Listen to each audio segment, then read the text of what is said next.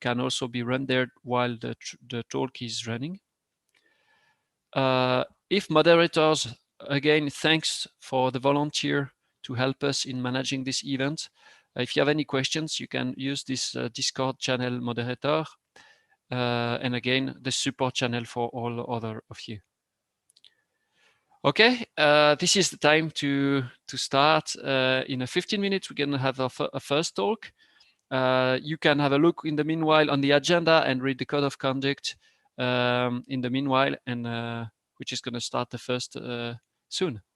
Well, I'm very happy to have you on board. I wish you a great event, and see you in the Discord place or in my talk. Bye-bye.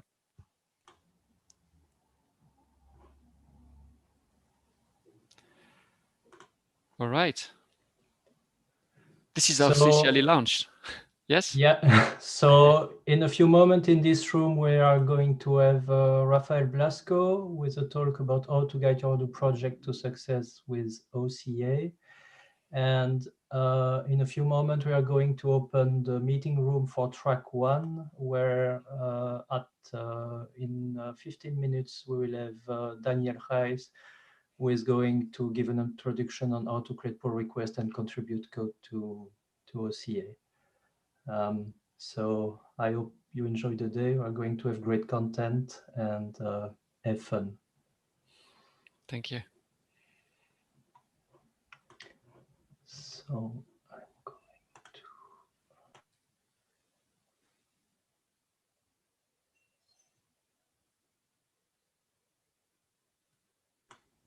Yeah, so in the meantime, so it's going to, the talk start in 15 minutes. So in the meantime, the sprint document is open. So if you want to organize topics, don't forget to add your topics there. And if you need additional topics on Discord for interactive communication on the sprint groups, don't hesitate to ask, for instance, on the support channel, and we'll create the topics for you. So have fun. I'm going now to open the track 1. Yeah, so I'll hang around on this track. So Raphael, you're up next. So just send us a ping when you're ready, and I'll promote you up into the upper echelons of Zoom management. And same with the technical room manager as well. That's going on there. Just one last thing. We are recording all of these. We're having to make training sessions. There's post-production and all sorts been organized. So there is, obviously these sessions are all recorded as well. So be aware of that. And we are trying to get them live streamed on YouTube. This particular stream is live on YouTube at the moment, and we'll handle the other one shortly. Then finally, for any speakers, we'll have a spare room as well that you can practice in, and I'll send those details separately. Otherwise, we'll see you back here in about 12 minutes.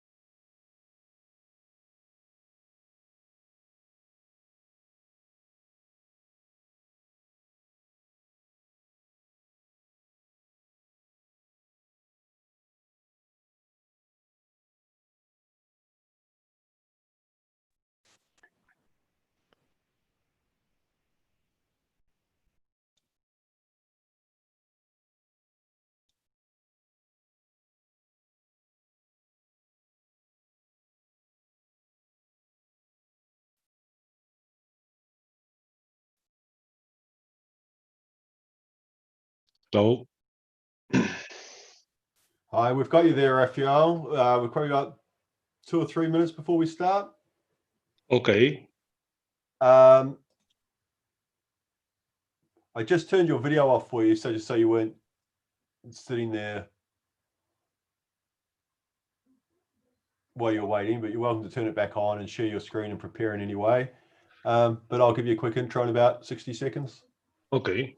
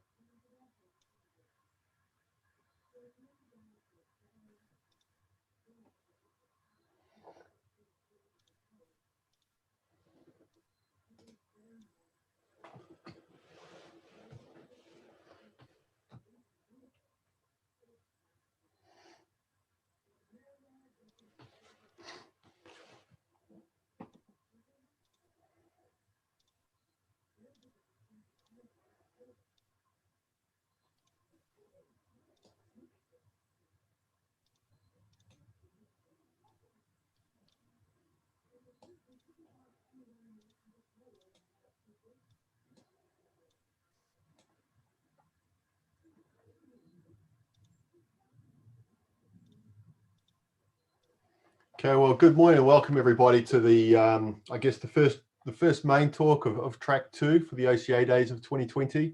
For those that were here earlier, I'm just going to repeat a couple of things. So during the talk, if you need to ask questions, just raise your hand. You've got the option, the participant things, ask the question in chat. We'll probably save them to the end, make sure that we can manage timing. If we have loads of questions and we overflow, then we'll take them over into the track talks in Discord. But yeah, any questions, we've got people here to deal with them, and we'll make sure that you will get heard. So moving on, look, it's my great pleasure to introduce Raphael Blasco. He's obviously been in the OCA for a long time, sat on the board maybe 12 months ago now. He's the co-owner and CEO of Technativa and has been experienced with Odoo since OpenERP version 6. So I'm really looking forward to his talk today on how to guide your Odoo project to success with the OCA. So without any further ado, I shall hand the controls over to Raphael. Welcome, Yes, Raphael. hello. Thank you. Sorry, I don't know how to share my screen. Oh, here.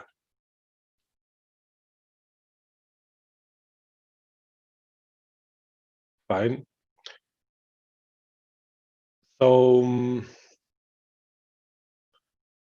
well, now I don't know if you can hear me because I cannot hear you. Maybe because you're mute. Sorry, I'll just unmute myself.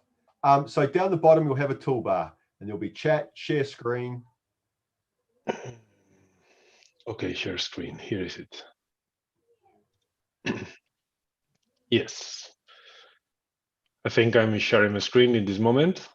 Yes, you are. Everything's brilliant. If anybody's got any problems seeing the screen, just let us know on the chat. Okay, thank you. So welcome everybody. Today I will try to do my best. I'm going to show you and to try to explain you how Technativa, my company, works with the OCA, because 100% of our work is in the OCA. My first moment for the presentation is to remember Eric Caudal. For me, Odoo experience and OCA experience is very important to remember. Such a big contributor that we lost last year. So I wanted to remember him. He was a brilliant contributor for the OCA and to the Odoo. So my next slide is what can we do to guide our Odoo projects to success. For me, the success of an Odoo implementation, and maybe in general an ERP or CRM implementation project, is in the first moment we talk with an opportunity, with a client. In this first call or the first email that they touch us and say, I would like to start with a new ERP or to move to a new one. So from the first commercial talk, it's very important to guide him, because this talk serves to explain how are you going to guide him or her, and to show your faults or your weakness on the software. And very important that I learned 8 years ago is honesty, sincerity. This is very important because for integrators, for providers, and for customer clients, this is really the most important. Trying to sell the software, trying to sell the service without a value will go to have discussions, problems, and maybe the project fails. So this is the first point. Obviously, we have to try to advise the clients selflessly. This means that I'm going to dedicate you maybe 15, 30, or 1 hour time to try to guide you in the Odoo world, because we are this first point of view for the client. So we have to inform about Odoo, obviously. So usually in the first call, I show Odoo, and I really like to show real information on time, online. I don't want to have usually slides. So I show the software from the Odoo webpage, all the apps Odoo have, and I try to explain in the needs of the client which apps they will use. This is very important to offer. Obviously, we have to inform also the pricing, the Odoo pricing. This is important because they have to decide if they're going to use Odoo or not in the first point. The second point will be maybe I'm going to work with this partner or this other partner, but they have to choose the software. And the pricing is very important to decide which software is going to use. This is the point of view of myself. We do not support the Odoo App Store. We only support the OCA App Store. And this is because a matter of evolves. Odoo SA evolves very fast. They improve Odoo software every year a lot. Imagine Odoo has more than 1,000 employees. So we have detected with the years that as much modules from the App Store that the customer or the client has, more complicated becomes an upgrade from one version to another one, for example, from 12 to 13 or 13, 14. So a lot of modules in the App Stores cost a very little amount, but put in your Odoo installation a lot of lines of code.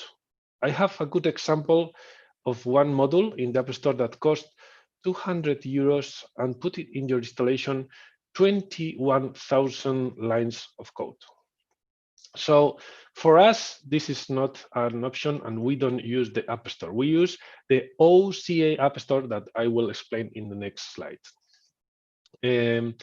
Well, also we have to inform about the company, because customers need to know something, what is behind you, because maybe Tecnativa is a little company, but who is the big company who is behind you, no? The magnitude. And I usually show the official Odoo webpage, because this is something that Odoo should update and all the time. They show you here how they are in a lot of office on our world. They have a lot of employees. They work with a lot of partners in different countries, and there are a lot of millions of users with the software. So this is also important that the client take care of.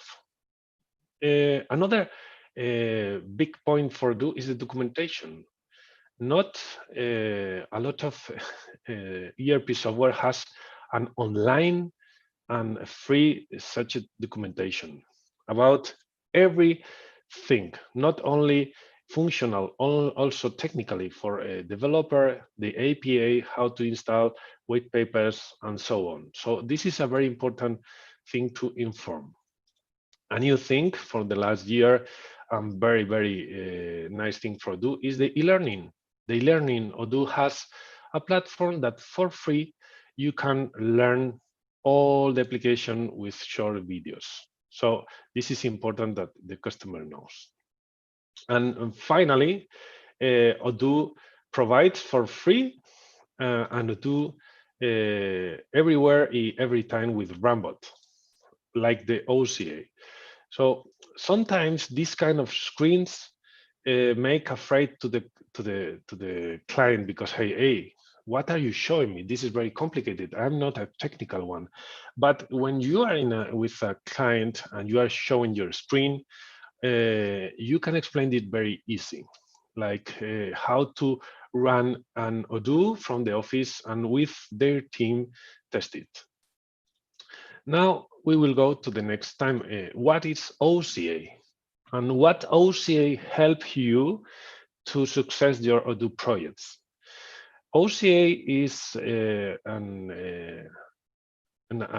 community with a unique value proposition, with a lot of years of experience, a lot of contributor, more than 1,000, and a lot of companies around the world using same functionalities with high level of quality in the developments, in the documentation, and in the technically talking. So OCA is a unique value proposition and is quality. I will show you some tips of organization. For example, with the OCA, you will have as a client and also as a Odoo provider, an organization about what we have done by other Odoo companies, so I don't have to do again with quality and with documentation. We have here a very nice page when we can have all the functionality grouped by typology about documents, about e-commerce, about field service, and so on. A lot of scope. Also, we have vertical interest teams for maybe more sectoral Odoo projects. And we have our localization teams for all the localizations around the world. So this is a great value from the OCA that not other software have. And all of this work is open source and you can discuss openly. We have also connectors and so on. So this is something really special that the client give a big value, and also for the Odoo providers that they can learn from other people. Okay. Right. Another thing I want to show you is the App Store. The App Store that we support. In the OCA App Store, you have more than 3,000 modules of Odoo that have a nice README, have test, have a place to test it, has reviews, and has the knowledge from other professionals in Odoo. And it's really easy to test a single functionality. For example, I have taken here an example with a model that is product secondary unit. So if you try to find a functionality in the Odoo or OCA App Store, you are not only having something that you have to download to install in your installation and test it. This is complicated and is very slow. With the OCA, you can test it really easy, because when you are in the module page, you will have a really nice README with some information like which is the general purpose of the module, how to use it, what happens if you find a bug, and some other information important to realize that this is not only done by one single person or one single company. This is something about a community. And you have here a button that say try me, where you can go inside in one click. You will get an Odoo to test it. Really easy. In just 1 second, you can test this functionality.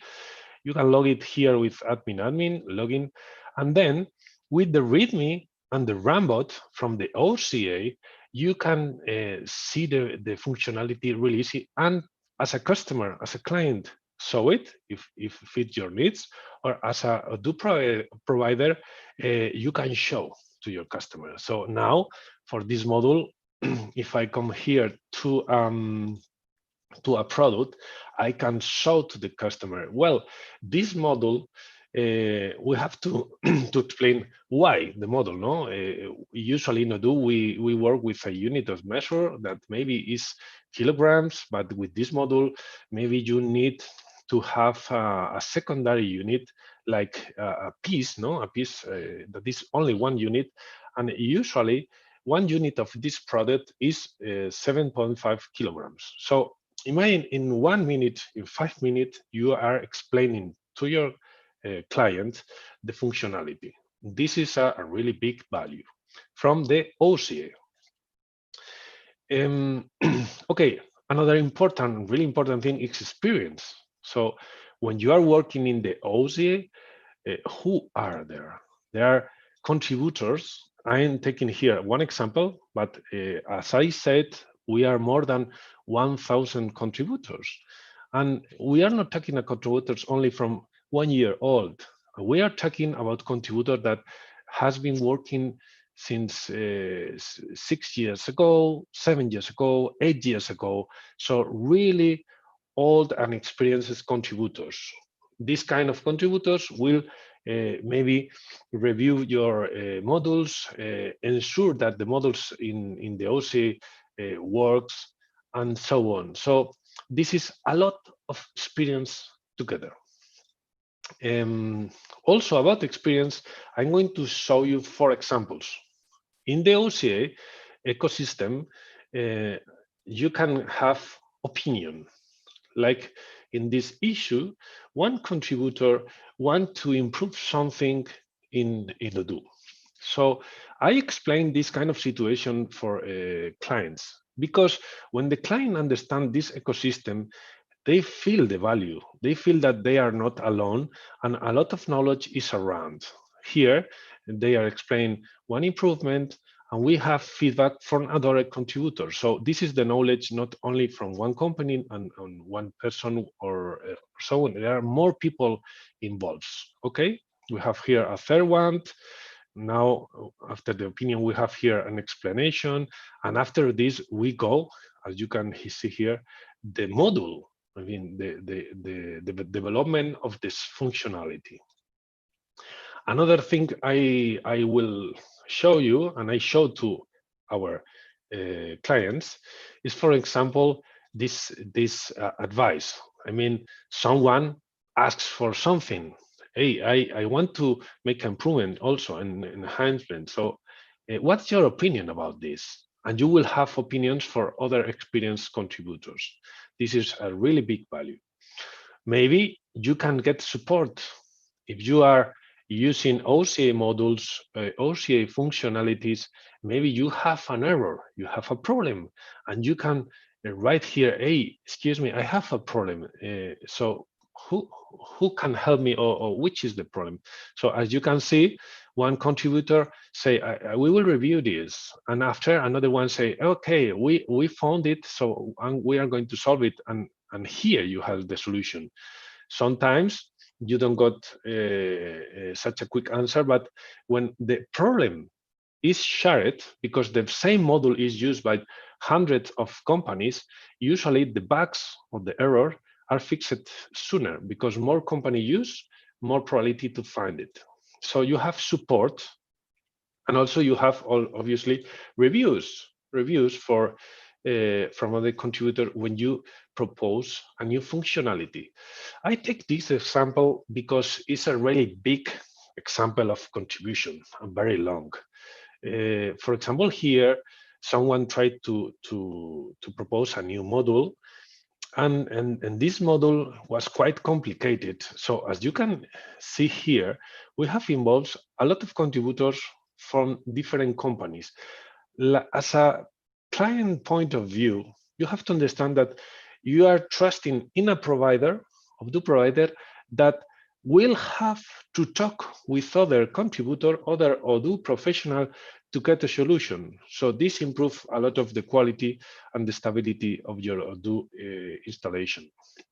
I'm going to show you, because it's really long, it's really interesting, how with the months, with the days, a complicated functionality is reviewed by a company, is technically and functionally. So both ways, no? And they are discussing and trying to get the best approach for the customer in a general point of view. So this is a really great value. Here we have, this is the fifth contributor that begin to interact. So I show you this to clients because I can prove to my client when I show you that what I'm saying is truth. So I am honest. I'm not trying to sell anything. I am showing something that is the truth, no? The truth. And finally, after all of this discussion, finally, the module is done in another repository, but is done with a really high quality. And this happens with a lot of modules in the OCA from all the contributors. So what OCA makes for you, and who is you? You could be an Odoo provider, an Odoo partner, or also could be a client. So OCA make really big things for both. For example, as a Odoo provider, like for example us, Tecnativa, we have employees. Maybe our employees have experience, a lot of experience, maybe not.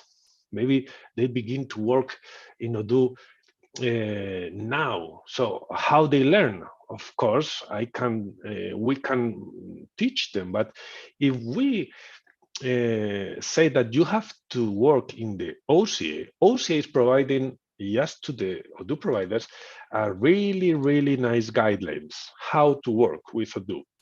This is a really extended documentation that is priceless about introduction, about how to do modules, how version works, migration, how to do the XML files, how to do the code, the Python, JavaScript, and a lot of information, very well documented.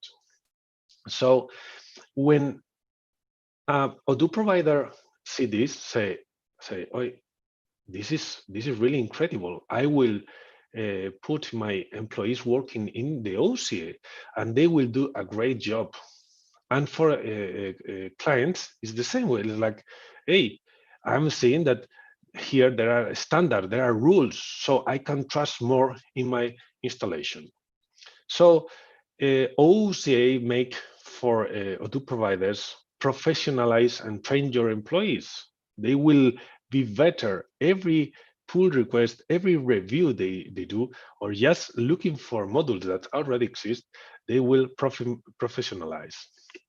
In the OCA, it's obligatory the peer review.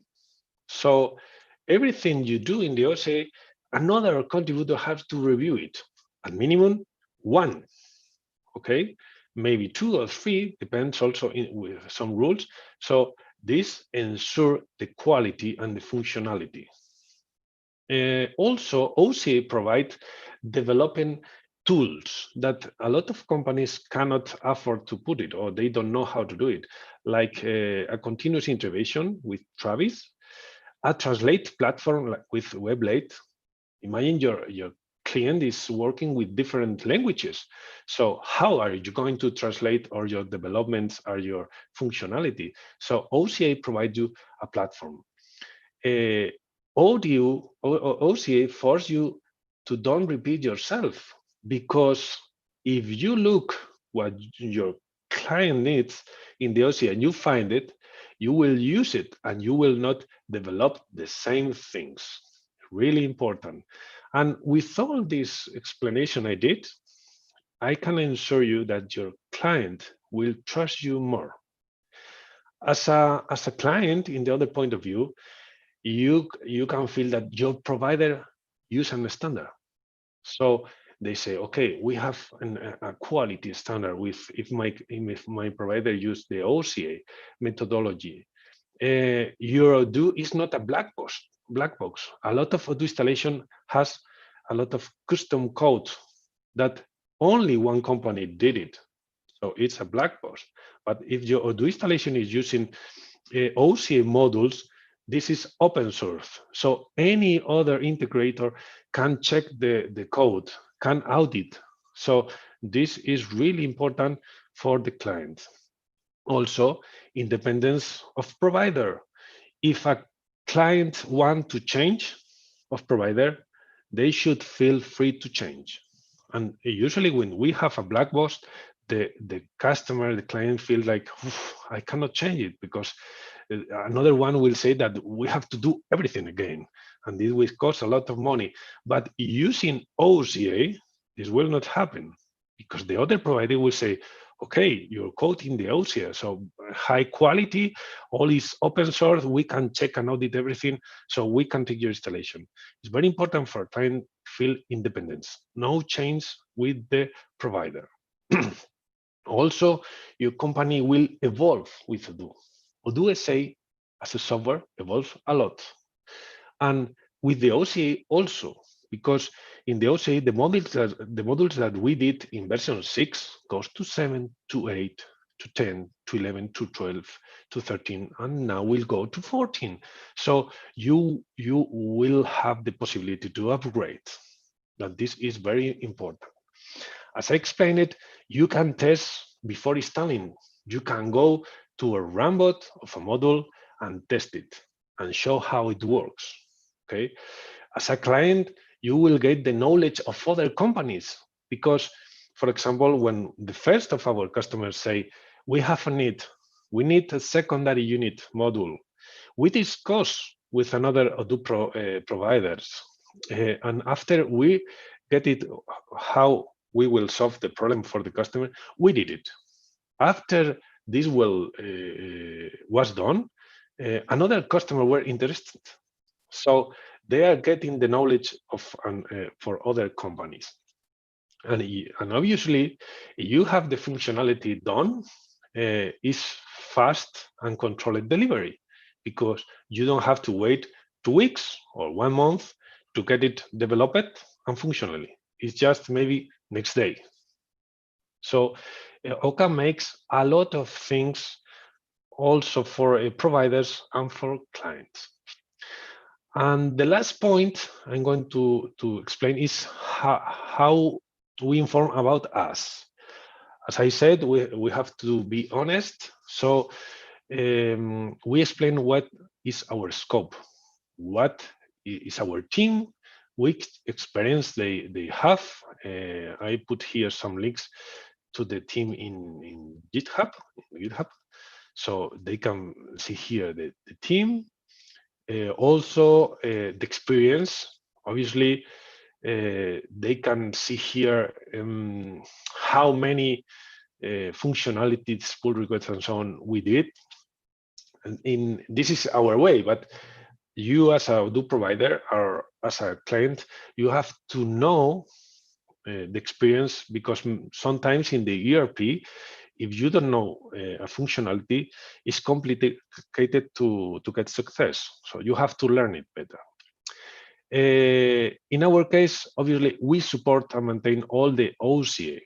And this means that we trust in all the contributors. So we support 3,428 apps that are in the OCA. This is a lot of functionalities. You have to inform what you do and what you don't do. For example, we only support Odoo or OCA modules. If a client wants to work with modules outside this scope, we don't do it. So we say if you have other modules, you have to pay audit and a quality control. And also, for example, we don't integrate to do with external e-commerce. So we say it because then the customer, the client can say, hey, okay, so sorry, I don't want to worry you because we want to connect our external e-commerce. Also, we inform about how we work because we work 100% online. We don't have presence. We only work from long-term relation, for example, only in the long term. If someone wants a single development, we don't give this kind of service. And we study our project approach. Like it's a new installation, it's ongoing installation that we have to take it. It's a migration from an old version to a new version, or it's a failed installation that we have to recover. So usually we work with an agile audit. That means trying to study in short term the problems and client's responsibility. That means that for a ERP success projects, the customer have to take these responsibilities. So this is all. I think I'm on time. I want to thanks for your attention to everyone. And I want to thanks really the OCA because they have helped us for these last 8 years with all the infrastructure and all the contributors. So thank you very, very, very much. Well, thank you, Rafael. That was a fantastic talk. So we'll open the floor to questions now. We've got about 6 minutes, so you can just raise your hand or you can ask the question in chat, and I'll redirect those to Rafael, or I can unmute you and do that.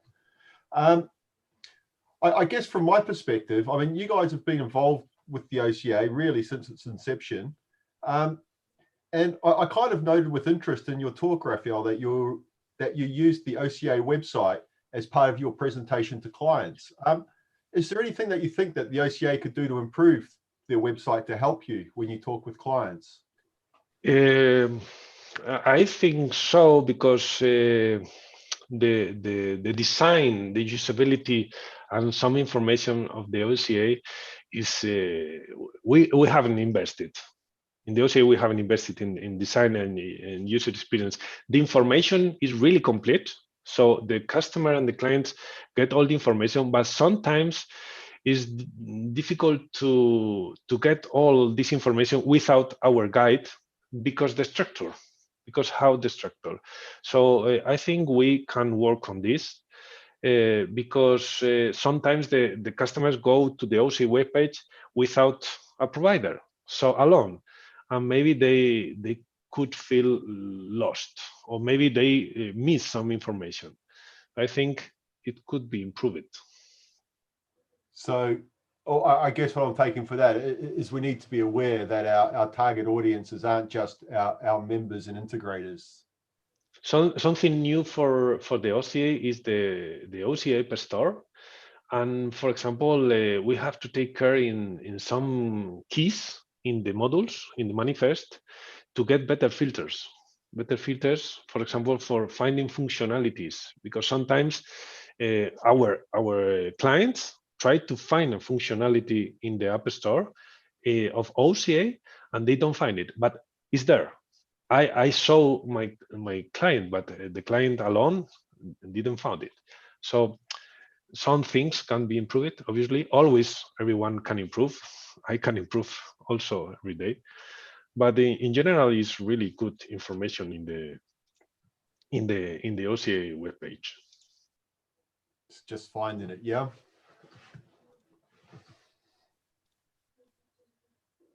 Okay. All right, we'll talk about that other question a little bit later. We're getting lots of thanks on the chat for your talk. Everyone seems to have really enjoyed it. And of course, the OCA is always appreciative of Tecnitiva's contributions. Hold on, I've got a hand up here. Who have we got? Thank you. Thank you very much. Thank you. Bye. Anyone else got any other questions? You'll see Rafael, I'm sure, around over the days, or you can just talk to him on Discord as well. I will be here by the Discord channel. All right. Well, thank you, and thank you for a wonderful tour, Raphael. Bye-bye. Ciao. Bye.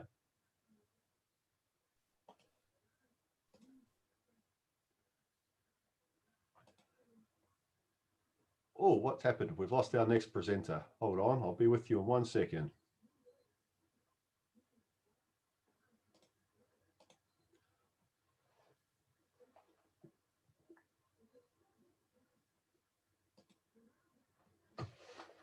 Okay, so we have about 3 minutes till the next talk starts, and then just to enable people to go between the tracks and everything else, or people to get a coffee, whatever they need to do. We'll be back here in 2 minutes. Look forward to it. Thank you.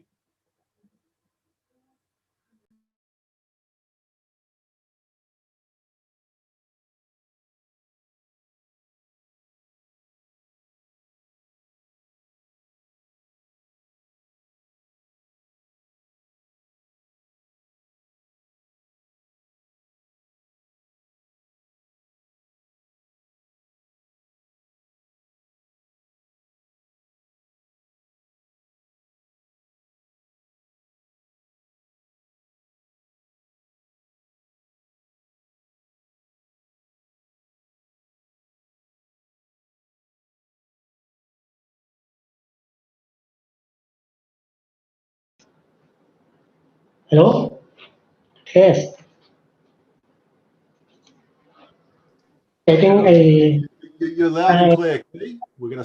If you just want to get up your screen and your title slide, we'll check that that's working, and I'll introduce you in 60 seconds.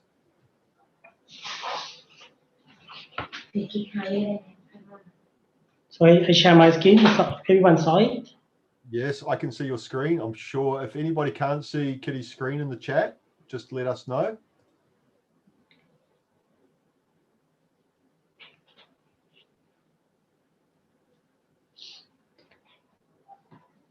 Okay, so our next talk today is from, I'm just going to call him Kitty U today because that's what I know him on GitHub.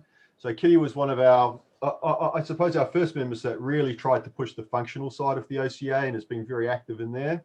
He's the founder of EcoSoft. He's talking to us today from Thailand. And he's going to talk to us about using Excel files as a template to build powerful import exports and report actions. So I'll hand it over to you, Kitty, now, and I'll be quiet.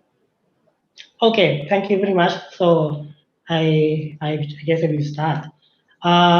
First of all, this is the first talk for me for the OCA event, and I would like to take this opportunity first to say thank you to all the people in the OCA.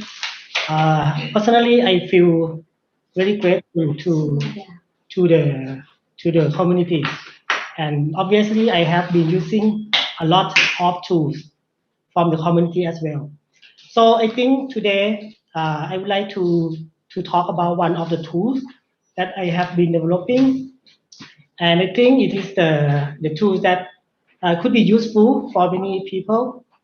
Actually, the name of the tool is called Excel Import Export, and if you go into the OCA shop, the App Store, and obviously if you click to see the number of downloads, it's quite one of the popular download. But in my opinion, I think maybe the reason that this module is downloaded a lot is because of the word Excel. Maybe people want to use Excel to do something. But I think from my experience, I don't see a lot of people talking about this module yet. So I'm thinking that maybe because people may just download it and may not know how to use it yet. So I would like to take this opportunity to maybe explain to you guys about this tool. Okay? Okay. So I think everyone may know that we already have Excel generator, right? I think most of people may be using the report engine called Report XLSX, right? You know, I think everyone knows it.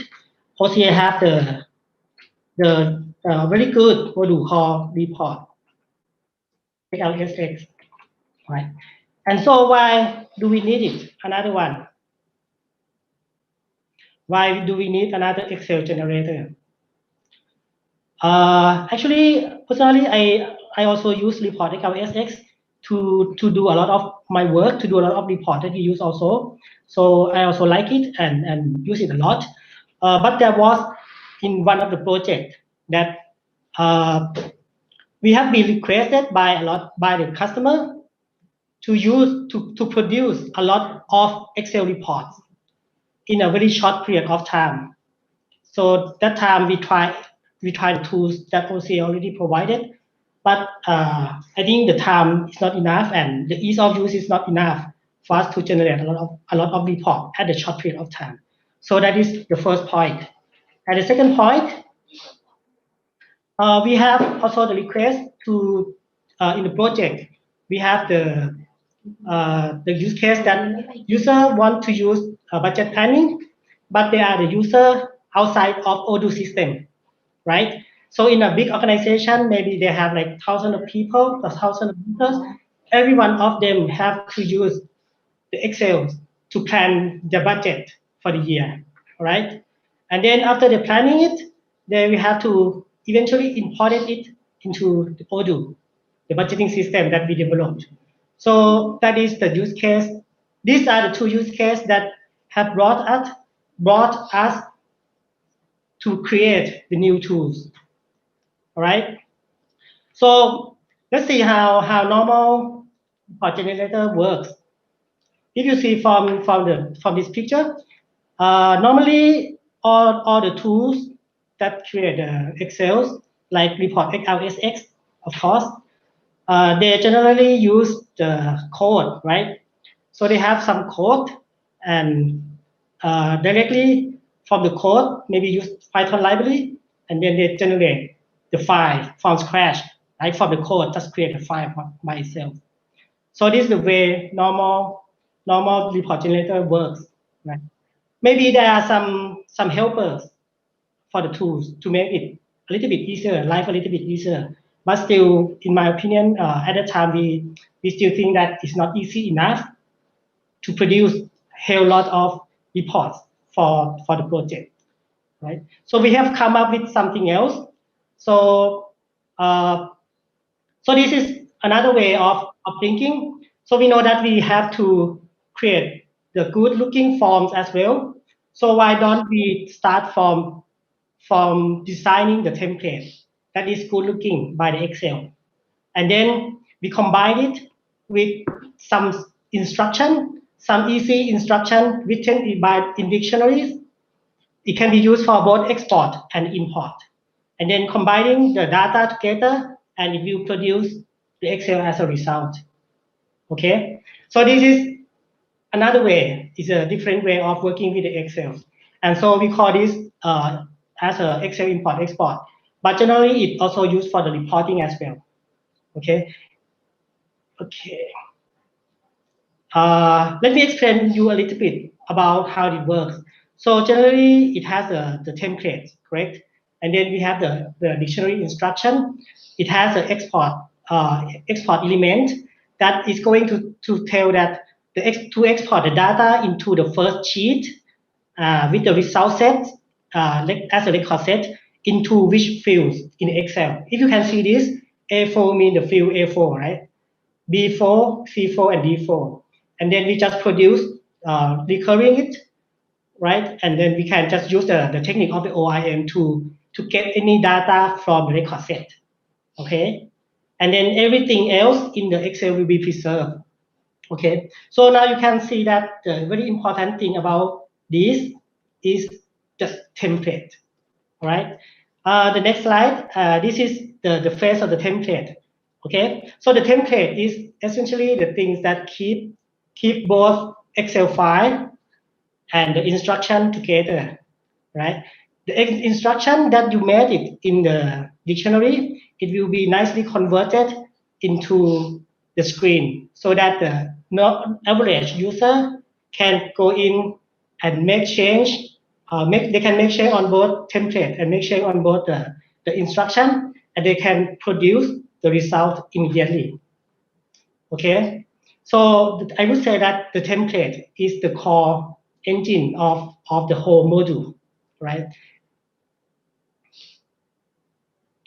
For this module, actually, we try to make it simple enough that it can be reused to be used in any other tools. If you look inside, if you have only two main methods that is working. So the first method is the export XLSX. So it is combining the template that you have stored, and you have to tell it the model of the data and the record as a record set, right? Combining together, it will produce the result from this function is the Excel report. Also, the same similar things on the import side. You can specify the file that is imported with the template and the model, and the data can be inserted back from the Excel into the Odoo, right? Actually, it has only two main methods, but for the reporting purpose, eventually when I did this, it became clear that it is just another type of exporting the data. So we combine it together, but we put another useful method that is easy to use called report LSX. So mainly in the nutshell, inside it has only these three methods that is working. Okay.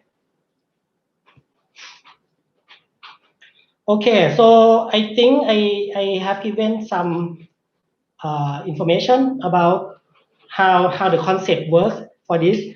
Let's dive into the demo. Okay, so today I will explain maybe two demos, but if you go into the module itself, I have a demo module also. So I try to keep adding more and more examples so that people can start using it by looking at the same example.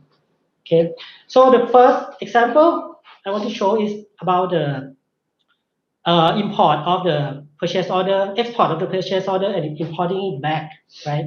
So this is the screen, graph screen on how we'll be working. So we'll be creating two actions, and then we'll be importing some things. Okay, let me show you the real example first before I come back and talk a little bit more about how we do it. Okay. Okay. Okay, let's say this is how it works first, okay? So after we have installed everything is we have done, so we can immediately go into the record, any record that we want to work on. Then we already created the action. So let's try to export this screen as an Excel first. And you can see that on the template, we actually can have multiple templates to work on. So we just fit the template with the instruction as I told you before. Okay, then we can export the file. And one good thing about it is that you can design, as I told you, we can design any type of the Excel. The look and feel can be very, very beautiful. It's up to you. This is the result of the export itself. And for example, if I would like to change something, for example, I may like delete something or may change the number, something, and then I save it back. All right. This is number 17. Then I can potentially import it back into the system. Okay, and then it will refresh back the things just like that. Okay, so this is the first use case that we use. From the inside, from the at the back, what it does is I will bring you to the template screen so that you can see that it is the something that we can set up and we can change it right here. So this is the example that I did, which is purchase order template. Okay.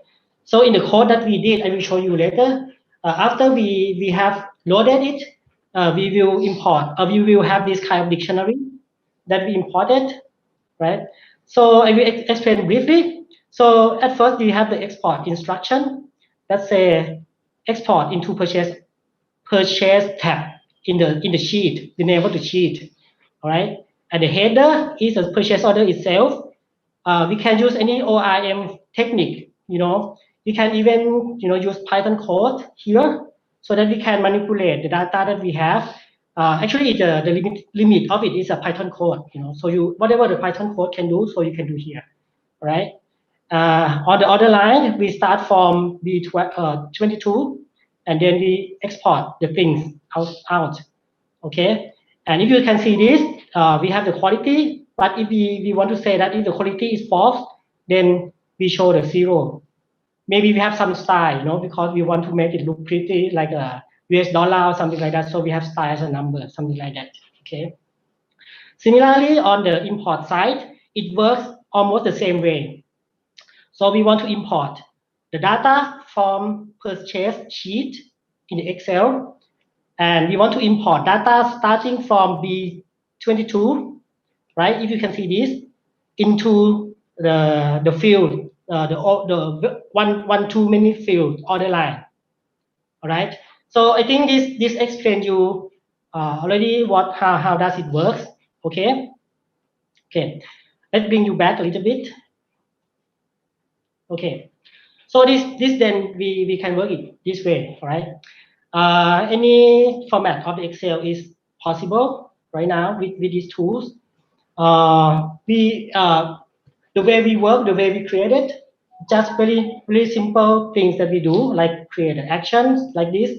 Just make sure you inherit, use the model export XLSX like this, okay? And specify the template that you want to use to be the default one.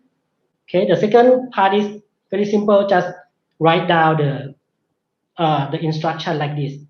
Okay, and create the template like this, and combine it together and as an add-on module, right? Actually, that is all the steps that we need to do to create the thing that I showed it to you previously. Okay. Okay, that is the first example. Let me show you a little bit on the second example that will be different use case, because this is more like making a report, but the concept is still the same. Okay, so I just show you really fast on the Excel report. Okay, okay, I have some like demos. So let me show you the template first as we are here. So this is the template of the Excel the report that we did. Okay, so we don't have the import, right? Of course, we only have the export, and export to the header, export to the line. Okay. Let me show you how it works. So this is the sample, the one. We can have the nice criteria screen, you know, for search. When we execute the report, then we got the things we want. Okay, like this. Okay, this is just a very simple case.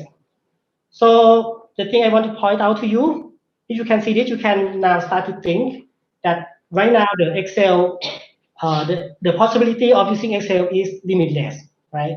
So you can do anything, some fancy thing like this. For example, you can make like the graph. This is the report that I get the data from the lead, the demo data. Okay, so we just execute the report. Oops. Like this. Okay. So we can do something more fancy, like this is something that is very possible with using these tools. Okay. Okay, I bring you back to the presentation. Okay, so this is the second one that I show you. And if we go into more detail about how to make it, the Excel report, it is a little bit more coding, you know, because we need to populate, to get the data also, right? So make sure that we create a new model and we inherit the XLSX report object, right? And then we can make the compute as normal that we do, and put, this is the compute method that put the data that we search for into the result set, and this is the result set that we put it on the Excel. Okay, I hope this is not too difficult. Then we just create actions and the menu as normal as we do. Finally, we have the templates, and we have the dictionary as instruction. And if you look at the bottom down here, is the place where we say we load the template into the Odoo, right? Okay, that's it. That is a very simple case that we did. Okay. Okay. So I think from the presentation, what I try to do is to try to explain the main concept of how it works. After this, you can think about it. How can you make it work for you? It has some flow, of course, because First of all, the good thing about this is that it uses very little or no Python code at all, as you can see. So we just focus on maintaining the template, right, and understand the OIM, how it works, so that we can use it. Essentially, it just fill in the data into Excel, and it does nothing else. So the Excel feature will be preserved. Though there are also some con also. There's something that is still not very good yet. If you compare with the Excel generator that use Python code, of course, it may have some limitation because it normally work with the 1 to many fields, something like that, to make the report. Okay, so it actually need to have some more improvement in terms of the use case to work with the UI easier, right? So something to do for me is to make it more user friendly.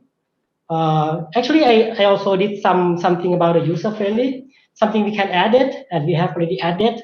For example, that on the template itself, we already have in the version 13, we already have the easy reporting things, so that you can immediately, directly, you don't need to code anything. You just go into the template, you create the new one, and you can choose the report model that you want to use, right? And then add it onto the menu, and it's already become the report for you, right? So this is something that we gradually try to improve it, but I understand that it's still not there yet. That we want to make it very easy to use. Okay, so this is something that will be possible now, right?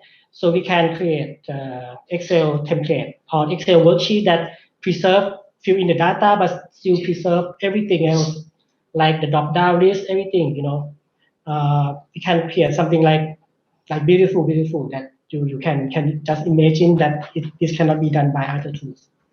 Okay. So I don't know how to, maybe I answer the question later on, right? So before the finishing, I just want to say thank you to all of you guys, the OCA team, the board, Rebecca, everyone. I think you guys are excellent, and for myself, I'm quite happy that I have been knowing OCA, and then we try to work more and more with OCA, but let's see how we can go. So if you are interested in the module, you can go on and check it out from the server tools repository. But for the version 13, right now it's still on the pull request. So if you are interested, you can go in, make a test, and give more comments, so that we can improve it better. All right. Okay. Let me check some chat. Maybe we have something. Okay. From here, right? Oh, from here. From Zoom. Okay. Well, that's made me very large for everybody. I hope you're all enjoying the rapid change of scene. Yeah. So that was a fantastic talk, Kitty, and there's been lots and lots of stuff going on the chat in the meantime. I've got one question here from Luigi Gregory. He's just asked a question, and I think it was a couple of slides back. So you might just want to share your screen again, that he hasn't understood how you limit the one-to-many lines that are read. Something to do with Okay. information positioning. So perhaps if you can jump back to that. Okay. So you mean like this, right? Sorry. Like this, right? One too many lines. You mean the limiting the number of lines, correct? Well, I'm not sure that. The second hand, if Luigi is there, I think what I might do is I might unmute him and allow him to ask his question directly. Okay. Oh. Okay. Yes, you're there. Yeah. Yes. Yeah. Well, okay. I see. What I haven't understood is, as I see, how you can define the different if you have several one-to-many blocks of lines, or where you put the totals. Okay, if there is a line where you in the template you can see, you can say this is the start, the total lines, and so on. What is the question? So you mean how you can limit the number of lines that appear on the spreadsheet? Oh, okay, that's easy. Actually, you can do this. Let me just show you some of the code, if you don't mind. Let's say if you have, for example, you want to export to the Excel, right? And then, of course, we may not know that how many lines it has. So you can just put it like this. You can see my screen, no? If you want limit 100 lines, you do like this. Okay. That's all. Yeah. Both import and export, it will work. Okay. Okay. Thank you. Actually, this is done on version 13 only. Also, the version 12, I think I didn't have this one yet. Okay. Okay. Okay. Thank you. One suggestion that's come through. Sorry, did that answer your question there, Luigi? No, no other question. Thank you very much. No, Okay. Thank you. Thank you. Yeah, and if you have a question, please go help me review the PR. Then I will answer more questions. So thank you.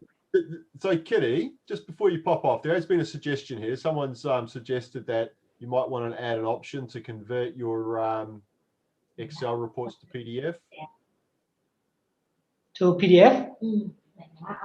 PDF. Convert to PDF. Oh, okay. Yeah. I will think about it. Thank you for the suggestion. All right, we'll just give it another 30 seconds. If anyone's got any more questions, we do have some time. But certainly looking at the feedback and looking at some of those screenshots, it looks very, very exciting.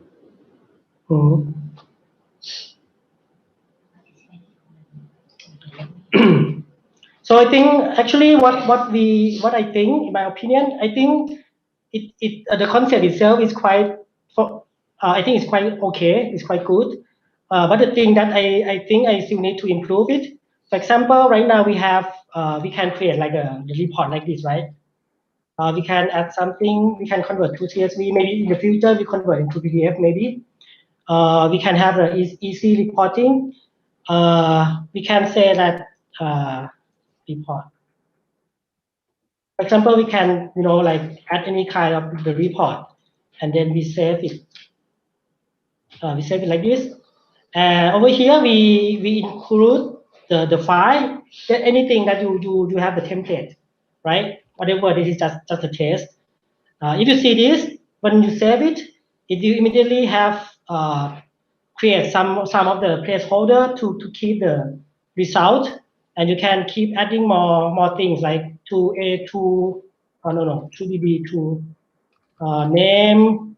You have like C2 amount, and essentially you can like add more style here. Then after you finish, you can like add it onto the menu, and it will immediately show you on the menu report here, and then you can start working on it. Maybe I execute it. It will be earlier because I just case the name. Okay, maybe we can just try. Yeah, it's some error, but if you input the correct field, I think it will be working.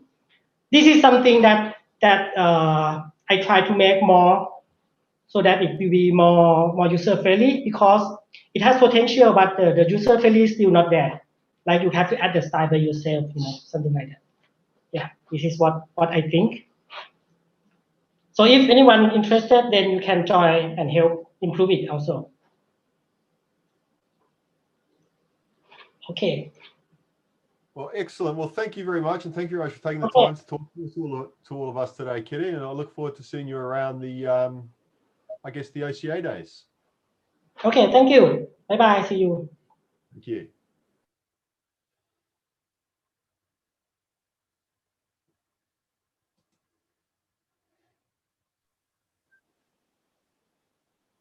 All right, I just got to check my schedule that I've promoted the right person. I'm pretty sure we've got Sebastian up next. That's right, Graham. Yes. We've got Sebastian up next, who's going to present on Shop Invader. Yeah, there you go. Hi. Hi, Steve. How are you? Good.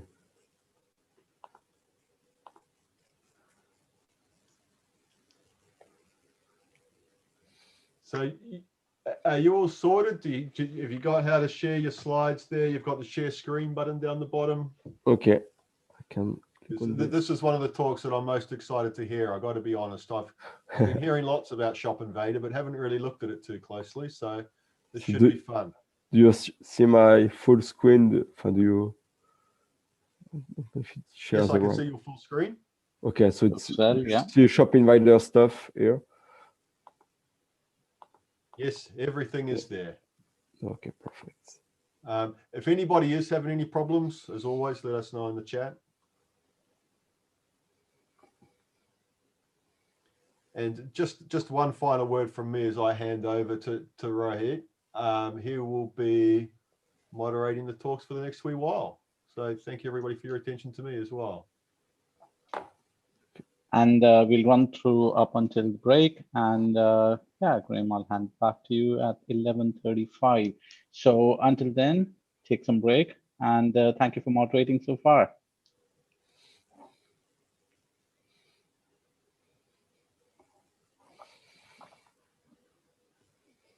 Sebastian, over to you then. Yeah, sorry. Over to you. I'm If you ready. wanna, we have I think 2 more minutes before we kick off. Okay. So we'll just wait for everybody to arrive and make sure they are ready. In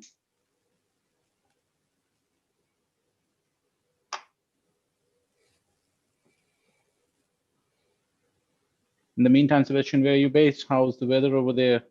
I'm based in France. Okay. In Lyon. Good. Good. And how's the weather? Is everything okay with COVID now? Yeah, it's fine. Yeah. Good. That's good. That's good. That's good. I'm here in wet and clouded, overcast Ireland at the moment, and of course, we're looking at another lockdown here at this stage. Yeah. So yeah, it'll be interesting. Sure, online works. Online works, doesn't it?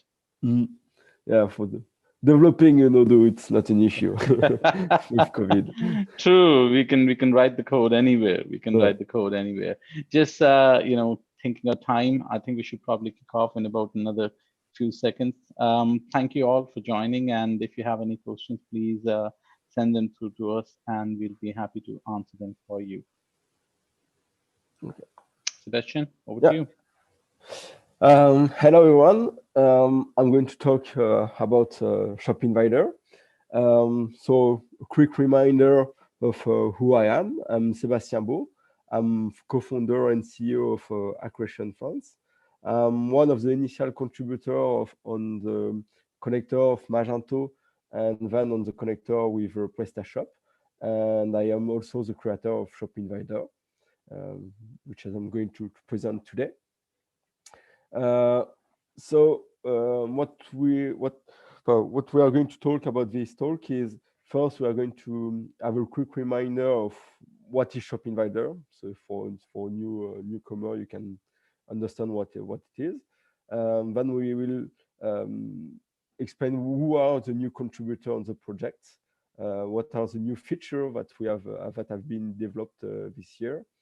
Then we'll talk about related Shop Invader project. So I'm going to present you some other project linked to Shop Invader project. I'm going to share you some tips. Then I'm going to give you the roadmap of the project for the next year, for the version 4.14. And then we're going to see, but I'm going to tell you that there is other talk on Shop Invader. So first, what is Shop Invader? So this is an full open source solution, an e-commerce solution for Odoo. We have a native and support of Varnish, so you can you can do big projects with this, and you will have really great performance. We are by default integrated with Elastic and Algolia, so you really need to use a search engine for for your project. You cannot do the project without a search engine, so you have to integrate it by default.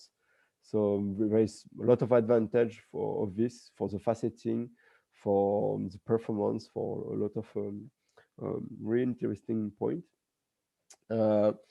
We try to and we succeed to have a stable REST API between the different versions of Odoo. So I'm going to remind what is the architecture of the project, but the main point is that Odoo provide the REST API and then you will use it. And the main point is keeping this REST API compatible between all versions of Odoo. So if you migrate to Odoo, you don't have to redo all of your website. And also we have a clean implementation for the CDN part. So just a reminder of the architecture. So what we have is on Odoo side, we have the Shop Invader project, and Shop Invader project have several dependencies. The first dependency is the REST framework. It's an OCA project. For all of these dependencies are OCA project. So the REST framework gives the possibility to build REST API for Odoo. And we depend on this project. So the main idea is that Shop Invader, from all the Shop Invader module, all of the feature is developed on Odoo side. And when you want, if you want to have a new feature, for example, I don't know, giving the possibility to the customer to post a PDF or stuff like that, then you just develop a module on Odoo side, create the REST API, and the e-commerce will use this API. So this is why we depend on this framework, is to be able to expose REST API from Odoo. Then we have the storage project. The storage project is a generic module that gives you the possibility to store images, PDF, or whatever data you want to share publicly into several kind of storage. You can use Amazon, you can use SFTP, you can use a local file store, whatever you want. You can store your data, public data somewhere, and then you can expose it with a CDN or directly with Nginx or whatever you want. And so this is a brick to be able to manage this. All of these bricks can be reused in other projects. Then you have the search engine project. The search engine project is to synchronize your product and your category into this search engine. So the main point is that we want to use the search engine for two things. First, for the search and the faceting. So if you go to your website, you can tick some option, and then you have if you search on the product, you have the result directly and in a fast way. And also we use it as something like a cache database. If somebody go to your website and click on a product page, then the website will read the data into Elastic and not in Odoo. So the main point is avoiding doing too much requests to Odoo. So what you have to keep in mind is that most of the code is on Odoo side. Then we just use Locomotive CMS to create the design, only the front parts of your site.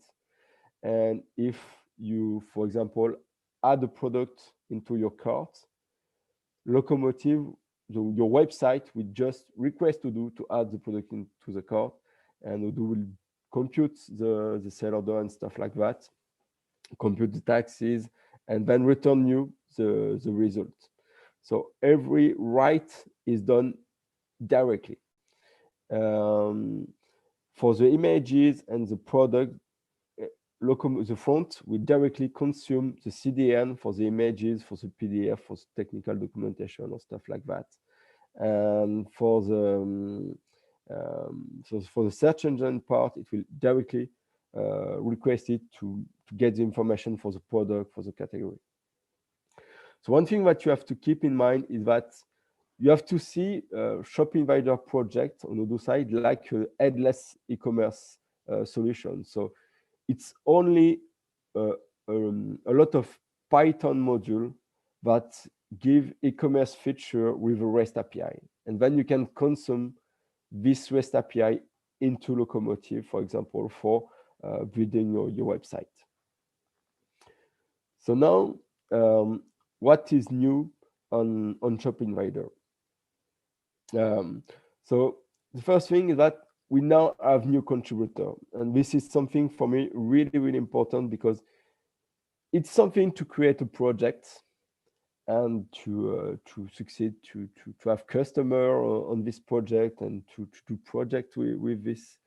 But it's something else to have contributor and to have a really good contributor with a great experience.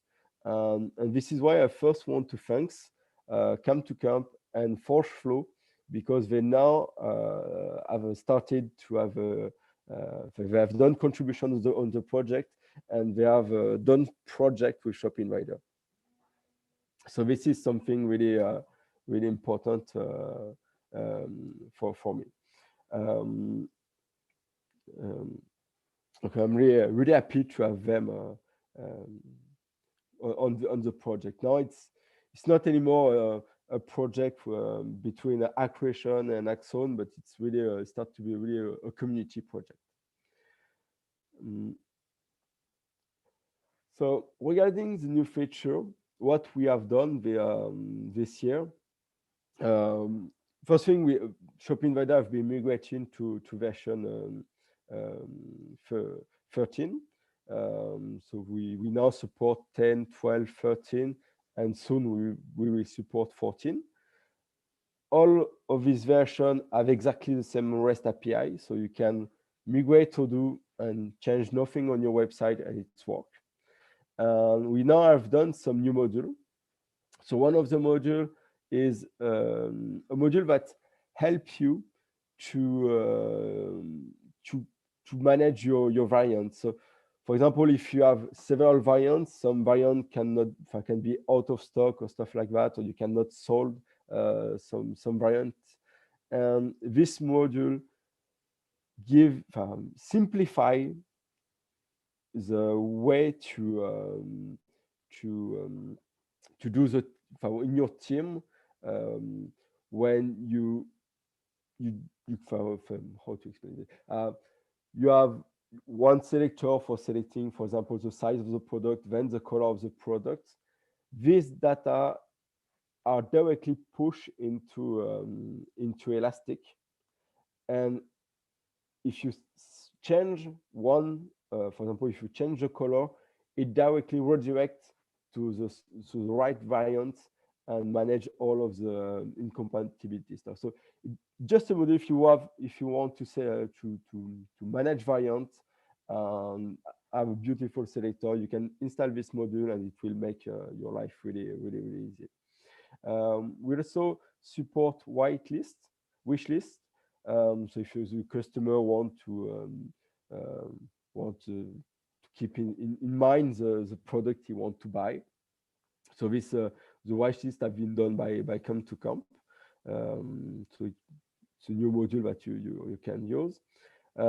We also have some feature for B2B case. It's a customer validation process.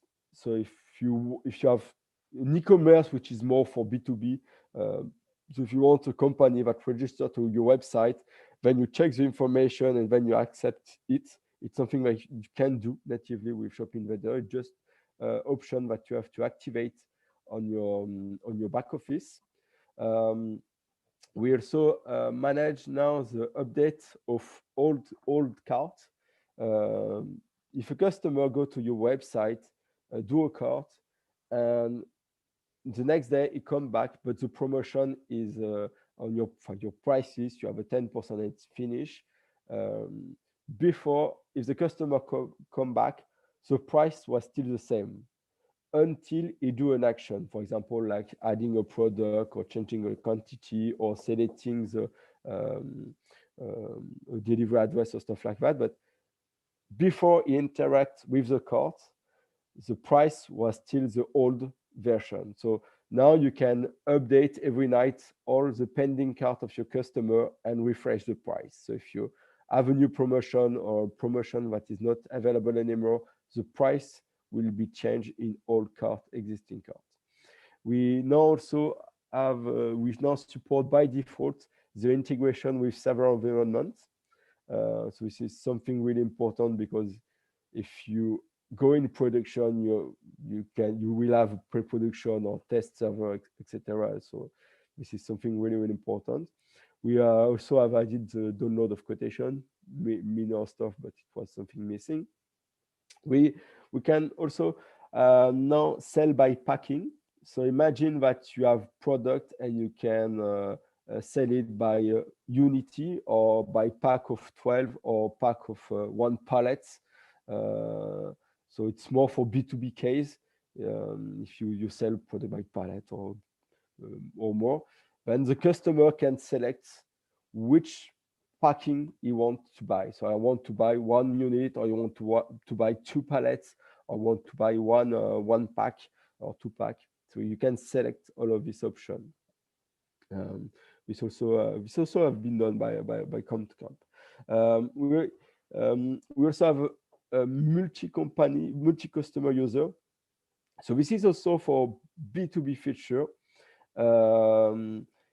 In that case, is imagine that you have a big company, that one of your customers is a big company, and you have one supervisor that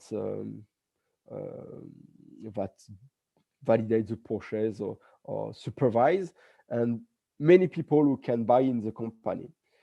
In that case, you can send a QR code to this company, and every employee can register to the e-commerce, but all of this account will be linked to the company. So every employee can have an account on your website, but every purchase they do are linked to the account of the company. So this is something more in B2B, but it's something interesting, because this kind of feature of a B2B feature, you don't have this kind of feature with Magento or PrestaShop. Managing B2B with Magento or PrestaShop is really, really hard, because it's not designed for this case. Odoo natively support this kind of workflow, so integrating them with Shop Invader is not something hard. Regarding better user experience, we now have a drag and drop for if you want on your product, you can drag and drop images and then it add them directly. You don't need to do so many clicks to add an images. We're also in storage projects, which is OCA project. We so the image part is also in the OCA. It's also in storage product. And in storage product, we now support every S3 like storage. Initially, it was all. We have some parameter that was force you to use Amazon S3, and now you can use whatever API which is compatible with Amazon S3. We also have done some improvement for the of configuration with Elasticsearch. So if you use Elasticsearch, the configuration will be easier. So now, what is my vision of Shop Invader? What we should do and where we are? The first thing is that I think we succeed to build an alternative to Magento. For sure we miss some feature because Magento have a lot of module, but we can develop the missing feature really easily because Odoo is a really great framework for developing feature. So it's when a customer tell me, okay, I miss this feature, it's not a big issue because even in Magento, when you want to install a module, the community is not so well organized. And every time you integrate module, you have a lot of compatibility issues. So when you pay your module, it's not really working out of box. So you always spend time when you you buy a module, but you spend time for integration. On the other side, with the strong OCA community, when we develop a module, we develop it once and it's compatible with everything, so it's fine. So developing the missing feature for me is not an issue, and with the huge community we have, we can do it all together and it will work. So we miss feature, but it's not an issue. And I think we also succeed to create a community around Shop Invader. So now it's Axon, Acquisition, Camp to Camp, for sure in this project, and it's not a project with only one contributor. We have really strong community that well known in the community. So I think for these 2 points we succeed. So now we have to focus on some point, for example, where Magento is not really good.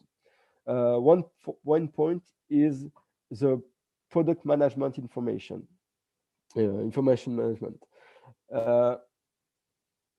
When you have, for example, a Magento or a PrestaShop, if you have a huge catalog with a lot of products, really soon you are going to pay for this kind of product, a PIM, like Akeneo, which is really expensive, and you have to pay every year a license. It's not it's kind of it's expensive as product, and we need to develop this in Odoo. And I will to show you what we have already started on this point. And if we succeed to have directly a PIM integrated with Odoo, then the customer will say, okay, I can use Shop Invader with Odoo, or I have to Odoo, Magento, and then Akeneo. So it's better to only use Odoo with Shop Invader. We also need to improve and work more on the way to manage your catalog. So import, export of data. We must make this really, really, really easy. And we also have to think about a migration process to, so I'm going to talk more about this, but the main point is that we have 2 things to do is finding solution, for example, for migrating extracting your data from Magento or PrestaShop, and also finding solution where you have a big project with I don't know 2, 3, 4 websites, 4 existing website, and with and you have to change the website and then the ERP, and this doing every change at the same time can be a little risky. So this is next step that we have to succeed. So it can be easier for you to have a successful project. So I'm going to present you some new related project to Shop Invader. The first one is product information management. For this one, there is a talk done by Cedric from Axon.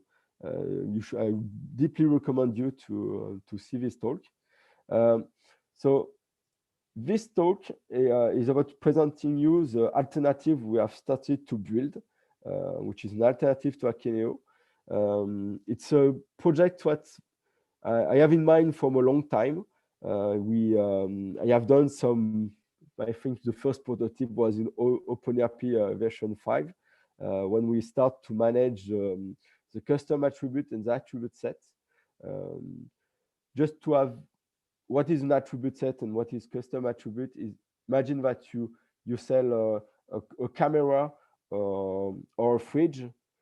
In a camera, you want to, when your employee fill the form of the product of a camera, you want them to put the number of pixels, put the size of the internal memory, some stuff like that, really specific to the camera.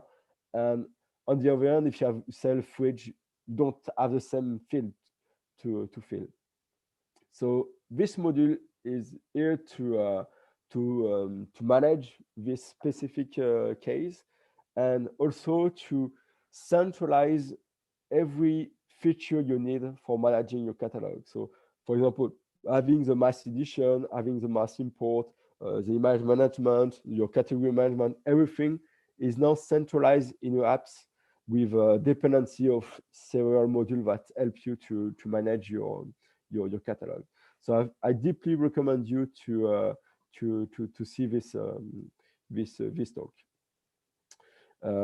Then we have the import export, and this is Odoo natively supports import export with Excel or CSV file, but I think we can make something better. One stuff I want to improve is the way to import relation. Right now, if you import relation, for example, if you import a many to many, you have to put every field in the same column, split by comma. And this is not really easy for the end user to fill this information with the comma. He can type the word, do a wrong typing, and this will block your import. Also, there is the import of one-to-many. In native Odoo, if you want to import one-to-many, you have to split this in several lines. The main issue is that if you have a big file and then you start to sort, you mix everything and your import will not work. So the idea is to split this, all this in column. Also, we want to provide you easily templates for importing, so you can configure an import, you generate a template, and then you can do your import. Have a better error management. The main point is that when you do an import, I want to have the error in my Excel file. So I put an Excel file. If there is something wrong, I get back my Excel file with a column that tell me, okay, on this line you have an error, the category is wrong, or you missed to fill this field or stuff like that. We also want to support partial commits. So the idea is that if you import a big file with 10,000 products, then if there is only one product that failed, you want to import everything, but not this product, and then you can re-import only this product. Also, we are working on automatic synchronization. This is more if you want to export your catalog to an external system like a Google Shopping Flux or stuff like that, and you want to export a CSV file automatically. I'm going to show you a quick demonstration of what we already have for this pattern import export stuff, and explain you more about this. I'm going to do click because we don't have so many time.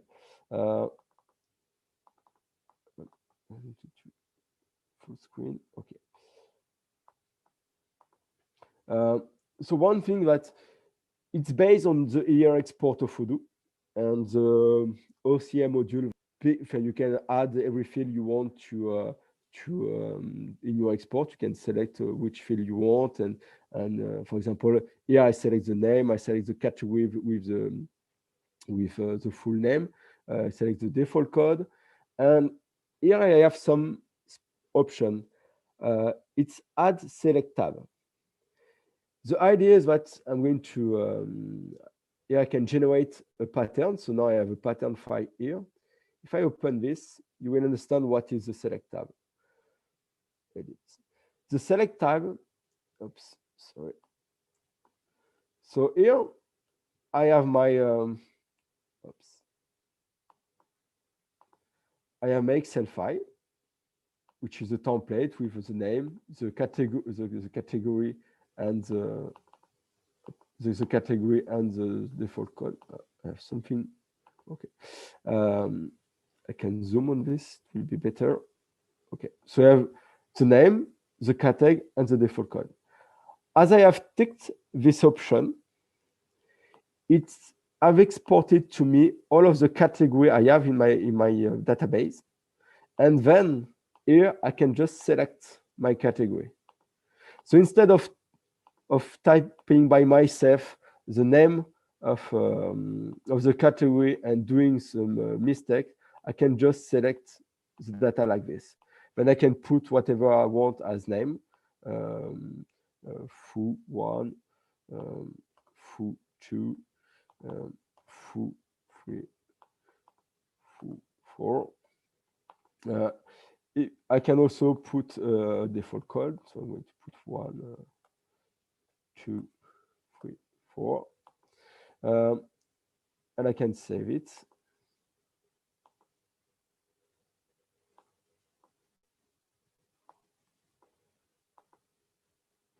Okay. And now I can import.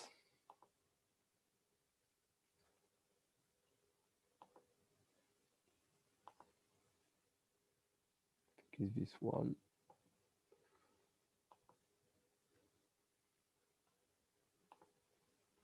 No, it's not. I didn't import the right one. Sorry, it's this one. So I can import it, and then I see here my pending or failing import.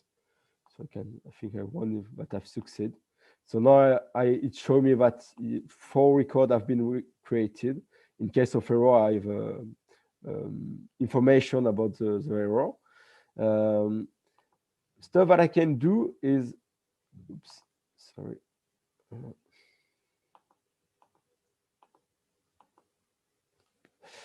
Stuff that I can do is that, for example, if I want to re-import my data, I can say that the code, is the key for the import.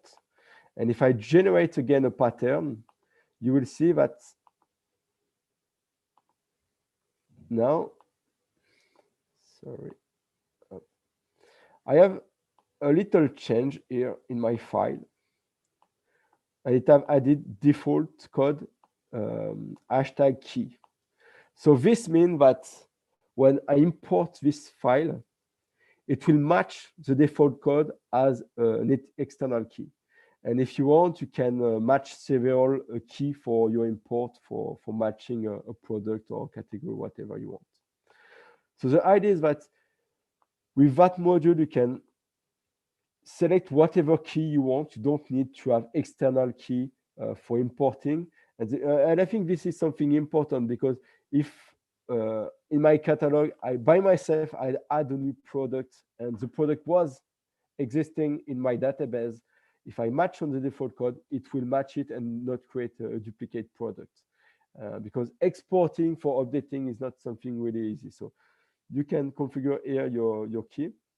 And also something that you can do in case I didn't install the module here, but in case you want to export, for example, import, export a many-to-many, you can, the syntax is something like this. Sorry.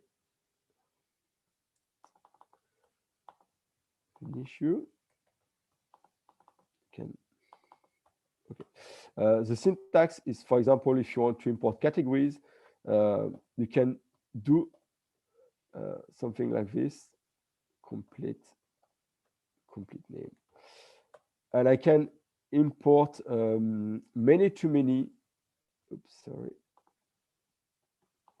by adding several columns. And so you can import, for example, the first category, the second category, and add a selector like I've done before. This you can do it also by adding here the categories, but I missed to install the module. So I can add a many-to-many field, and then it will ask me, for example, also to add the select tab and do exactly the same thing. And in case that I'm going to do something, add an error, so I'm going to put something bad here. Value. Yes. I want to force an invalid value, so I'm going to remove the constraint, format validation.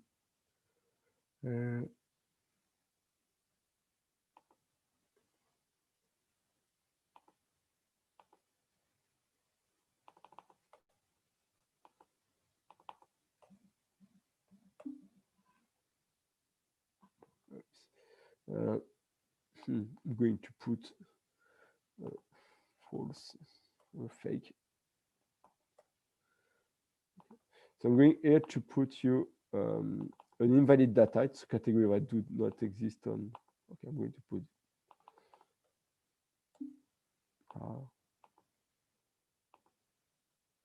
I've done something wrong. Okay, well, I'm going to put 0. It should work. So if now I import this file,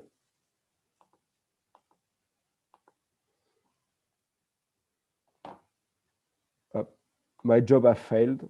And if I download the file, I now have an error, and it tells me that this is not a valid information.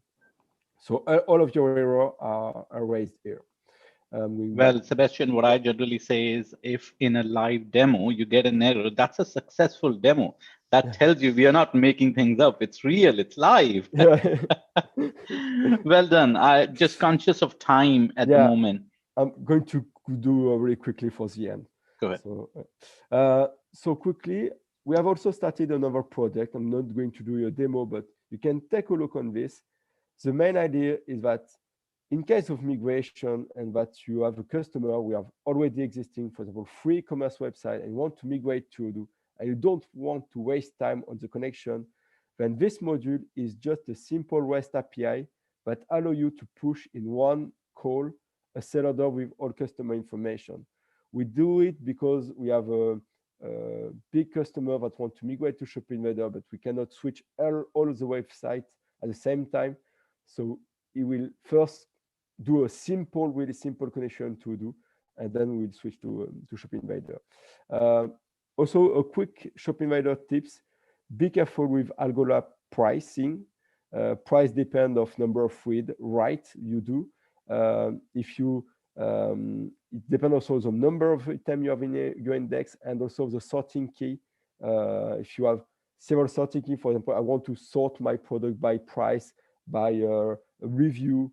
Every time you need to create a new index, so the price will raise a lot, and also you have technical limitation for 10 kilobytes.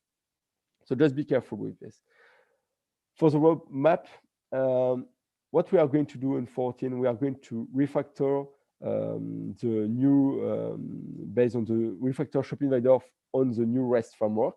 It will not change the API compatibility, but just code refactor. We're going to extract the binding and the channel concept into a generic module. We already have started. We will focus on more PIM feature. We're going to think about doing import export plug to OnlyOffice. I don't know if you know OnlyOffice, but it's something really interesting. We're going to support booking. So on your drive, when you finish your order, you can select a time for your delivery.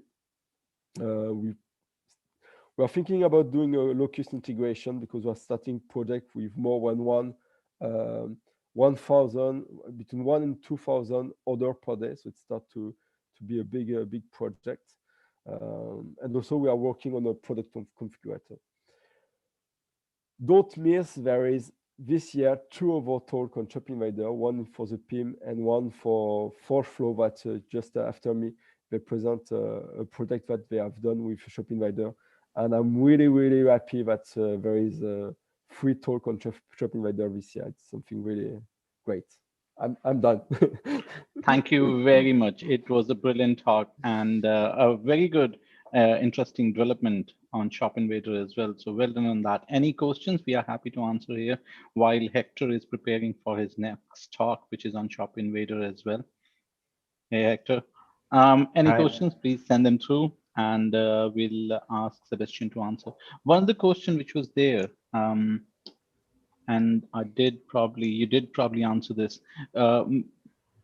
Could you explain the context of building Shop Invader? Why not use the standard e-commerce?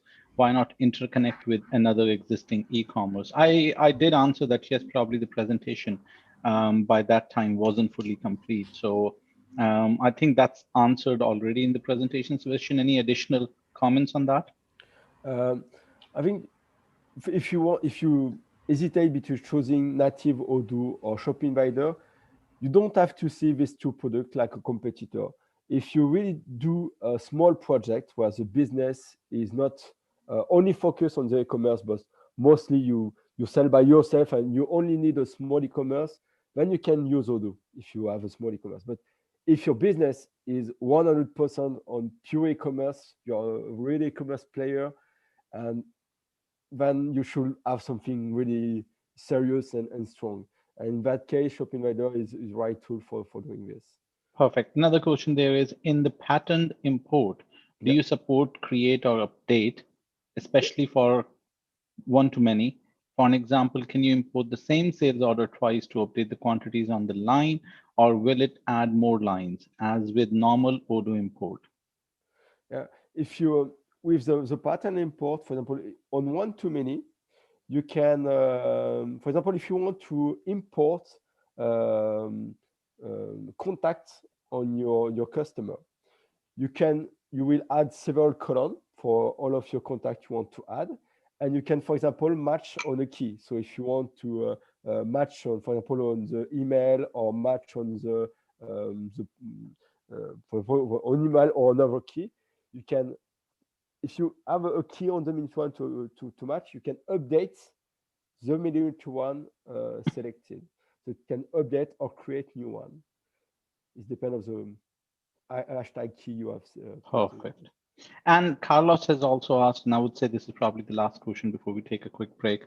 Carlos has asked, can we see some example using Shop Invader? Are there websites which are using Shop Invaders? Yeah, I can give you you want I can send some link here, or either or, probably put them in the chat, or otherwise, yes. Okay. Well, I think if there is for example, this this is one of Axon. I can give you a list of projects. I can, if we'll probably Sebastian, what you can do is probably later on type them into the chat, and people will be able to click on them. One more which has come in quickly, and I will probably take it. What is the possibility of linking with label creation software? I would say that's a feature of Odoo in general, not specific for Shop Invader. You can integrate Odoo with label creation software. So I would say not specific for Shop Invader. Yeah, it's not specific, but for example, in France, we are working on a generic Python lib that supports several carriers. It's Roulier, the project, and it's we can. And I think if the person is interested by generating label, he can take a look on this. You have a generic module on the side, then all of the logic is in Python lib, so you can reuse it between the different versions. Perfect. Thank you, Sebastian. Fantastic talk. And it's time for Hector. Hector is working for Forge Flow from Spain. So all the way into Spain now. Hector, is the screen share option available now? If you want to share your screen, please.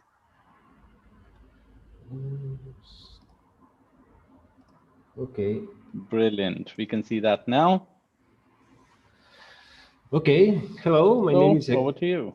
Can I start? Yep. My name is Hector, and I'm glad to be here today in this OCA audience to explain my experience at ForgeFlow during my first implementation of Shop Invader from one of our customers. The first time I heard about Shop Invader was, I think, 2 years ago during the Spanish OCA Spring Code in Sevilla, and it was in version 10. But during this time, I think a lot of OCA players embrace the project and make Shop Invader a mature project to manage the e-commerce with Odoo. First of all, I will thank you to all the contributors to Shop Invader project. During this talk, I'm going to walk through the customer context before the project started, a brief description of Shop Invader and their architecture, so what Shop Invader is. Then we will talk about the collaboration, the teams involved in the project, and the task we move through version 13. And in the last part, I will explain a more technical section and how something that was helpful for me to understand how to extend features with Shop Invader. Okay, so the customer context. The customer had already an e-commerce platform. I think they had Drupal. And the main problem that they had is that it was totally decoupled from Odoo. So every time they receive an order in the e-commerce, they had to translate that order to do a sale order in Odoo. All in all, they also have to maintain the product master data in both systems. So this is it was a little pain. So the customer was already looking for a connection solution for a new platform they want to launch. I think they were gathering about implementing Magento 2. But during the search, they contact us to provide a feasible solution. We look in the OCA and we see that there were a lot of connectors, but any of these connectors was in the version we wanted to be ready. So the customer context, the priorities of the customer context were they want an integration available for Odoo 13, and they don't want to wait. They want to automate the sale workflow, all the sale workflow, so they don't have to reproduce all the sales. The sales keep in the system that they are managing in Odoo. So the e-commerce platform should synchronize with Odoo to recreate the orders, and it should be a mechanism to export the products from Odoo to the platform. So, well, in that case, we decided to did the project with Shop Invader. So what is Shop Invader? And this description, the unique integration of popular platforms that together provides the best e-commerce experience to your customers, employees, developers, and to your business. I really like this description, and I think it really fits in the OCA context. Okay, so this is all the platforms that integrate Shop Invader. So we keep the same workflow in Odoo. At the same time, we export the product details to the product catalog cache. We can use Elasticsearch or Argolia. Shop Invader Locomotive CMS engine provides all the logic to interact with Odoo. And in Locomotive, we don't store any data about this process. So all the multimedia content, we use a local external storage platform, as it could be Amazon S3, and the payment methods are generated from Odoo, and we only expose the web UI to Locomotive. So this is something quite secure in my experience. So what are the benefits of Shop Invader? For the final customer perspective, Shop Invader leads customers to find the product that fits their needs using the fast search and the faceting filters that are provided.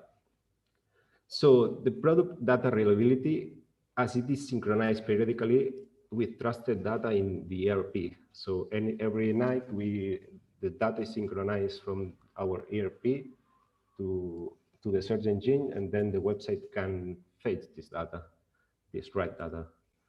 So employees benefit using Shop Invader because they don't need to synchronize the ERP data with the e-commerce data. Business logic is kept in Odoo. So the sale orders, the invoices, so they don't need to change the system to manage the online sales. They keep the current workflow in Odoo. From a developer perspective, backend and frontend developers can be done separately. So they don't collide while they are developing. So for the frontend perspective, it is nice.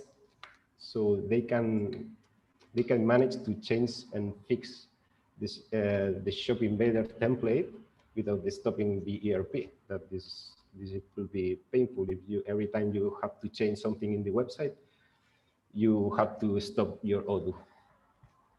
They can also benefit from the tool, a tool called Wagon that Locomotive provides, and they can do their developments locally. For the backend developer's perspective, it is nice. You can extend features with all the previous knowledge of Odoo. So if I started a new project with another e-commerce system and I have to put that logic there, if there is not in Python or if it is not Odoo, I would have to learn. So this is something great from Shop Embedded, because with all the previous knowledge I had, I can manage to extend features and so on. I'm sorry. For a business perspectives, it reduces the implementation and maintenance cost, because you don't have to maintain two different systems, and avoiding the duplication of logic between both systems. The collaboration. The project started with the collaboration of two other teams. One is Axon, that provides us all the support and setting up the environment and guide us across all the points that were required to land the project in version 13 with the customer specification. The front-end development team, Abitare, was responsible of gather all the client design requirements and move it to the template. Developing the front side, extending the features, and they already had real experience. They had a lot of projects of Shop Invader or related, and they made us move so fast. The collaboration. So the project, we can divide the project in 3 parts. The first part would be to set up the environment. So in that part, I had, so it was the first time I was working with Shop Invader, so I have to get used to it. And a way to start is create your servers with your Dockers, then fetch the template they provided us as a demo and clean up the demo, what you don't want, and then push it to the Locomotive CMS. Once this is done, you have to configure the Odoo plus the Shop Invader. That the first time you do is a little bit painful, but right now I can do it really, really fast. Installing the Shop Embedded related modules, configure the backend Odoo side, and then from the Locomotive side, and then just push the products you have in Odoo to the catalog in Elasticsearch. The second iteration was once we had something to show to our client about the platform, the Shop Embedded, we asked him to give us feedback from the design. So how it could be performed, how they want the website could look like. Once that these requirements were known, the front-end team started to perform all the changes to fit the requirements in the Shop Invader side. So then, as Shop Invader, it's mainly used in version 10 and version 12, and it is a live project. So every week or every day it's evolving. We had to move some of the features that were in version 10 and version 12 to version 13. And once that was done, we had a better performance rate in the Shop Invader in the Shop Invader ecosystem.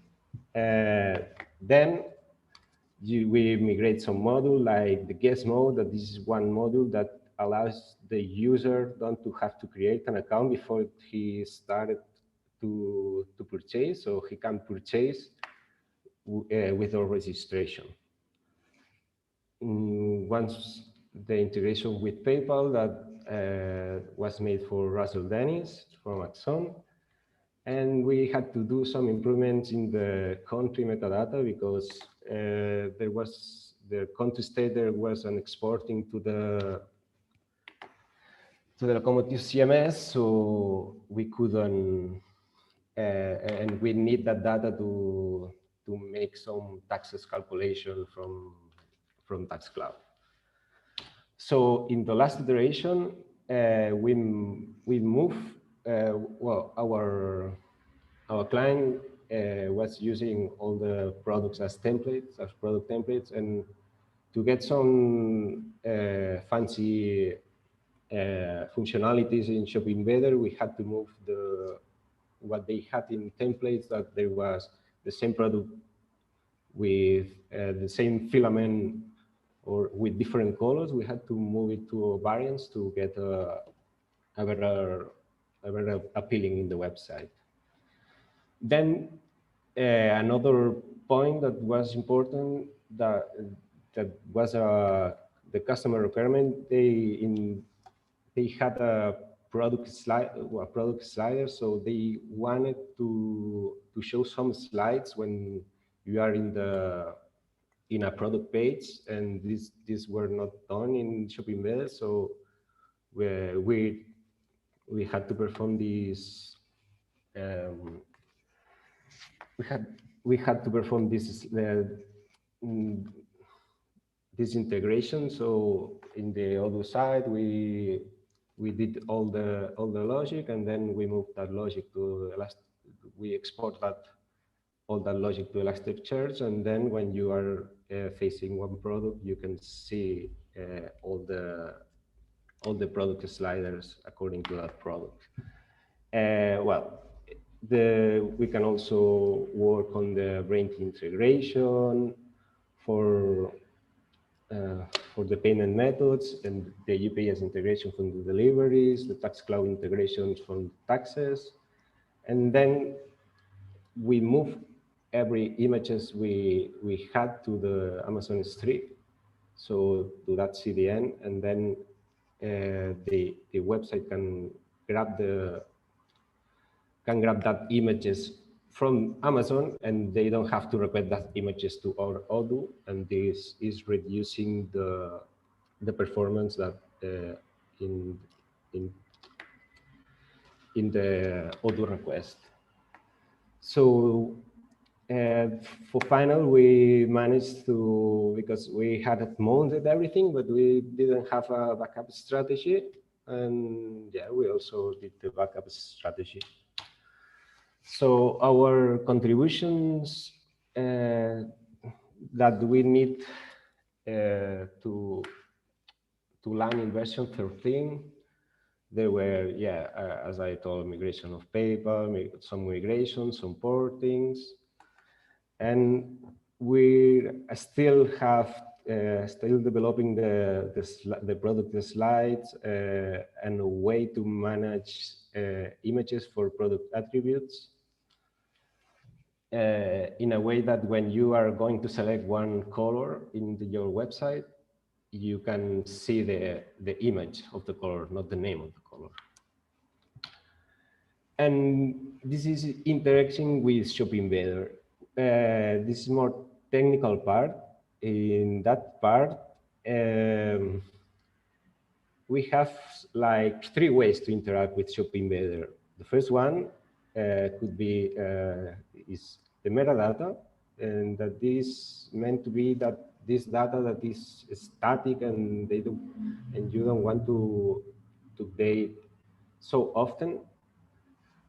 So you can a mechanism from Odoo to push that data to Shopping Better, and then from the Shopping Better you can gather this data anytime you need.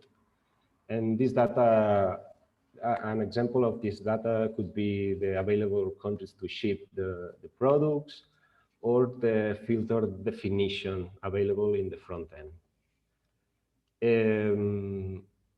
For the second method would be to export your products and categories information to Elasticsearch or Algolia. And this is done by, well, you have a cron that every night, every day, they try to synchronize that data, but you can face it manually also if you notice some mistake in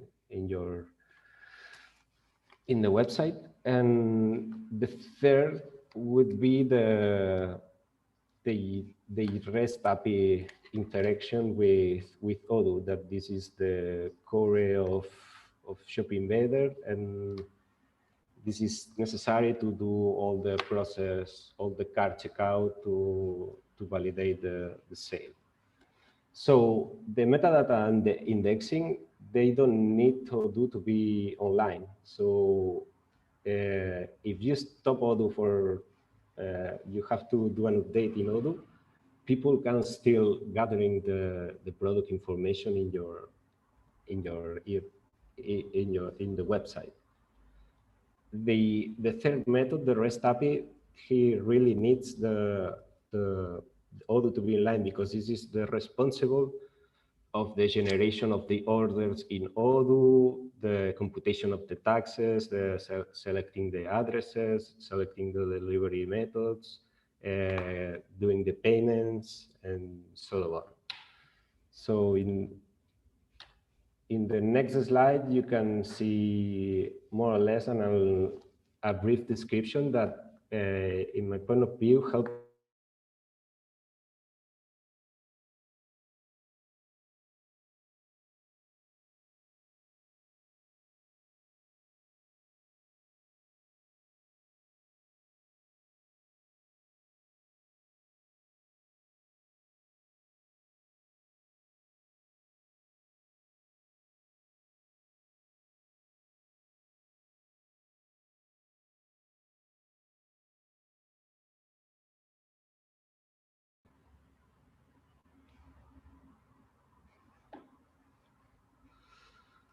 Okay, let me share my screen again.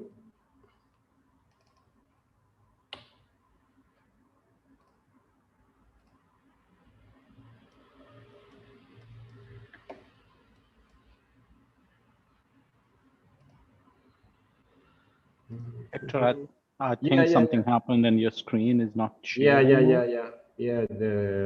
Yeah, Zoom dropped down. Okay, that's why I was wondering what happened there. But yeah, interesting presentation so far. Yeah. So yeah, it breaks at the final. So thank you for your attention, and yeah, I'm really glad to be able to realize this project, because I really learned a lot, and now I know how we face Shop Invader project more faster, and I really appreciate all the contributors for Shop Invader project, storage, and so on, and all OCA contributors, because yes, I think we're doing a great job here. Thank you. Yeah. Well done, well done, well done. So this is brilliant presentation, Hector. And yeah, great to chat to you. Any questions, please post them through the chat window or Q&A window on Zoom, and we'll be happy to answer. Don't forget, we are broadcasting these talks live on YouTube as well, so you can go and see it there as well, and share it, like it, and post on Twitter as well. I don't see many questions coming in. Hector, again, from your point of view, do you want to share a few examples of where you have implemented Shop Invader? Sorry? Can you share some examples, some websites where you have implemented Shop Invader? Yeah, it was a similar question which was posted for Sebastian, so I thought I'll just repeat that one for you. I don't have anything prepared here, but yeah, we can discuss it later in Discord, and I can show all my progress. Yeah, that's perfect. Yeah, that's perfect. So a little bit early, but yes, if we don't have any other questions, we can break for a few minutes. We are actually going to break from now on. We're just looking at my schedule. So talk finishing from Okay. up Thank until you. 11:35. Hector, thank you very much for presenting, and we'll see you around OCA. Take care. And there we go. So yeah, it's a break now until 11:35, and we'll be back to you at 11:35 with MIS Builder update. So MIS Builder update, which will be presented by Stephanie, and we will have some more information and news for you at that time. So thank you for listening to us so far, and hang around for more details and talks.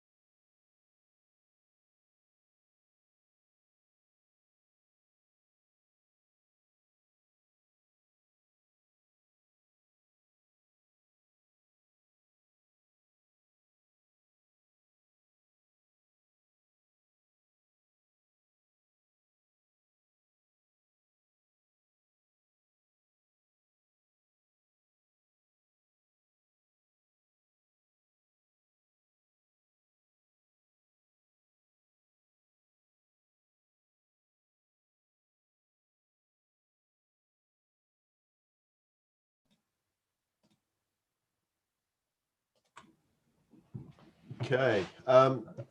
Hopefully people can hear me. Sorry, we just had a few technical problems over on the other track, so a little bit late getting back. So Stefan, when you're ready, you let me know. So Stefan's going to be presenting an MIS Builder update, and he's been maintaining this. Well, Axone's been maintaining this for a number of years, and I know it's one of our most popular modules in the OCA from one of our most popular contributors. So we're all looking very much to hearing about it. Okay, thank you, Graham. Can you hear me? When you're ready, you can take charge. Yeah. We can see you.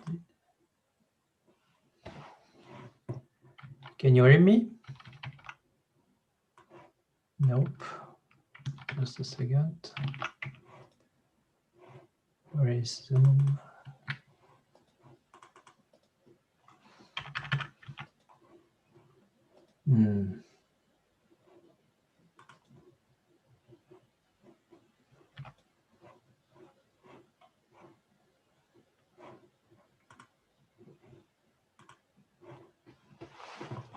Just a second. Can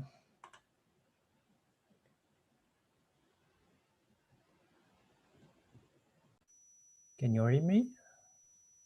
I'm muted. I can hear you. You're a little bit faint, but I can hear you just fine. Okay, good. And I'm trying to show put the input up a little bit. the volume. Sorry, can you repeat?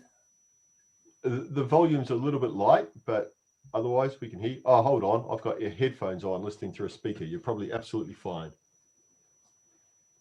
My volume looks good on my side. Yep, you're good with me now. Oh, it's my fault. Okay, good. Perfect. So I'm going to share the screen. It should be this one. Okay. Good. So shall I start? Yes. Okay, great. So welcome everyone. So today I wanted to give you an update about the new feature that appeared in MIS Builder over the last year. 1 year ago, I was doing a workshop mentioning some of the most wanted features, and we've been fortunate to get some funding, at least for some of them, during the year, so we could implement some. So I'll start with a short reminder of what MIS Builder is. So basically, it's a tool to create a specific class of tabular reports where basically in rows you have what we call key performance indicator or KPIs, which can be basically anything you want. It can be revenue, profit, some ratio, or anything you can think of. It's basically made to and very efficient to query on accounting data, but there are features to query basically any Odoo model. And in columns, what you can put for the same KPIs on all columns, you can have columns for different time periods, for instance, to give the current month or the previous year, basically any time range. You can also have different data sources like the actual data from accounting or different budgets. You can create comparison columns like a difference or a percentage comparison to have like actual versus budget, for instance. And you can also, by using custom data sources, you can like create what's already committed on your budget, and you can create sum and difference columns like to compute what is available to purchase by doing the budget minus actuals and maybe minus what you have committed to purchase already. So MIS Builder exists since 2014 and started with OpenERP 7.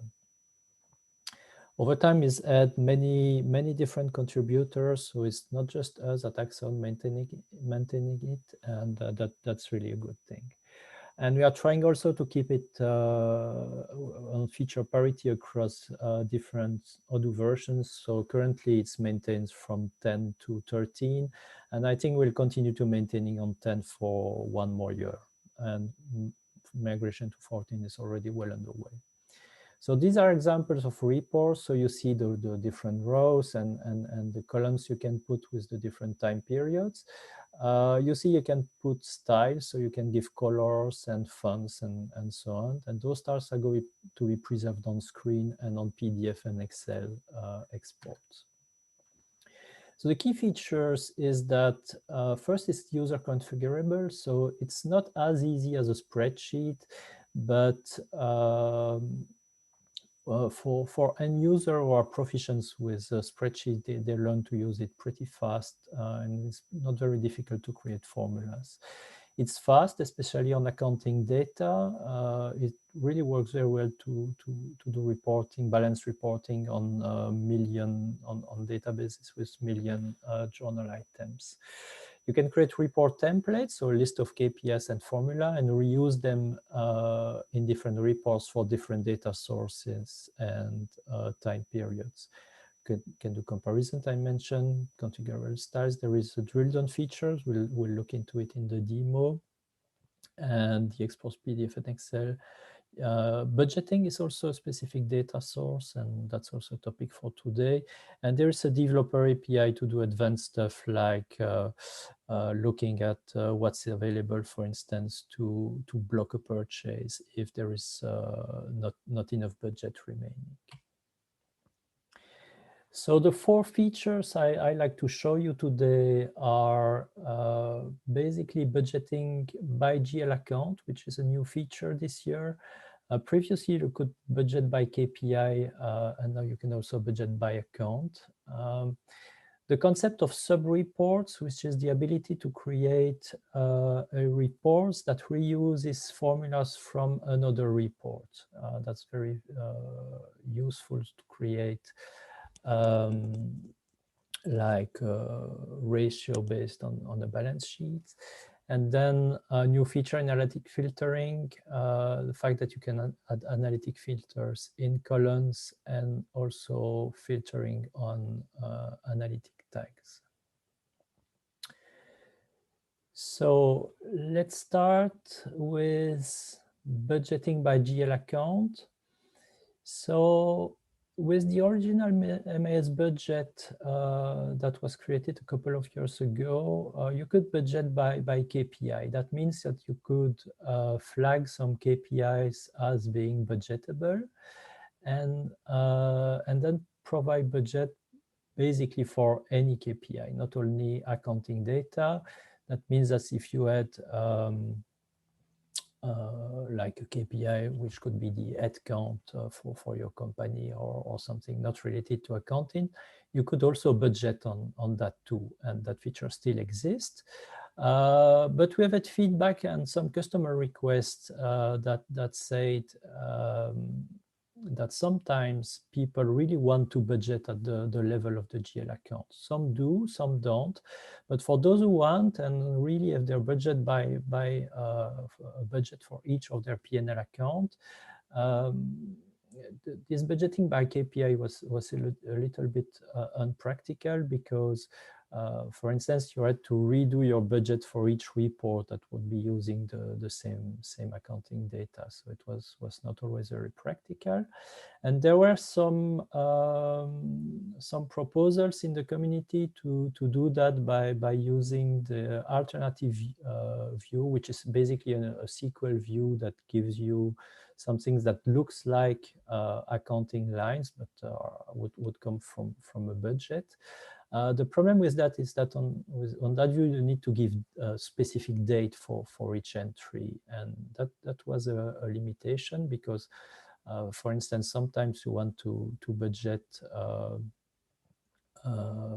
for the whole year, but do reporting by quarter, for instance. And that's something we can do with MIS budget, and that you cannot do if you have the budget entries with a date. What we really want to have is date ranges for each budget item. So we have been fortunate to have a customer financing that, and so it's now implemented. I'm going to show you how it works. If I find my demo window back, where is it? It should be here. So I'm going to my accounting app. Basically, I'm showing it. By the way, I'm showing it here on the Odoo Enterprise version, but it works really as well on the community version. We are trying to keep it compatible with both versions. So I look at the MIS report templates, and I've created one simple report here with basically 4 KPIs. The first one is the operating income with a formula which is basically based on the user type, so on the account type. And here we are making reference to the out-of-the-box Odoo account type to get the revenue. By the way, if you don't know MIS Builder yet and want to know more, there are other talks with basic explanations on the formula, so you can look them up. The other KPI is the cost of revenue, which is using the direct cost account type. And the third formula is going to be the difference of the two other KPIs. Here you see I've put a minus here in front of the first expression because the balance is debit minus credit. So for a revenue, you want to have positive credits. And in this case, I want to have my cost to be positive too. So in this case, debit minus credit is going to work just fine. We can see also that I've put some styles. So here, this one has no style, but we have checked to display the detail by account for this formula. So when we'll open this report, you'll get the detail for each DL account and a specific style for the detail here. And like for the gross profit, I've put a style for the total. You can see I've put a background color, a white text, and a bold font. So that's for the report template. Now I'm going back to, I'm going to create a new report. And so it looks like this. So I create my P&L for 2020. I'm going to use this template. And I'm right away going into comparison mode so I can create my columns. So I create a column for 2020 actuals, and the data source is going to be the actuals, and the date range is going to be the whole year in this case. So I can save this report definition. And when I do a preview, I get all those details, and you see I have the total operating income. I have some moves for the product sales, some foreign exchange gain, and the cost of revenue is here too. The drill down features show you that you can click to get access to all the move lines that contributed to that formula. And I can click at the account level. I can click. I can also click on the KPI level to get the full detail with all the accounts that contributed to my revenue. All right. So now what I'm going to do is create a budget. So I first show you a budget by KPI. Which was the previous feature. So budget by KPI. And to create such a budget, I need to budget on specific specific template. This budget is going to be for 2022. And when I've created my budget, I can go right to my budget item and say, here I select my budgeted revenue. I can say I forecasted 1,000 for January, and I can say like I forecasted also maybe 2,000 for February. And I put some operating cost, some cost of revenue, and I say, let's say in this case, let's say I want to budget for for the whole year. So let's say I'm going to budget, I don't know, yeah, 250 for the whole year. It doesn't matter for this demo. So here I have my budget by KPI, and if I come back to my report, I'm going to add a column to my report. So that's my 2020 budget. I select my data source. It's a budget by KPI. I need to specify which one. So I could have different budgets in my system.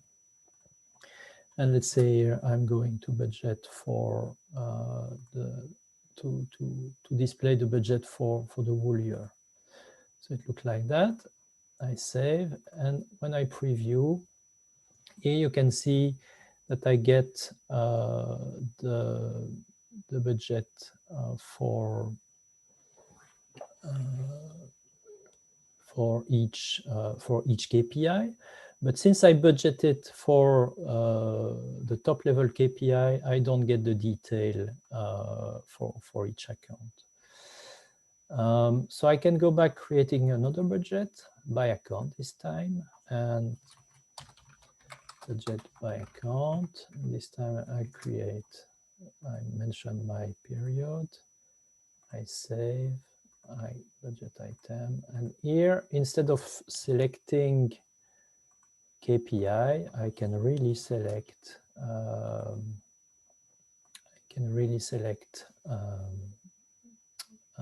GL accounts.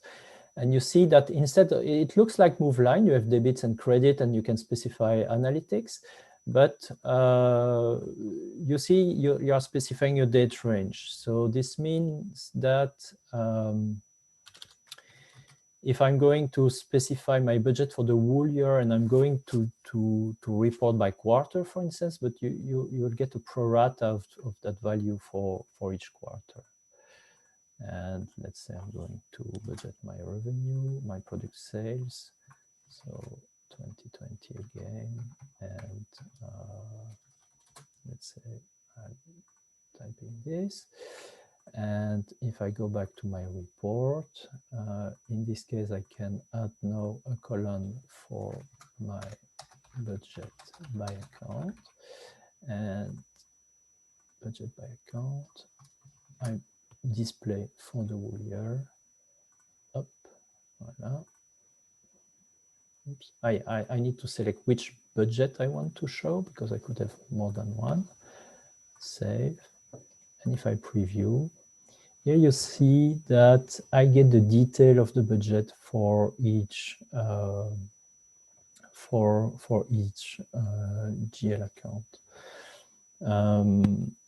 So that's really useful, because then if you do another report with different KPI based on the same accounts, that budget will remain usable.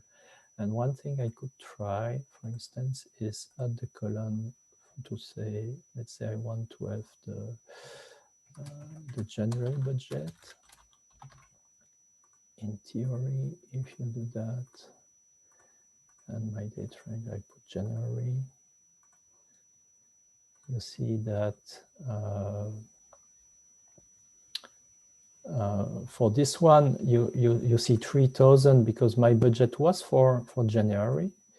But for this one, you see 212 because the budget was for the whole year, and the system has computed a pro rata temporis for my January period. So very useful.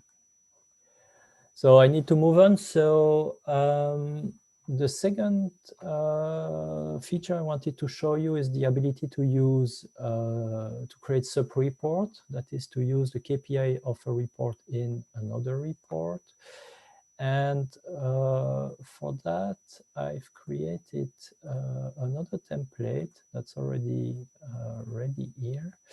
And you see that in this case, I have a sub-report tab where I want to reuse the KPI computed in my P&L report in this other report where I'm going to put ratios. And to do that, I need to declare my sub-reports and give them a name, PL in this case. And once I've done that, I can create expressions that reuse those sub-reports. So in this case, I'm going to display my gross profit margin, which is P&L dot gross profit divided by P&L dot operating income. So you can imagine that with that, you could, for instance, reuse the KPI that you have in your balance sheet to create the different financial ratios of your company really easily without having to retype complex formulas more than once. And using that report in an actual template is working exactly as any other one, and you can combine those formulas with regular formulas like in any other report.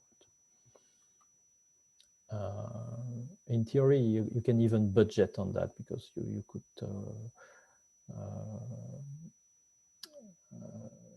because the budget is going to use the same data source, those sub-report expression should work in a budget too. I can quickly try to create a report, P&L ratios, like this, date range, up. And if I preview, I get my P&L ratio, which is 47% in my deal. Not bad. All right, now third part, the ability to add analytic filters on columns. So that is a feature that's going to allow you, for instance, to do because usually you get exactly the same data source, well, the same filters on all columns. The only filter that you have usually and historically in MAS Builder was the date filter in column. And with this approach, you can now have analytic filters in different columns. So one thing you can do with that is, for instance, create a P&L by department. And to do that, I've already prepared a demonstration report here, where you see that I've created one column, which is 2020 with the actuals, the date, but no filter. And then a filter for department 1. So we are also using the actual, so the regular accounting data, the same date range, but I've put a filter on analytic tags. And that is also a new feature this year, that before you had only analytic account as filtering, now you have analytic tags too. And that's very useful when you need to work with multiple analytic dimensions. You could use, for instance, classical projects as analytic account, as is more or less the standard in Odoo, but you could use other dimensions with analytic tags. And so in this column, I'm going to filter on department 1, and on this column, I'm going to filter on department 2. And I've prepared some invoices allocated to each department. And when I do a preview, it looks like this. So yeah, to see all that, you need to be in the analytic account group. That's fairly standard. And to see the filters analytic tags, you need to enable the permission for the user to see analytic tags. But when you have done that, you see that the same figure that I had before, because those are not filtered by any analytic filter. But those two, I'm seeing only the invoices for department 1 and department 2. And I can drill them. Unfortunately, in this view in Odoo, we don't have the analytic tags. Maybe something to check, but I'm not sure the analytic tags are present in the default move line. We need to check. And here too, you can drill down too. And that works with budgets too. So when you look at budgets, like a budget by account, you see that on each budget line, you can specify an analytic account and or analytic tags. So you can really do a fine-grained budget, like doing a budget by department, by specifying the analytic tags, or a budget by project if you want to. So, oops, this one, budget by department. And also, of course, you still have those filters here. So you could say, even though I specified, so basically there is a fixed filter in each column, but I can also be more restrictive. So I could add a filter here. So in this case, I see only what concerns department 1. And those are cumulative. So if I say department 1 and department 2, it's not going to work. That's the most common use case, that when you combine analytic tag, they are in different dimensions. So it really makes sense to do an AND with the two. And you could, for instance, say, that's my report by department, but if I want to drill down by project, I can do that too. And refresh, and here I have only what concerns this specific project.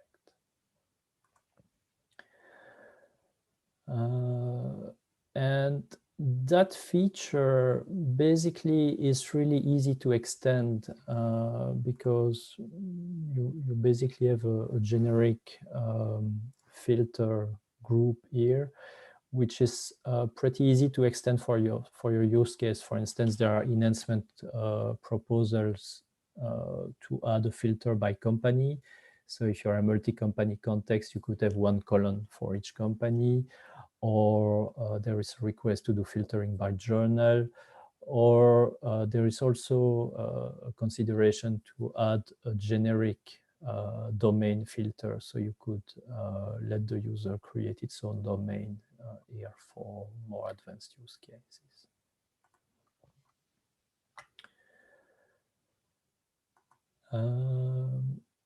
And analytic tags, basically, that was part of my previous demo. So time is flying. Basically, we have had many contributions in the past, and we are really welcoming them. So I'm trying hard to classify feature requests in GitHub. So if you look at the issue that I flagged for enhancement, these are things that have been discussed already or are being discussed. There are some very easy ones or more complex ones. If you need new feature, really feel free to propose.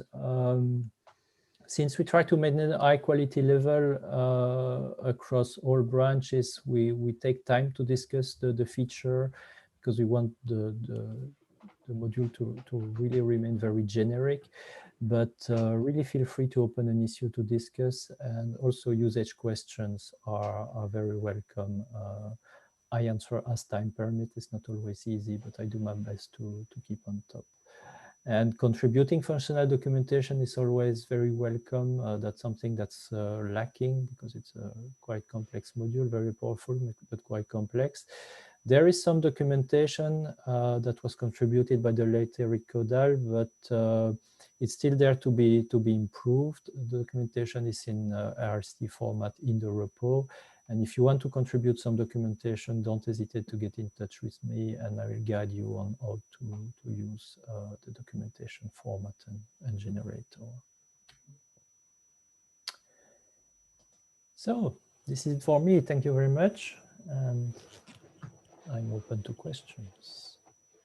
Well, thank you, Stefan. And that was a great update on MIS Builder. And we have had one question come through on the chat. And the new features, which version are these available for? All of them, basically, from 10, 11, 12, and 13. And most of them work in 14 already on the migration branch. Excellent. And one more question that's just come through from Jeff Wang is, do you plan to split this module to MIS Builder Engine and MIS Builder Accounts? I'm not sure I understand the question. Maybe you want to provide a bit more context there, Jeff. I guess if I was trying to understand it, he has a view that the mechanics of MIS Builder could be used in models outside of accounting. But I'm not so sure with the way that it's architected. Yeah, I think there is a feature which you can use. It requires a little bit of development, but basically that's just creating a SQL view that looks like accounting move. Like, for instance, I think here you have this demo module. If you look at the MS Builder demo, there is a SQL view that shows committed budget, committed costs. And committed costs are actually computed in that demo by looking at the approved purchase orders and combined with the draft invoices. So you're able to see, and when I say approved purchase, it's approved purchase that you have, for which you have not received invoice yet. So with that, it's pretty easy to compare the actuals with what you have committed. And the way you configure it is that once you have defined that model, which is a traditional view model in a SQL view model in Odoo, you use the actual alternative, and then you can choose any model that is compatible with the move line model. So basically it must have an account, a debit, a credit, a date, company, and if you are doing analytic, it must have the same analytic fields as your main move line. So that's one possibility. And the other possibility is to use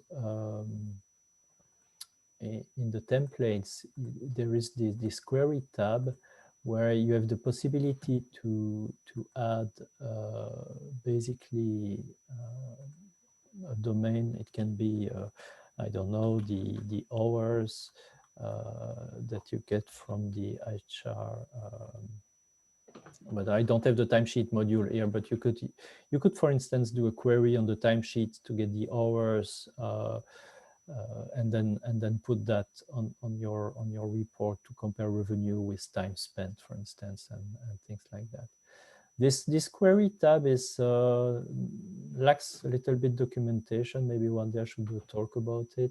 But there is some in the documentation. So you can try to use that to access data that is not available from the accounting directly. I don't know if that answered the question. If not, I'll be available on Discord to chat about. Sorry, I've lost my sound here, so I'm sure that you're all I still hear you.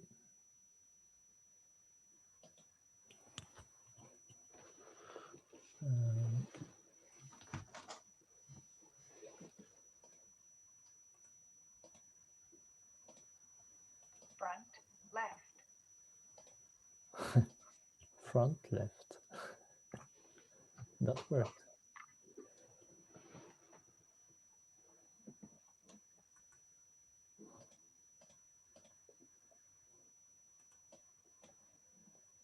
Unfortunately, do I see the chat window?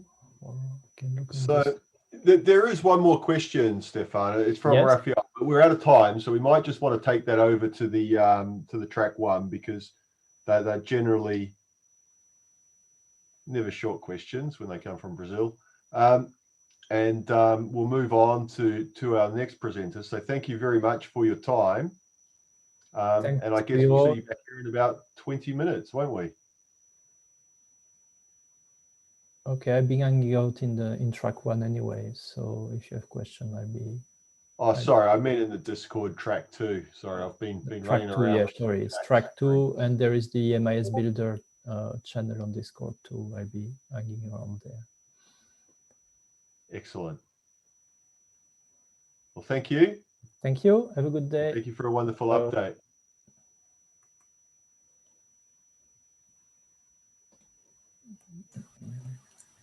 Okay, so our next talk, when we're just going to run straight into it, we're running a little bit behind, only 1 minute, so we're doing well, is from Joan Siskela. Hi. At Forge Flow. Sorry, I'm not European. I try my hardest. No problem. And he's going to talk to us about the refactoring of the OCA financial reports. So over to you. Yes, yes, I'm Joan Siskela, and I'm really happy to be here. I'm technical consultant in ForgeFlow, and to avoid technical issues and for the flow of the presentation, I have recorded a short video. So I'm going to share you the video, and then we can talk about it, and I will be glad to respond all your questions. Okay, I'm sharing my screen, yes.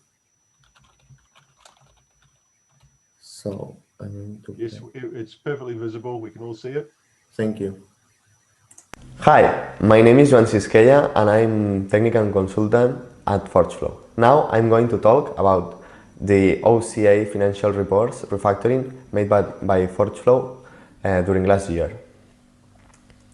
First of all, I'm going to make a small explanation about the functions of financial reports for companies.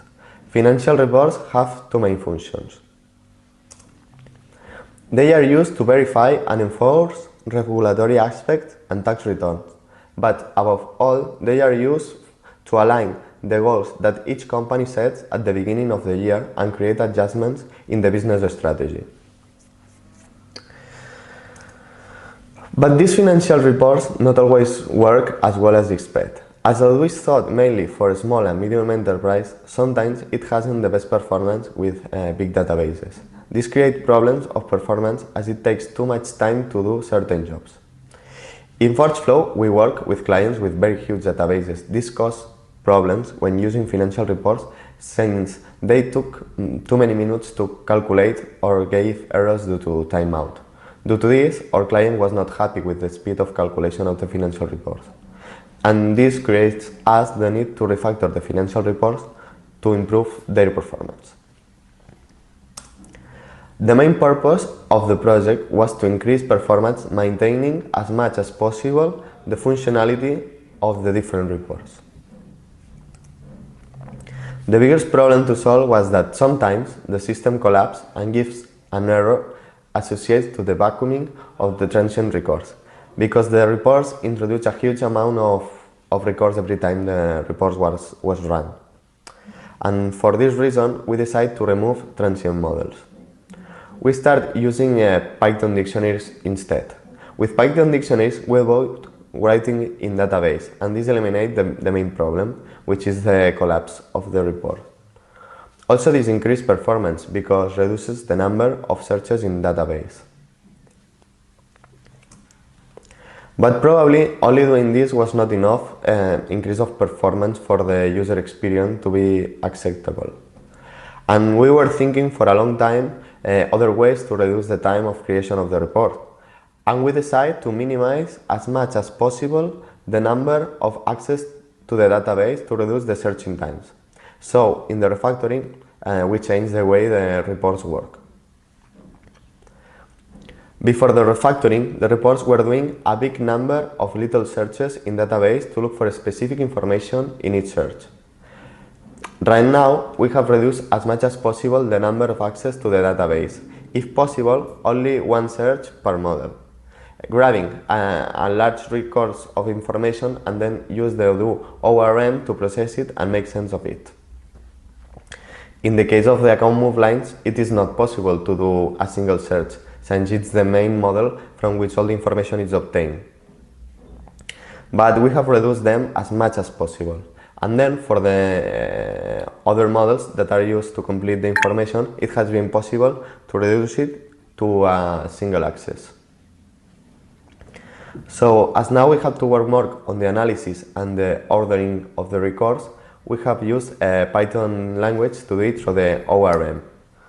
So also by having the main body of the reports in Python, we get the report to be more readable and therefore easy to maintain. Also, this has increased the modularity of the reports, doing the reports easy to expand to different kinds of new features. As a result of the refactoring, we have managed to make the reports up to 3 times faster. The following table shows a comparison of the calculation times before and after the refactoring. As you can see, the speed has increased for all of them. It has been tested with a fiscal year with 50,000 journal items in 105 different accounts. It had also 2,300 not reconciled journal items, open items. The time it took before refactoring was 2 minutes and 8 seconds for the general ledger and 1 minute and 8 seconds for the journal ledger. Now it's reduced to 40 seconds for both. So has been reduced by 3 in the first case and 1.7 for the journal ledger. We can see that for the other ones the ratio is around 3:2. So after analyzing these results, I think we can conclude that we have achieved our goal, which is to reduce computation time, and we have also eliminated the errors associated with vacuuming of the transient records.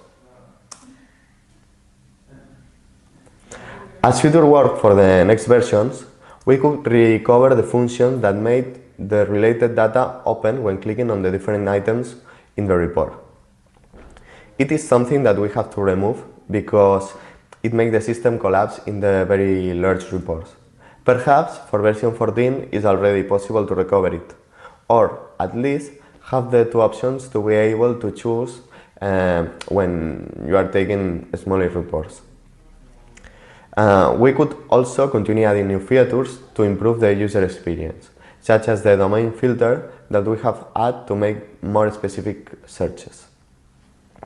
You know, all pull requests with new improvements are welcome in the OCA. And now I'm going to finish this presentation by thanking all the OCA sponsors who make possible for us to be here today. And thank you very much. And now I'm going to answer in live if you have any question or comment. See you now. So, see you now. I'm here and I'm going to be glad to discuss about the refactoring of the financial report if you have any question.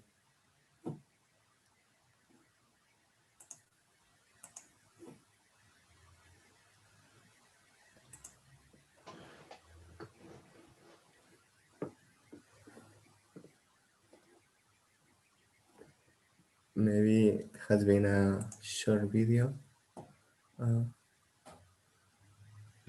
Okay, so here we are. So yeah, if anyone's got any questions, just either ask them on the chat in the Q&A. We've got one that's just come through. So Alexandra has asked if what's the memory trade-off of this refactoring? So obviously we've traded persistence for memory. What's the trade-off? How much memory are we using? Are we running into any sort of worker limits or anything like that? Well, I don't know the exact limit, but for example, you are referring to the huge databases. Yes, I guess whenever you trade off, I suppose. Yes, we're talking about a database of 500 gigabytes. So it's so big. So in the transit models, there was the vacuuming of the transit models was it's making collapse the reports. Hello. Hello, I've decided to give you permission to talk because I'm adding information to your question and I might be getting it very wrong. Yeah, can you hear me? Yes. Yes. I think one of the original goals of the design of putting things in memory was to handle huge reports with tens of thousands of account move lines. Yes. So what I'm wondering is if this refactoring, which will change database queries to more information in the memory because you're using Python dictionary, did you measure what the memory footprint is of producing the reports? So we all agree that it's faster as long as you have enough memory, but the what's the memory consumption you get with this report? Yes, if you haven't measured, then yes, I understand your question. I haven't measured. Okay. So all I can say is that for now we haven't had problems with that, and I cannot say a little bit more about that. Maybe later in Discord we can discuss a little bit more about that. Sure. Thing. Thanks. Thank you. Thanks, Alex. One more question that's come in is which version was this refactoring done in initially? Yes, this is the refactoring. It's done in version 12, but it's not merged in version 12. Though there was a lot of other models depending of the current financial reports of the OCA. But in version 13, the current version of the OCA is based in this pull request to the version 12. So now in the OCA is only in the 13, but it's it's possible to have these reports also in 12. And that's if we just run that unmerged PR. Yes. No, the pull request is not merged.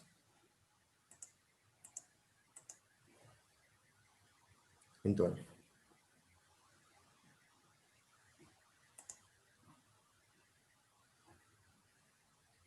Okay. Do you happen to have the number of that PR handy? Or which repo? Is it account financial reports? Yes, I can look for it.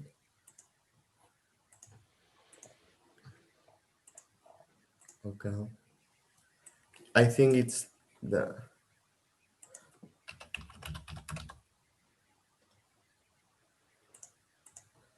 it's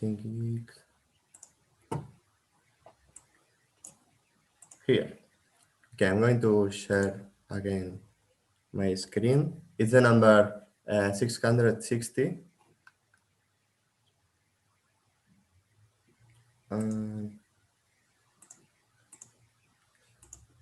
Here is available the pull request to comment, and here is the discussion. If somebody wants to improve the financial reports, could send some message here or in the 13.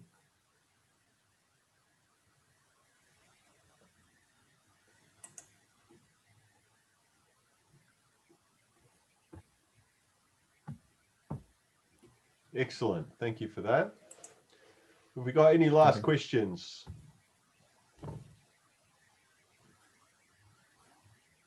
Oh, here is one.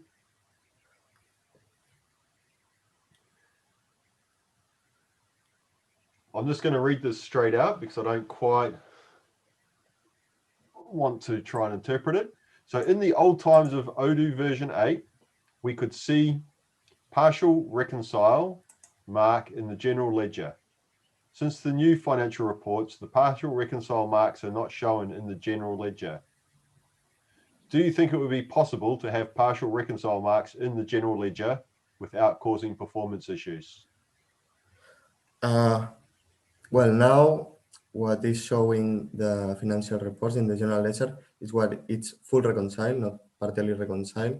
And I think that showing partial reconcile, it would create performance issues because there are some reconciliations with hundreds of partial reconciles for one only full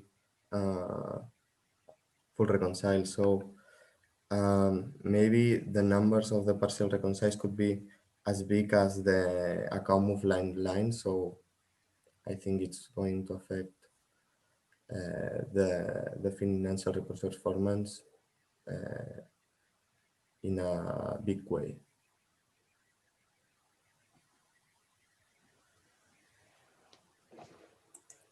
Yes. It's a lot worse now since the stock refactoring as well, and the now that they partially reconcile the Anglo-Saxon records, if you happen to have to deal with Anglo-Saxon accounting as well.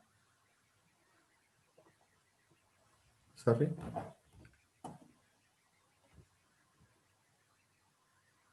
Okay. Well, with no more questions, thank you very much for your time. It was good to hear an update on the refactor and the performance improvements in the financial reports. And we look forward to, I suppose, further updates to this repository. Yes. Thank you very much. Awesome. Thank you for your time. Okay. Bye. Thank you. Thank you. All right. I am just going to hand over now to Joel to run the next presentation. So, oh, he's already here. And I will handle the technical side for him.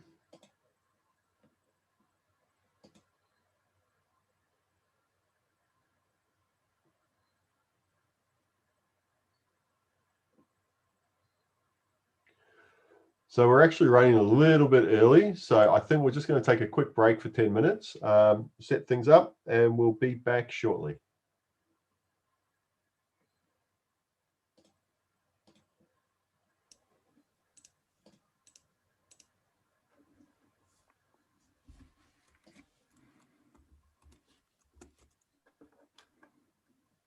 So I'm not sure whether it's morning or afternoon there, Fabian. It's certainly approaching midnight for me. It's lunchtime for me. Yeah. It's so are you all ready to go? What do you think? Do I wait for the right time, or I go now? No, I think we're going to wait for the right time. And the reason for that, I think there's going to be a lot of interest in your talk. I think everyone's going to be very interested to hear what you have to say. And so we should stick to the time just to make sure that everybody who wants to see can obviously come and see. Joel will be on in about 5 minutes as well to talk and introduce you and get us started. So you don't need to leave your video on for the next 10 minutes, but you can if you like. I'll stop it.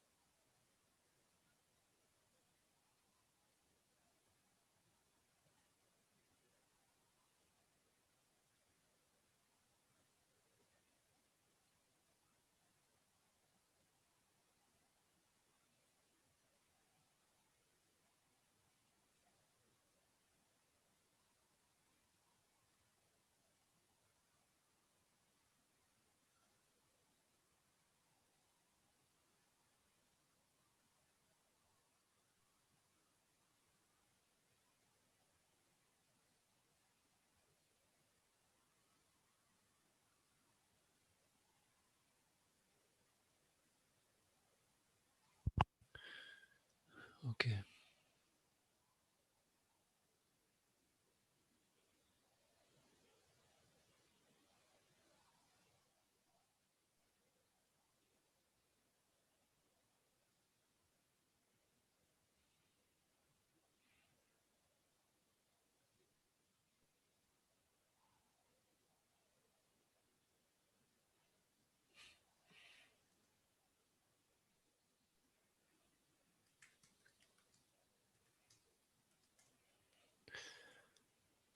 So, Alexandre, are you hearing me? Fabien? I am hearing you. Okay, cool. Yes, Hearing you. I am here. Hello. Hello, Fabien. How are you? Good, good. Oh, nice, nice background. Nice place. It's my new workplace since the COVID problem, you see. Thanks for joining us on this OCA Days. This is very much appreciated. I think the first time you were part of the OCA event was on the year of its foundation a couple of years ago. So I'm happy to see you back there.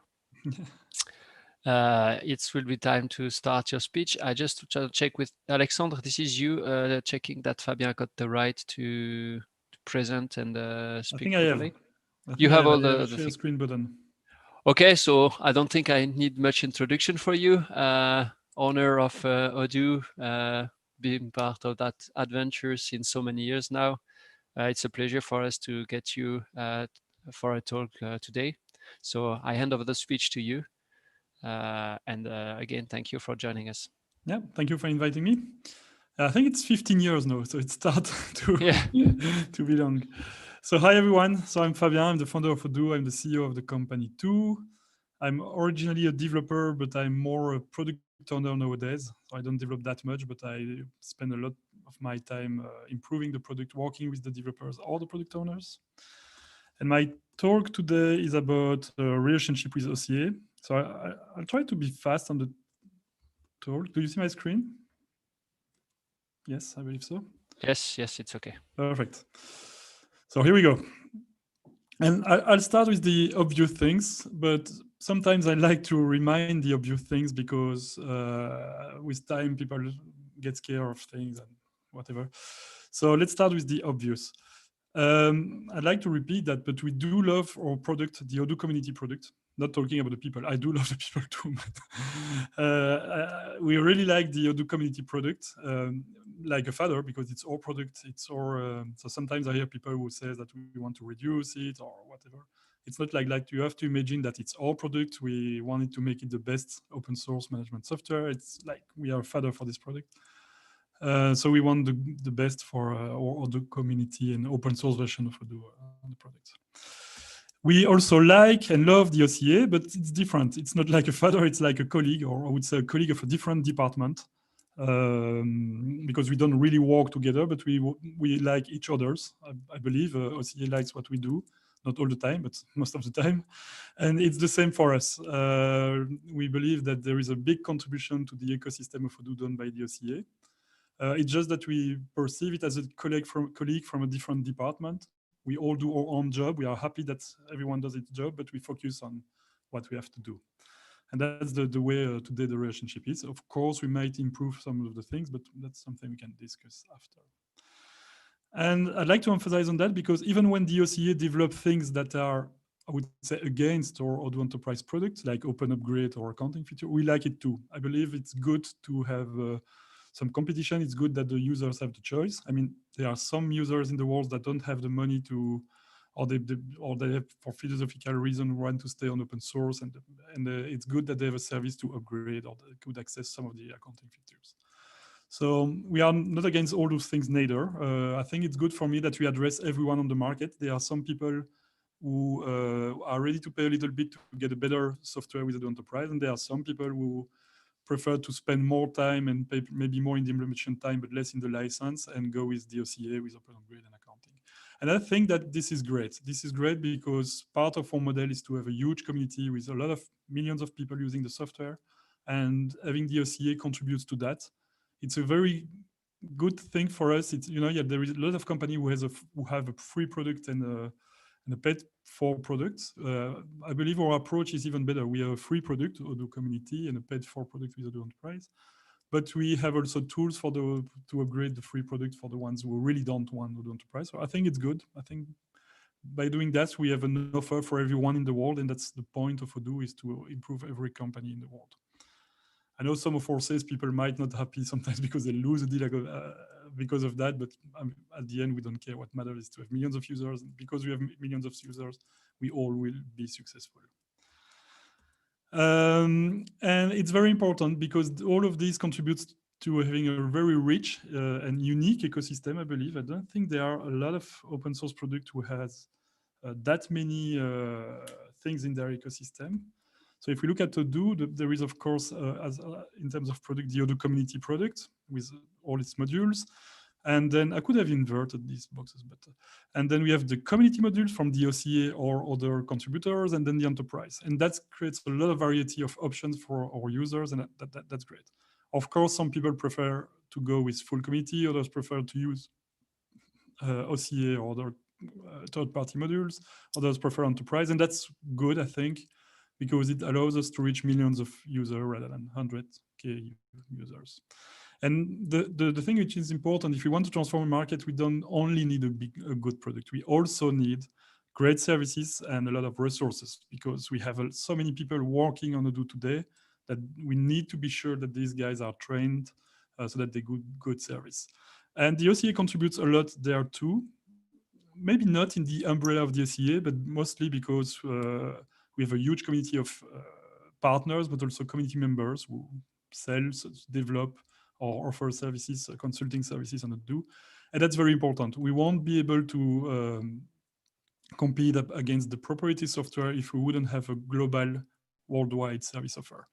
And the contribution here is important too, and the resources too, because we have estimated 80,000 people are full-time working on Odoo, developing the software, selling it, or doing services. Half of them are in the partner network, half of them is in the community, not partners. So we do need a lot of resources to train these guys, provide tools they need, and so on. And by working together, we provide more. We have the official resources like the e-learning, Scale Up, the documentation, the forum. But OCA contributes also with events like this one to advertise or teach or help people, educate people. And we also have resources for teachers and others, but that's another community. I used to say that we have a lot of communities. OCA, or I would say the more technical communities, developers are one. But we also have a community of teachers, very different. Their contribution is very important too, but it's different. They don't provide code, they just educate the market and the students. And we also have communities of accountants that follow us, specifically accounting firms now. We work with a lot of accounting firms in Europe, and we created some discussion group with them, and it's great to have all these people around us. Of course, it's not easy because everyone has different expectations. So we try to do our best to set up the tools so that everyone can be satisfied with Odoo. And I will explain how we do that now. Why does it work? How did we succeed to have communities of developers, of accountants, of teachers, very different people? I believe we are probably the only open source product.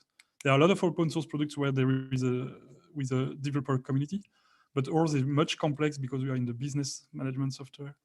So why did it work? And I believe there are 4 reasons that we decided at the beginning of the Odoo that makes this a success. One is the modularity of Odoo. The modularity of Odoo, being able to create modules, allows to reduce friction. If we wouldn't have the modules, every contribution should be a pull request where we have to decide if we put it in the main product or not. And that would create a lot of frictions. With the modularity of Odoo, everyone is free to create a module. It's easy to distribute. And you could even have several modules for the same thing. So if someone doesn't like the CRM of Odoo, he can create his own CRM and publish the module, and we'll see the one who's the best use, and we can use this one. So the modularity of Odoo plays a lot, and there are a lot of accounting software, there are a lot of software in the open source world that do not have the power or the easiness of the Odoo modules. And I think it helped us a lot to work together. It's the reason why OCA and Odoo can work separately, and we still contribute to the same ecosystem without having to discuss too much. And it's good, because if we have to discuss too much to take every decision and accord ourselves, align ourselves on every decision, that would create a lot of frictions. With the technical modularity of Odoo, we can all do whatever we want, and the users decide what they want to use, and that's great.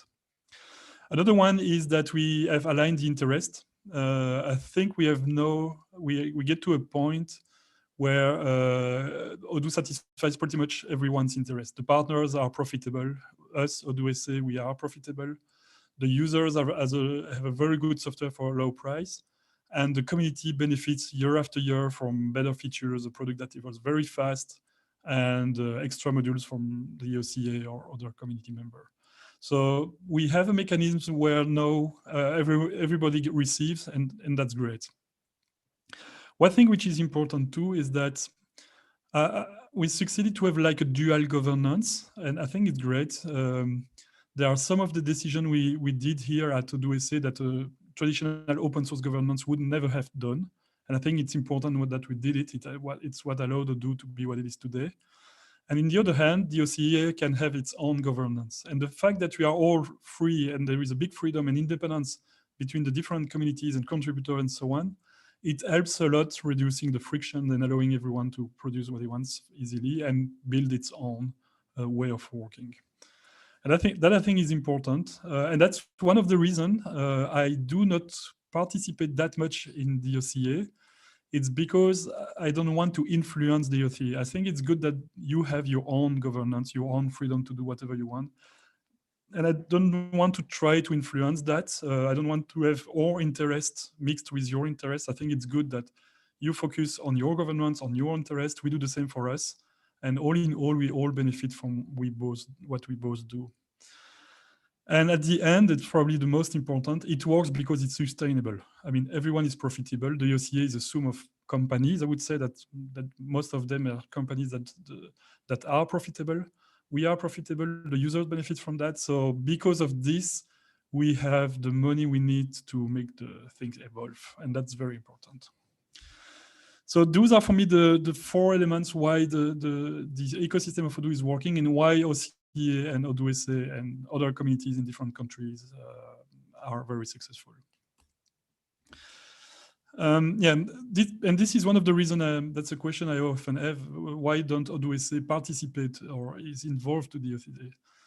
In my opinion, it's good that everyone has its own responsibilities. My responsibility or the responsibility of Odoo SA is to build the best product, open source product ever. That's what we do. And I'm 100%, I would say maybe 200%, but 100% dedicated to that. And I refuse to do everything else. I refuse to be invited in events. I never participate to board of companies. I have requests every week.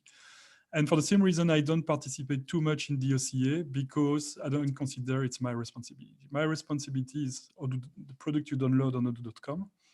And I think it's good that the responsibilities of OCA is different and come to complement what we do. It's a matter of focus. I don't want to defocus myself too much. So 100% of our resources are working on the product. And also it's because I like the fact that people are independent and having different associations that are independent because I think it reduces frictions. Even though it doesn't mean that we should not collaborate and discuss more, we are always very happy to discuss and collaborate on topics. So we are very active on the localization of the different countries working with the community. We had a discussion last week with Joel about the inventory management where we discussed the great modules they developed. So from time to time, we collaborate when we need or when the OCA need. We are always open to discuss and be there if you want information from us. To continue on the complex topics, let's explain the community and enterprise. But before that, I will re-explain why we came to that model. Because, you know, I'm a developer. I was passionate about open source. I'm still, one of my goals in life is to produce a lot of good open source tools. And so I always refused the open core approach until recently. And I will re-explain why we had to pivot on the business model, because we still have a lot of questions and frustrations due to that. And it all comes down to this graph. That was the cash of our company in 2014. We raised 8 million euros, so we could recruit developers to do what we wanted in the product. And as you see, very quickly in end of 2015, we only had 2 months of cash available. So basically, we could sustain the R&D with VC money but we couldn't be profitable with the open source model. We get to, and just before it was exactly the same graph with our first fundraising. So we had to change something.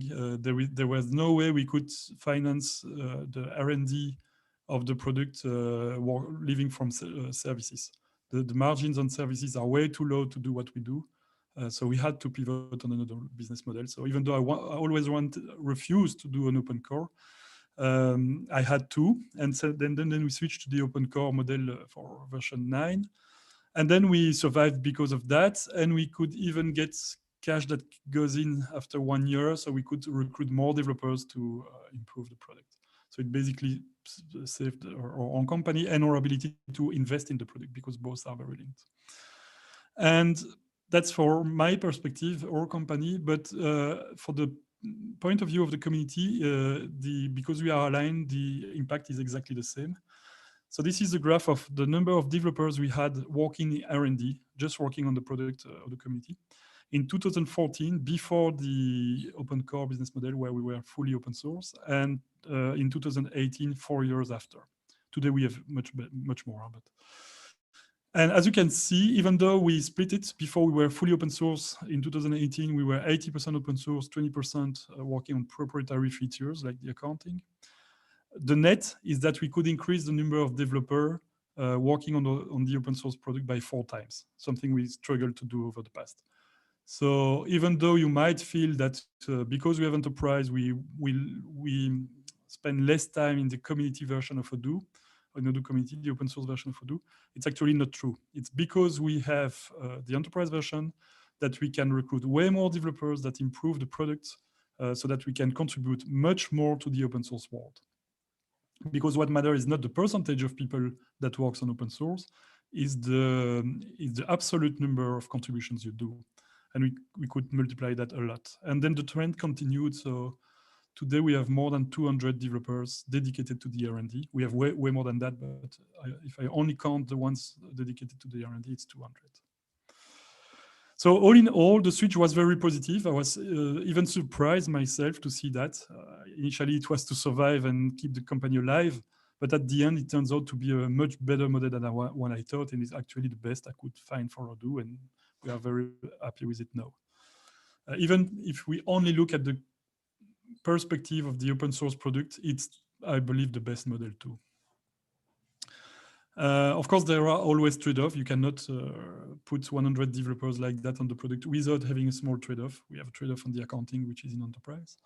But the pros and the cons, the pros are much more important than the cons, I believe. And so now we can make this statement that our goal is to make Odoo Community, the open source product, the best open source software for all its applications. So we want to have the best CRM, the best website builder, the best inventory management, the best MRP in open source. We don't have the best ERP because it's not an app of Odoo Community, it's an app of enterprise accounting. But it's still a massive contribution to open source to be able to bring a product that has the potential to be the best CRM, the best inventory, sale, manufacturing, purchase, website builder, e-commerce. It's massive contribution, and we are very happy with that. For some application, it's already the case. I believe we already have the best CRM and sale, purchase, inventory by far. For others, it's not yet, but we are working hard, and it's going to be very soon. For the website builder, it's the case since version 14. Before we were less good than Squarespace, I believe, in the website builder space. Now we are better. And that's why we say what's in community stays in community and what's in enterprise stays in enterprise. And I've had a few questions from the OCA about that, people saying that it's not true. So I think I should explain what we mean by that. What we mean by that, it's from an end user point of view. It's more about the features. Do we add or remove features? So what we mean is that it's a mindset for us. We have no plan to turn an open source feature into proprietary. We have no plan at all. We have no long-term strategy of doing that. I mean, all strategy is to continue to do what we have always done because it works. So all the community apps stays and will stay in the community. All the future improvement on these apps, all the R&D we'll do will also be open source. What it does not mean is that all objects and methods will remain from one version to another, because at the end, the product has to evolve we have to clean code, we have to remove, we have to change things. So we do our role of product managers, and we are okay to break things to make a better product at the end.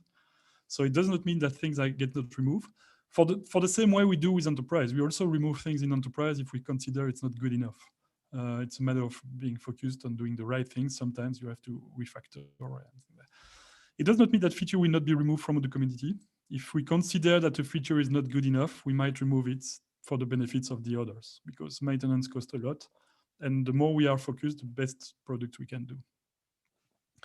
So the overall idea is we want the community to evolve, but we still do good product management. So we are ready to break stuff. We are okay to remove features or code or change, but it's always for the good. And we do the same for enterprise. If we consider that a feature is not good enough, we might remove it. Of course, we try to avoid. So if we look at the 1,000 plus tasks we have done for version 14, pretty much all of them were not about removing something. Maybe a few ones were, but most of them are not, because we try to avoid. But it's the life of a product to evolve. And when you have evolution and innovation, things change. Otherwise, you don't evolve. So why did we remove account fiscal year from Odoo community? I have to say I don't have the answer, because I was not aware of that 3 days ago. But I'm pretty sure it's something around the lines of, because it was an object that was, for us, dead code in Odoo community, because the invoicing application, which is in Odoo community, did not use this object. So for us, it was dead code in Odoo community. And when we had to refactor the accounting in enterprise, it was probably easy for the developers to have all the code in the same repository, rather than splitting the legacy code that stays in community and creating new ones in enterprise that inherits. So it was, I believe, a matter of simplicity. But for sure, it was not a plan for us to reduce community. It was also because we think in terms of users more than in terms of developers. What matters for us is the user. Do we remove something for the user? And for us, we did not remove something for the user, because Odoo invoicing does not use fiscal years. Having said that, this is not a golden rule. It's just a mindset. We sometimes break the exceptions. So I don't think we break the rule in Odoo 14, but we did it in Odoo 13. That was the slides of the Odoo experience 2 years ago. And at the time we changed. So there were some enterprise features that became open source. We have the list here. As some open source feature that became enterprise, you have the list here. Why did payroll become enterprise? Because we considered that as an end user point of view, we had no feature. It was not usable. Nothing was working, was on par with traditional payroll software in the market. And in order to make it usable, we had to invest massively in the localization in the different countries. It's a huge amount, so the only way for us to do that, like the accounting, to get to the level of traditional payroll software, was to make it enterprise so that we value it. But we consider that it was not a big removal because it was just not usable as it is. As a framework, maybe it was usable, but not for the end user. And all in all, I think in the balance, we put more in the open source ones, because those were more interesting features than the ones we put there. So it was always, I mean, deciding for the good, what I believe. Of course, if you nitpick and say, okay, we still remove something from community, but if you look at the big picture, usually we do for the good of the open source project, not usually always. And I'll finish with demystifying a few myths, some of the things I hear in the community that are just not, that are plain wrong. So it's sometimes good to remind ourselves about that. And let's go for some of them. I know that a lot of people are afraid of VCs, that they think that it's not good for the open source, or when a VC invests in a company, the company will be forced to, I don't know, monetize more or things like that. From my experience, it's not the case at all. VCs don't care about open source or not. They just care that the company runs well. And usually when they bring money in the company, it's good for the open source company, because it gives us more time to invest in R&D and also to find this good business model. For us, at least, for Odoo, if we wouldn't have had VC money, we would probably be dead way before. We could survive a few years to get cash until we pivot on the business model, because we had VC money. And never ever the VC have questioned the open source model of Odoo. When we changed the open source to the open core model, it's because I decided, not them. So I think they are good just because they provide money. And I don't think they are evil in the sense that they don't like open source. Actually, I think that if they invest in an open source company, it's because they believe in the model. Otherwise, they won't invest in it. And what about open core? Some people think it's bad, some people think it's good. I believe it also depends on the company. There are very good open core companies like GitLab or Nginx, and there are some where it didn't work well, like Sugar CRM or OpenBravo. So at the end, it's not about the model, it's about the company. And most of the time when the company failed, it was not because of the business model, it was because they didn't succeed to create a good product. For me, that was the reason why OpenBravo failed, is because the product was not usable. It's not because they had VC, it's not because they had open core. It's just that at the end, you need a great product. And if the company doesn't succeed to do that, the company is forced to pivot until it survives, until it succeeds to create a great product. So it's always because of the product. That's it. I think I'm good. Do we have time for the questions or not? Maybe one or two, not more. Yeah, no problem. At the end of the day, we have an Ask Me Anything session just now, so we can stay a few more minutes with you to get that. So I don't know who is gonna get any question here. I'm checking that.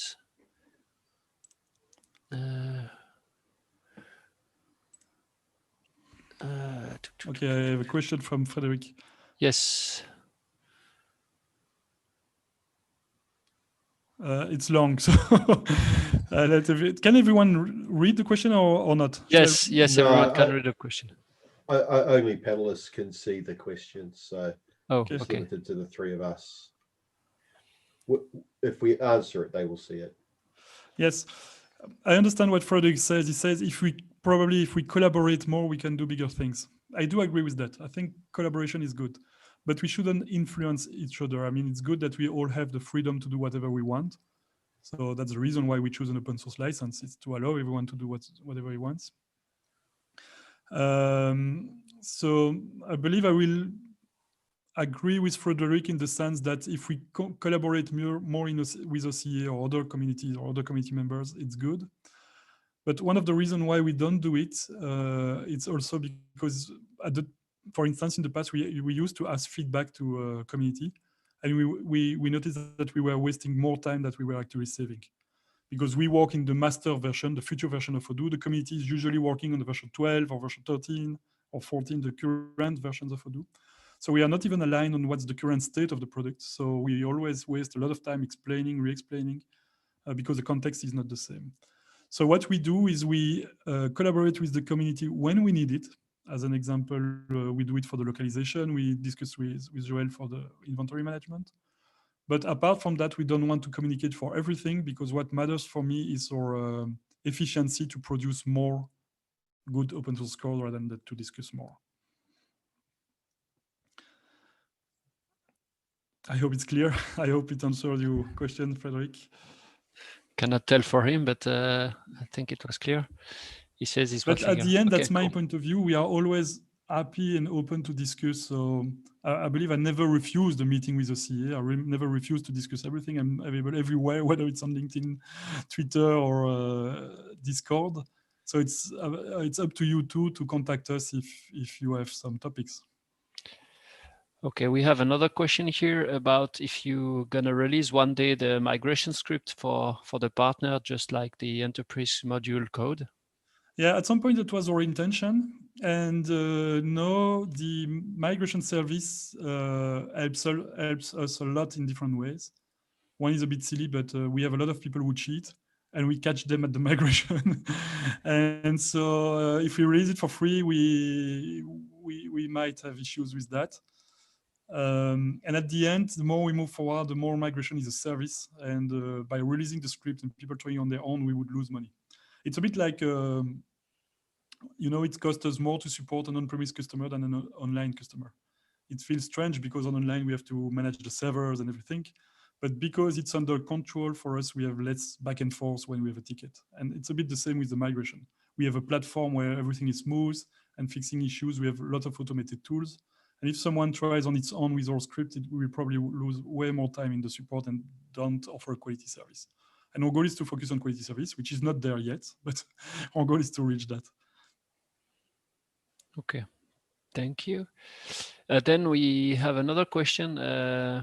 In what extent the OCA influencing the Odoo developers' break practices, OCA modules, coding standards? I mean, Is there any influence within your company from No. our work or our way of doing things? No. We are so much focused on what we do that we don't look at all at what the others do. And usually when we need something, we have a good example. We did a job queue recently, and we looked at what the OCA did, but I don't remember a case where we could get information from what I've been doing, at least reuse the code. Sometimes we have ideas, but what happens is not at the OCA level in the umbrella but at the people level, we do have very good contributors in the localization, in the source of information when we work with partners. So at the end, it's still the OCA, because it's like when we worked with Joel, do I work with Joel or the OCA? But it was a very good contribution. So, but on the governance, our governance is very different from the OCA. Odoo is a bit like a dictator, where I'm the dictator. It might seem wrong, but actually it's what makes us move much faster than usual. Okay, thank you. Then we have Rafael Valli that asks if there's any way to help or unlock the Brazilian Portuguese documentation of Odoo, because he thinks now the market there is very huge. So he was thinking, well, if you have any plan for I think we translating should the start by the documentation. right thing. And the right thing is not the documentation. The right thing is having a correct localization. And once you have a correct localization, we have seen that in pretty much every country, it unlocks the country a lot. So we have done it for Mexico, and everything exploded 1 year or 2 years ago in Mexico. So for sure, we won't start with the documentation. We have to start by doing a clean localization. And once we have that, I'm pretty sure everything will follow. And that's a matter for working together on that. We did it with the countries where we had very good relationship with partners. So we did it in Colombia with partners, in Mexico, pretty much every country in Latin America. Not in Brazil, but one day maybe. Okay, thank you. Then maybe a question of me. What could the OCA do to help Odoo SA in any ways? I mean, if you had any recommendation at your own. I think you should continue doing what you do. What you do is a very good service for our partners, and that helps us indirectly, because the more profitable our partners are, the best it is for the Odoo ecosystem. For the product, it's on demand. I think where we have the most need is in the feedback from the localization.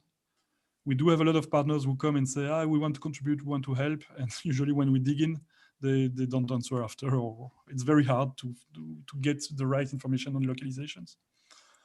And after that, it's project by project. When we had the refactoring on inventory a few years ago, we contacted, it's really case by case. Apart from that, we have a mindset where we don't use community module, not related to OCA or not, but at Odoo we use very few community modules. But it's because we are champions of doing out of the box. So I think the OCA is a better service for the partners than for us.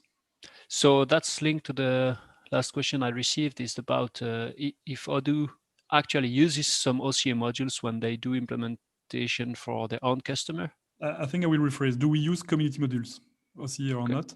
And the answer is pretty much never. Okay. Because the customer we are good at doing it, everything in standard, because we think it costs less. Doesn't mean that I think that the modules are worth nothing. I think the modules are very efficient for the partners, because the partners works on mid-sized companies, a bit larger companies, so they might need the modules. But most of the time, I think people waste too much time on custom code that probably is not required for the business.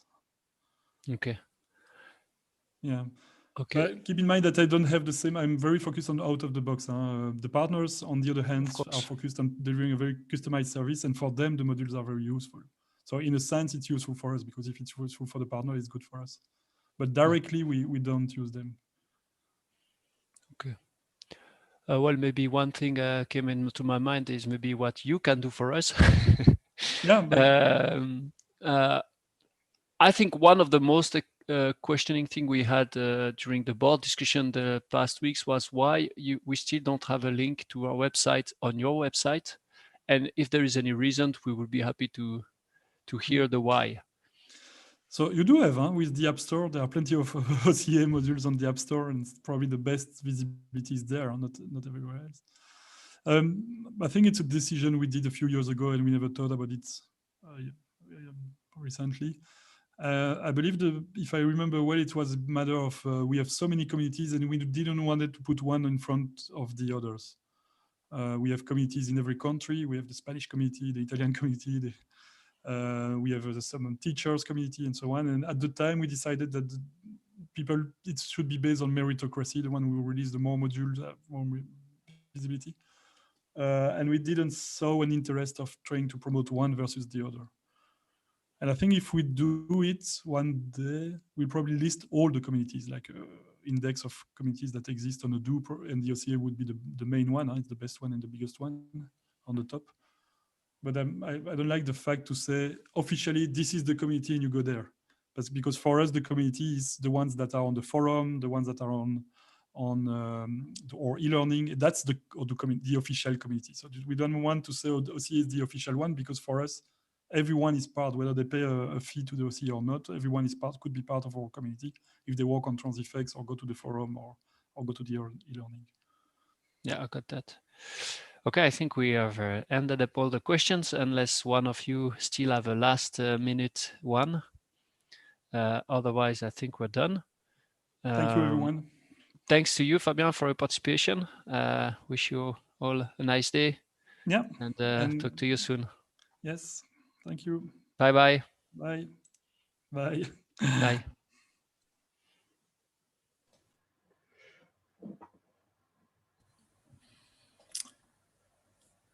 Hello. Yes, you've been joined. I think someone just promoted me as chair for the next session, which is... We've just put you up to panelists. So the next session we've got coming up is the board Ask Me Anything. So I'll just bring all the board in. So I'll do them in the order that they attend meetings. Oh, Joel's already here though.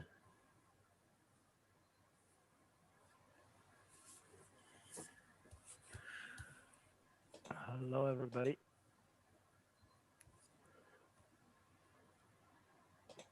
Is OCA meeting Simone?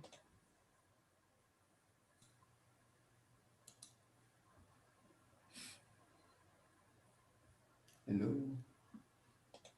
Hello, Maxime. Hello.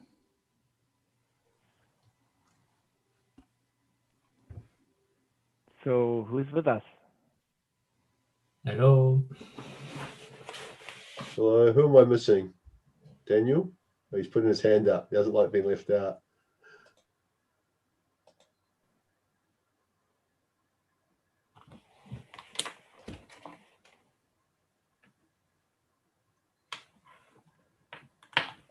Hello.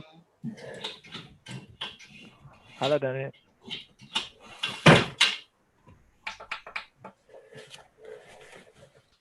All right, I'm just going to stop my stuff for a minute. I was going to switch over to some different audio equipment. Maybe Frederick, you'd like to do the introduction, seeing you're bold on screen for everybody while I sort this out. Get things underway. Can everybody understand me? Yep. Yes. Oh, perfect. So yeah, welcoming all of my precious fellow board members and all of the participants of today's community days. I think that was a pretty nice talk of Fabien, and I think we have a couple of questions coming in that are directly or indirectly related to all the stuff we heard this morning. So yeah, I'm encouraging everybody around very firmly to put all these questions, and yeah, we're up to answer every question that might appear.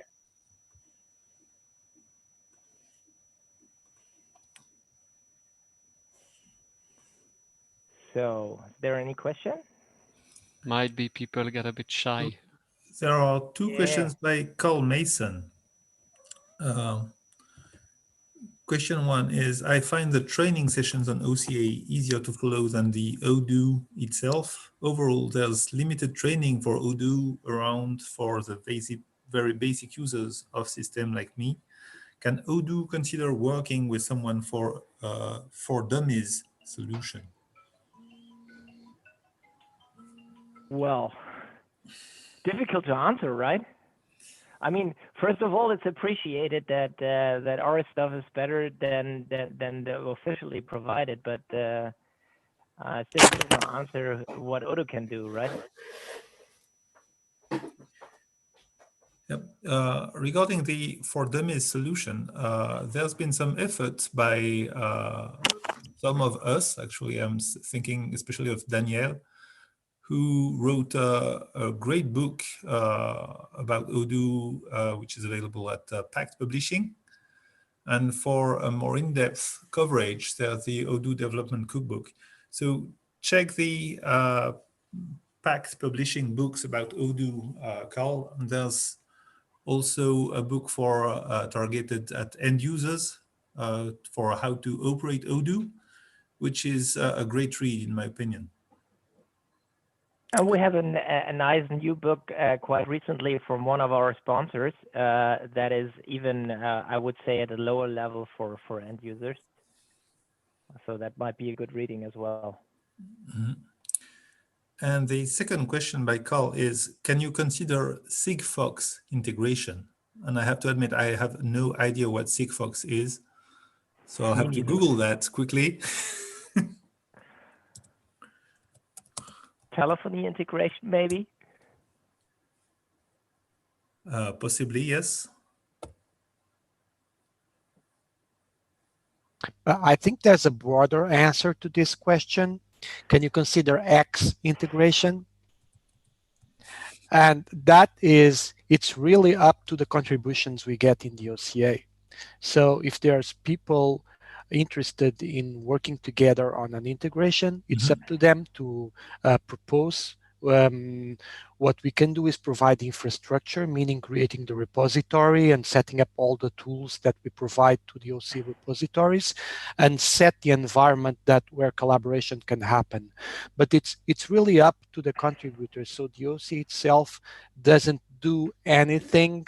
Like, it's not the OCA board or the getting a membership doesn't create contributions. It's everyone who wants to join the OCA as a contributor and wants to publish their code there that makes what we have there. So I think the answer is yes. You just need to be willing to work on that, or find people who are willing to work on that, and go ahead and propose that. I would say that most of the OCA module you find, it's because there are some customers or end user behind it that finances the developers to produce those. So if you want to have Sigfox integrators, I'm guessing one of your customers is requesting for it, and that's all the help you need, and the OCA will provide the services we do today, but that's coming from the demand is coming from the customer, the financing is coming from the customer, and if there's no financing, that's it, there's nothing. And that's how module gets created and migrated and maybe sometimes dies.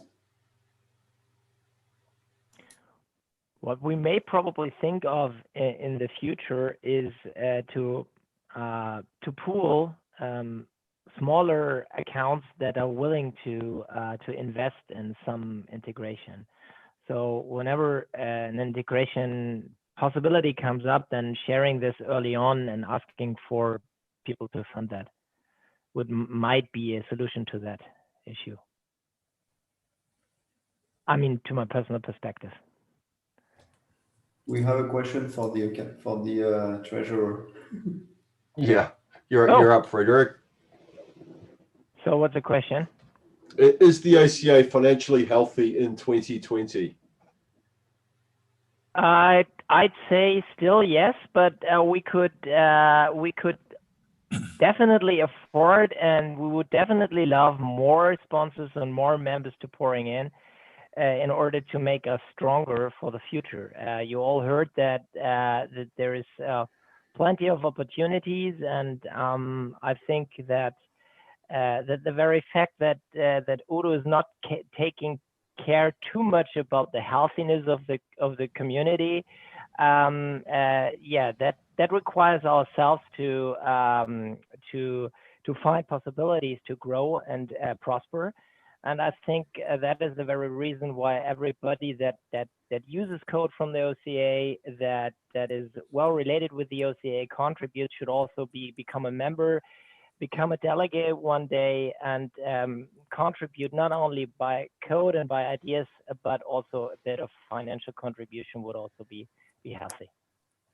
Yeah, and I think just to add to that, I mean, ordinarily our biggest expense in a given year is actually these days when we host them live.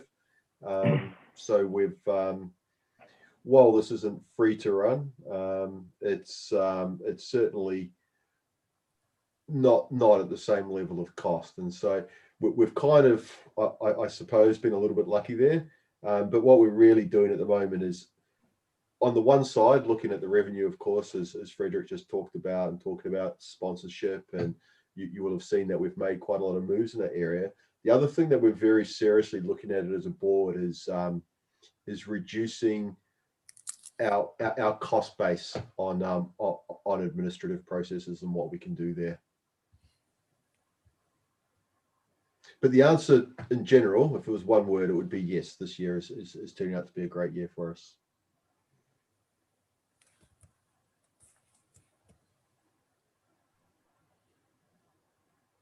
Question from Virginie.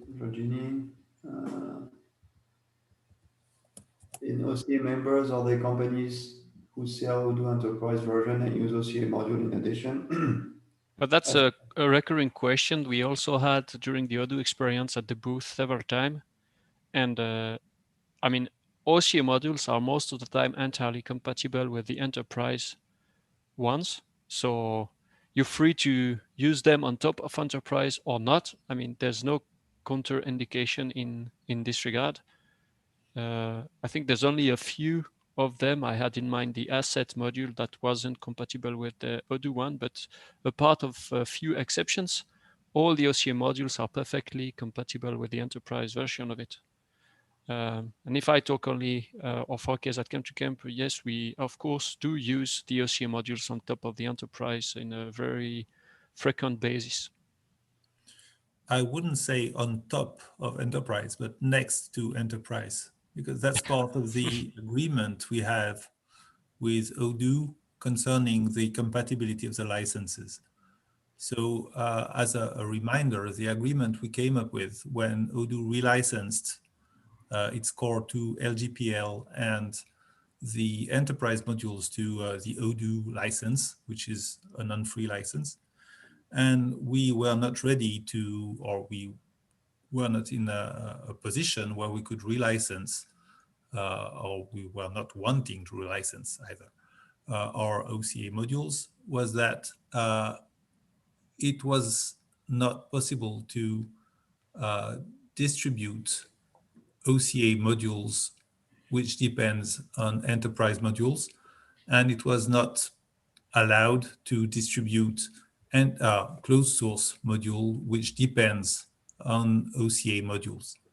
But we were willing to allow both modules to coexist in the same Odoo instance.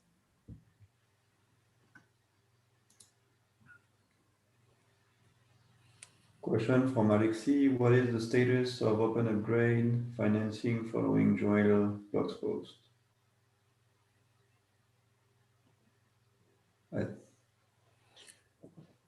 So I guess I'll take this one. So just to go back a little bit of history. So traditionally every year the OCA out of our operating budget has always financed the bulk of the open upgrade. And when we started to look at our finances, the way membership was going and the cost of open upgrade, we decided that it was no longer sustainable. So it was kind of an urgent response to what was already a wider discussion around funding and sustainability and everything else. So we rapidly put something out, and that was the open upgrade finance Joel's blog post that's referred to there. And well, Max, you were one of the leading lights on this in terms of the model that we would use. And we haven't reached our target, but we do need to find a way to make open upgrade sustainable in the long term. And the reason for that is it's quite simple, is that it's a shared cost across all of us, every partner, every customer, but it really does benefit from being the work of a few. And so, yeah, it's still an open question, but big shout out to, I'm going to get this wrong, it was the Italian Community Association that helped us finance Open Upgrade for this year. Judging by the blank look on Max's face, he's not sure. Yes, yes, it was the Italian community. I'd say I think it's surprising that in general to see that with such a big community there is so little activity on the Open Upgrade project, considering the level of players, and the contributions are very few. And considering the importance of the Open Upgrade project, not only for the companies that want to migrate their Odoo community, but also to companies that want to migrate Odoo Enterprise, because at least in our experience, it is important to use this tool to have better control of your migration if you really want to be in control. So all in all, I think I would like to add the question back to the community is, why don't you use Open Upgrade?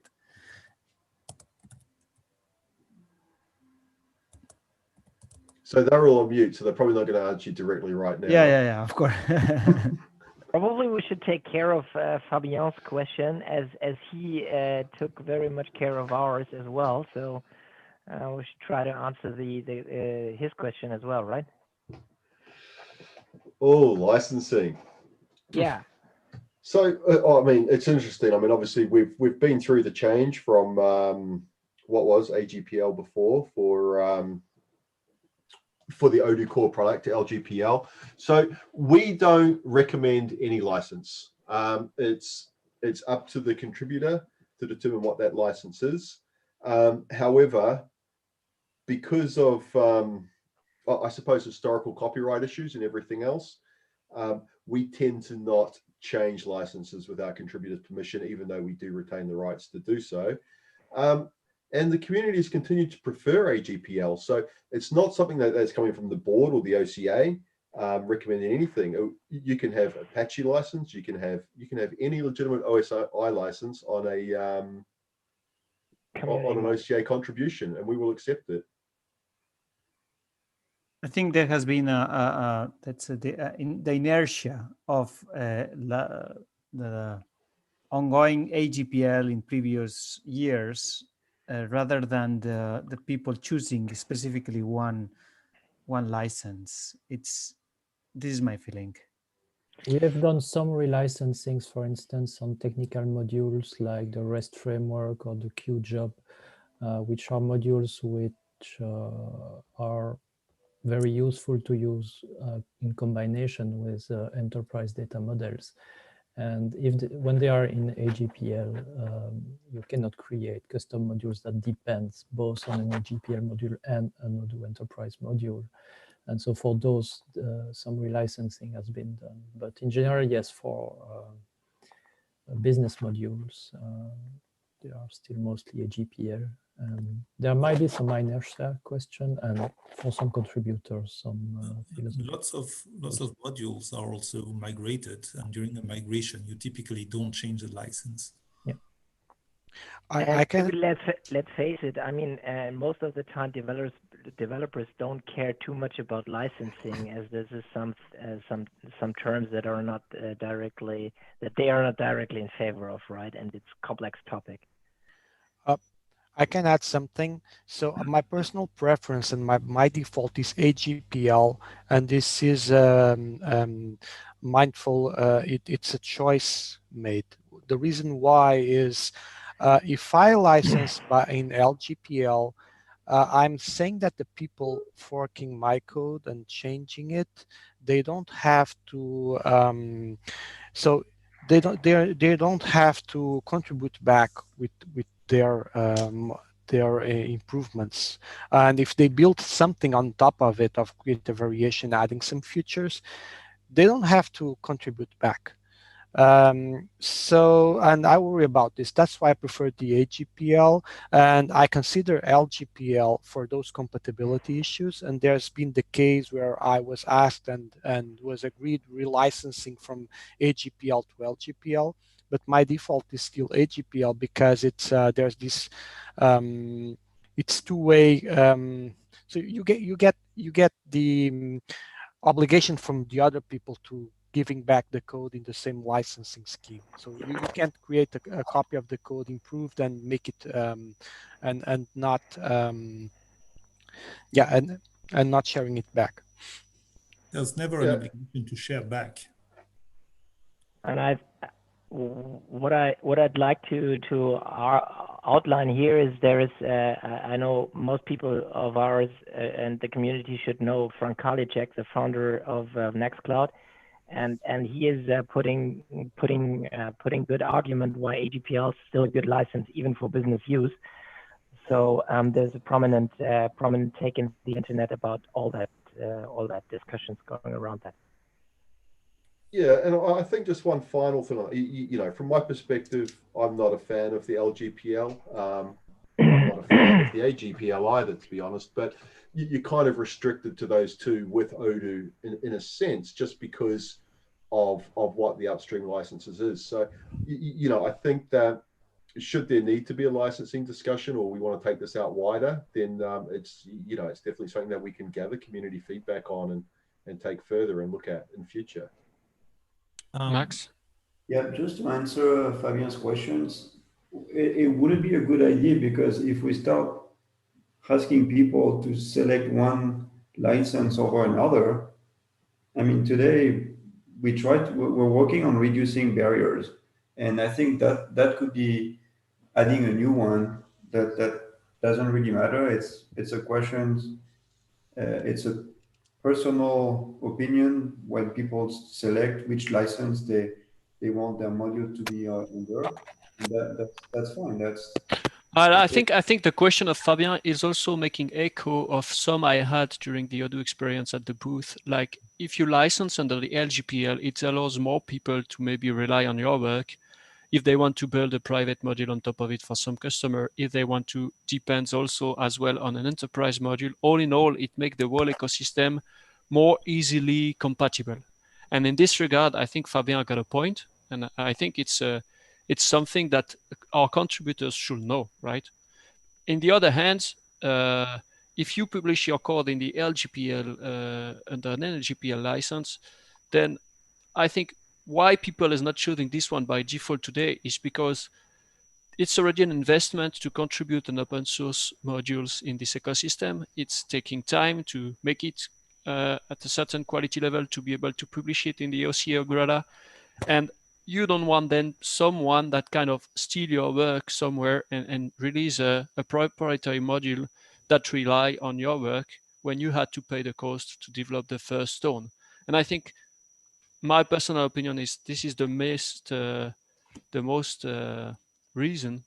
reason why people are choosing the AGPL for now. It's more for a fear of getting kind of stolen somehow, rather than favoring compatibility. I think that's the main point here. I hope that answered the question. I see a lot more questions, so unless someone has something important to add on this part, I suggest we move to the next question. Yes, also keep an eye on the clock. So something that we might be able to do is just we've got a daily wrap up scheduled for the end of the day. We might be able to extend the session into that and move the wrap up into tomorrow morning. So we'll answer as many questions as we can for what? Say the next 5 minutes? Yep. Let's try to answer them more quickly.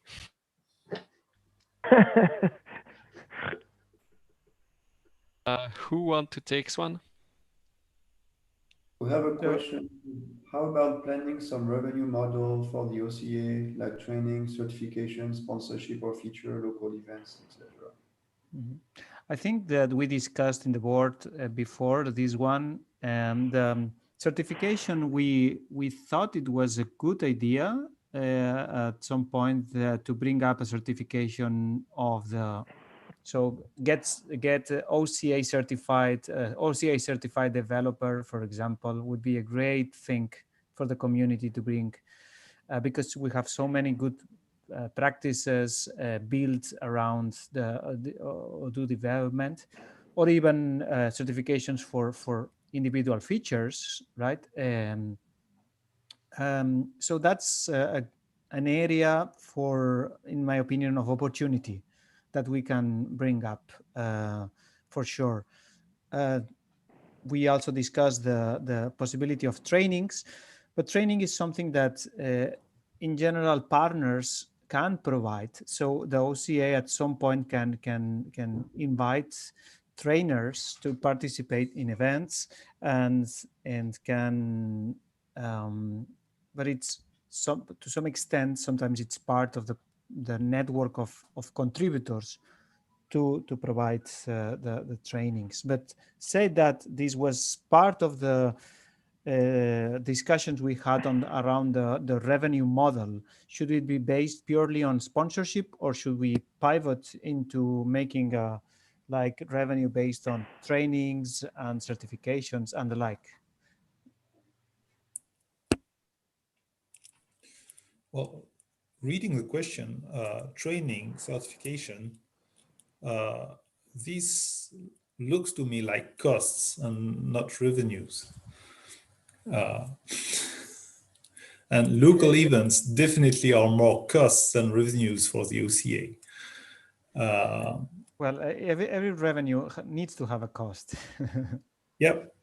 But since we're a not-for-profit organizations with most people working as volunteers, it gets hard to make revenues out of this.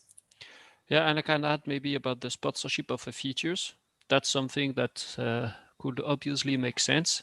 Yes. We've tried several times. The best tried was using how it's called, Maxime, this features that allows people to donate on a GitHub issue to be solved. Sponsor. Bounty source, exactly. But honestly, it did not reach any success here, and therefore we kind of let it go.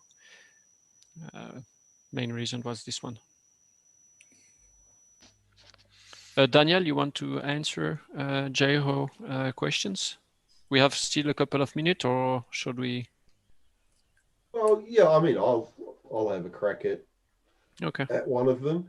So, I mean, both of those questions are, for me, aren't necessarily board questions, right? There's nothing that the board's discussed that would say that that's a no-go area, or nothing that we've really discussed that say that's something that we really want to do. So a lot of that innovation is really driven out of the community, particularly the technical communities. So the maintainer tools repos, MQT, server tools, open upgrade, those more technical repos where we tend to find our strongest contributors of that technical stuff.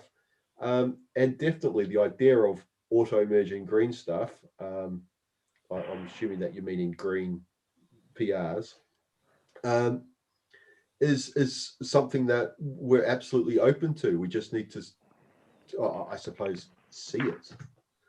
You know, we've made a lot of advances in tools that I've seen. I mean, I don't do a lot of PRs. I don't do a lot of that sort of stuff, but I've certainly seen that, you know, there's the GitHub bot and there's the different bits and pieces. So certainly the community is evolving our tools at a rapid pace. And if someone has an idea, and there was just, was it last couple of weeks, there's this merge helper tool from Sylvain Legal that does some migration, module migration. Yeah, module migration. So all these things, you know, that when I see questions which are technical in nature, like, so for example, your other question, would you be open to replace the current open upgrade system? That's a discussion for the open upgrade team. That's not something that we would stand in the way of one way or the other, as far as I'm concerned.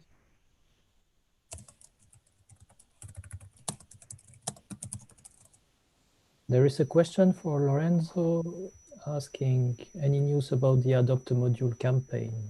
Should it be promoted more? I think that's a very good question, because the maintainer role has been here since like 2 or 3 years, and is still little known in general by the community. And that's a way to give a lot of freedom to module maintainer to work on them and do active maintenance of them.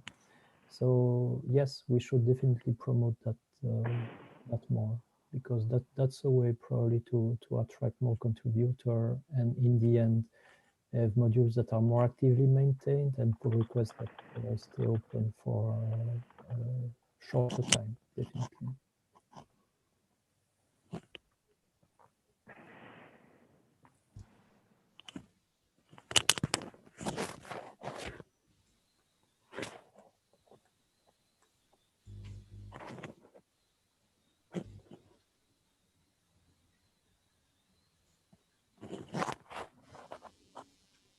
Off you go, Daniel. Have a go.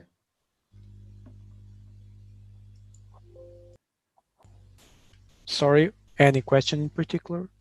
Yeah, there's a question by Mike Derstappen, who asks if there's a way for the community to contribute to Odoo CE. So the answer is definitely yes. You're able to propose pull requests to the Odoo repository. Okay. Thing is, generally, these pull requests should target the master branch. Okay, so the future stable branch of Odoo, and not the current stable branch, because the Odoo stable policy will often prevent new features to be added in the Odoo core in a stable branch. It's different from patches and fixes, bug fixes, who may or may not be accepted by Odoo. But ultimately, you have the possibility to propose contributions to Odoo CE.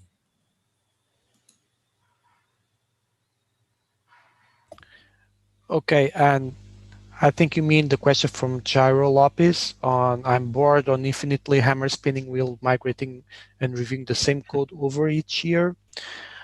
Are we going to have a bot that does forward, backward ports and auto merges green stuff? Here, my take on this, this is on my wish list. So actually, there are some steps toward this. Right now, we do have an OCA bot that is extensible. So it's open for contributions for these kind of tasks. For the forward ports and backward ports, that's something really I think it's worth having, at least creating the pull requests, even if there's conflicts to solve then and needs some human attendance. I think it's important. If I fix something in version 11, there's some pull requests created for 12 and 13, at least for people knowing that bug is there and needs to be attended. So this would be a good contribution for our OCA bot. And I don't think it's being worked on right now. So if anyone listening here is curious and would like to contribute, this is a good opportunity for that. There is an open issue for that, actually, okay. and it's being discussed. Thank there you. are some technical blockers at the moment, but okay. So Jairo, we are on the same page here. Not there yet, but we have the tools to work on it, right? Okay, I need to switch meeting because my talk is going to start in a few minutes. So okay. Okay. Thank you, Stefan. Thank you, Stefan. Hey, and Raphael, we've seen your two questions. Probably you can discuss them further on Discord. And Mr. Zoom user, I'm not sure who you are, so please get known on Discord if you want to discuss this. I unfortunately won't be able to participate in Discord discussions this afternoon because I'm chairing here on this track.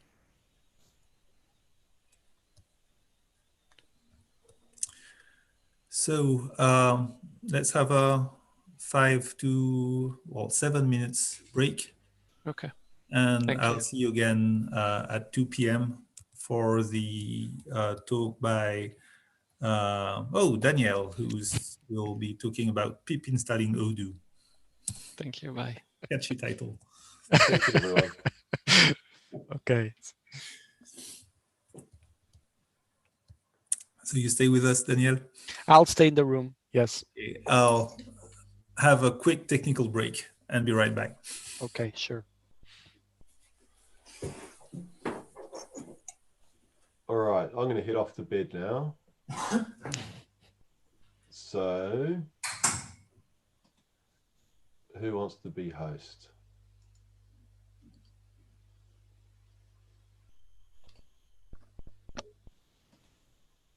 I'll be presenting, so I can't offer.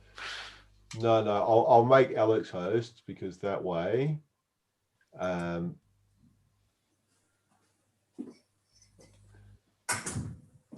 if he needs to restart the live stream, he can do that directly. All right, good night, guys. Good night, everybody who's listening to me talking internally, and Okay. I shall see you all in the morning. Okay. Yeah, have a good sleep. All right, yeah. Good night, guys. Daniel, maybe you can flag the question of gyro as done. Okay.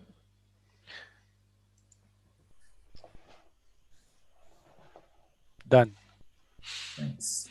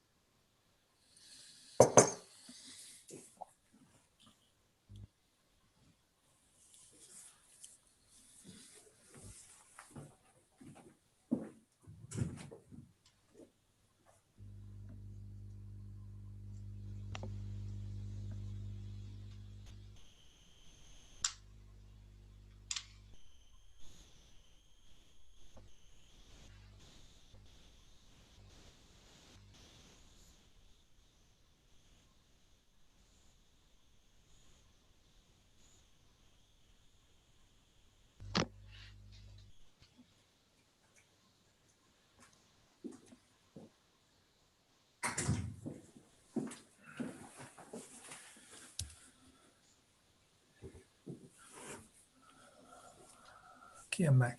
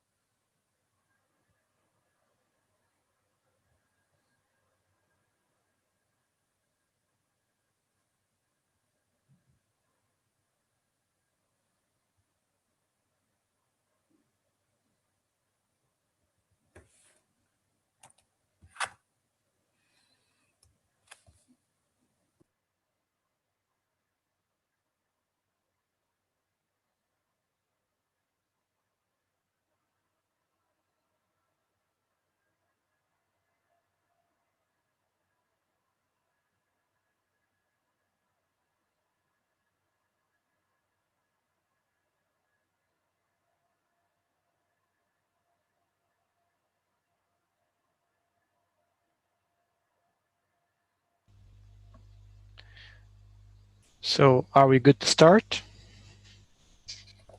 I think so. So next talk is Danielle, who's going to explain how to pip install Odoo. I love this. Okay, thank you, Alex. Let me introduce myself. I'm Daniel Reyes. I currently work as a consultant at Open Source Integrators. I'm actually leading the European office for Open Source Integrators. That's a US-based company. Just won the prize for best North America partner. And I'm also involved in the Odoo community since its beginning, quite some years ago, and I'm currently a board member at the OCA. So today I'd like to talk with you about PIP, about how PIP tools, what kind of compatibility we have with PIP and Odoo. So this is my agenda for today. Let me move to the next slide. First, what kind of problems are we solving? Why is this a question? And then I'll do this is a high level or an entry level talk. If you're expecting to discuss all the PIP installation and dependency intricacies, this is not the right talk. This is really an introduction. I realize a lot of people are not aware of some of the concepts I'll be presenting. That's why I came up with the idea of presenting this to you.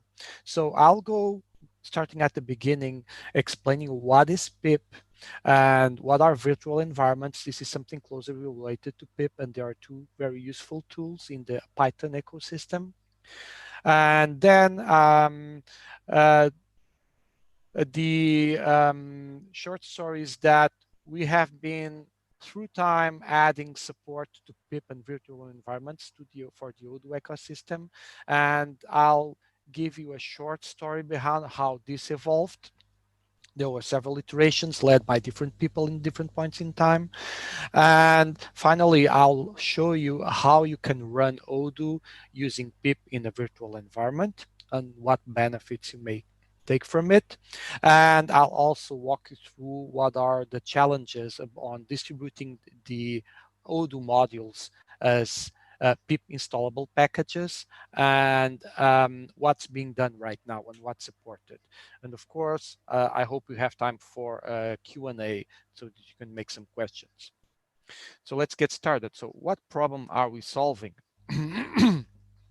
So Python comes with a package installer that's called pip. So what does pip? You run, pip allows you to automatically install a package and discover and install all its dependencies. So you probably in Ubuntu systems or Debian, you have apt, so you can apt install a package name and it will get all the dependencies it needed and the dependencies of the dependencies. So you have a dependency resolver and you get everything installed in your system, and the package you asked to install is there then ready to be used. So the equivalent of this in the Python world is pip. So pip is the tool that you ask to install a package, and you can have it locally or it can search it in an online index, which is PyPy, and it will automatically download that package, find the dependencies, download the dependencies, download and install the dependencies of the dependencies, and you'll get in your system everything you need to run that package. So wouldn't it be great if we could do the same thing with Odoo?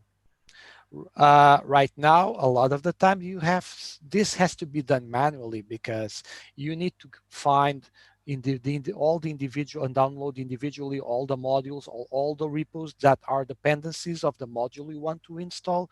So you need to find what are those and download them and make them available in your add-ons path. So there's quite some manual work to do the equivalent of that to Odoo modules. So wouldn't it be great if we had a dependency resolver for Odoo modules? And the next question is, okay, Odoo is Python, right? why don't we just use what exists there? If Python has a dependency resolver and installer that's pip, why can't we use that for Odoo modules too? So that's where we'll end at the end of this talk. So right now, today, and we can install pip install modules. We can pip install Odoo, and it's possible to pip install modules. Now, if this is the best approach for your customer deployments, I'm not sure. So there's different answers for different people. My point here is for you to know that these tools exist and how they work. Okay, and you can make your assessment and decide what parts of this you use, or if you use anything at all or not. So this is the problem we are solving. So the dream is, I want to install the HR employee first name OCA module, and it just, or I want to install MIS builder, and I just pip install MIS builder, and I get everything I need in my system, all the dependencies needed. Okay, that's the vision. So, and here's an example. So there's the OCA REST framework, and I want to install the base REST module. So this is a module that enables, allows you to create REST APIs in Odoo. So this is a framework to create your REST APIs. And this module has some Python dependencies. It depends on Cerebrus, PyQuery string, parse accept language. So these are Python dependencies. You need to pip install these before base REST can run. But it also has some Odoo dependencies, Odoo module dependencies. It depends on the component module, and the component module is hosted in a different repo. It's actually, sorry, it's actually hosted in the OCA connector repo.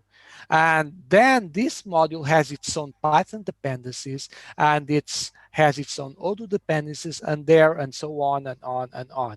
Okay, so I want to pip install base REST, and it will resolve all Python dependencies and all Odoo dependencies. So that's what we want to achieve. So what is pip? Again, pip is an acronym for pip installs packages. That's what I found in Wikipedia, at least. And it installs Python package in the current Python environment. So this is an important concept. These packages are installed in the Python environment. I believe right now for Ubuntu systems, this is your user space. I think in previous versions, it used to be the system. You had to run it with sudo.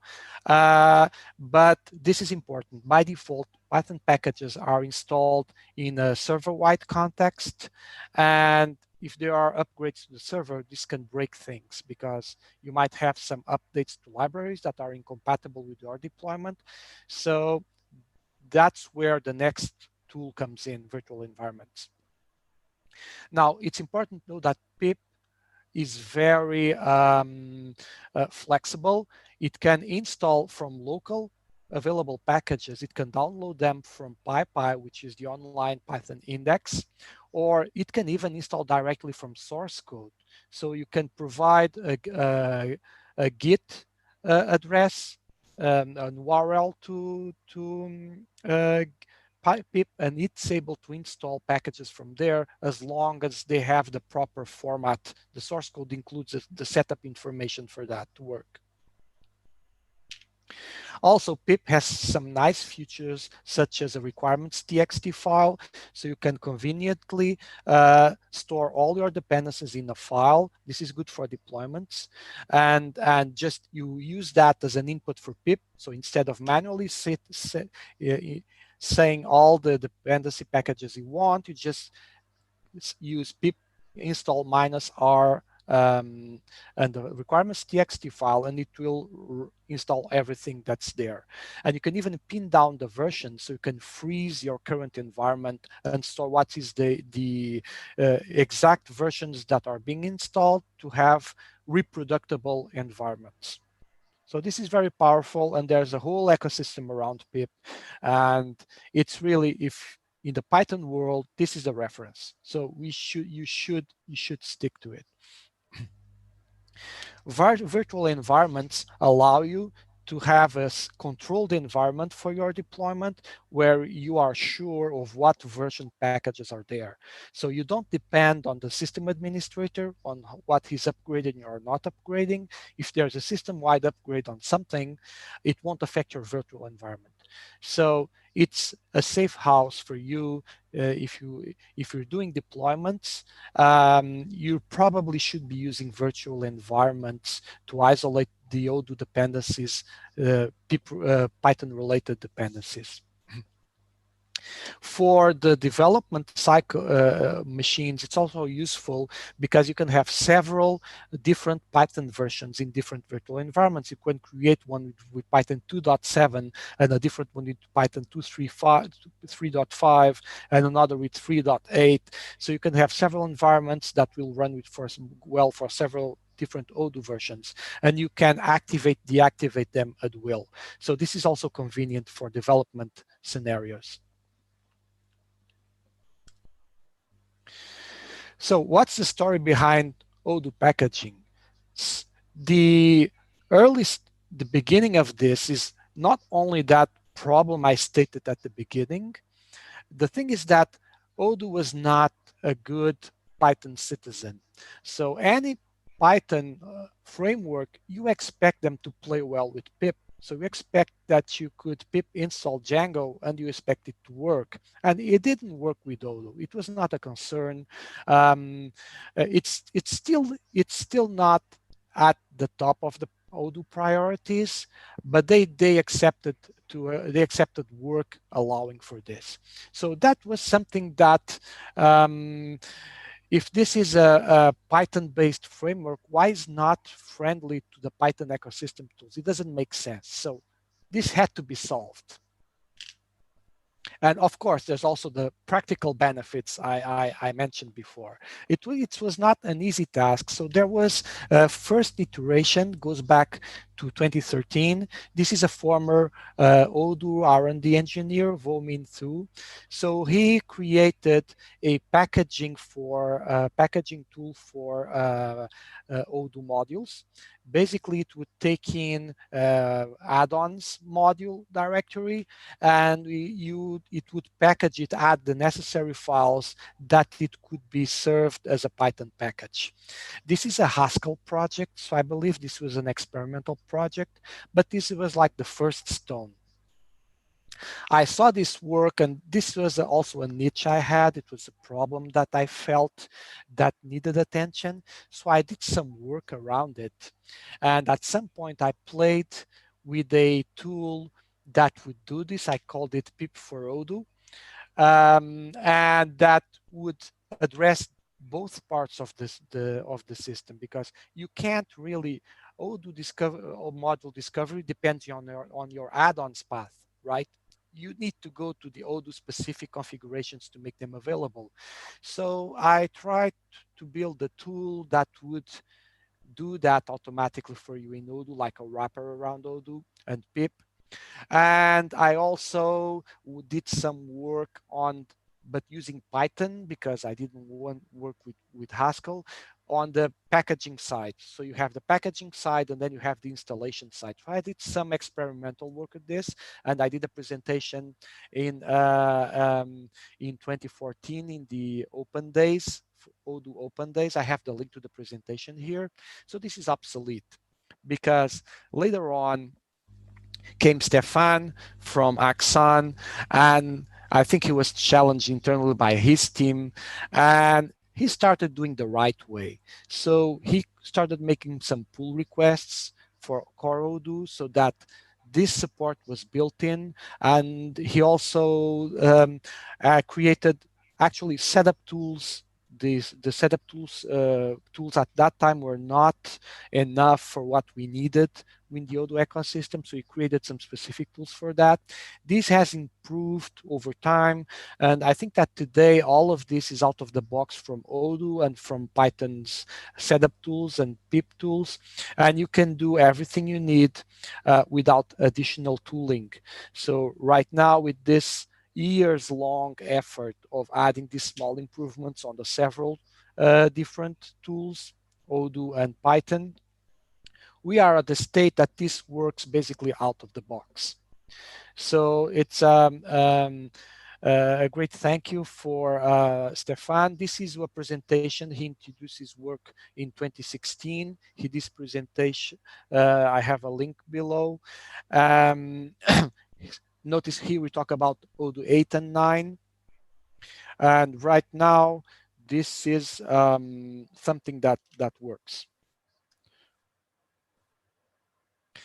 So today, it works out of the box. Not only it works out of the box, but we also at the OCA repos, we have automated the publishing these apps. The packaging and publishing is automated, and all the OCA modules are available on PyPy as Python packages so that you can pip install them. So here's an example.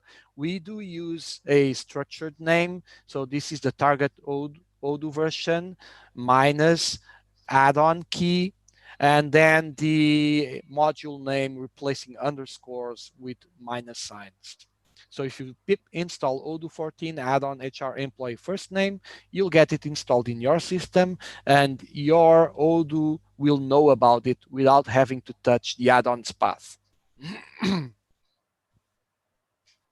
So how does this work? So let's give you here a short demo.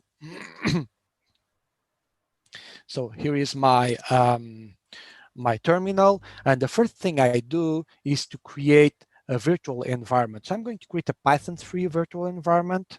Right now, the recommended way for doing this is using module venv.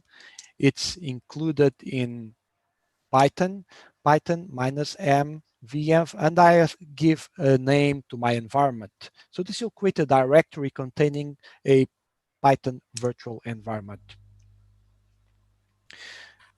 So actually this... can just add, if you're using a Debian-based distribution, you need to install Python 3-virtualenv to be able to have this module. Correct. Yes. Thank you, Alex. So this created a directory called myenv. Okay. And now I want to enable my environment. Actually, I have an environment enabled from I was playing around. Let me deactivate it. I had this myenv1 activated. Now I want to enable my virtual environment. So pip will install on whatever is the active environment. Right now, the active environment is my user space.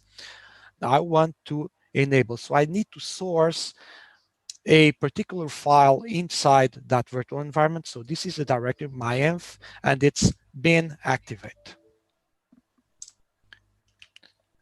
Of course, source needs to be typed correctly. I think you know that. And now I'm on virtual environment. And this contains its own Python interpreter. So if I run this command, I can see that right now I'm using the particular Python version installed inside this virtual environment. Being here, I can now start pip installing stuff. And the next thing I can do, going back to the presentation, I can install Odoo. So this is the pip install Odoo, and how I usually do this. I do this every day. I use this every day, and my development environments use pip installed Odoo. So you can pip install, and now you just give the path to the Odoo source code. So you clone your source code. In my case, I have the Odoo source code at my work 14/Odoo. So here I have my Odoo source code. This is a Git clone from Odoo source code, no modification, okay? And I can pip install. So this is Odoo. Okay, this is a relative path, okay? It's important if you pip install Odoo, right, like this, this looks like a package name, and pip will try to get it from PyPy, and this is not published under PyPy. And even if it were, you're not sure what version of Odoo comes down with this. So I clone the code, and I'm installing this directory. It's where I have my Odoo. And what this will do, it will install all the dependencies declared there, and will install Odoo in my virtual environment. So this may take a minute because it needs to install all the dependencies from Odoo.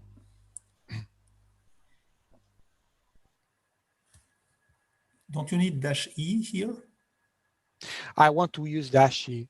Yes. Yes. Thank you, Alex. So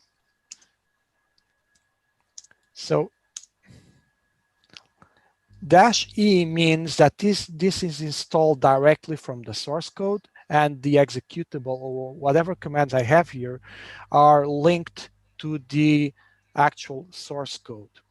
So it just creates links to that source code. Like if I modify the source code in that Odoo directory, running Odoo will consider that. So this is like called a development installation or a live installation. The -E is important here. While this installs, right now it's collecting all the dependencies and installing them. It's also possible to install directly from GitHub. See here on my presentation below. You can provide, instead of a local directory, you can provide an URL and install directly from Odoo and specify the branch or even the SHA or even the commit number. This is needed to say that this will be installed as Odoo. So you can install directly from the source code, and this will download the source code, make it available. It will make a clone in your virtual environment, and then pip install it. The only reason I don't recommend this is because this does a full clone, and that's a big download. So I prefer to manually do a shallow clone with depth 1, and then do a pip install to that directory rather than doing this. And also I have more control over where the code is stored. So you can see that Python here, pip here is very flexible on installing directly from source code too. And if you have the -E, it's running directly from the file, from the checkout of this repository. So it will immediately use code changes that you are doing to the source code because it's using that source code. It's not a copy installed somewhere in a site packages directory. Okay, so this may take a minute while this is installing. Let's go to the next item here on my presentation, so we have some time left. Now, this is for Odoo itself, and you can install Odoo here. The benefit you'll have, let me just give you an example with the other environment I have. So my env1, I thought I had my env1. So, okay, so my env1 being activate. And I think here I had pip installed Odoo. So pip list.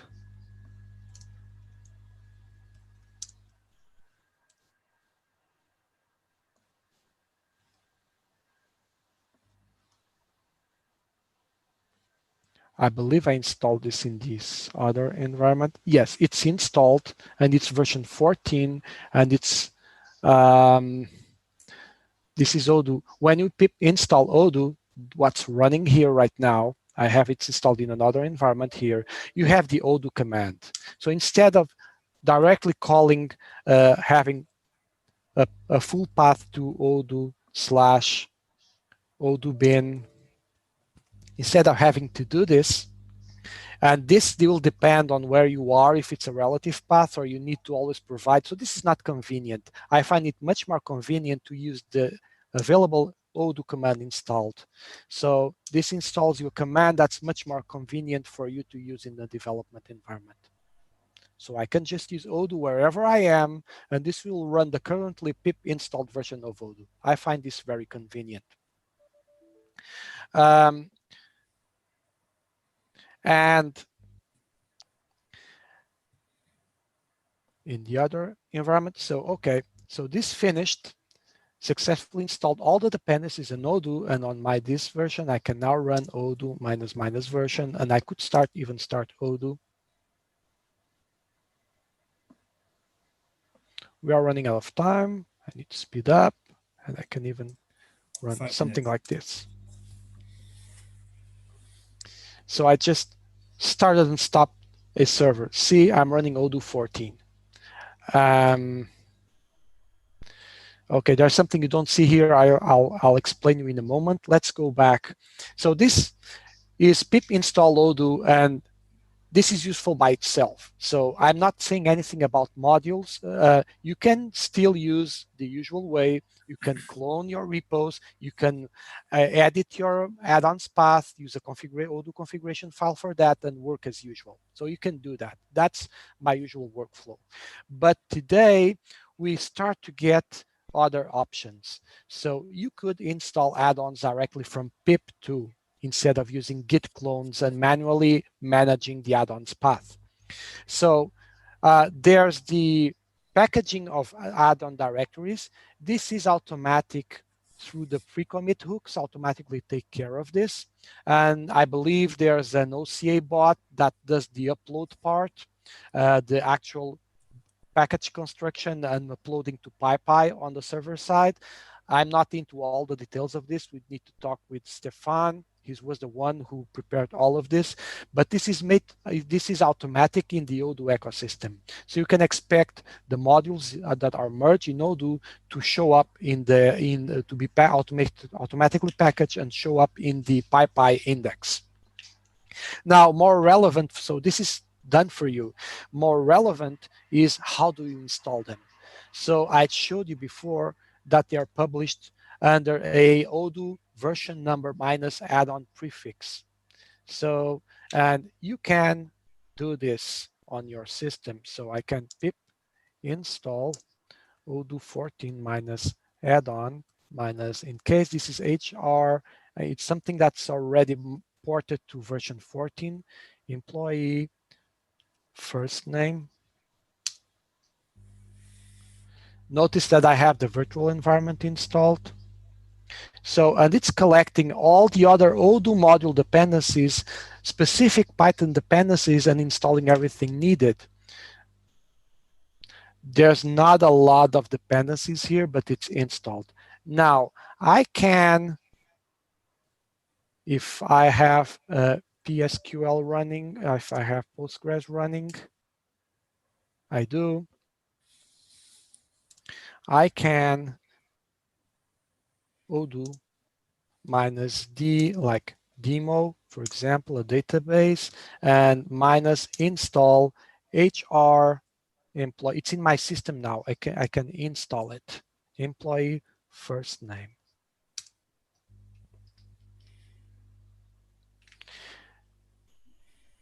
Now, notice here on the add-ons path, see this here? The my-env-lib Python 3.8 site package odoo add-ons. This is in the add-ons path. So pip takes care of putting this module code here, and odoo knows that it should look into it to find the modules. So, okay, actually, this will take a bit because it's creating a new database. I thought I had this one created for you. Let me check again.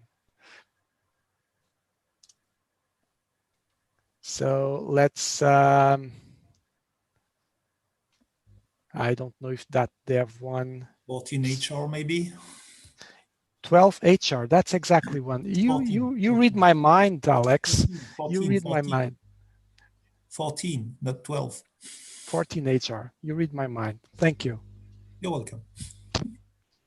This will be much shorter because I have the dependencies installed.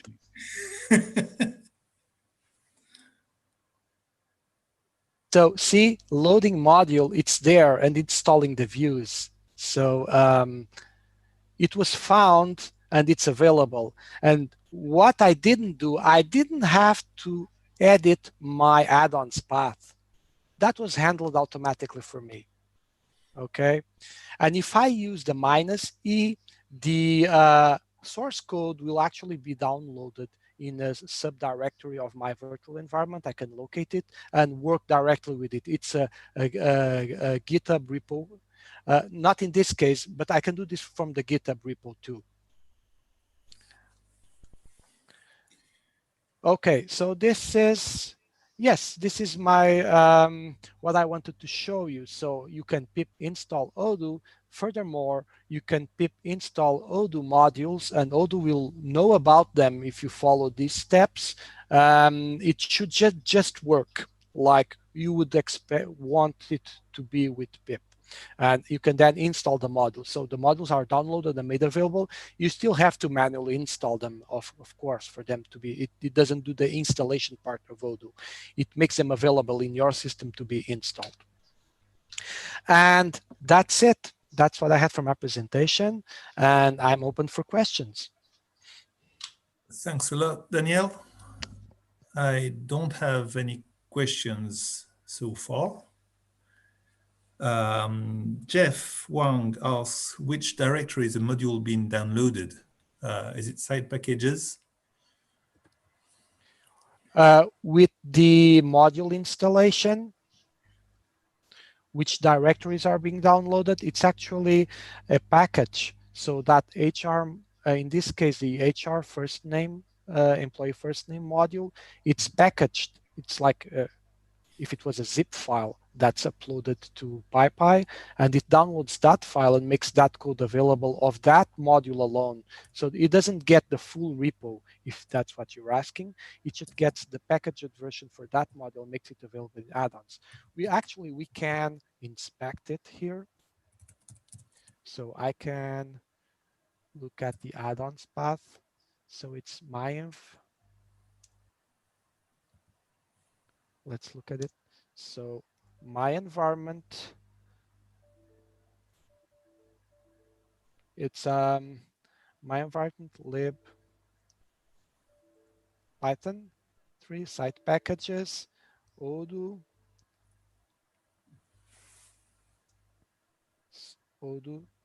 /add-ons. So actually there's two modules there. There's a dependency. So these are just like extracted from the package that was downloaded from PyPy. Okay. Next question by Mike Verstappen. Why are we not using Python versioning instead of creating packages for every Odoo version? Python versioning? Well, I think it's mainly because Odoo modules are not compatible against Odoo versions.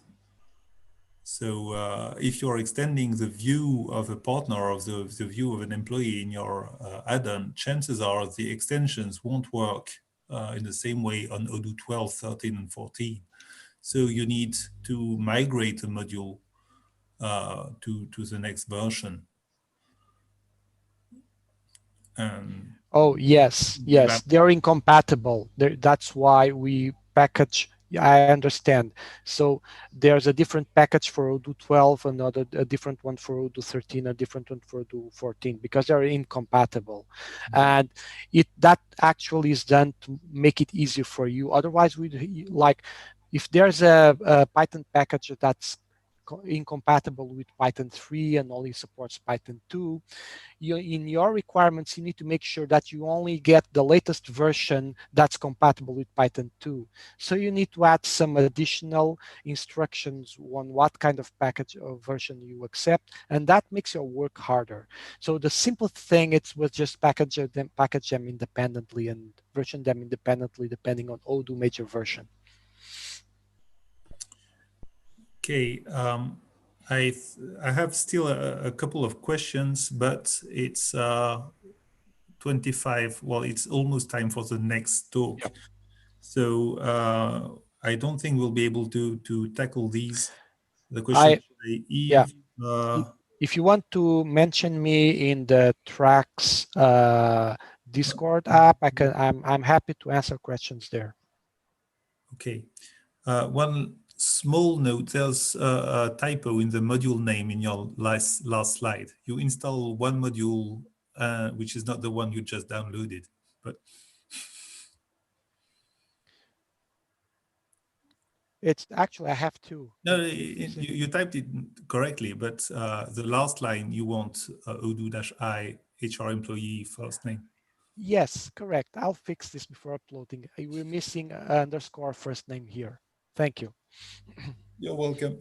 Thank you very much, Danielle. Thank you. And the next talk is, I think, by Joel about the WMS. Hello, Alex. Hello. So for people wanting to discuss with Danielle further, please join Discord on the Track 2 room. Thank you very much, and thank you for your attention. Joel, if everything's okay for you, I think you have the floor. Okay, so let me know if you if you see the slides. Yes, I do. Okay, cool. Okay, so welcome to this talk about the Barcode app. So we're going to go through a few topics here. The slides are much too long for 30 minutes. The goal was intended to get some documentation also in the meanwhile. So I'm going to skip some of them during this talk to keep the schedule. First important notice, of course, Camp2Camp was driving most of this project, but it's a joint work of several stakeholders to achieve all this work.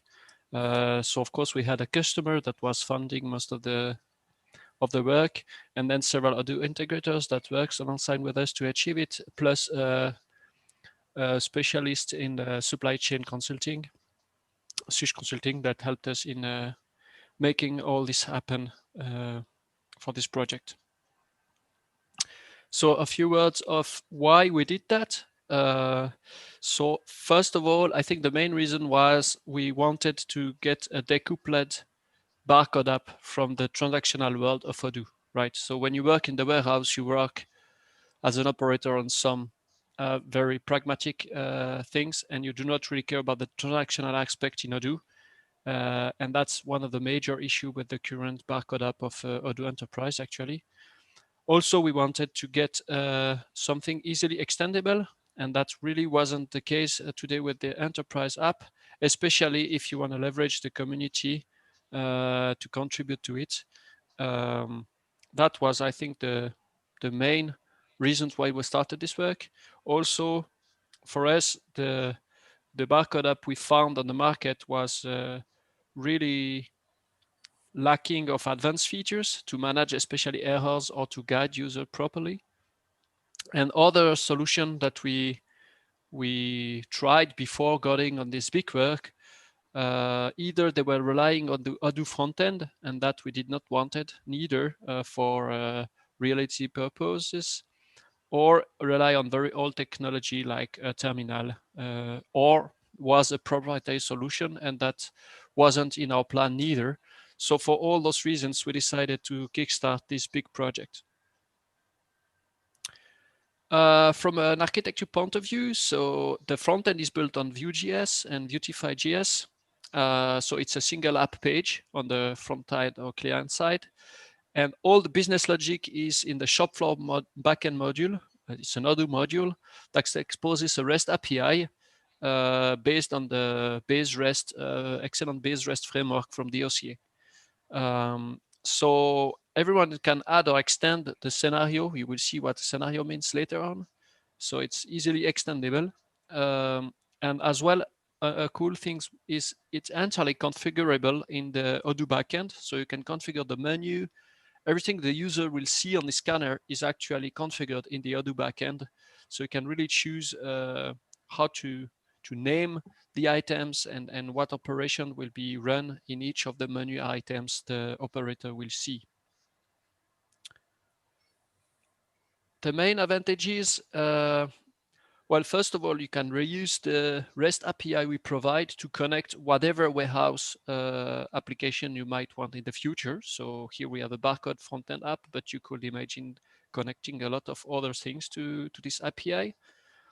Then each of the scenario we provide is really the most efficient scanning sequence for a job.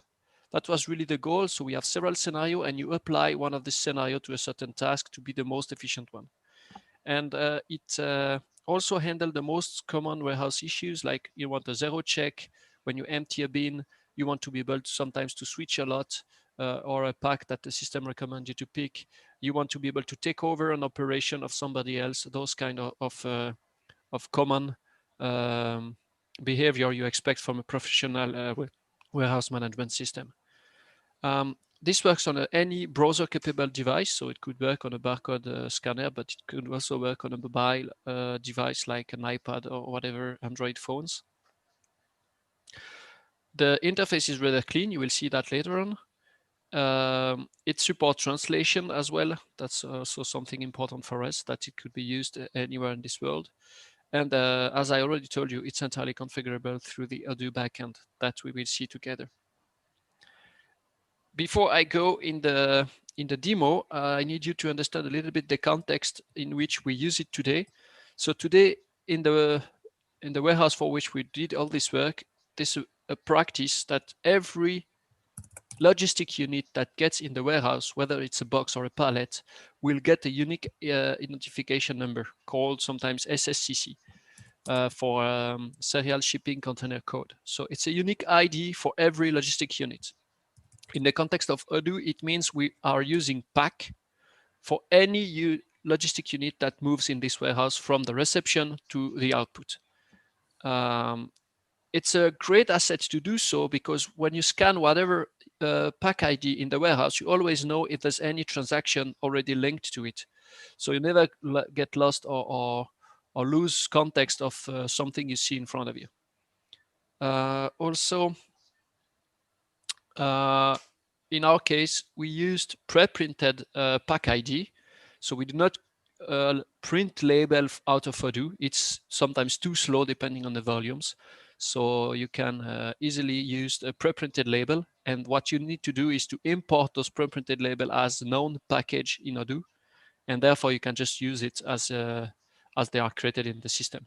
So those are the important points to notice before we dive a bit further on the thing. So the configuration, you can find the configuration part in this menu here at the far end of the configuration of the inventory app. Those are the things you are able to configure. So we will start with the profile. So the profile is intended to be created for each zone and machine type. So for example, in our case, if I have a look on the profile we have, so for example, we have a profile for every picking operation, a profile for every packing operation, for transport operation, or for example, for the high bay. So this you create whatever you want. It's a user will thereafter log in a given profile, and each profile is linked to one or several menus. So it's a way for you to organize the different operations that people can process. And it's advised to create a profile per machine type and or zone. And then you have the menu item. So a menu item is actually a link between a profile, a scenario, and an operation type or several operation type. So basically what it means, I just want to see if I can zoom in a bit. Let me just 1 minute.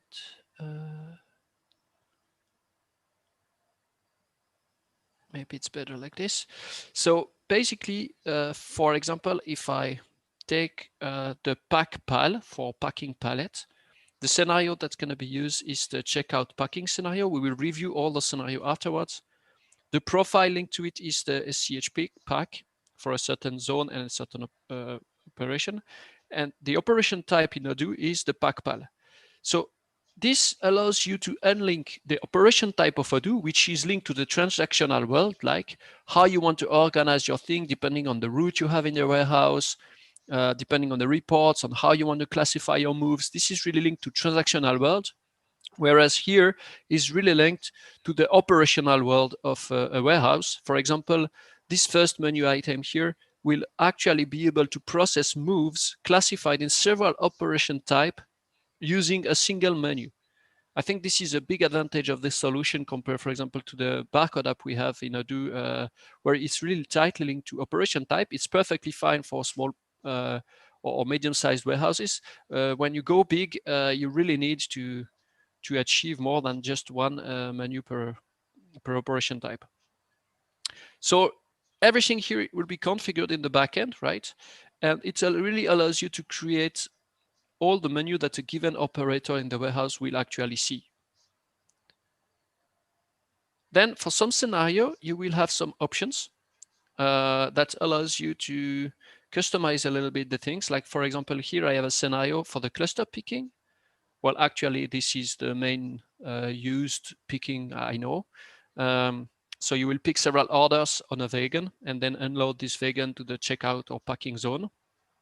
And here you have an option to automatically create batch, and you can actually tell the system how many batch at the most you can include in one batch. If there's any volume or weight limit, I don't know, maybe above 500 kilo, the picker is not able to move his wagon anymore. So you want to limit by batch of 500 kilo or something of this kind. So those are the available options. Not all scenario get options, but some of them. Today, this is all the scenario we have. So a single pack transfer to move an existing pack from A to B. A location transfer scenario, this move all the content of a location from A to B, C, D, or several destination location. We have the zone picking, a very interesting one that allows you to pick lines across several operation type based on a zone being a location in the tree of location in Odoo. We will see this further as well. We have the cluster picking, as I told you, picking several order. The checkout and packing, this is to realize the packing operation, and the delivery to ship it. Well, the single pack transfer is probably the least interesting for all of you. Maybe I skip it to get more time for the other scenario. So basically, the example, you can use that for making putaways. For example, when you receive something and properly labeled each logistic unit, for example, pallets with a pack ID, then you can scan it to process the putaways, and it's actually move a pack from a location to another. The screens look like this quickly. I go over them as I rather prefer focus on the others. Then we have the zone picking. So the zone picking is probably the most interesting one to see here. So in our case, it's used in the high bay, for example, to get all moves of a given ASIL independently of the operation type, right? So you want just to work in a zone and get all the moves there, and you draw your own plan and you decide what to pick when. So basically, you will have the possibility to take all goods from several locations in one ASIL, and every of the goods you have to pick will be packed in a new pack if you pick part of the goods, or you can just retrieve the whole pack if you take the whole pallet, for example. So here we could go through a little demo. So this is actually the barcode app that we see now, and I'm gonna go in the high bay to realize this zone picking. So first thing I do, I scan the zone where I want to work, and the system displays me a little summary per operation type of the thing I have to do. And here I will ask for the replenishment move that I want to look for. And the system will display me a list of the moves I have in this ASL to proceed with. It's a responsive screen. If you have a bigger screen in this part, you can also display it like this. And you can order it either by location or by priority, depending on what's best option for you. So there, the pickers really choose with which move he's gonna start picking things. And he can scan either the pack, either the location. So if he scans the pack, it just get directed. Oh, I made a mistake.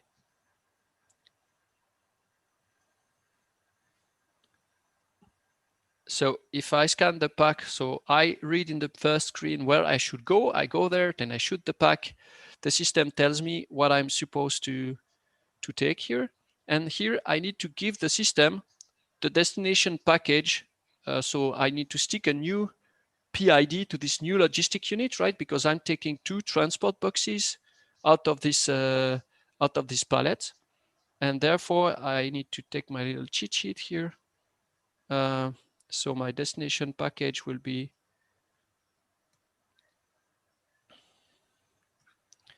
this one. So I take 2 boxes and I place them and stick this new SSCC to this pack. And then I can also just tick here to confirm the pack I take. This is another option for selecting a line I want to proceed with.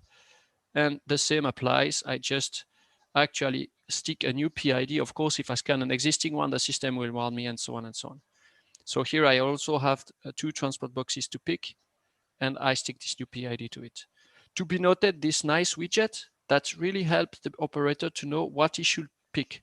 If it's a retail box, a transport box, a pallet. So instead of just seeing quantities, you really know how many boxes you have to touch. And this is really helping lowering the mistakes in such an operation. So when I'm full, right? So I have taken my pallet, I have put the first line I have taken, I have put the second line I have taken, my pallet is now full. I can ask to unload it at the destination, and therefore I just can check that what I've picked is correct. And when I'm happy, I just need to confirm the handover place where I put this pallet with the content on it. And the system will just confirm me that the package has been processed. So at this stage, we have moved our goods from the ASL to the handover place. So that's the zone picking. Just checking the time. Yeah, okay. So that we've seen 15 minutes left. 15 minutes left? I double check. Yes, next talk starts at 10 past. So actually 10 minutes left. Okay.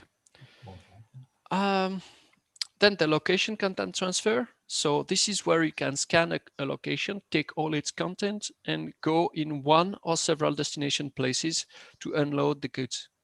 So we can absolutely use that to take what I just placed on this buffer, right, and take it to unload it at their destination placed. So actually, you can, as I mentioned, take the whole location content and place it unload everything at the same place, or split it and put it on several places. In this scenario, you can also trigger the pathway computation that will actually help you find a destination place for your goods. So I will go in the proper menu for doing so. So again, this is another machine, right, that's gonna take the goods from this handover place in my case, and that's the menu item. And here what I do is I scan the location where I just uploaded this pallet with the 2 boxes on it. And the system tells me, okay, that's what I see. That's what you should get here. And this NSB place is where you should go. So basically, I just need a cheat sheet here. So here I would have the possibility to unload everything at one place, or I can just ask to split by line. And in that case, the system will tell me, okay, Now you should proceed this pack. Please confirm me that you're taking this OCA Days pack 4. So I will do. So I confirm I'm taking this one. And here I say, okay, I put that in this place. Then the system will tell me my next package to process with. This is the 03. And there I can maybe say, okay, this one I put in the number 2. Important thing to notice about this scenario, you have several options you can do. I did not show to get skip lines. So when you will unload the goods and the corridor when you want to go is maybe occupied by somebody else, you can just skip a line. So the system will switch to the next one and you will be asked to process this line at the end. This could help when, I don't know, there's water on the floor or whatever happened that you cannot go there. You can just skip the line and keep going. Seems obvious, but it's very important features. Also an important point of this location content transfer that it computes a smart path for unloading your goods within across the different locations, right? So it will try to compute for you a smooth path across all your zone to get your put away a smooth one. That's it for this location content transfer, I guess. So now we will see together this cluster picking. So as I've mentioned, the cluster pick in my case will pick up stuff in the shelving zone and bring it to the packing zone. And a cluster pick means I have several goods in several bins, and I'm driving a wagon with several floor, and I will attribute every picked product in a bin of the wagon, if you want, which is materialized as a pack in Odoo. And I will try to gather the goods of the same order in a same bin. If I have no more space, then of course I can use another one. So that's about the cluster picking. What else that I talk afterwards? Okay, so let's go ahead. Just need to check my cheat sheet here. So to get to the pick, I need to switch profile. So the guy processing the picking is also using another machine that the guy processing the transport. And here is all the different thing. I will work in the parcel picking. And here you remember we had several options when we configured the menu. So if I go back, when I pick, I can ask for getting an automatic creation of batches. And then the system will take the most priority order to pick when I hit this get work button. Or I go for a manual option and the warehouse manager have to create batch and assign them to people or not assigning them. And the first one hitting the button is taking the batch. This is the two, those are the two options available here. So in my case, I did it an automatic way. So when I hit the get work button, the system create the batch, and at this stage, I can always cancel it or I can start it. If I start it, I need to go to the end.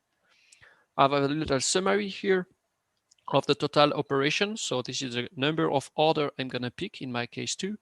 I have 4 lines to pick for those 2 orders, and I can have more information if I use those buttons. If I'm happy with that, I choose the vegan appropriate for this operation, and I can just start it.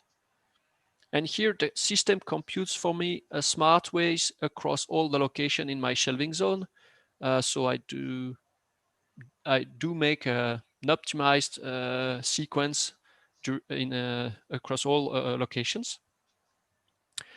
And to pick things here, we always recommend people to actually scan the location. It's usually a good practice to always scan the location because the barcode is reachable and it confirms you're at the proper place. You could also scan the package, right? So both are supported by this scenario, but we recommend always to use this barcode there.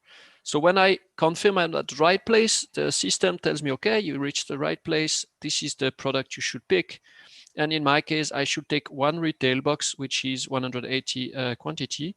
And here I need to scan a destination bin of my wagon in which I'm going to place this product. So in my case, I will use this one for this order. Oh, you see this one is not empty. I need to take another one. So here we see that I cannot use a pack or scan the pack of a vegan that is already taken by somebody else. So here it confirmed me I placed it in this bin and I should continue my tour. So in that case, I pick the second position. I confirm I'm reaching the place. It tells me what I'm supposed to pick. And here I'm gonna place it in the second bin of my vegan. Then I keep going. You remember I had 4 positions to pick. So I will pick them all. And here you see the system is proposing me to put it in the bin 5 because it belongs to the same order that the previous one. So this is I will gonna do because I have space for it. So I just put it in the same bin. And maybe we will do another example here. So I will confirm I reach this place here. Oh, I made a typo.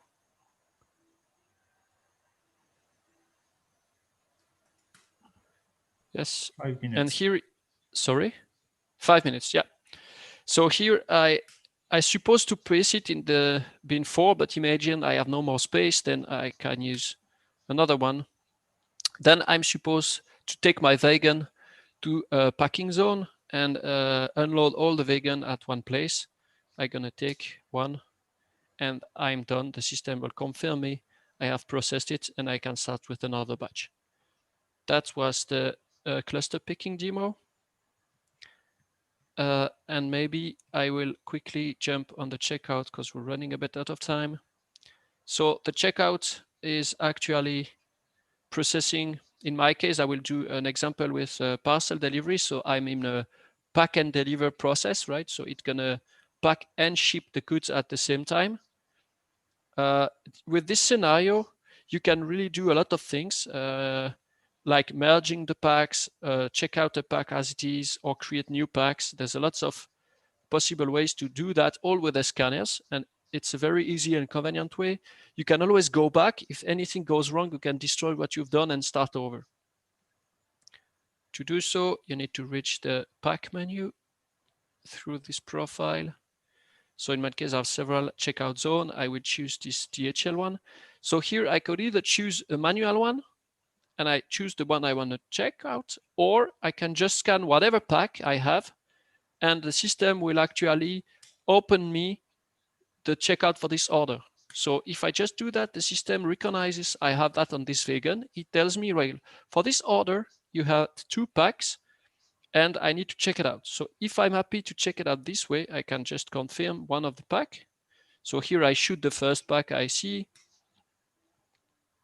and I can just assign it to a new pack, for example. And the second pack I will also check out. And here I could stack those 2 packs together. So I just choose existing pack and I can just merge it on the new created pack. And here I have just 1 pack with my 2 products in it. So I ship it as 1 box and I mark it as done. And the system will then take a little bit of time and call the DHL API, print the labels, and output everything I'm supposed to stick on my box. So this is for the checkout. I have 3 minutes left. Seems a bit like a sprint. I just want to show you up this delivery. Time for questions. Time for questions? Well, there's okay. at least 1, 2 now. I take 30 seconds just for one important information about the delivery. The main advantage of this scenario is like you're just scanning the pack ID you have in front of you that you load in the truck. You do not really need to choose a delivery order on which you want to work, right? You have pallet in front of you, you load them in the truck, you just shoot whatever pallet you load in this truck, and then you have a menu that helps you to see with a progress bar if there's other pack or pallet that belong to a same order, so you do not forget to load all packs related to one order in the same truck. So this is the main advantage of this delivery. And now I give some time for the questions. Thanks a lot, Joel. It's a really impressive demo you made here. So first question by Kitty. And Kitty is wondering if the barcode app you've shown will work only with the full WMS, or could it be made to work with the standard inventory app? Yeah, it's a good question.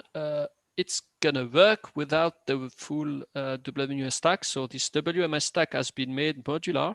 So you're free to use only a portion of it or additional features as long as your needs keeps growing.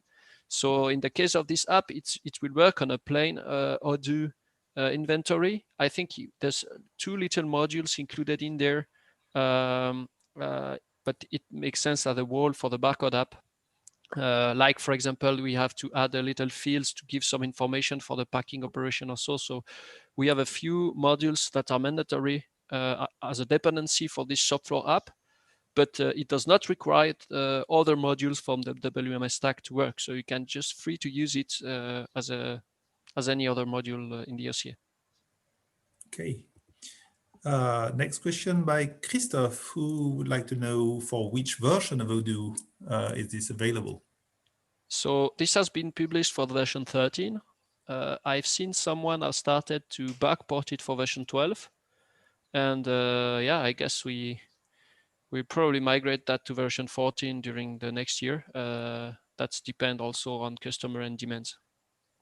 Okay, and I think that the front end, in any case, since it's a Vue.js app, it has little dependencies on Odoo, so it's mainly about the. But you need the shop floor backend module to make it work, right? So the front end app, you don't need to touch it for next version. That's the main advantages of this architecture. But the backend module with all the business logic will have to be migrated. Okay.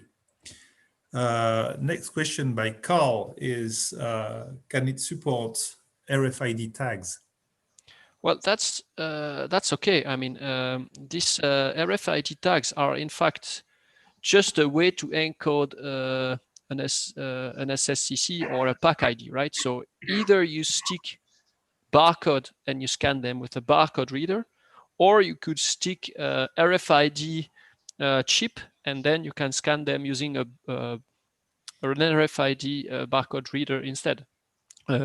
Sorry, not barcode, an RFID reader instead of the barcode reader. So it works exactly the same, actually, right? So there's nothing to do to support it. So you only need an RFID text input, basically. Yeah, exactly. That's what you need. Absolutely. Yeah. Okay. Any other questions? Maybe I just want to enlighten this if anyone want to contribute to it. So there's the discrete picking scenario that is ready and specified that anyone is free to take if they want to develop this one. The info screen will like to get some love in the design and the presentation. So those are the little eye you see a bit everywhere. So those screen needs a bit of love in terms of design.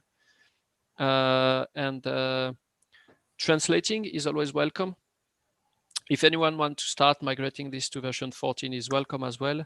And we currently do not have a reception scenario in the barcode because we used a reception screen built on the front end of Odoo for historical reasons.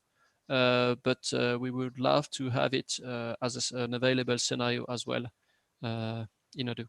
So that was all on my side. Okay, do we have any documentation about the concepts or how to extend, or it's bare metal and read the code? We have a little bit of it. So it has been started in the pull request to include it in the WMS repo. So we have a README there that of course needs a bit more love, but it's a start that explains the basic concept. But currently, of course, we put a lot of energy in providing a robust solution. And as frequently the doc is a bit the poor the poor guy in this loop. But we have nothing neither, right? So we have the word requirements in the reference document. You can find all the specification that really help a lot to understand how the thing has been built and how it works. And you have now this presentation. I really suggest the interested people to read it a bit more carefully. I added a lot of text in there to help people understand how this works from a functional perspective as well. For the technical aspect, we will have to wait the README to be produced in the next weeks. Okay. Well, thank you very much, Joël. Thanks to you. And the next presentation, starting in a couple of minutes, is going to be Maxime Chambreuil, who's going to speak about building your local community with the OCA. Cool. Good luck to him. Yeah, I'm not sure if he's in. Actually, I don't see. Oh, he will arrive sooner or later. Here it is. Okay, so have a nice day, guys. Bye-bye. Bye.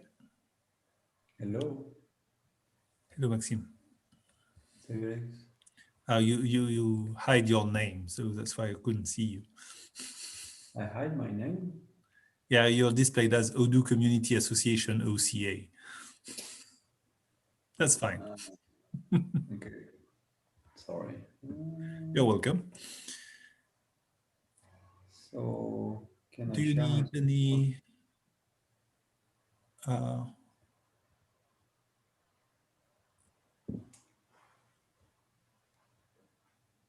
No, are you able to share your screen? I'd like to, but I don't see any options to do it. Uh-huh.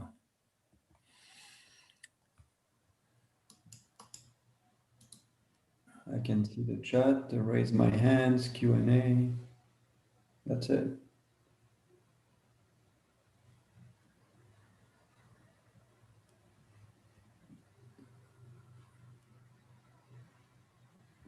Now I'm lost. Can you see the list of participants? I can see the list of participants. I can see you as a panelist. I can mute you. I can... Can you make me host so I can share my screen or something? Yes, but yeah, maybe.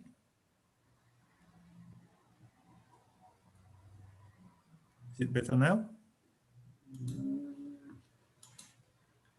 Let me see.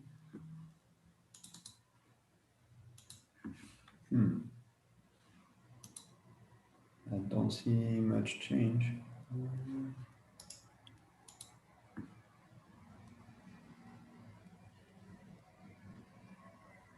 Maybe I'll try to leave and come back.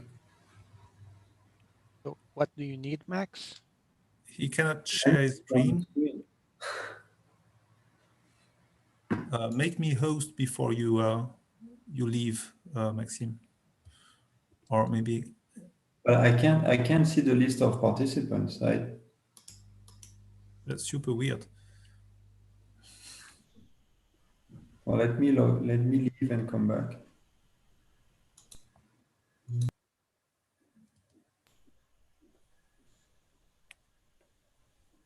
So yeah, it was a different Odoo Community Association, I think. Okay, but none of these are hosts, so we won't be able to promote him to host, to presenter.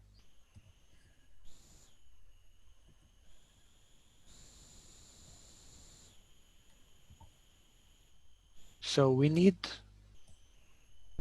to be co-hosts to do that. There are no co-hosts now. There is a host. It's Odoo Community Association. It was different. Who's behind it? He needs to assign. Maybe Simone. Yeah, so he needs to give you co-host privileges.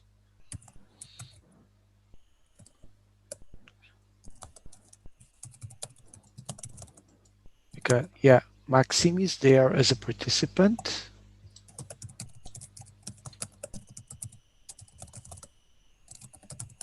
And he won't be able to share his screen before we promote him. Yeah, but we are stuck here.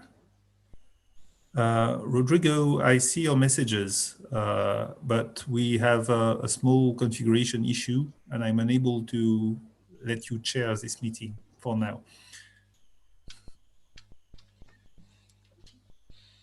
So I'm sorry about that.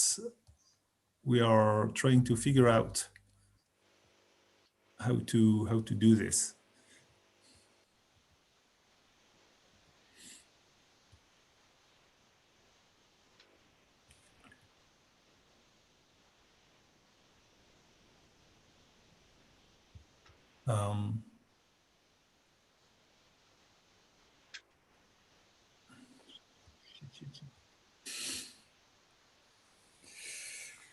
We goofed.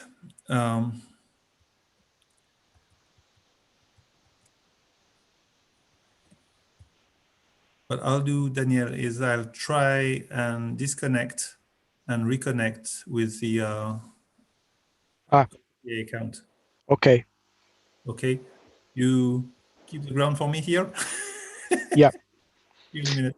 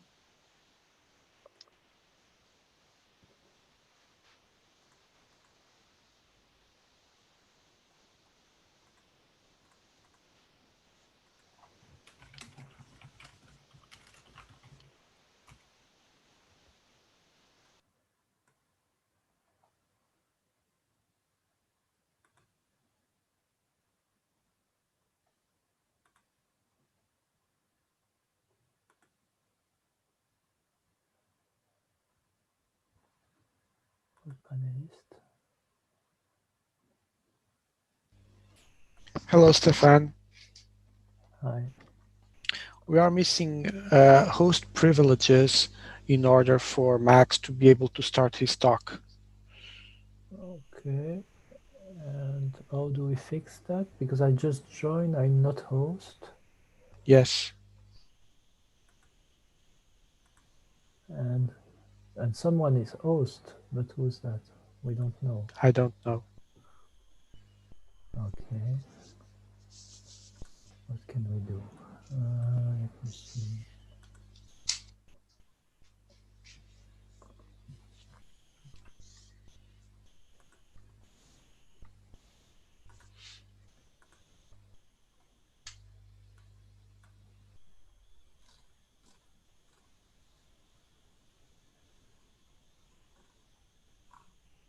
Hey. Hi, Simone. So, do we have a host? We don't know who is the host. It's not me. Can you hear me? I reclaim host, so now I should be the host. Okay. So, who wants to be co-host then? I am the host now, guys. So tell me, who should I give the power to? Okay, Well, give it to me, okay? I stop recording for now.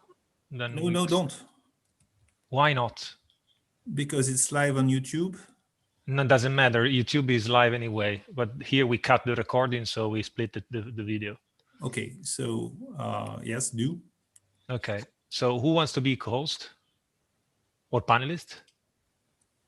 I can do. And you want to maybe promote Rodrigo, or if you can. Rodrigo Torres. Yes. And who's supposed to chair here. I'm and deeply sorry for Bhavesh, the mess. yeah, Bhavesh should be able to help as a co-host too, I think. Bhavesh, I don't see him. Hello, guys. I can speak now. Hello. Yeah, hello, Rodrigo. Guys, you always log in with the same account, so I don't know who should be co-host. I assign one of you. Okay, I leave and log back with my name. So I assign this one. Alexandre here, should I leave to make things clearer and reconnect as Alexandre? Can be, yeah, but I can just switch someone else, or you can reclaim to be host if you're logged in with the right account. Okay, I'll come back with another account. Okay. You in a minute. So we missed Max's presentation. So he was supposed to start at 10 minutes, and the next talk starts at 45. So we're right now in the middle of Max's talk. He's probably in the attendees. Okay. So let me I don't see him check. there. I don't see him there. He was here. He logged out, and then he was supposed to come back, but I don't see him again. Okay. I pinged him. Maxim.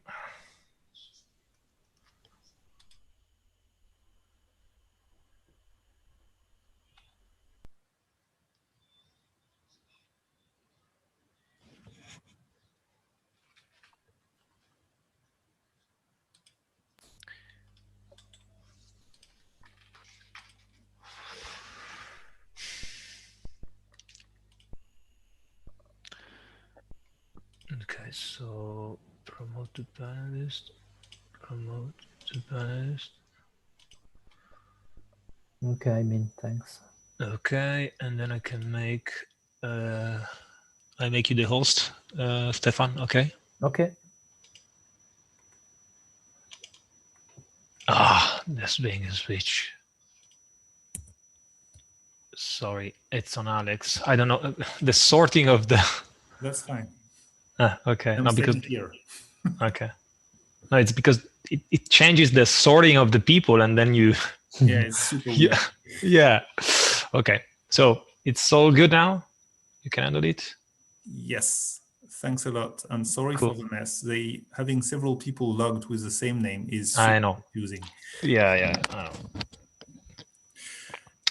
Okay, good. Can we find Maxime again, or is Maxime also logged in as Odoo Community Association? Who knows? Just remember one thing. Remember to push the record button as soon as you start again with the talk, okay? Yep. I leave. Okay. Ciao, everyone. Ciao. Ciao. There's one Odoo Community Association account with a raised hand in the participants. Yeah, I believe Max should be that one. Hey. Hey. Hello. Hey, you're there. He. Okay, and I tried to promote him as a panelist. Hello. Can you hear me? Yes, we Yes. can. Yes. Great. You have video now. Not sure we have time for the slides. We might just wait to refresh. I'm really sorry about this, Maxime. That's fine, because the slides have been available on the website for 3 years now. So maybe I can just go through the new ones I added. Can you see my screen? No, we can't. Not yet. We can see you. Yes. Now we can see it. Okay, so... Okay. Do you want me to introduce you, or you're gonna go directly? I think we don't have the time for this. Yeah, go ahead. So that's, yeah, the slides have been online on the OCA event page for, yeah, a couple of years now. That's the same talk I'm giving every year. With the new circumstances that we are facing in 2020 with the, so I updated it with the online video conferencing stuff due to the COVID. So what I added is some video conferencing platforms and tools based on mostly Odoo experience and the Euro Pythons and those, what we also looked at during the organization of those OCA Days online. So we looked at Zoom, Jitsi, Google Button, Google Meet were the options. Chat as well. So we looked at Discord, Mattermost, Slack, Telegram, WhatsApp, so, and streaming with YouTube and Facebook. I don't know if so that they all have their advantages and benefit and conveniences, but the so it really depends on the format of the event you want to organize. For those OCA days, Zoom was the I think the most simpler and also least expensive. So it didn't also require any setup. So we want to important things is based on the number of participants and the outreach of the event. You want to make sure that the platform scaled. You don't have any glitches in terms of recordings and sounds and video quality. That's why also we streamline to YouTube so it doesn't overload the Zoom server for connection. And I think the rest of it is pretty much the same. So the same message as before regarding this talk.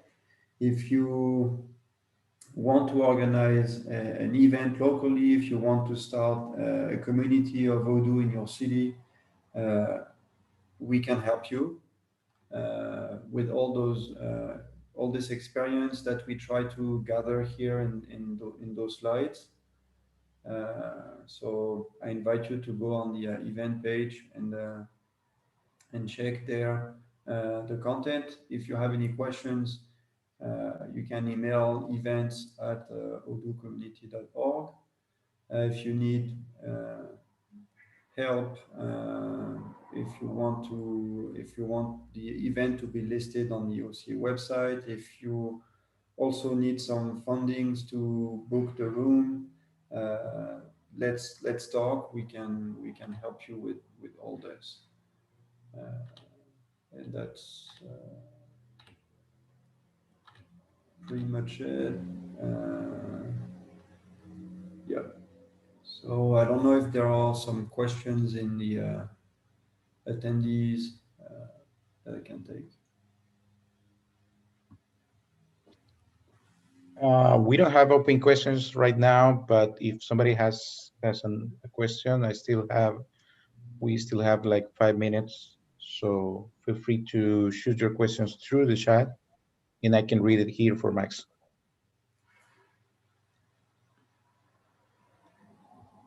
Cool.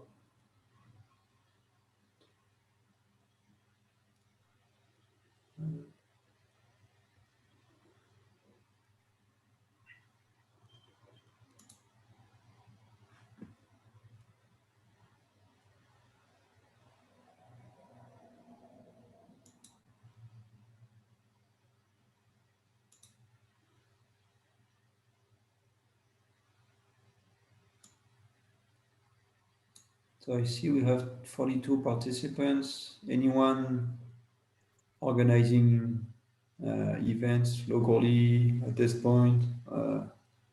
What's their challenges? I mean, I have questions as well. So. Okay, I cannot ask questions through the Q&A because I'm on the panel, but if you allow me, I'll ask a question orally. So Alexandre here.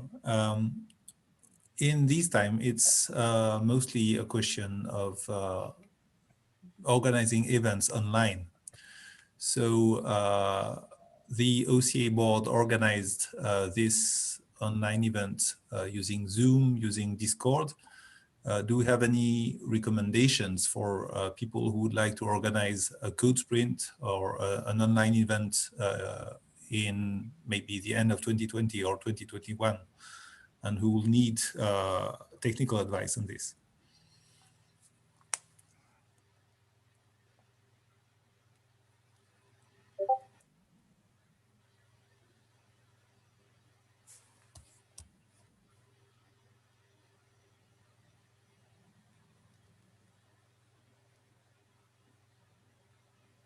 Hello? Yeah. Did you hear the question, Max? Oh, the question was for me? Yeah. Yes. Okay, well. For posterity. Well, I mean, I mean, the idea is we organize those OCA days based on we wanted to provide the same experience as people were having when meeting physically in Belgium. So, and for those who were not there, it's basically one big room for the code sprint, and two small room for training and talks. And the whole point, which you may have seen during the Odoo experience, that we wanted to have is this Discord where people can talk to each other like on like a corridor discussion, because that's the whole point of the OCA days, is to allow people to have one-on-one discussion and have a common place to go to. So that was the and Discord was one of the options that we could have gone with Slack and the other tools. The good thing with Discord, I think there is no fee. We have all the features we needed.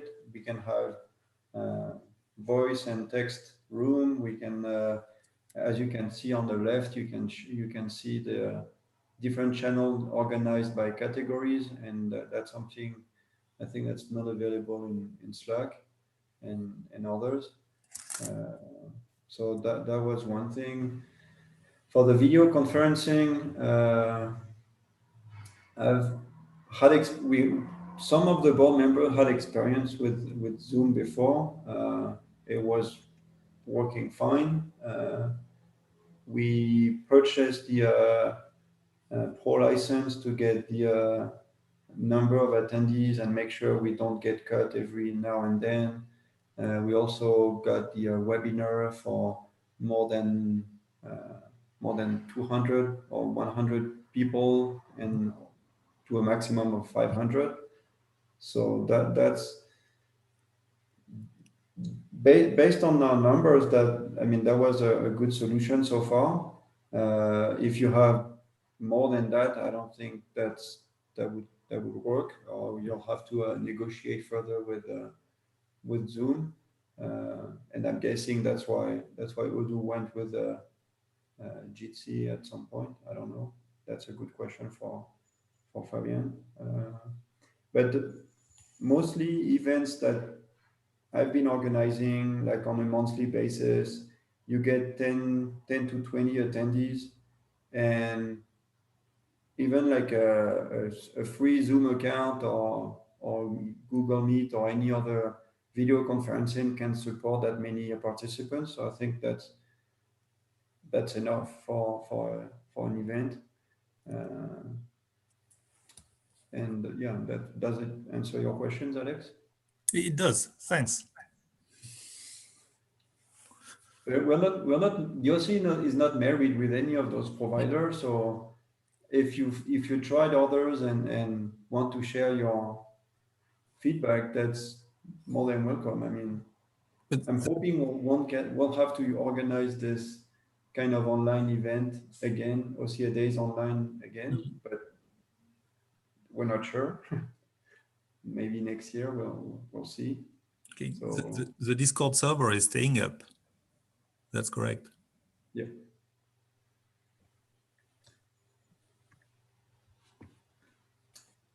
Other questions?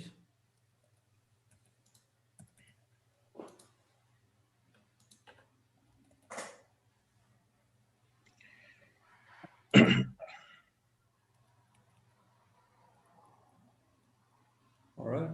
Thank you. No problem. Thank you, Max, for your participation. I think this is great stuff. The slides and I guess the recording is going to be available for anybody who wants to create a local community. Thank you. Thanks. So how can we start making the switch for the next talk? We have Julian coming at 15:45. Is Julian here?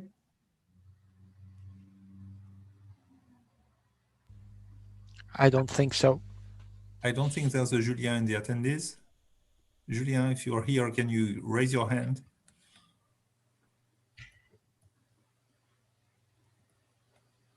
I guess somebody of you guys can give him host access when he gets in, right? Yep. Okay, that's perfect. It's at least panelists. I don't think you need host. You need to be a co-host or host. Okay. So I should be able to do so. But you are host. Yep.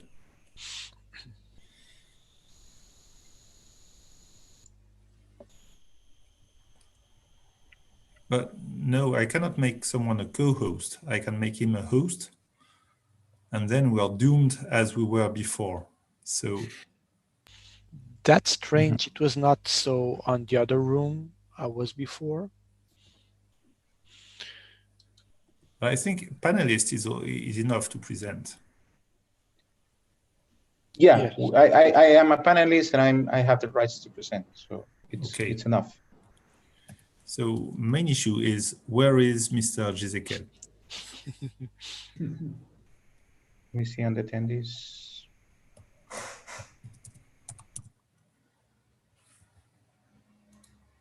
I'm looking on Discord.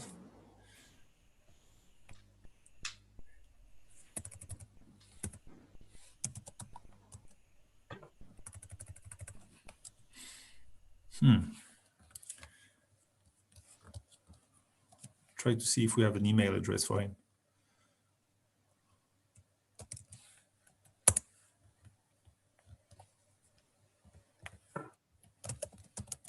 Here it is.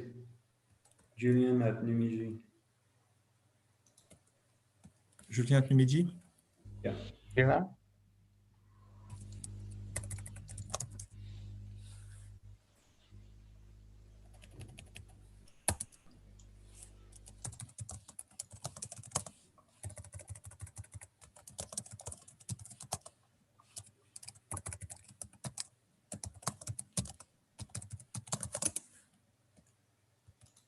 He's on the attendee list, huh?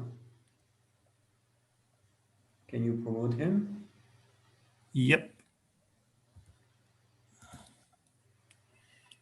Done. Perfect.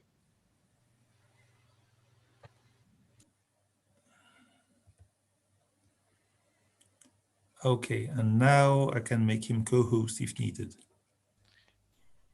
It seems that Julien doesn't have his mic on. So Julien, you need to unmute if you want to talk. I think he has problems with his mic. Okay. Yeah, because I don't even have a microphone icon to mute him. Okay, now we see the microphone. Yes. You should be able to unmute yourself, Julien. Yes. Hi. Good. Hello. Hello. Hello. Welcome. How are you? Welcome to the stage. Good. Thanks. Sorry, I've been a little late. It's all right. No worries. We are about to start. Okay.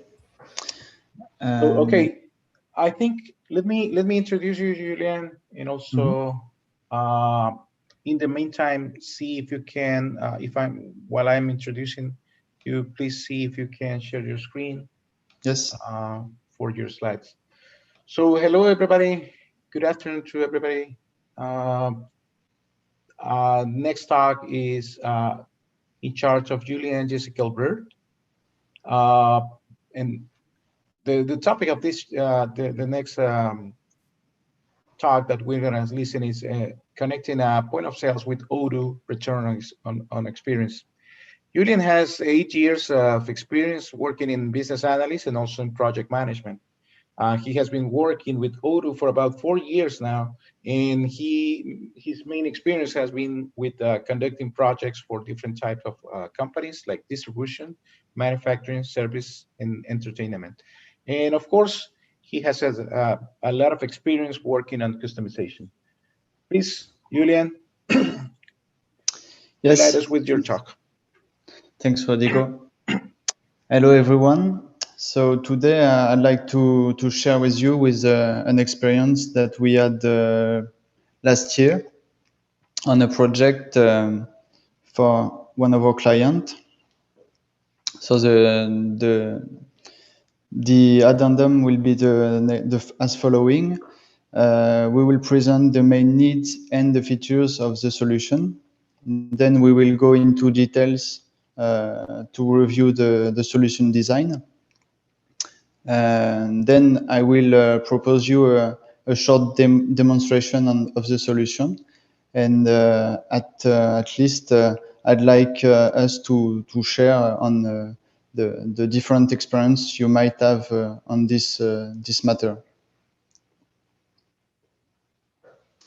So the client we did the project for is in a multi-company context. He is operating in recreation centers and spa in Quebec. He has 3 companies. 2 of them are running are in public centers and spa, and it represents 21 service centers across Quebec. For these two companies, 2 different applications of POS are used, and during the implementation of Odoo, the client didn't want to implement the POS under Odoo. Actually, the 2 applications that he was using was very extensive in terms of features, and it was not necessary a good call to switch to get under Odoo the 2 applications of POS. So the application he was is still using is Best. Best is a local solution based in Canada, and Resort Suite which is a solution designed for the hotel and spa. So I have set the link. If you are curious, you can just check on the solutions. So that is for the context. The scope of the project was extensive. Apart from the POS, we did integrate every operation and workflow of the client. So as going forward in the context, each center, so each spa and recreation center must have its own profit and loss statement, as it is run as a business unit, and the client must be able to know if the unit is profitable or not. Also, there were some specifics that was a challenge for us. For example, for instance, some clients' bills when they visit the center were reported on the hotel. so that the hotel and my client had an agreement for the payment. Also, as the timeline, we have had only 2 months to deliver the solution, which was very short, given the different specifics that we just saw. So you'll see after the presentation that we had to take some search shortcuts to be able to deliver the solution in the given deadline. As for the features and client goals, there were too many features covered: the accounting and the inventory. So it was mainly the same needs. Was to be able to automate the import of revenues and update the accounting on a recurring base. And also for the inventory, it was to automate the import of the stock moves and update the inventory.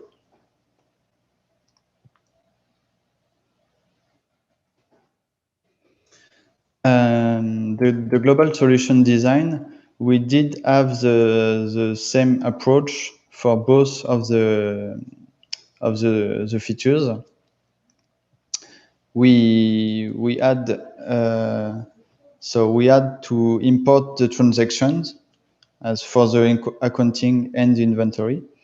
We did decide to go with an intermediate tables to process the data. At this step here in intermediate tables, it's almost complete raw data. It's mostly text data. And so this import is made by a cron.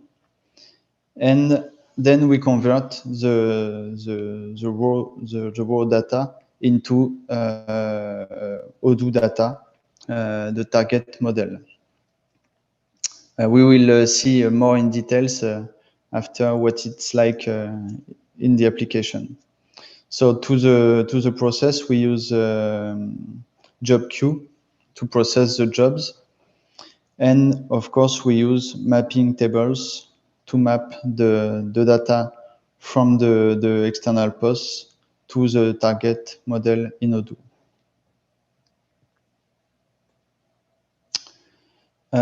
Going more specifically into the solution design, as for accounting, we use 4 different modules. Of course, in addition, there are account module to manage the accounting.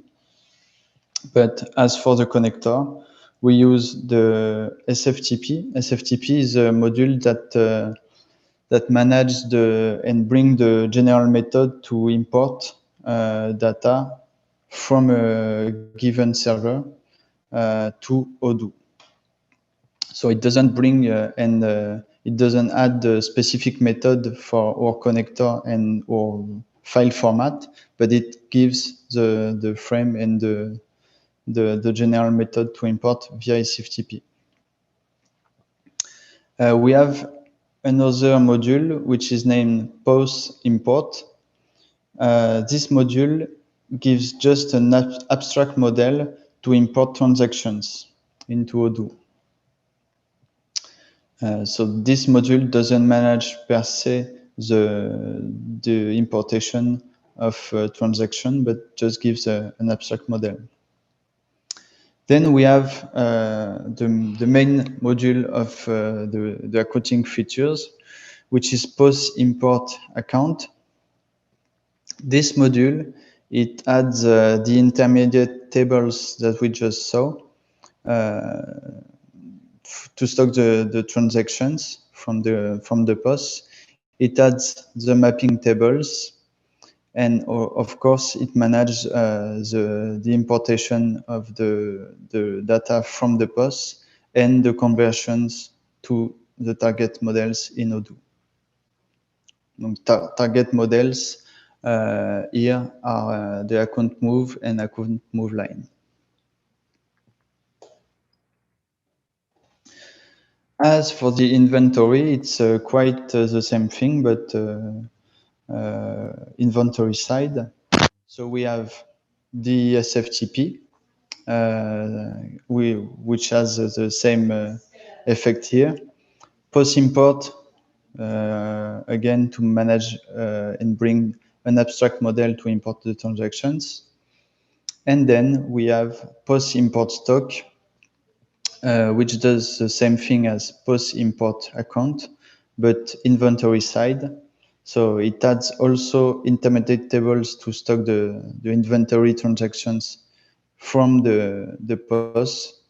It adds the mapping tables, and it's manage the conversion of the raw data to models, to Odoo models.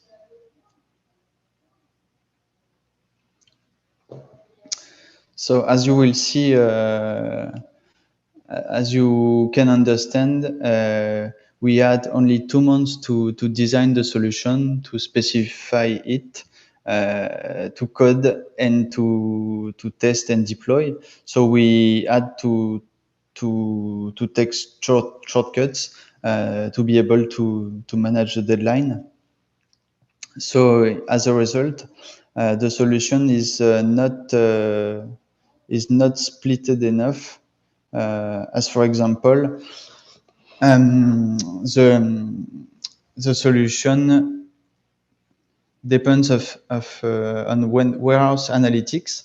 Warehouse analytics is a module that allows to propagate, to define analytic account on a warehouse and to propagate the analytic account onto account moves. So ultimately, and ideally, the solution could be working without analytics, because I guess all clients may not need to manage the analytics at this stage. But to be able to deliver, we had to merge and limit the complexity of the solution. So that's it for now. The solution, you won't find it on our GitHub. It's stored on a private repository because as it's not so ideally designed and build, we didn't think it was relevant to propose it publicly. But we are open to change and to share source code if we can help into a project for a generic connector, for example. So now what it gives in the applications. So here we have deployed the solution on an enterprise version, but of course it works on a Odoo community. So we have several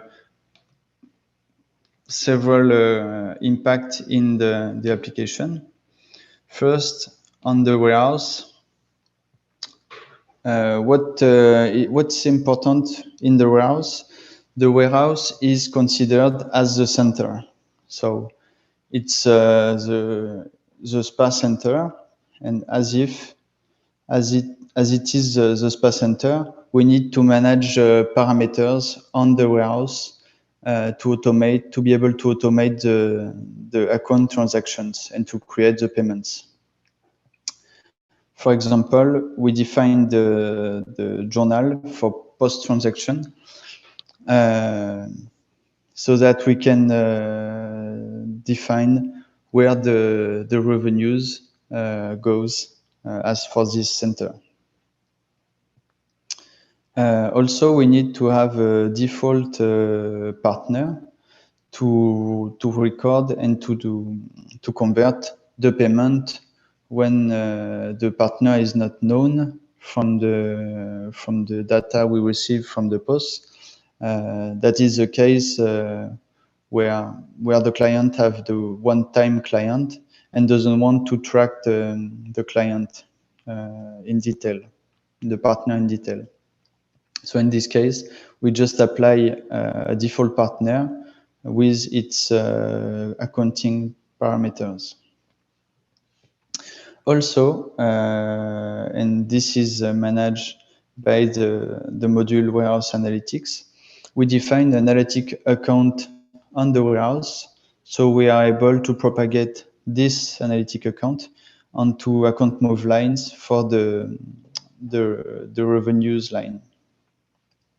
So this is for the warehouse side, and this allows us then to go and process the data from an accounting side. So in the accounting, we have had several menus.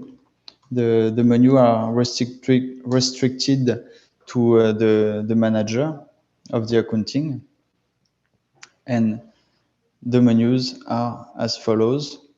So you have three entries to manage and go to the list of the intermediate tables. Julian? Yes. Sorry to interrupt. I don't know if you are intended to be sharing your screen, but most of us we Yes, can see your screen. yes, sorry. I see. Sorry about that. No, you're right.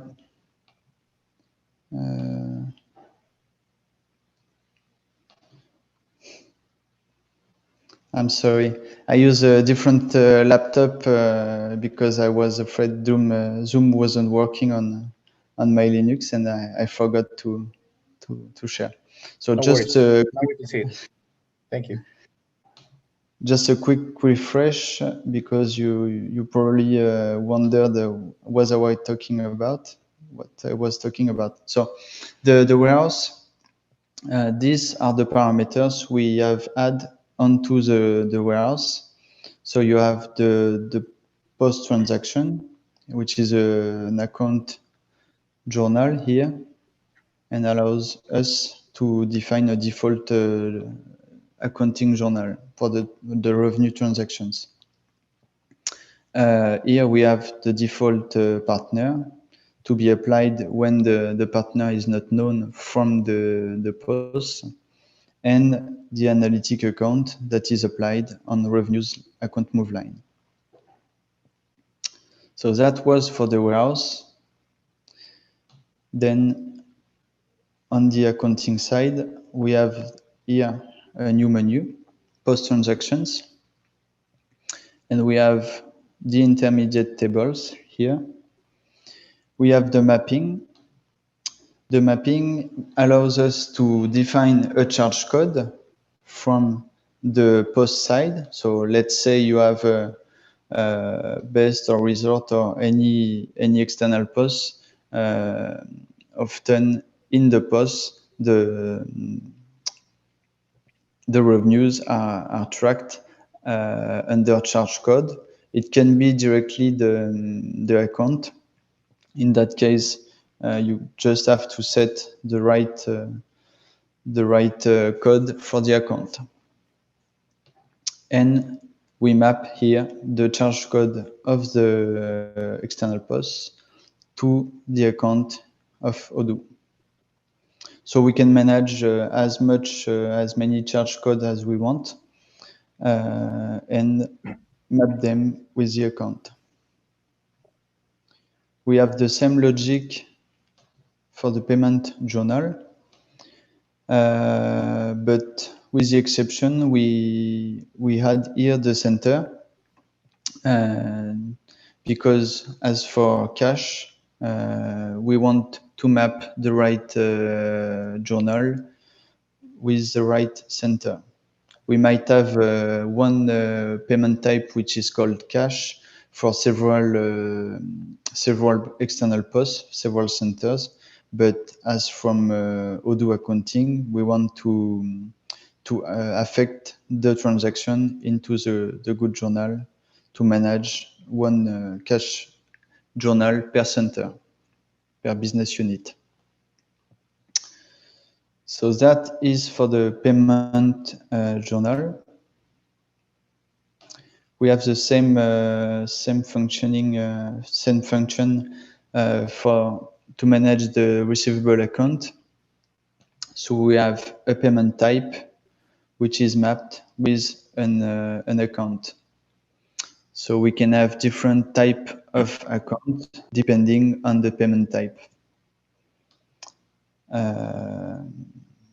Typically, when you have a partnership between the center F and a local partner, such as an hotel, in our case, then you can map and affect the transactions to a different account if the partner, the affected partner, is different.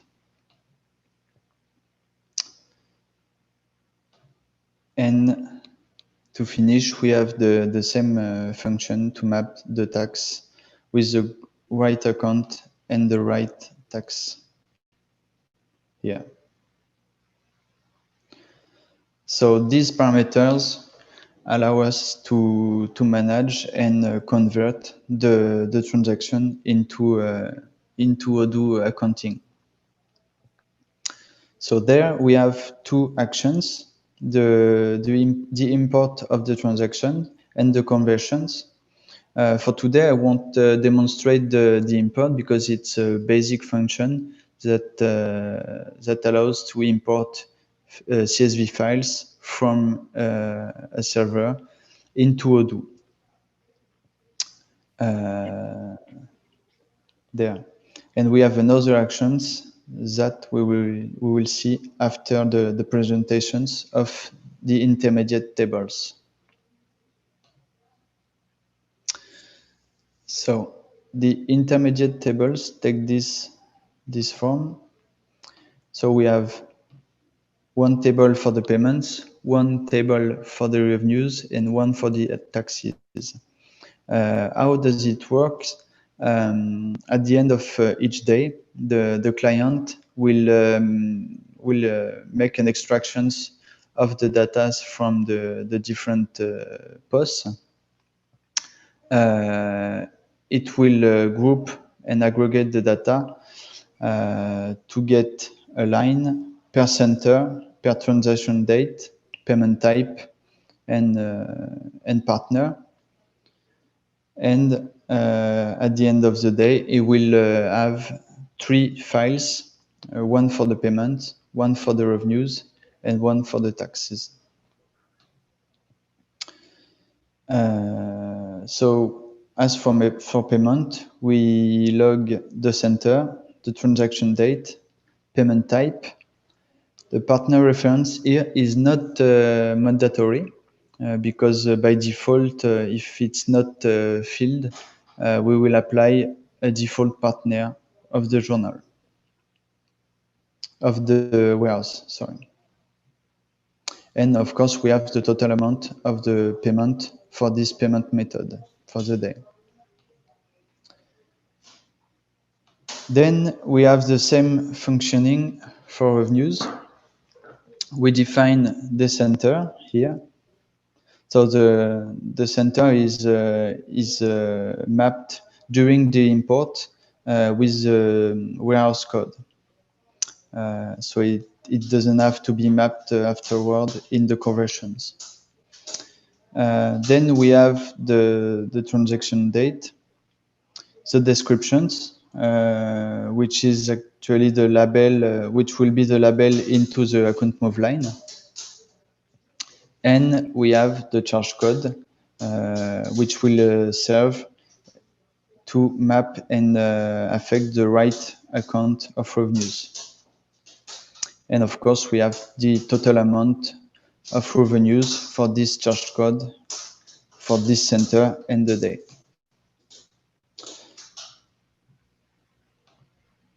And we have the same function for the tax. So the list takes this form. We define the center, which is the warehouse, the transaction date, the tax code, and the amount. So how does it work? We will just create data. So you can see here, there is a status, the conversion status, By default, when you create a new record, the status is empty. So it means that it is still to be converted by the conversion cron, the conversion job. And when it will be converted, the status is updated during the job. So here, let's see. So I select the date of today. Payment type will be cash. And say 1 in 50. I will add a second line.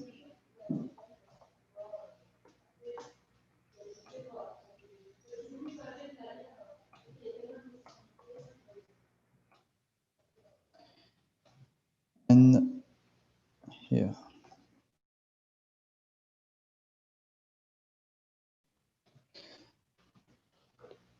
So we have now two different line in payments. So just to be more specific, during the conversions, there are different controls that are applied. The main one is on the balance between payments and the total of revenues plus tax. So for a given center, the total of payments must be equal to the total of revenues plus tax. If it's not the case, an error will be raised and given in the job queue application, as we will see just after the test. So I have made the payment. So I will just add revenues. Don't remind.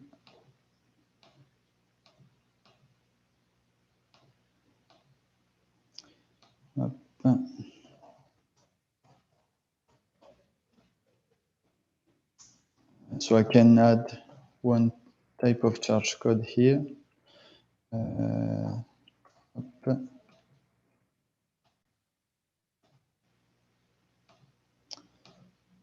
And another line.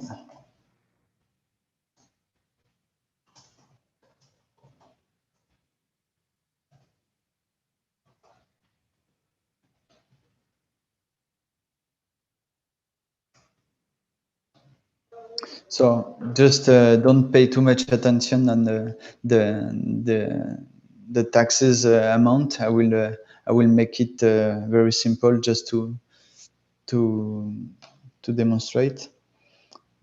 So we have made the payment, the revenue, and we need to fill up the payment amount with taxes to have the revenues and tax equal to the payments for these two centers. So 1 in 40.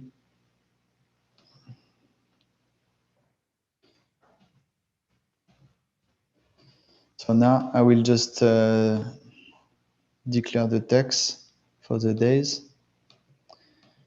Up.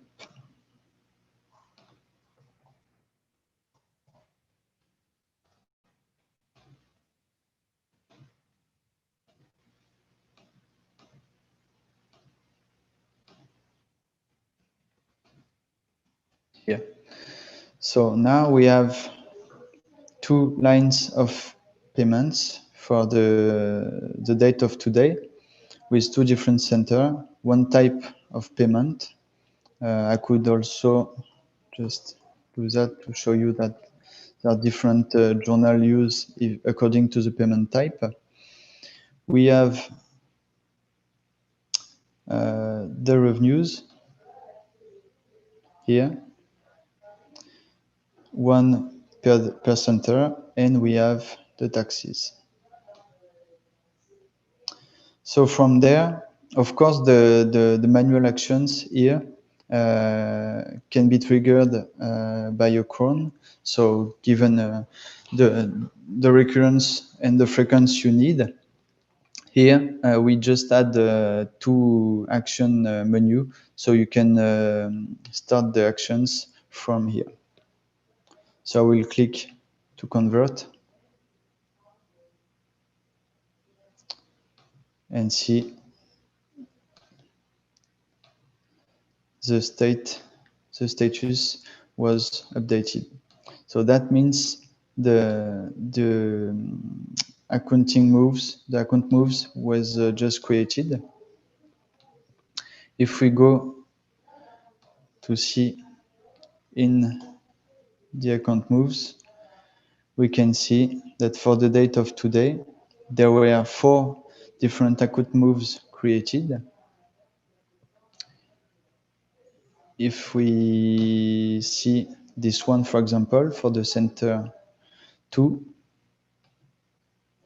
we have here the payment account moves. So the cash versus the receivable.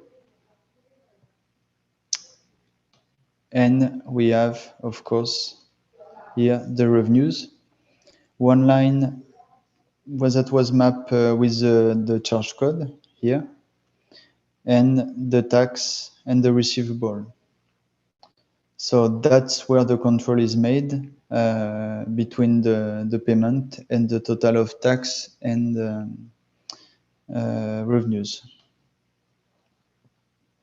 Same thing for the first center, where we have an account move of payment here with the given with the default partner, because we didn't have any partner to apply on the line in from the external post there, and we have here our payment. Same thing, we have the account move for the revenues. Here we can see that the analytic account is applied by default, because it was defined on the warehouse. So that is the function from for the accounting. Of course, there are control. Let's say, just to show you, if I create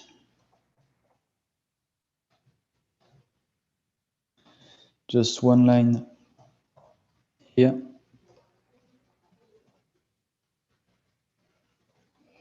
we'll have a different amount.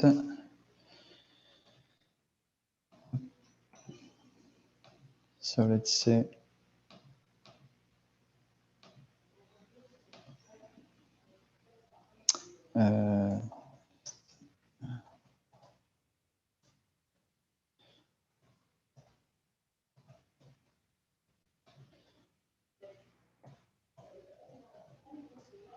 so here I will say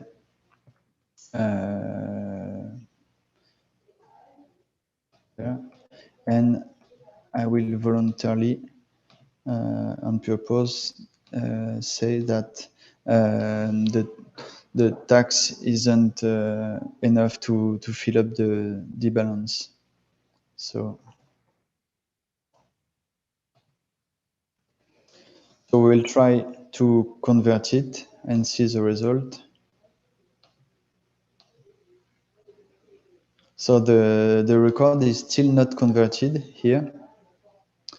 And if you want the details, we find here the error of the job. So of course we have the classic traceback, and it says that the conversion could not be processed because the sum of the payment is not equal to sum of revenues and taxes for the date and the center. So it's working pretty well. Our client that is using the solution runs it with 20 different centers and can produce is a statement for the different centers every month. So it's so far it's good. We haven't had any blocking issues after deploying. But of course, as we see, the solution design could be improved. Mm-hmm. So now we will just have a quick look at the inventory connection.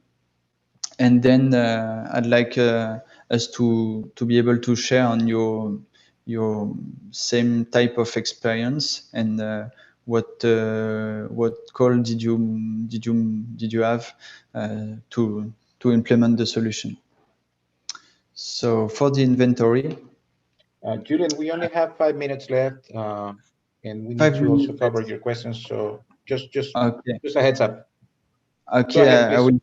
Okay, I will just be quick then. As for the inventory, the exact same thing, unless we don't have to map, because as you can see here, the data is very simple. We have one the warehouse which is directly defined during the import. Then we map the product based on its reference.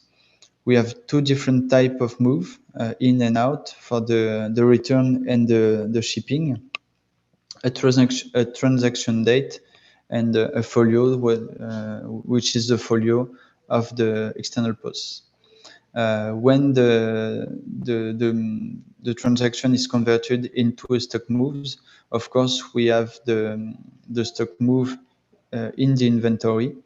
And of course, if the valorization is automated of the inventory value, then the account move is posted when the stock move is validated. So it's basically the same functioning, but in a simpler versions. So I think we have done for the demonstration. Rodrigo? Okay, perfect. Thank you, Julian, for your talk. Really interesting. We have a couple of questions here. I will try to go really quick onto that. First question is from Babesh. He's asking, what is the reason to add new configurations fields in the warehouse? Why not in journals? Why not in account journals? Mm-hmm. Because we might have more warehouse for a single journal. Let's say for the cash, for the Visa, for a payment method like Visa or MasterCard, we will have, in this case, only one journal, which is Visa, and several center using this payment journal. So we make the choice to implement the parameters directly on the warehouse. I don't know if I'm clear, but Okay. Yeah. There's another question. Who will be responsible for validating intermediate table records?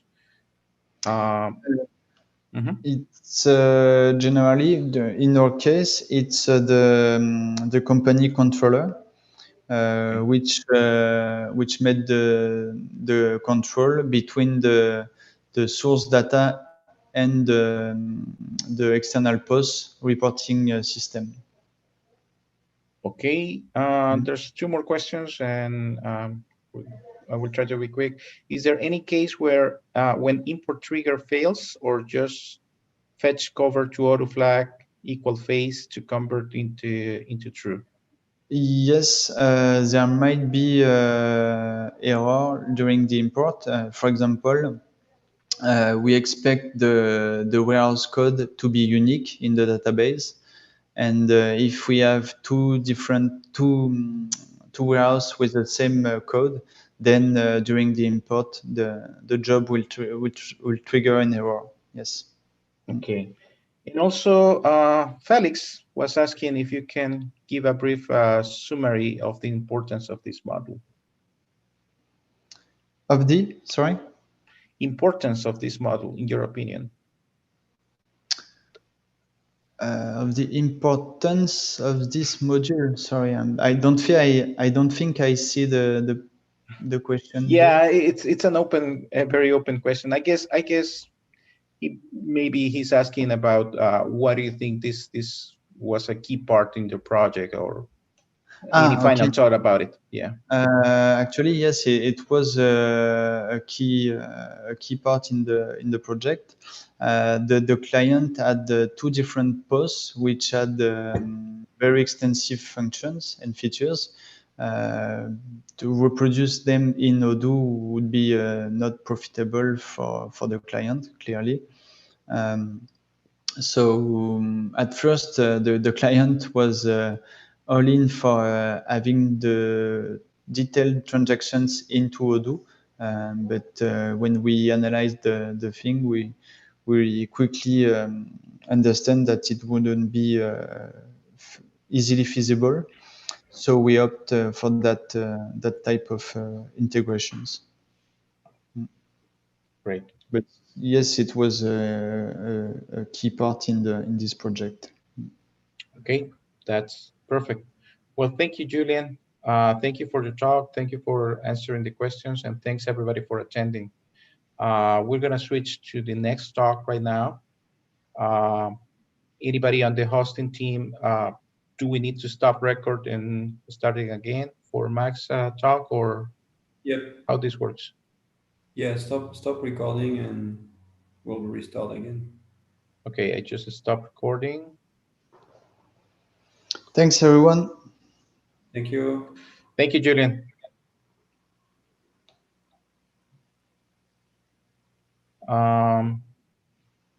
Okay, if I click on record again, it's going to be recording on my computer, or no, record in the cloud, or record in the cloud. Okay, I'm not really sure if I'm the one who has to operate this control, but it's not at the bottom, it's at the top. I think it's me who can do it. I'll do it right okay now. Please go ahead, because okay, let me know when I can start.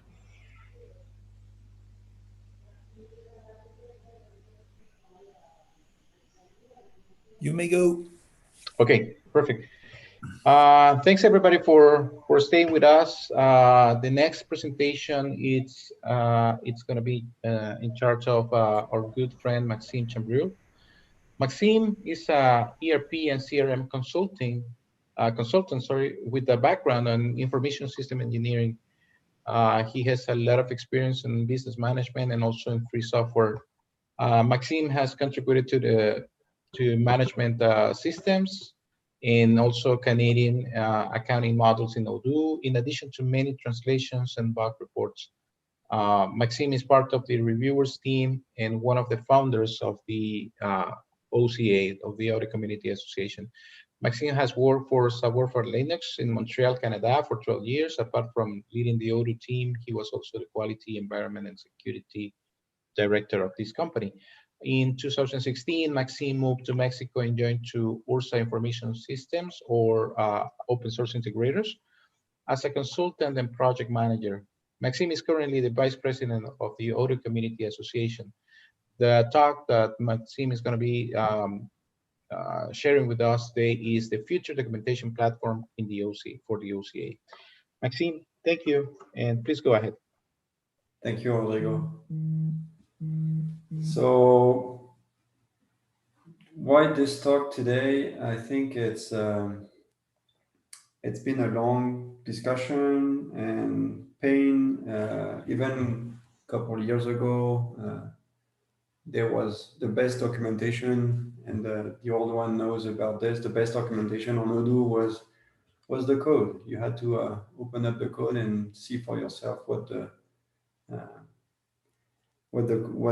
document. So how to get. That's what the only way to get the information on how to use the system and what it was doing.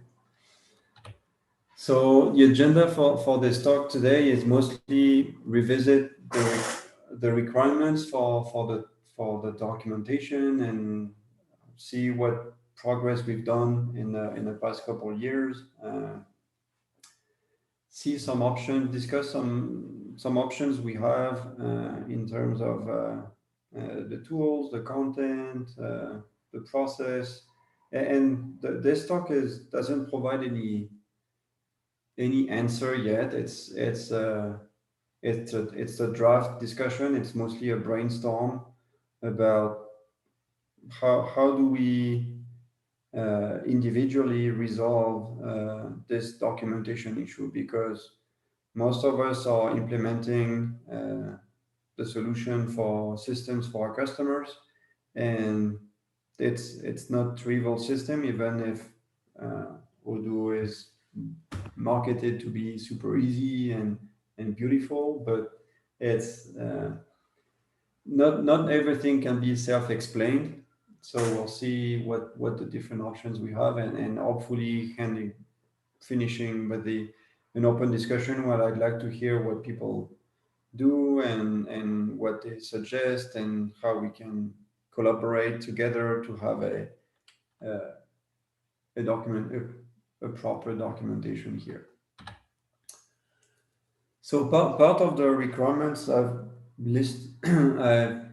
brainstormed on my own based on my experiences, and the few reference I have is mostly when I think about it, like what kind of documentation works is pretty successful today, because we know the developer community the documentation is the last part of the process. It's the poor child of the deliverable that we provide, and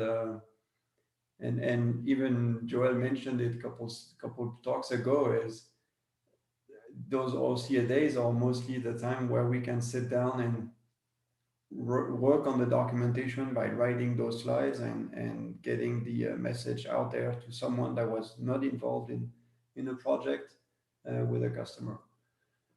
So what we want for so again, my reference is Wikipedia, and so that's, I think, a pretty successful documentation platform that everybody knows so far, that everybody can contribute to. It's accessible, it's easily available online.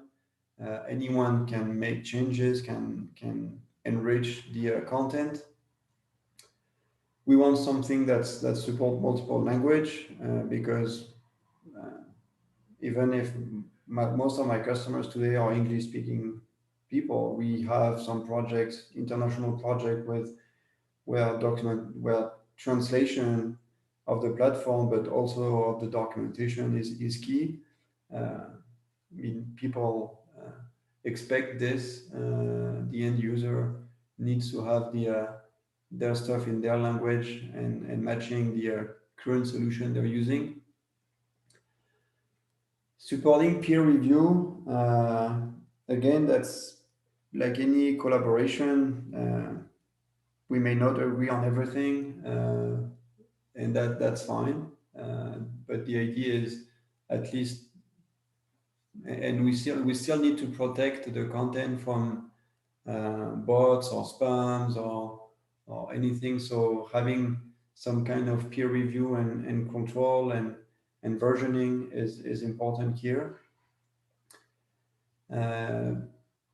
Managing text base it's documentation. It's easy. And we'll see later in the options we have, but managing text content, GitHub is a good tool for that. But we want to include illustrations. We want to include screenshots, presentations like those ones, video, and the reason is most people today don't read anymore. I mean, we can provide tons of documentation, and you can in my working with community and helping new people, they don't read. They don't. All the answers are out there, but they don't. It's even if they are accessible, that people don't make the effort to search, and so it has to be attractive. It has to be promoted, and it has to be fun. And today I couldn't even add here that it needs to be mobile. and available from where people are using the system. So one requirement, one scenario we could imagine as well is print the documentation as a book or as a training material that anybody can use to do a training, to do a public one, open to many companies, or like the one I'll be involved next week in doing a tutorial.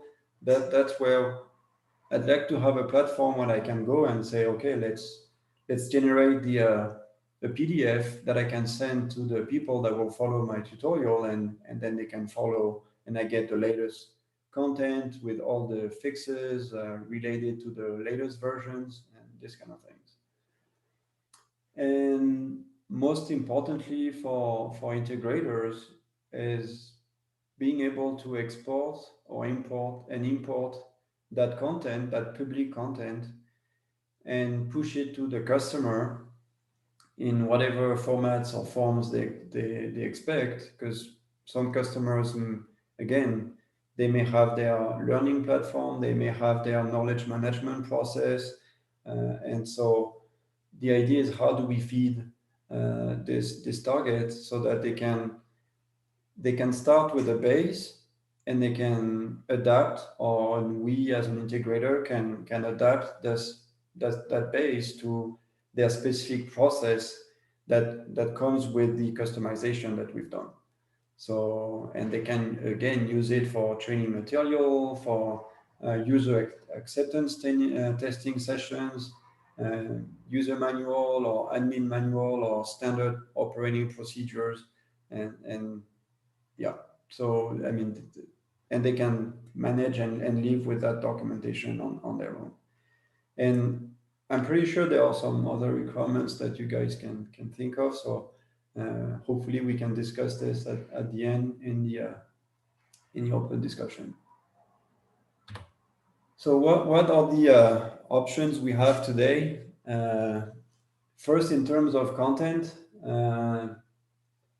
so I should have mentioned the source code here as the first place, because it's still a content that's available. Good thing is Odoo got resources working on the documentation. I think they've done a good job so far. It's a lot better than it was, because I think we can still improve, at least on the OCA side. We have books. So we mentioned earlier in the talk, the development cookbook from Daniel. There is this Odoo financial accounting that OSI has been publishing and maintaining for a couple of versions now. I think there's places for other books as well. We have lots of blog posts spread across the different websites.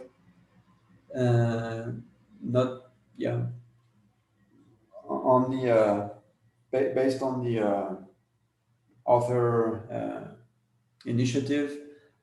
We have some structured module description. So with what Stefan did a couple of versions ago is split the README file, and so now that the README file is spread across the different content, then we can use that content individually and imagine like an installation document that gather all the installation part of the module installed, or we can have a usage document with all the usage section from the module or the apps installed. So that there's content here that we can reuse and exploit. We have screenshots, we have slides. We try to gather them within the OCA. We have the video, so all the talks that we'll be creating today and tomorrow will be stored on the YouTube channel that I think we just created for the OCA this year. That didn't happen before, and I think last year we started we installed the Odoo slide and share all OCA Days presentation from last year. So we have content there available that we can control, that we can publish, reuse, adapt, whatever we want to do here. We have some tutorials here and there, and the last one is not sure it's the same, but I'm guessing most of the integrators have a similar name for this, but it's all the requirements gathering and technical specification, functional specification, design documents. So when at OSI, when we have to provide a new feature, we have this design document where that we can publish or that we can access, and so that's again something that can be used and be part of the documentation. In terms of tools available, we have GitHub issues, and which are used today to report bugs, to ask for people to ask questions. That's where some of us also use it to publish designs and specification to request for comments, and it's also a good way to give a heads up to the community of and the people interested to the subject to participate and bring their perspective and point of view to the discussion and to the development that will happen afterwards. So GitHub issues is a way, there is some that's a tool that can be that's hosting some content today. GitHub Wiki is another tool that's available. We don't activate it by default in OCA repository. Maybe we should. Maybe and the question is who? I mean, we need to maintain it. We need to same thing. It includes some peer review. It's also editable online, so it has some advantages that fulfill the requirements. But yeah, not all of them. Another one, and for the one that we're using Odoo a couple version ago, they remember before, I think it was the pre-website era in version 7 and before. We had those document page or wiki pages within the Odoo backend. Those modules have been integrated into the OCA and migrated. They've been used in couple modules. Some people are using those to document customer processes for their implementation. So I believe this is a tool that's being used, still being used today. And what I've done in the past couple of months is extend those modules to provide a wiki like Wikipedia. So I can show you at the end the prototype. That's something we can do. That may need some. The tool is still in development. It's not perfect, but the good thing is it's based on Odoo, and we can leverage any kind of existing module that we have. And the last one is the Odoo e-learning that was released in the Odoo community on version 13, and that's another tools we can leverage again. And then I don't know if people are using it today during their implementation or not, but that's I think a good way to provide a step-by-step experience where people are guided and they go through different contents, whether it's text-based, video, and schema, illustrations, slides. So those are a good way, I think, to package content into something that I haven't checked if it's possible to export and import. I'm guessing it should be. I think there is also some open source standards to export courseware. Not sure if it's SCORM or something, but in that area, my previous experience is based on Moodle, and I think there is a format defined, an open standard to grab a course and exchange it from one platform, one instance to another. So that may be something we can leverage as well. And again, the whole thing here is, I don't think there is a perfect tools that answers all the requirements and can host all the different content type. If it was, I think we would all know it and we will all be using it. So I think that's what I'm hoping to get in the discussion is how should we start? What's the combination that we should be using on? Because the idea is it requires a significant effort to build and start the snowball effect. So that's why I'd like to hear what you have to say, hear your feedback, your comments, and maybe draw some action items from there. And before we switch on to this, I can show you the prototype I was mentioning. You can go to odudoc.org, and that should give you to the English versions of the wiki I discussed. So briefly, it's document pages being displayed on the website with tags, with categories, and so all those are displayed here in pretty raw on the menu on the left, and we have the search on the right. We have a banner at the bottom to display the category of a page, and then we can have a page can include some text documentation with formatting.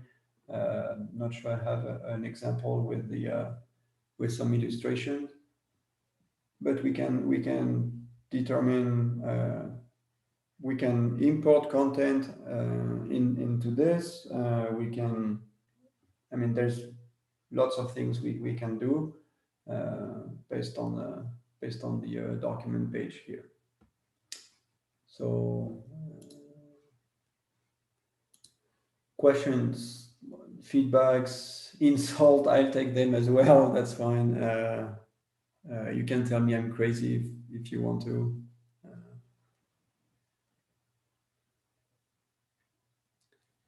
So the link, so the prototype I did is a personal initiative. It's based on OCA module. It's hosted on a server I finance, and it's odudoc.org.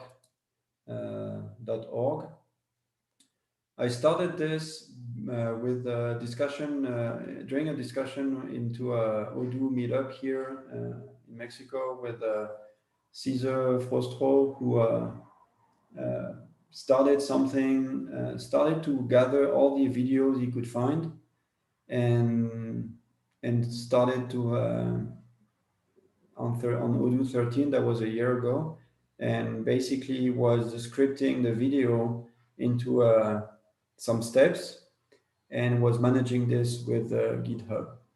And so that's where we discussed together and purchased this domain name and start trying stuff.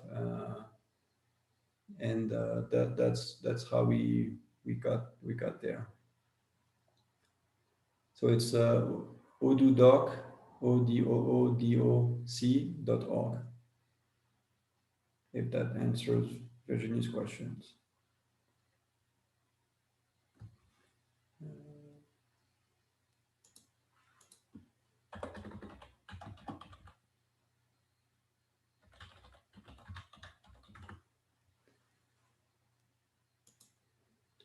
Any other questions? So Maxime, if I understand well, what you envision is some platform where we could, on the one side, collect existing documentation from README, and on the other side, let users enrich the documentation with additional content. Yep. Well, yeah, the idea, I mean, there is nothing automated yet. All the content I've put in this platform right now, it's manual. I just wanted to see if there was an interest in the community, and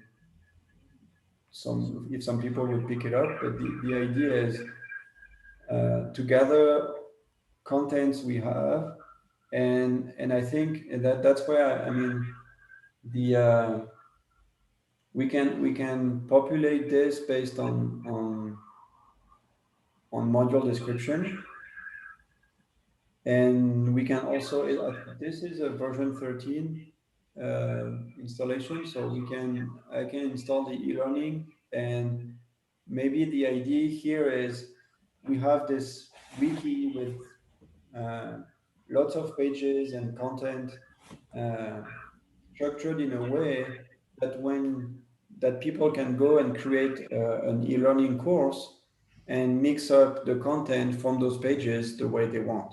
So maybe they will design I don't know, a training course for salespeople, and so they will start with a video from the Odoo website. They may continue with a page from this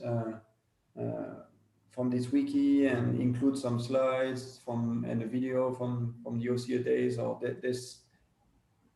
So make their customize their own documentation set, and then they can just export this and import it into the e-learning module that they install for their customer locally. And that's where the documentation can continue to evolve privately based on the customer process. So that would be that could be a solution. Yeah. We have another question from Bhavesh. How it is different from Odoo apps? I believe he's talking about. So the problem with documentation and module description, it's app based, and so and you know that when we do provide the solutions to a customer, when we do the separation by module, the end user doesn't care about it. He's not doing like one documentation of a module and then another. No, he has a process. That process is supported by 10, 15, 20 modules, and he wants a documentation of the process, not the module.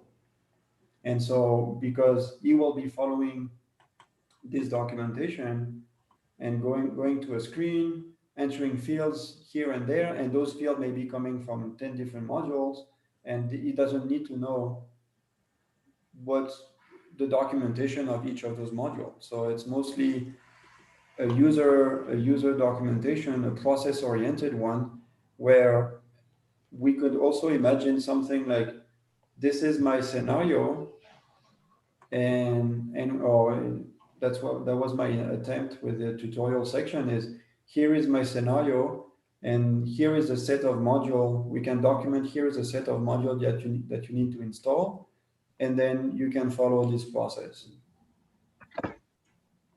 All right. Thank you, Max. We have another question from Daniel.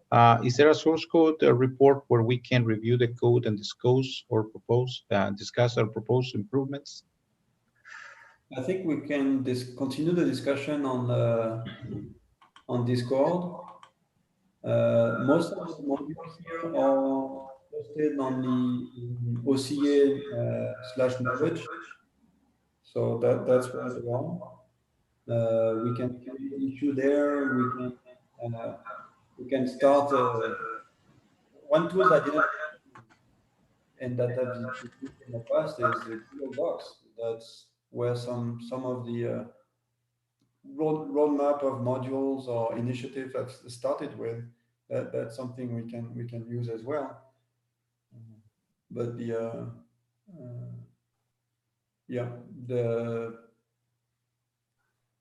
that's where I'd like to get some feedback of what do we do next. Like, are we continuing? Are you interested to continue in the direction of trying to lay out with the wiki and e-learning, or should we switch to GitHub, or should we go try everything and see what works and what doesn't, and who survives and who dies? That's an approach I'm fine with as well. It's more it requires more effort, but I think pretty soon we'll see which options is getting attraction and getting successful. Yeah. I guess we only have, in the same direction. We also have a announcement from Manuel. He's giving us like kind of a heads up for our intercooperation initiative. We are giving a talk tomorrow morning. We have implemented bookstapapp.com as a documentation tool. Our aim is to pull all of our functional documentation up there. It works great. It has online editing, commenting, illustration, and exporting, but it's not a multi-languages. Check it out or come to our talk. It's bookstackapp.com. Bookstack? Stack app. APP. Yeah, in the end. Yes, like that. Okay, thank you for the recommendation. Okay, I'll take a look at this. Any other feedbacks or what? No, yeah. I think that's it. Any other questions, guys? We still have a couple of minutes. Well, actually, we only have 3 minutes. Our next talk is in charge of Wolfgang. Is Wolfgang already here?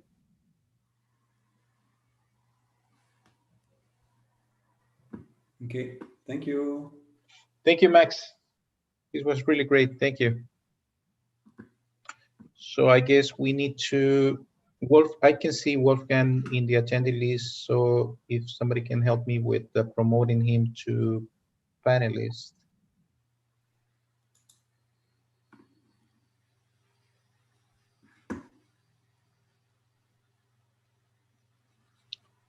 And also I can see that Wolfgang has tried 2 sessions. Wolfgang, if you can type in the chat which one you want to use to be presenter.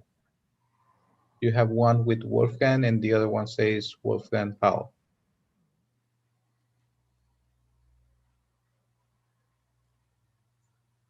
I cannot make him presenter.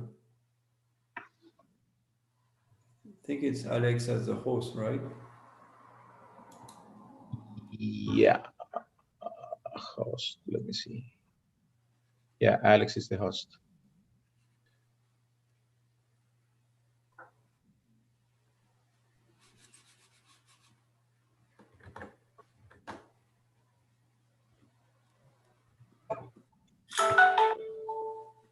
Okay.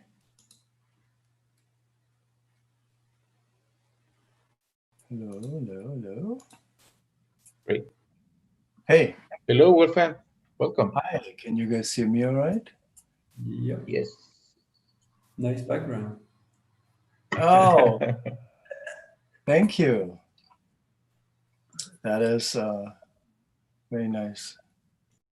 Okay, now we need to cut off the recording of the previous talk and start with the new one. Daniel, can you help me with that, or Alex? I don't know. I think it has to be Alex. Okay, Alex, are you still with us? Yeah, I am. I was muted, but it's done. Okay, can we go now? Yes, please. Okay, perfect. Well, thanks everybody for attending to this talk in the context of the OCA Days. Next presentation will be in charge of our good friend Wolfgang Ho. Wolfgang is an expert in field service logistics who has advised and implemented field service systems for organizations such as FedEx, UPS, USPS, YRC Worldwide, Lowe's, Sears, United States Services, Schindler Elevators, Sempra Energy, Waste Management, National Pest Control Companies, and government organizations. He supported businesses integrations with route optimization inside their product sites, including SAP, Click Services, Infor, and IBM. He's one of the main architects of the ACA field services solution that now has grown to over 30 models. And Wolfgang is working now as a director of the on open source integrator services sector and overseeing several FSM O2 implementations. In his spare time, he enjoys playing music. You can see it in the background, board games, reading, and spending time with his wife and RV trips on RV trips. As a president of NAMI San Bernardino area, Wolfgang is passionate about advocating, educating, and supporting the community. Okay, the talk from Wolfgang is titled Advanced Field Service Management, and Wolfgang, we are all yours. Okay. Thank you, Rodrigo. I will start my screen share, and hopefully the technology will be with me here. So let me, can you see my screen okay?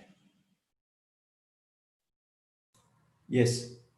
Oh, great. Wonderful. Okay, I will move this out of the way. And present.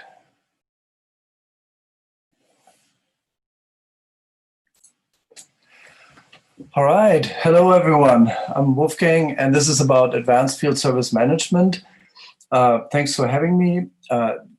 As Rodrigo said, there's a whole community behind it that actually implemented field services in Odoo starting more than 3 years ago. And by now we have quite a footprint in OCA with field services, which is very exciting because that whole area is near and dear to my heart. So let's jump in and take a look at what's actually on the agenda. So first, want to look at what is what's actually. Let me get this out of the way. So what is actually FSM? I want to give a demo and then talk about some example implementations, a roadmap, and then have some time for Q&A here. So the first question is, what is FSM, or field service management? And as part of that, there are a few questions like, how do field services need to manage? So imagine you have fleets out there and they can do anything from selling or salespeople out there. It could be delivery fleets, services fleets, repair, anything that requires people to be out in the field and moving around and get their work, organize the work orders. So this is the first question, what actually needs to be managed? And then the second question is, how can I improve the services that I already have and make it better for the customer, but also make it better for my bottom line, and use the technology available to really make an impact. So to just have a few bullets on field service management, what's included here, there are some areas of demand and capacity planning. There's work order creation, and that of course means I have work orders that have a specific defined set of things that I need to do. I have vehicle inventory that goes into parts and goods and equipment that I can take in the field. I know exactly what's on my vehicle, and if I deliver something to a customer, I take it off my truck to repair something, get a set of batteries or fire extinguisher, whatever it is, I can take it and then have full tracking of inventory from the picking to the customer and replenish the vehicle as well. I have work planning, that's assignment and scheduling, and that is sometimes even automatic assignment or scheduling, or also optimization of schedules. So imagine you have a route of 5 stops and it can actually optimize the sequence of travel. And then we get into dispatching, which is the daily routine of doing the actual monitoring of workers. So I dispatch work out to them. I see where they are. I see their statuses. And at the end of the day, at one point they're completed and they have the completion time and costs and everything associated with this field service order. And I can shove it over to the accounting folks so that they can do proper invoicing. And on top of all of this are the tools and the need to do analysis reporting on the operations. And as we know in Odoo, I have all the data in one place, and that's the power of having field service management in a ERP system. So with Odoo in FSM, or the other way around, FSM and Odoo, I have an enterprise version of, or in this case, we actually have implemented FSM often in enterprise using Odoo Enterprise, because it is really for the little bit larger field services operations, not just 1 or 2 vehicles.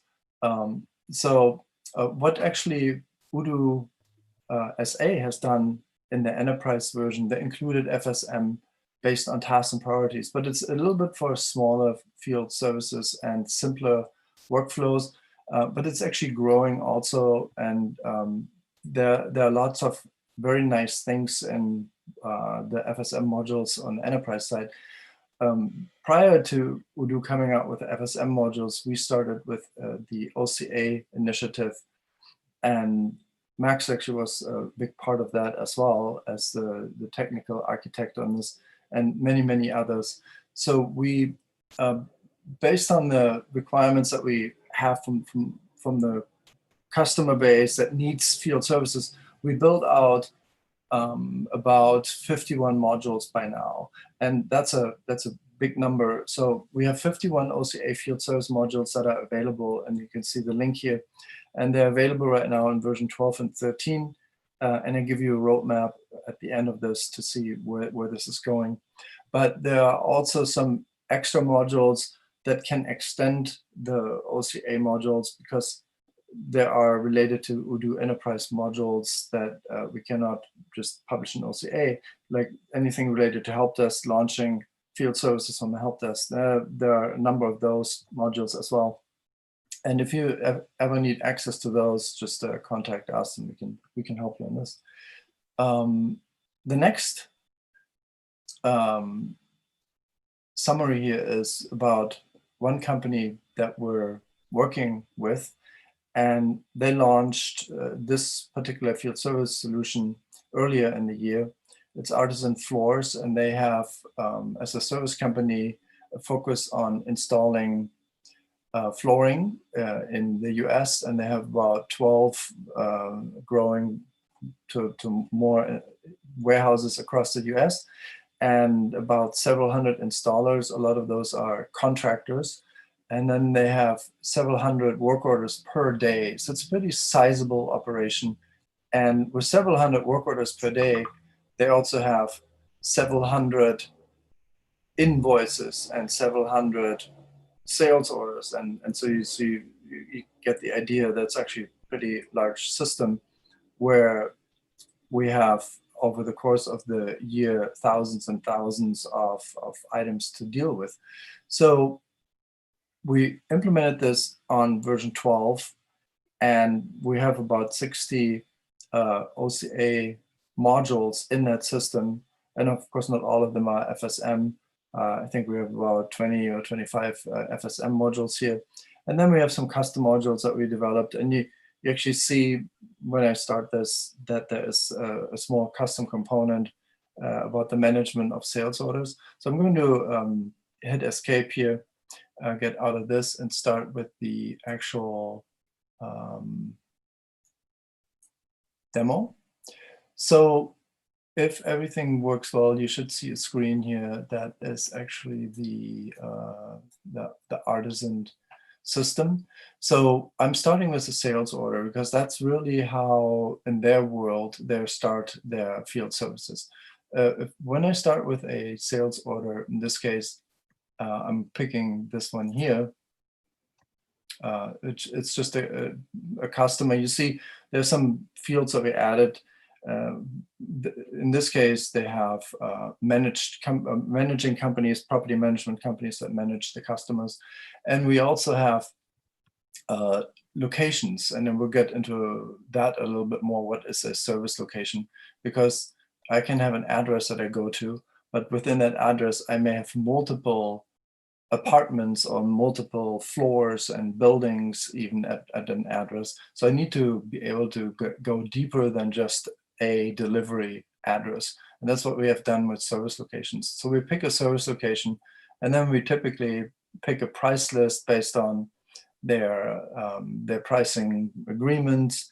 And again, this is apartment buildings that may have a property management company, so you're not dealing with individual people living in an apartment, you're living with a larger organization. And you can see some of the stuff that they need to install and do. So there's some carpet related items, and then there's some flooring with additional items. So usually this would be a smaller sales order. They may have 20 or more items on the list. And I want to also point out that there's carpet installation over here, and then there is other installation. These installation products are tied automatically in the background to launch a field service order. And what it means is when I actually accept this and validate and confirm the sales order, you will notice a couple things happening here. So I'm confirming the sales order, and the nice thing, the way Odoo works, of course, is that I have everything automated. I have my delivery orders, but I also have my FSM orders. So in order to proceed, I do need to do a delivery. So this is where the whole parts start. I have all my material in the warehouse. Now I'm actually going to pick it as part of the FSM process. I'm going to pick it, and I'm just going to check availability for these items. And I validate. And yes, I do want to accept everything here. And this is my first step. Now I have everything on the vehicle. When I have everything on the vehicle, that means that I can actually start my FSM order. So I did this maybe out of chronological sequence because a dispatcher would probably go first over here to the field service order. And you may have seen me, I hit this, let's go one step back to the sales order.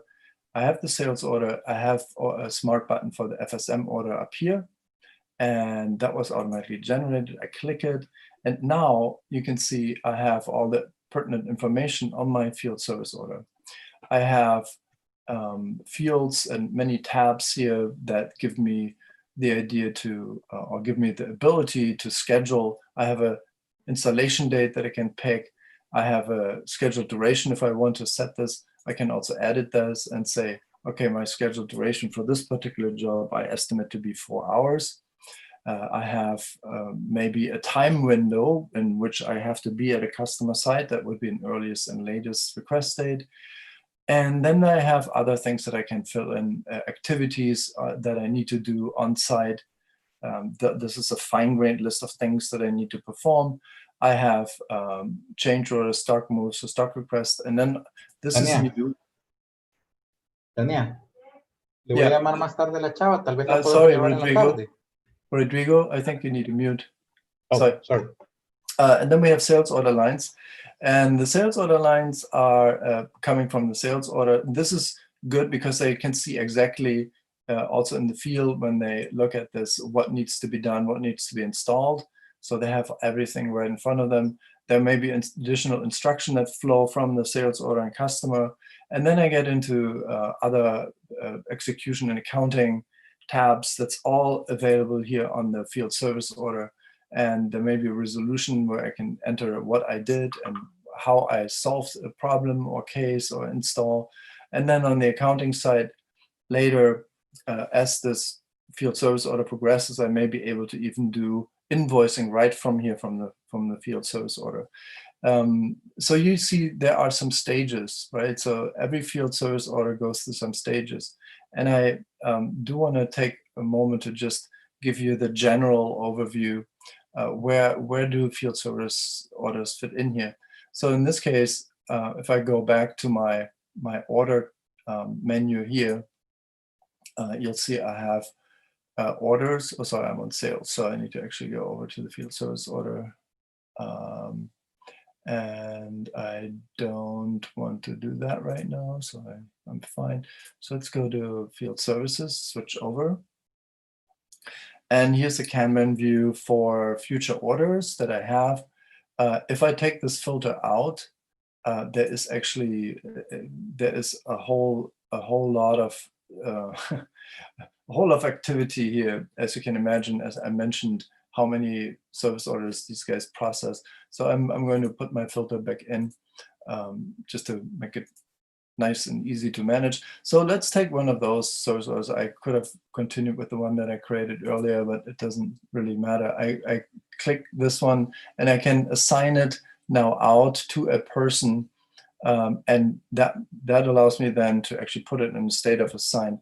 So if I start with a new service order, let's run this one through. I would usually go in first, edit, set a assign to person, then assign a vehicle. Remember, we have stock on vehicles, so we want to make sure we have the right vehicle because stock moves to that vehicle. And then we can add additional things, maybe make changes to the schedule. And if I'm done here, I can save and then assign this out, and this will move it up in the sequence to the next stage.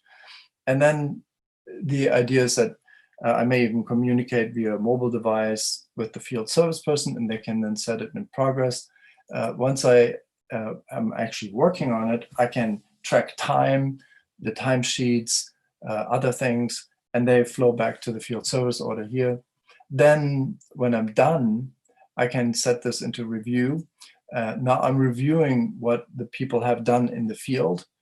And I should have mentioned these stages are all configurable, and they're not only are they configurable, they also have different colors associated with them as a stage setup, and that helps to see when you look at a map, for instance, which color code, which stage they're in by just looking at the different colors.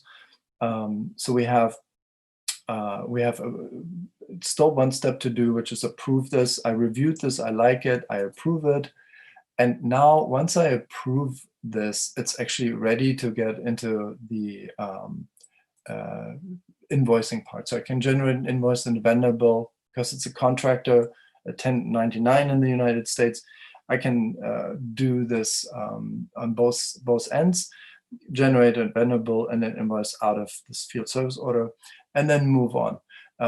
From a dispatching point of view, you may hear often when you're in field services that you have skills and other things to consider. So I want to just give you a quick view of what all the underlying functions are. We already looked at orders.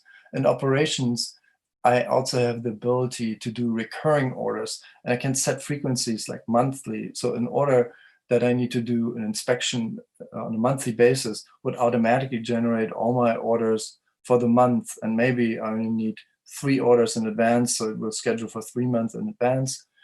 And then I have the stock requests that you guys are all familiar with. For master data, we're looking at customers and then this new thing that we call locations. And locations are a hierarchy of parent and child locations that can go down from a address, building, floor level, to a room, to a rack in a room, and a little tiny box for screw if you want to. So it's very fine grained, and you can define how you want to organize these. We have workers.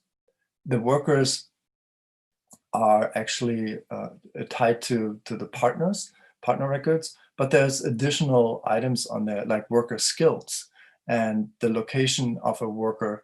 As I go through the day, I actually can update through tracking the location of the worker and see that on the map.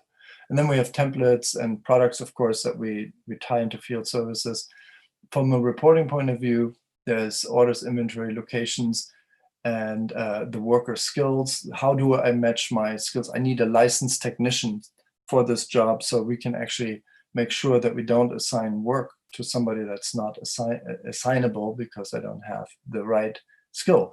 And here are all the setups. I mentioned the stages, and there are a number of different stages. So in this case, we're just looking at orders, and just to give you an idea what the stages look like. So we can make it the standard stages, but then we have added a color code. And when I click on, for instance, a map here, which is a map that shows where the locations are, you notice that this is in green over here.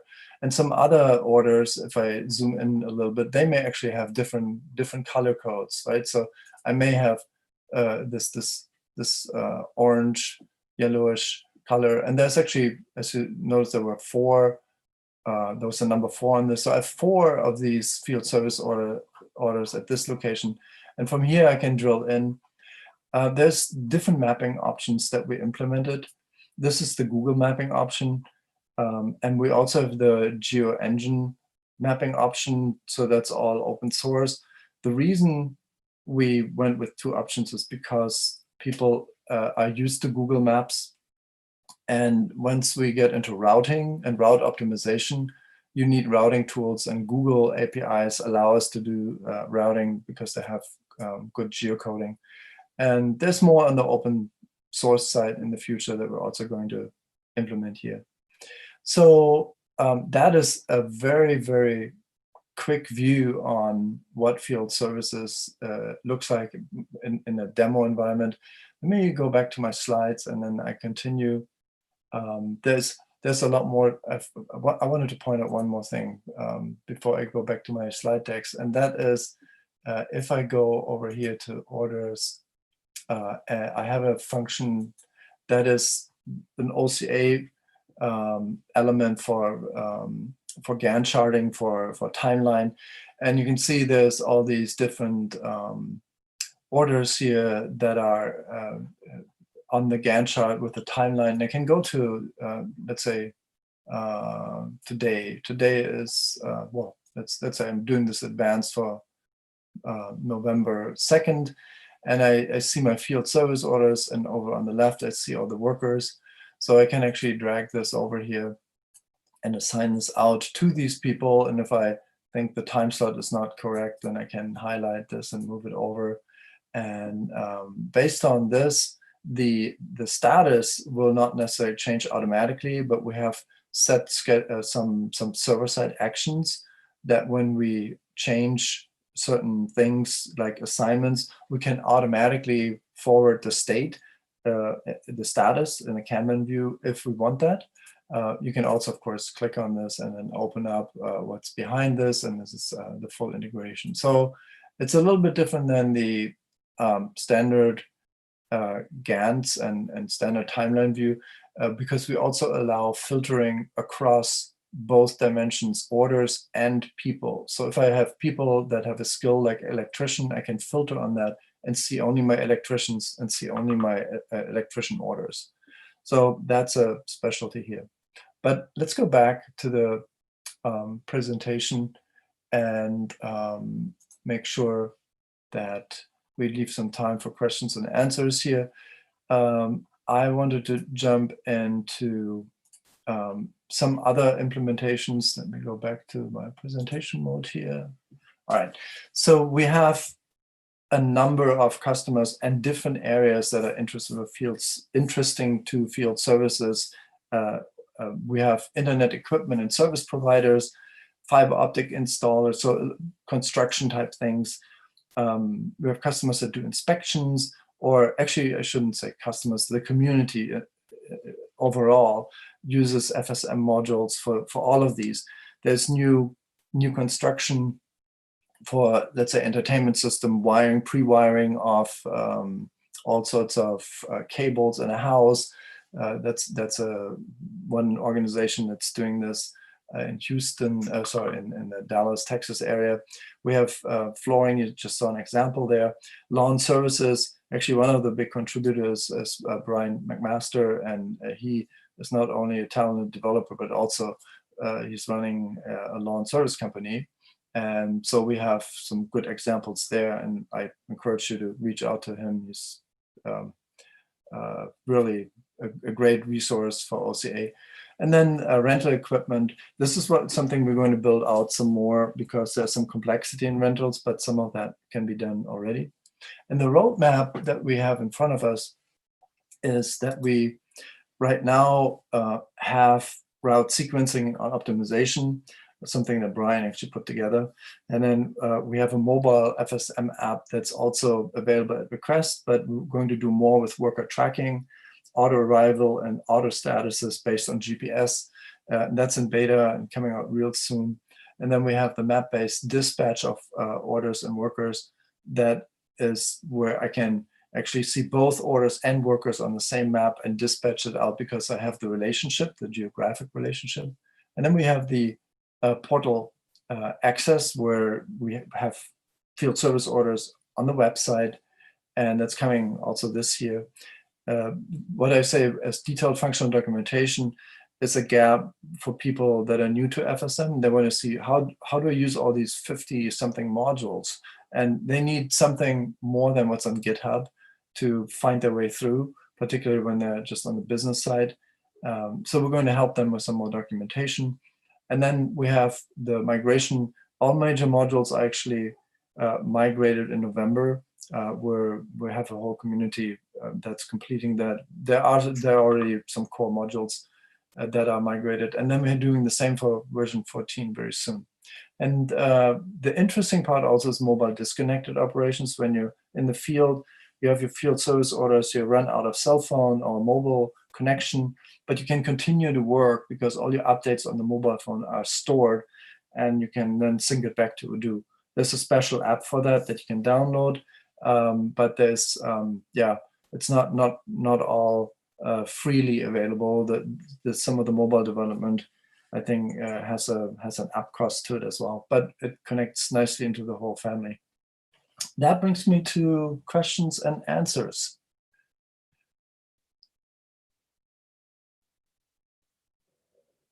Okay, thank you, Wolfgang, for this presentation. It's really good stuff. I think one of the questions was from Daniel, but you already, let me see. Where's the chat? Okay, so one of the first question, I believe it's already done. It was related to the maps. Do we have maps visualization for orders and for vehicles? I guess you already answered that, but I don't know if you want to add something.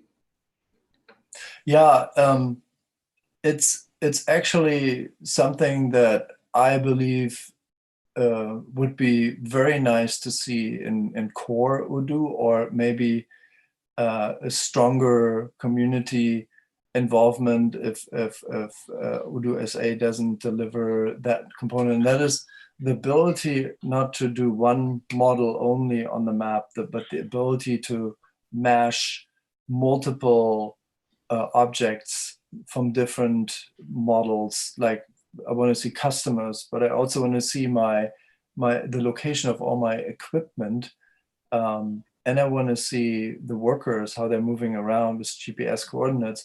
But I may also in the future have other things like territories that I want to display. Imagine you're doing territory management and you have tight territories, and people should only work in their specific areas. So we want to bring all of this together, but we have to do our own work right now within OCA to enable that. But I think this would be great for the entire customer base, not just in OCA. Okay, perfect. Thank you, Wolfgang. There's another question from Ricky here. He's asking if there's anything on SMS notifications. Yes, SMS notifications are important for dispatching. People use text messages all the time. So there's different ways to implement it. There are some messaging services, of course, baked into Odoo, but we also have messaging services that can be third-party integrated. That's a little bit extra effort and cost. SMS message services are not free unless you build something on your own with a particular provider. In the United States, I can send text messages to my Verizon through the Verizon portal to an email, essentially, and that allows me to send text messages at no cost for if I know that the recipient has a Verizon phone, I can do that, but that's very limited. Okay, great. Guys, if you have any additional questions, there's still like 5 minutes to close it up. If let me see, you can put your questions in the chat and I can hand over those questions to Wolfgang.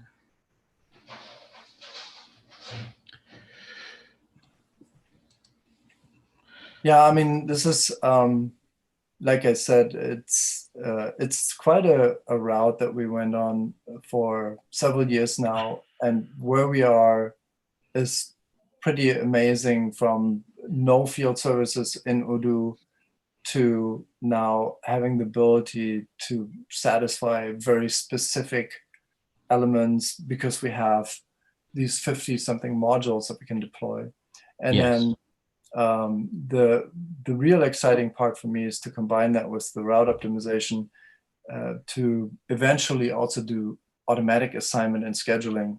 Now, when you automatically assign and then schedule things out, you sequence multiple field service orders on routes and you assign it to the right route. There's always some manual manipulation. So the key thing is to make it really seamless in Odoo to allow drag and drop operations like we started on the timeline view and make that really a easy to manipulate tool set that I can adjust my automatic generated assignments, because no algorithm can always consider some of the fine points that humans know and we'll have to adjust manually. Okay, we still have well, actually 2 questions coming from Vincent. He's asking, first question, if it's still available for V11, and the second question will be if the model for Gantt view is part of the field service model. Okay, so the first question, is it available in version 11? Unfortunately not.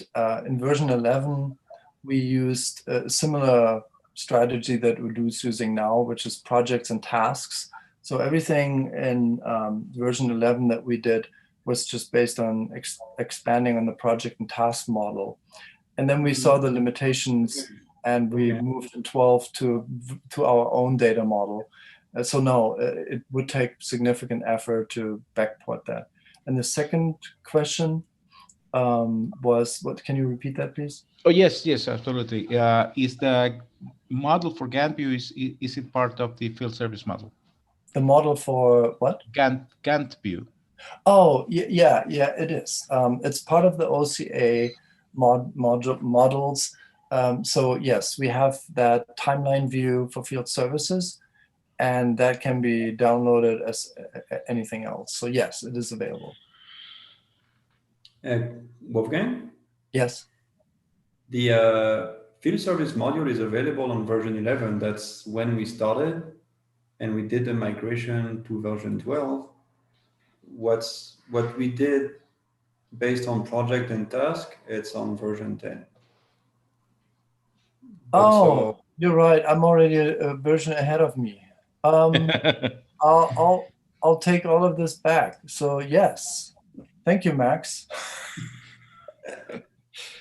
Okay. We won't get those 50 modules, but we started the projects on version 11, and I think you may still find like 10 or 12 modules there. And then we migrated and continue the development of all those 50 modules on version 12. It's so great to have Max here. Thank you. That's great. Okay, well, I think we are done with the question and answers. Thank you everybody for attending the meeting, and of course, thank you Wolfgang for sharing this magnificent session with us. I guess next topic is the future of the OCA and its governance. I can keep up on moderating if you want, but I'm not really sure who's going to be in charge of this. I'll be doing it, Rodrigo. Oh, okay.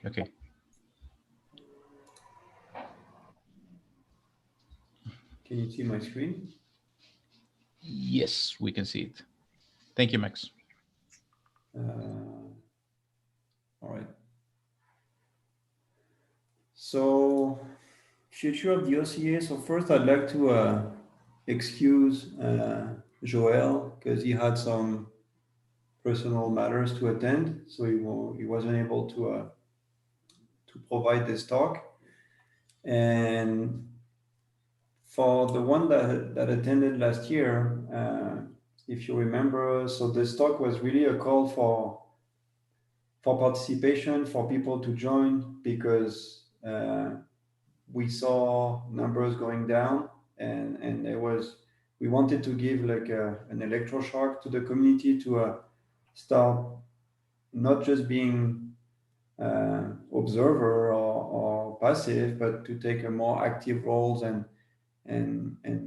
try to give an impulse to the community. So we'll see where we stand today, and so first, I hope you're having fun so far with the talks and sprints and training during those OCA days, with the challenge of being online.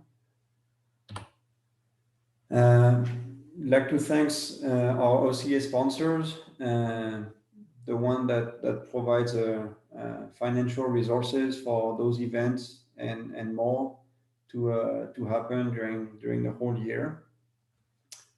And if your company wants to join, or if customers are interested to be part of that list and take advantage of the benefits we offer, please let us know. I think you can contact us at sponsorship@oducommunity.org, and we'll greatly help you get them signed up as a sponsor.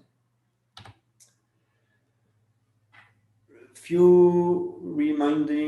reminder of who we are and our mission here. It's pretty straightforward, hasn't changed for more than 6 years now.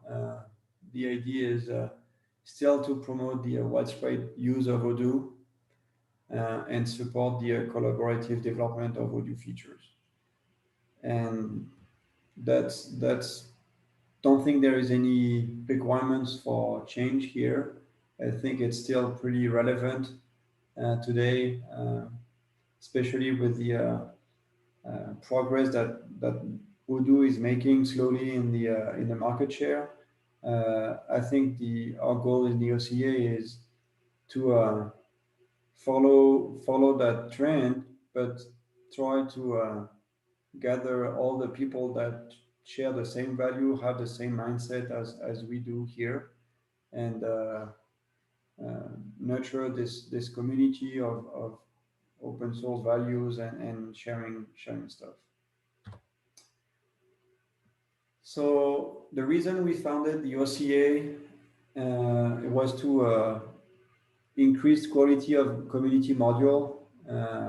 So again, I mean, this is the same reasons that applied a couple of years ago in 2014. I think the OCA is still relevant today.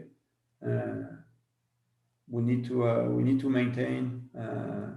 We still need to maintain the quality of module. We need to improve visibility of project and module, and not only project and module. I'll say also people, because the idea is there is people behind this, the module you guys use on a daily basis, and those 2 OCA days are the opportunity to put a face on those people and start a relationship that goes further than just using their module, but helping them with the migration and so on and so forth. So that will help. The third bullet here which is ensuring the long-term support of our modules, and avoid similar and redundant development, and to a certain extent, because the idea is we also want to promote innovation, and that innovation also requires some different paths to be taken, to be tried, to be evaluated, and that's one of the ideas as well, is to also make sure that the OCA can be an incubator for new stuff, like we just listened to Wolfgang and the field service module, for example. The OCA aims to provide a partner-independent legal entity to protect intellectual property. We didn't have much problem this year, but it happens in the previous ones where that those values, authorship, maintainership, needs to be enforced. So we try to be as vigilant as we can on this. Again, if you find some license infringement or some bad behavior that needs to be corrected, just let us know. We will take this as an important matter. Provide a unified voice to discuss with ODUSA, and use some of us. I've listened to Fabien's talk today. He's always open to listen to any feedback we have. I think there's no guarantee of being listened 100% of the time, but the communication is there. I think it's important to maintain it and have it, yeah. And provide resources for CA projects, infrastructure. I think Stefan gave a good talk and training on how you can benefit from all the tools to automate your process, lower any barriers that you may have to contribute, and that's, I think it's still relevant today for to the OCA. So a year ago, that was the number we published, and that was the reason, the most appearing reason for the call. We asked for the community to get involved, because we want this community to be successful. We want this community to grow, and so that's where we were. Last year we had a pretty good response after the Joel's talk last year. We got lots of people joining in as members, getting involved, and we also took some actions to facilitate this involvement. So we are not sure if we introduced or more published or advertised the maintainer role, and that's something we'll continue to do, is decentralize the responsibility, and because it's not 9 people in the board or 60 in the delegate assembly that can propel this community. Community is propelled by you, by the members, by everything you do related to the OCA, that's what we envision here. We, along with the maintainer role, we included the development statuses. And again, I think that's where we may have missed some communication opportunity here. But you now have a module can have one of those four development status: alpha, beta, stable, and mature. The details of each of those statuses are detailed on our website. You can see what what's their impact, what do they mean to us and to our end user. But the whole idea here is you can now, and that's a feedback I had during Odoo experience is, I pushed my module to the community and it's staying there for months and nobody reviews it and it's never get merged. Well, the idea with the maintainer role and those development statuses is you can now merge your own pull request for alpha and beta modules. For those two statuses, there's no requirements for the unit test, and the OCA bot that was developed allow you to, with a comment on GitHub, just merge those modules. And I think that's a very important point to mention, because it removes all the barriers for anybody who wants to join, anybody who wants to contribute a new module. And by setting the status correctly, you also reset the expectation. And you also kind of takes on or off some responsibility, because if someone's complained that you didn't provide a migration script for your alpha module, well, that's on his own. He made the decision, and so you were clear about your intention right from the beginning. So we hope this will help people to come back, to join. There's lots of modules today that are being maintained by OCA members outside of the OCA. I think we hope we made it easier than ever for you to maintain those modules within the OCA, and we're hoping that those statuses will help promote innovation and while maintaining the quality of the module and the reputation the OCA has in the larger Odoo community. Some stuff we also started during this year is the GitHub sponsorship, and we introduced the $5 a month and $100 a month. Why those two? The idea here is not to get one big contributor. The idea is to get thousands of small ones, and for some region in the world, I think $5 is still something accessible. For companies, $100 a month. For the benefit of using an OCA module, I think that's a very small share of the pie. And so as of today, we have 60 sponsors. We have like almost $900 a month in recurring revenue, and our target is 3,000 a month. And why do we come up with this number? It's mostly to kickstart Open Upgrade. I think we mentioned it in different talks today and hopefully again tomorrow.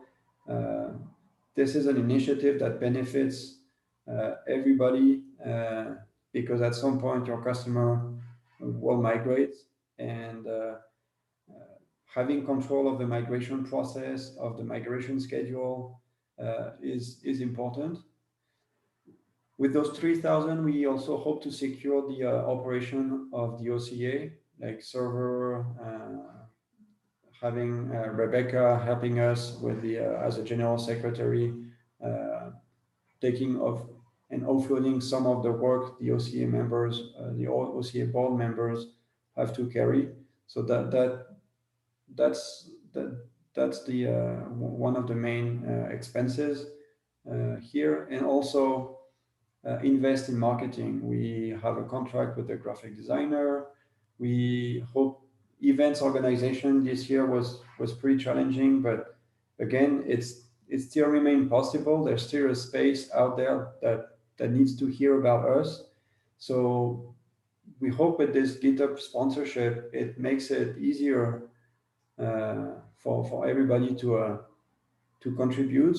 It's a couple of weeks ago, I got I think it was a tweet or Facebook message is, we don't have any issues to pay on a monthly basis to get access to a Spotify or Netflix, but we use OCA module on a daily basis, and I'm pretty sure like $5 a month is something. It's not a big deal. It's even for or 100 for a customer, it's nothing. So today where we are, and that was updated couple days ago by Rebecca. We have less number of contributors on the mailing list, but increased number of paid members. We hope to get more attractions this year with the delegates. So remember that the campaign is open. You can apply. Check your email. Rebecca sent a couple of days ago. You can apply as an OCA delegate. Just as a reminder of the rules, you need to be a member. You need to have your active membership, and you need to fill up a survey to describe yourself. And the idea is the current 48 delegates today will vote for 10 new people to join the assembly among the candidates. And hopefully we'll get after that the more people applying as a board member for 2021. So what's the target for next year? What's the goal for 2021? Mostly, well, that's my own opinion here. I don't, and the board member can jump in after the slides to share their opinion. But I'd like the OCA to still be an even more fun place and people to work with, to have that's what makes its strength, as if and also welcoming more diversity in terms of profiles, in terms of resources, as we've seen during those past couple of years. The community, the OCA, is pretty technical, and I'd like to see more functional people being involved, taking the space, and kind of rebalance the distributions of profiles in the community. I'd like to see more accountant, more inventory manager, and that functional consultant, project managers. So some people closer to the end user requirements, and have a more diverse perspective when discussing bugs, when discussing new features and tools that we can implement. I'd like to see more innovation as well, more open minds to welcoming new stuff, even if it sounds redundant, because there are some boats, there are some trains we cannot miss, and having this innovation orientation helps us make sure we are still up to date, and favor innovation, favor also collaborations, make sure that, and it's not only collaboration. By that I'm not only meaning well, you review my pull request and I'll review yours, and that's it. I think we've seen in a couple of the slides today big initiatives are not done by just one person or one company or one integrator. Most of the biggest project I've done, we had to involve other community members, and that's where I think we are stronger together. And if I'm hoping during those 2 days you can identify people you can work with, so that you can target bigger customer, bigger market or new markets, and yeah, push boundaries and reach new territory here. Is there is Odoo is only 1% of the market share. There is a whole world out there that's just waiting for us to work together and answer their requirements. I think we are meant to have a bigger space than the one we have today. How can you help with that? Like I said before, we try to remove the barrier. So please give it another shot. Publish and maintain your module under the OCA. Join as a contributor, become a member, apply for delegate, sponsor the OCA on GitHub. Again, it's $5 a month or 100. And more than just you sponsoring, I think it's asking your customers or your end user to sponsor the OCA as well. Because I think for an end user in any company using Odoo, and that was the main reason I joined the ERP world, is you have, by using OCA module, those people may have a chance to get their job done on time, on budget, and be home and enjoy family time or whatever the activity may be extra professionally. That's a small contribution they can make by giving some financial resources here to make sure that their solution is being maintained in the future. And so again, promoting the OCA around you. I had a talk earlier today about organizing local events. So I mean, there are so much to do that any skills that you have, any times, any effort that you want to make is welcome. If you don't know how, in more details than just this list here, contact us, let us know, ask the people around you on Discord, on the mailing list, and we will help you canalize this energy, this time you want to give. Thank you. I don't know if we have time for questions. Otherwise, we also have, I think, other sessions to ask anything to the OCA board. That's pretty much it for me. I don't know if there's any questions or comment from the OCA board members that want to jump in here. Thank you. There's a question from Marcos Mendes, who asks if he can make an intermediary sponsorship in GitHub, something like $30 or something like that.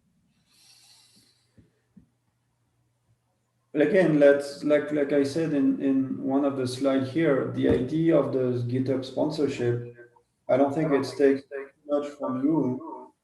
The idea is I'd rather spend those different amount and spend it in talking about Odoo and in encouraging your customer, your end user to become sponsor. And again, the point here is not to have one big or very few small, very few big customer sponsors.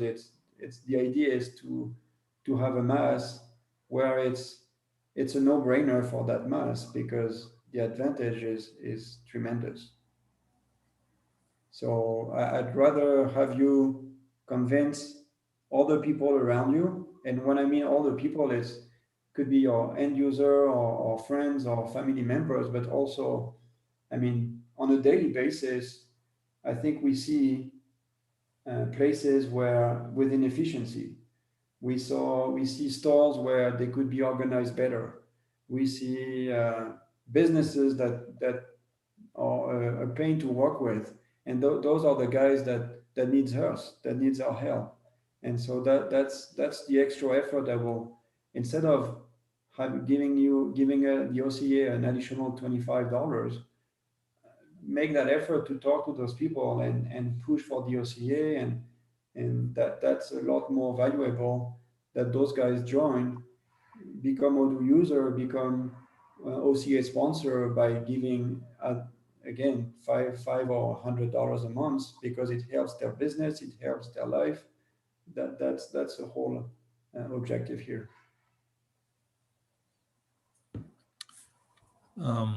Virginie has another question. She asks if there's a blog article or any other content that we can use to convince and explain to our customers the value of OCA, what they benefit thanks to the OCA, etc., and which is something that they don't really get at first. So we invested a couple of years ago on two brochures that are actually on the website that have been translated in some languages. But if you have people in mind that you want to target for this, I think let's just talk. We have content on the website, but that might not be suitable for your case. And yeah, let's continue this discussion privately. What you need to convince them, and if there are some other people in that case, we can open up that discussion and come up with, maybe it's one sheet of paper, or it's or slides or a video. I'm hoping during those OCA days, with all the recordings that we will generate, those people will have a pretty good enough content to get an idea of why they should sponsor. I mean, there's various talks where we highlight customers' case studies and the benefits those customers have been having by using OCA module.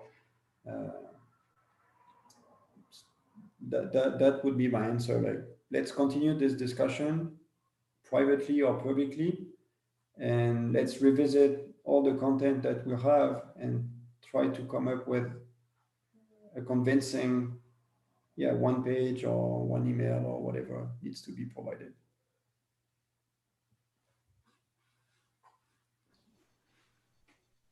Maxime? Yep. Simona speaking. No, just want to say that this thing that you just mentioned regarding, writing, improving the docs in relation to why there is a value in working with the community and so on. I mean, this is already a contribution. So the message is, if you find something on our website that you think has to be improved or completely rewritten or reorganized, feel free to get in touch with us and we can set up a workflow for this. And that's already a contribution. If you don't know how to code or how to do any technical review or things like that, helping us to maintaining a good website, especially if it helps us to provide a good message, is very welcomed.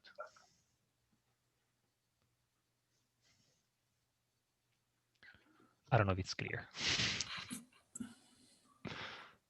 There's another question from Carl Mason, who asks, there's no pro rata membership. It's an amount for 12 months if you join in January or November.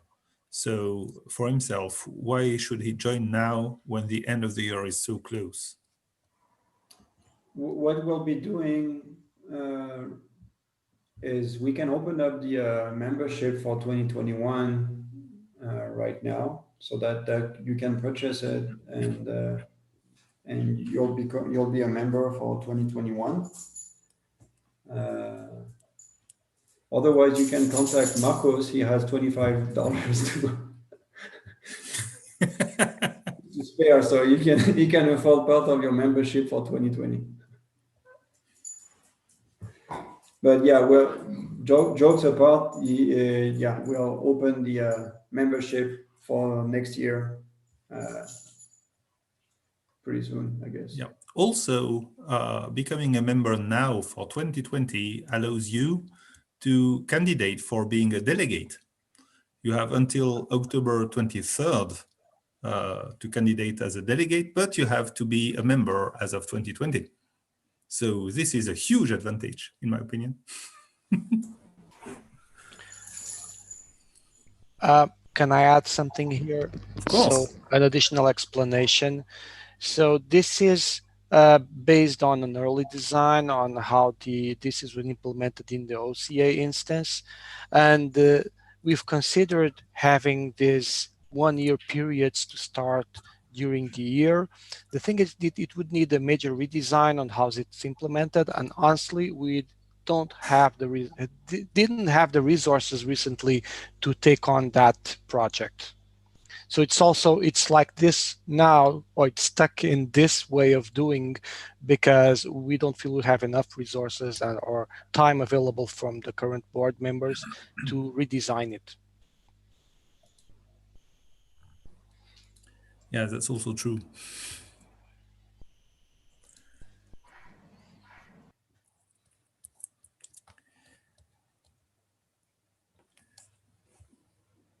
Do we have any other question?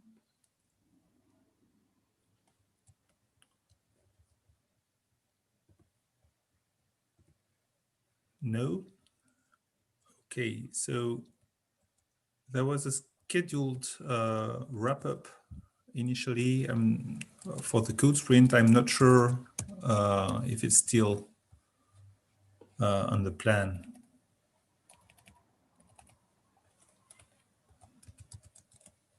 I don't know either.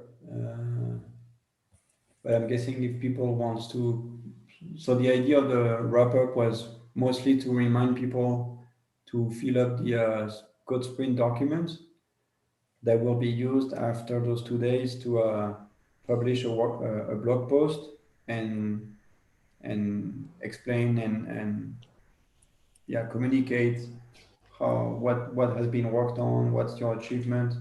So if whatever you've been doing during the code sprint in Discord, just take a moment here to put some notes in the document. I'm guessing the document is shared in the Discord room. You must have the link to update it. And that's, otherwise we still have slide presentation going on, mostly for the America time zone. But otherwise, see you tomorrow. Maxime, looking at the agenda, I see 2 more presentations next. So one is if the published agenda is correct, the next one would be by me and then followed by one from Rodrigo Torres. I think there is 4 of them. There's a presentation about business resiliency starting at 7 p.m. European time. Then BI integration, then Odoo to Odoo benefits of migration, and improving customer experience with delivery services. Oh, okay, you're right. Time zones are hard. Yes.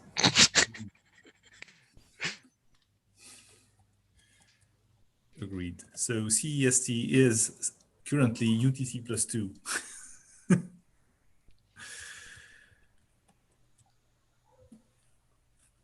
Okay. Otherwise, it's a good time for a lunch break, at least for me. Yeah, or a dinner break.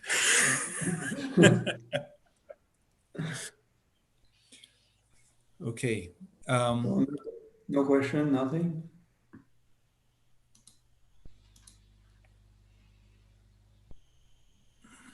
So we'll come back in an hour.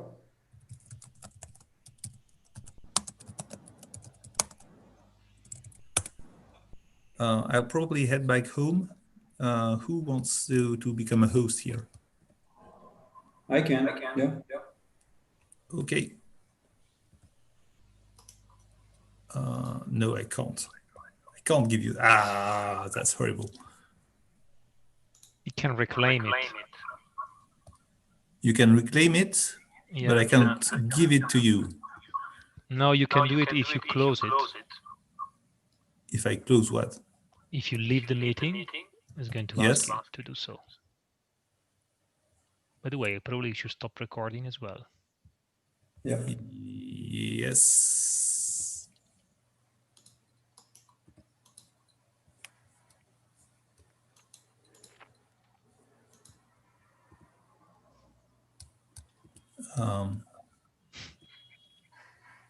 Maxime, do you see the three dots with the action? Is where you see the invite button at the bottom of the panelist.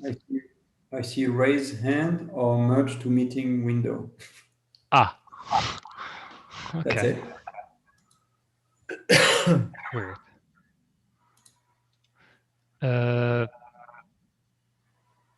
Alex, can you stop recording at least? Because it seems I cannot do that. Well, I did stop recording, but someone else is recording. And I think it's Maxime. Okay, I stopped it. Okay. Okay, and what if I reclaim host? So Whoa. now the host is me. Okay, great. And then I can make host Maxime. Yes. And it's done. That's super weird. And we are still live on YouTube. Probably that one should stay, I don't know. So that one I don't need to test, right? Yeah. Okay. Okay. Well, I don't know if you stop it and if you restarted the streaming there, because it's going to be over after 8 hours. Well, so, it should stop at some point, so I just need to restart it, right? I'm not sure you can just restart. I don't know if you have to create a new one. And also, we would need Graham permissions to do so. Probably only me and Alex have it. Graham is supposed to wake up in a couple hours, no? Oh, then it's fine. But we have the permissions from the Zoom, right? As long as you use the Zoom credentials, you should have access, right? No, because we are using the account by Graham. Oh, right. Yeah. But tomorrow probably we will have the OCA one. Anyway, so I would just I cannot stop it from here. Great. All right.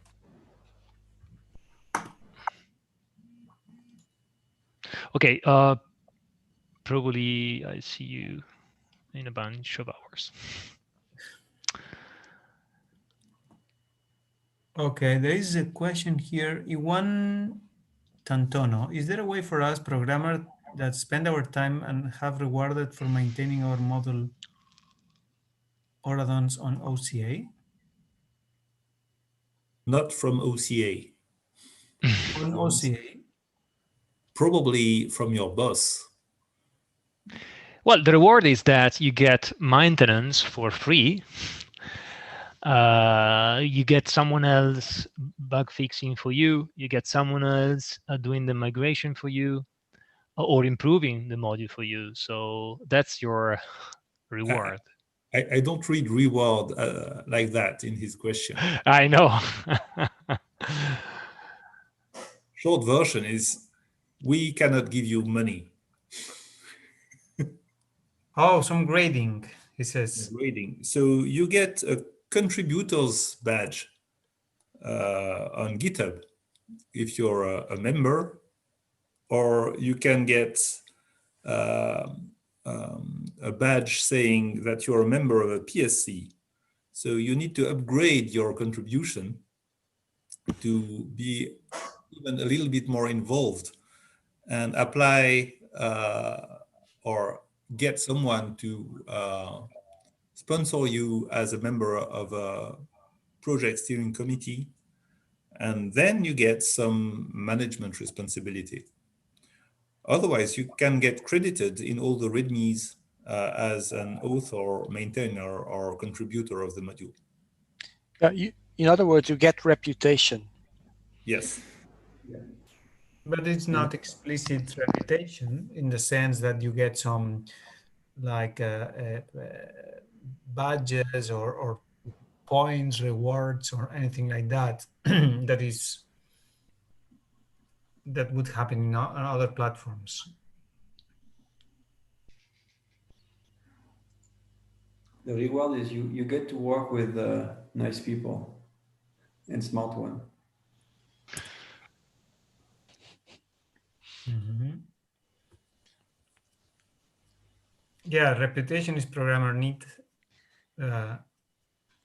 Well, yeah, and reputation is something you get with peers, with your peers, and the ability to reach out to other of your colleagues when you have an issue, right? And if you are respected, then you get help when you need that as well, right? As long as you earned this reputation, then people is happy to assist you.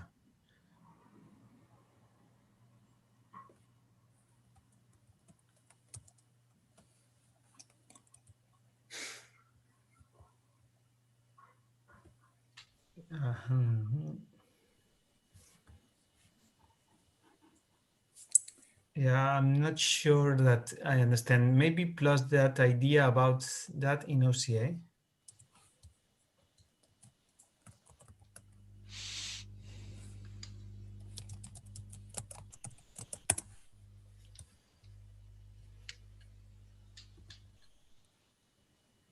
Well, if you look at github.com/orgs/OCA/people,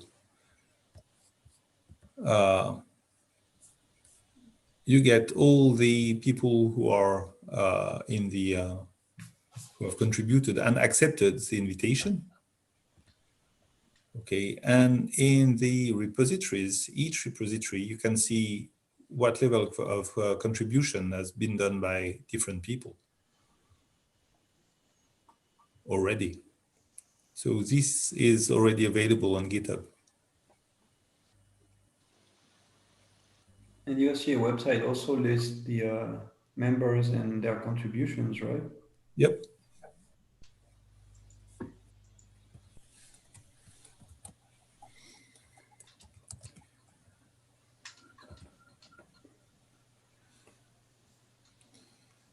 It turns into Ask Me Anything, right? Okay. I have to head back home. I'll leave you here and probably see you after getting some sleep. Thanks, Alex. Bye-bye. Okay. Bye. Enjoy your day for people in the West. Yes, I have to leave too. I leave as well. If my little dollars allows me to come back later, I'm gonna come. Otherwise, see you tomorrow, guys. Okay. See you. Bye-bye. Have a nice evening. Bye-bye. Bye. Bye. See you tomorrow.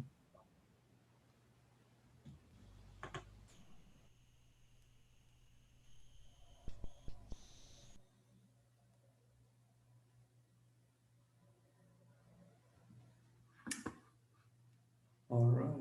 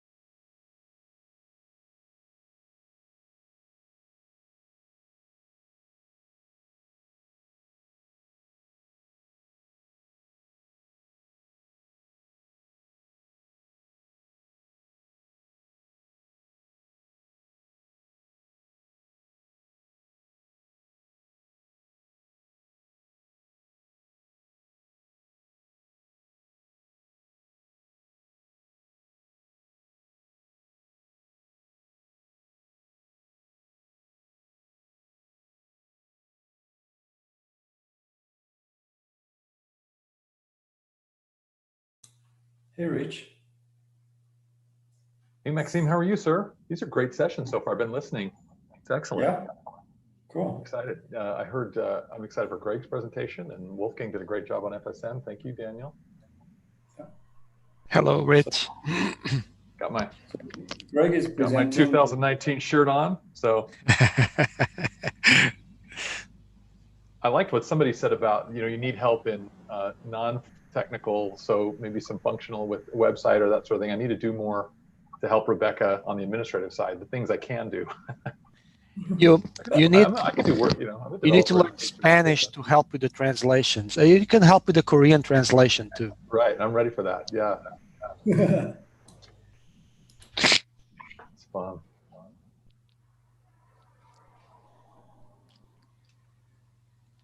So Greg and Corrado are the panelists, right? I think also Wolfgang and Corrado are going to do one. Wolfgang was asking about Corrado too, so I'll tell him you're set for Corrado. Who is presenting? Because the agenda says Greg. Yeah, Greg's next. And then for Wolfgang's piece, he's also going to have Corrado in with him. I don't see Greg on the list. Oh, no, he's panelist. Okay. Yeah, I think Corrado, is helping at 7:35 with BI integration. Hi guys, can you hear me? Yes, sir. Okay. So Corrado is not panelist for this talk, right? No, just Corrado. Okay. No, he's just, I think, wanting to hang out with the cool people here. So. All right.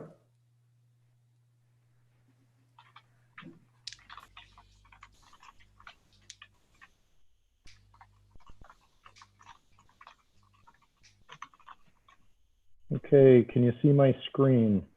Yes, sir. Sweet. Okay.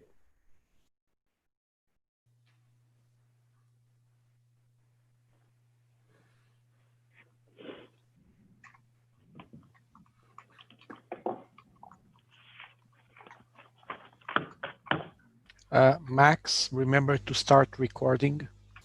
Yep. But it's Thank you, Bhavesh. 5 minutes, right? Yes. Okay. I get the feeling OSI is kind of running the show here right now. So I think we did 15 of the 28 talks, which is good. We have a lot of thought leadership. Yeah. Well, we also, we're helping with the management and organization, and everybody's doing a good job. I didn't know how this was going to work, but I think we're all doing a really good job here. It's turning out pretty good. And I think that's where the Discord stuff helps, because having the chat as a backup, it's pretty good, easier to organize the different tracks.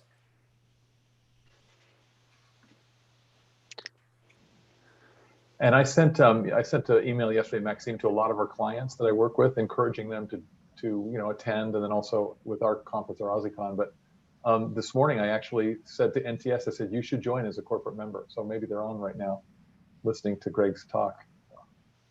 Cool. That's a key thing, is encouraging more businesses that are recipients. Like Wolfgang said in his FSM talk, we've used 60 OCA modules for field service management. So, we get way more from the community than we give to it, even though we give a lot. Mm-hmm. This is what Eric Raymond, the great open source writer, called the magic cauldron. And there's an old Northern European mythological story about this idea of there was a cauldron where everybody put in something and it never ran out of food. It was kind of this endless bounty of food that came out of it. And you could imagine in Northern Europe in like medieval times or previously, people were hungry all the time. So this is obviously like a story that had huge interest to everybody as a myth. But in fact, the open source community kind of demonstrates that. I'd say that's going to be a lot of my talk, but through our own selfish interests, we're able to come together and create something that gives us more than we could do ourselves.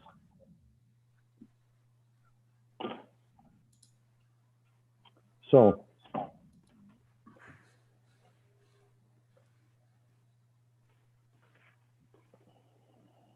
One plus one makes three. yes, yep.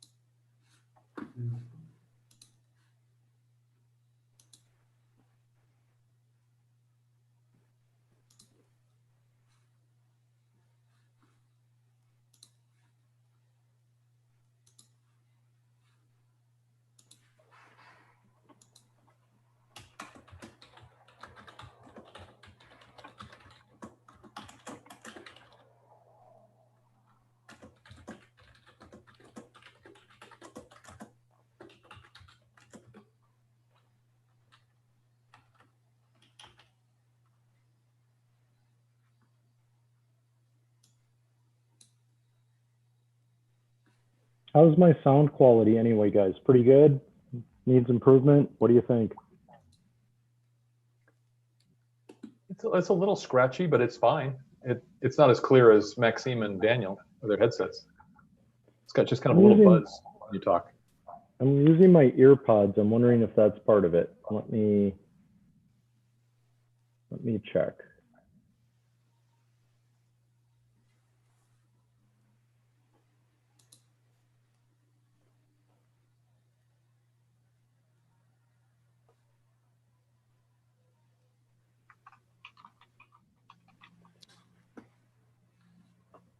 All right, I'll start the recording.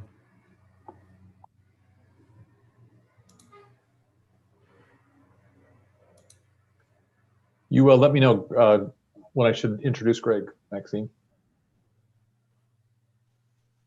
And I'll monitor the Q&A and chat and add those at the end of his presentation.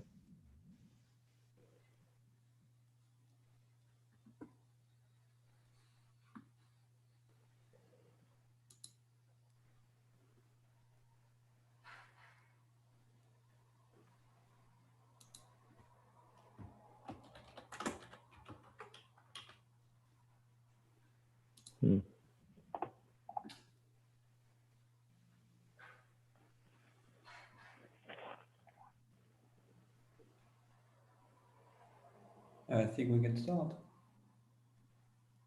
Super. We'd like to welcome everyone to our evening sessions, our 7 o'clock session on resilience with Greg Mader.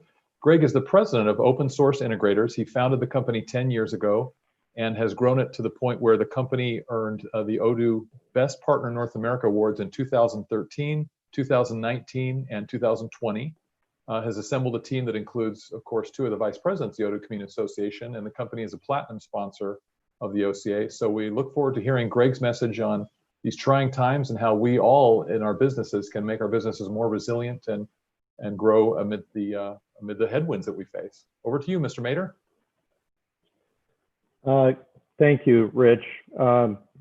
Good evening, good afternoon, and good morning. I realize we're spanning a lot of time zones here. So I'd like to talk today a little bit about resilience. I'd say if there's anything we've kind of discovered this year is a little bit of resilience in each of us in our organizations. Congratulations. We just made it to level 10 of the 2020 Jumanji game. And you should all be proud of yourselves for making it this far.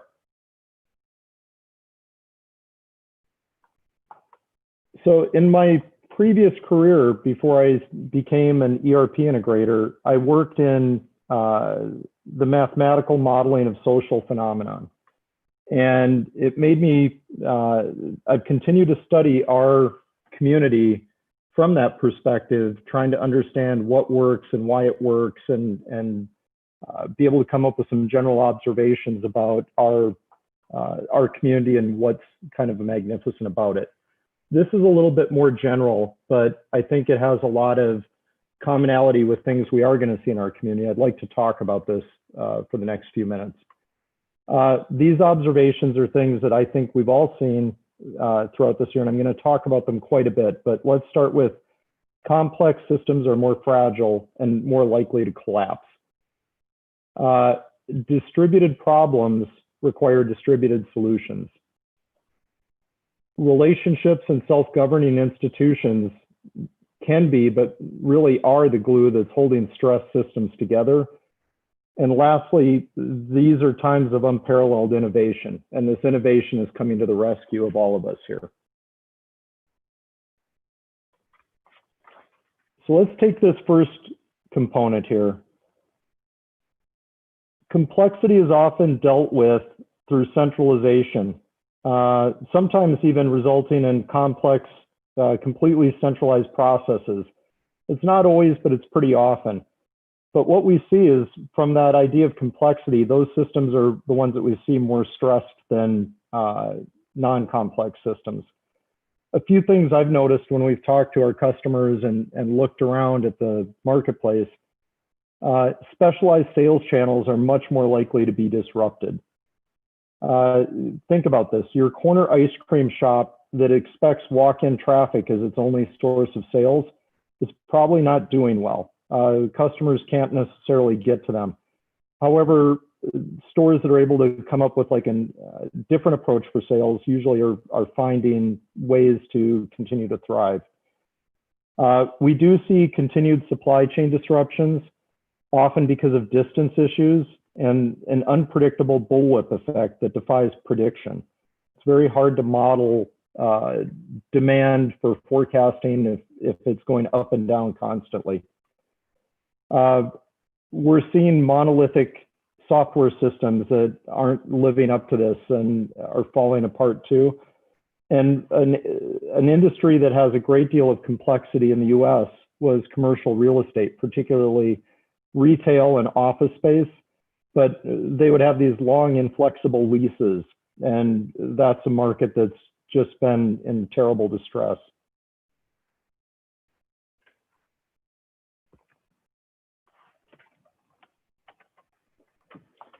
Which gets to kind of the corollary here. Distributed problems require distributed solutions. And I'd like you to think about this. Have you noticed how quickly we've decentralized? In work, in school, and any number of things in our lives, we've decentralized very quickly. We even came up with a new name for it. It's called social distancing. But from that, we've had this immediate shift to work and educate from home. We've seen this rapid adoption of remote meetings and conferences, and this is a conference that's proving the success of that right now. We're able to come together virtually with a high degree of cohesion and satisfaction. It's not quite the same as all meeting together in Belgium, but in its own way, this is really great. We're seeing the adoption of diverse sales channels with early adopters of new sales technology have done really well. And I think that's something that, again, points to that imaginary corner shop of ours. If they could come up with ideas for home delivery, touchless pickup, omni-channel sales, whatever, those are the organizations that are doing better. Another point that we're definitely seeing is this relocalization of supply chains and less dependence on fragile logistics, specifically logistical supply chains that might require shipment from distant countries. It's been very difficult to get reliable shipments, and there's a rapid relocalization of the local providers of these. And finally, one thing that I found that was fascinating on this was the diversity of research in the COVID vaccines. Even in COVID vaccine research, there's over 40 different candidates, all resulting from different approaches and different teams. And as a thought experiment, can you imagine what it would be like if there was only one vaccine research effort? And let me go a step further even. Can you imagine it being run by the US government or the EU government? I believe we'd be waiting for the next 10 years for a vaccine.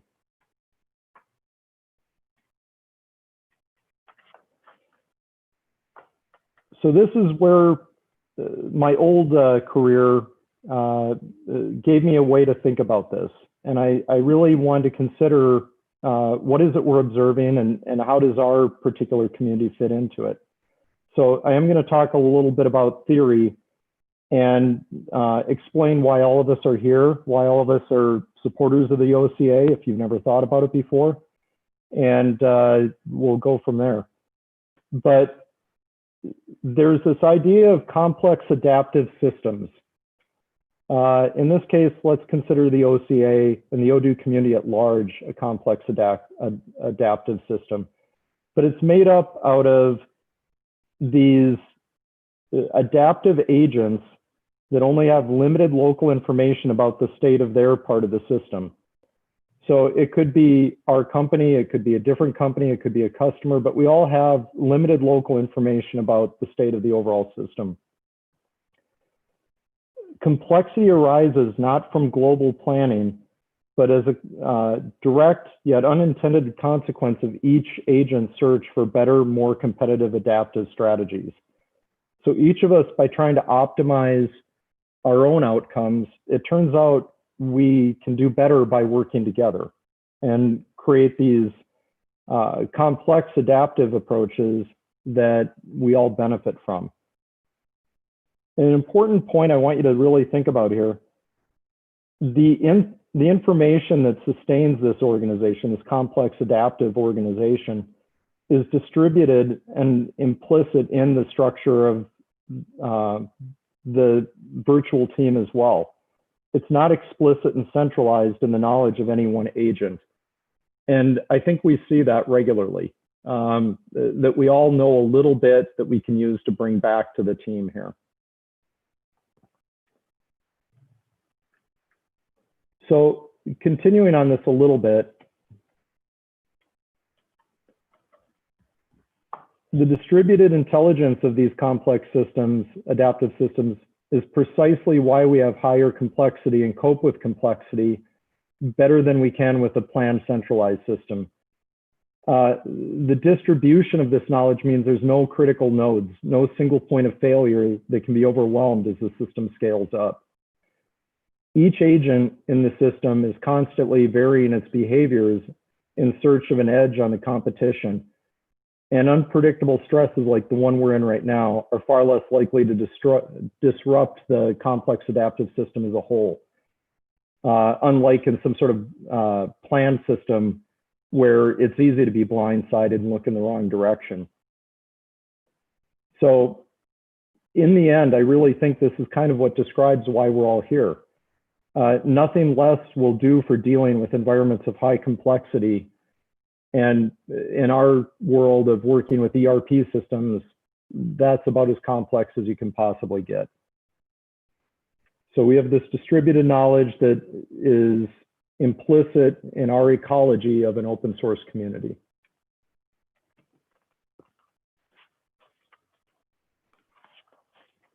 So let me give you an example of this. And I'm going to use humanity at its best because we could all use that right now. Without any training or institutions, why do disparate cultures come up with the same solution to save a life? And in fact, that's why I love these pictures, is these people don't know each other. They're in completely different continents. They're both trying to save a life and they come up with the same strategy. There's no classes on this. There's no how-to, but they quickly figured it out on their own and arose to the challenge here. What I'm specifically proposing is that we are wired for this, and it's in our instincts, our DNA, if you will, or even more esoteric, our souls. This is literally how we're wired, is to work together like this.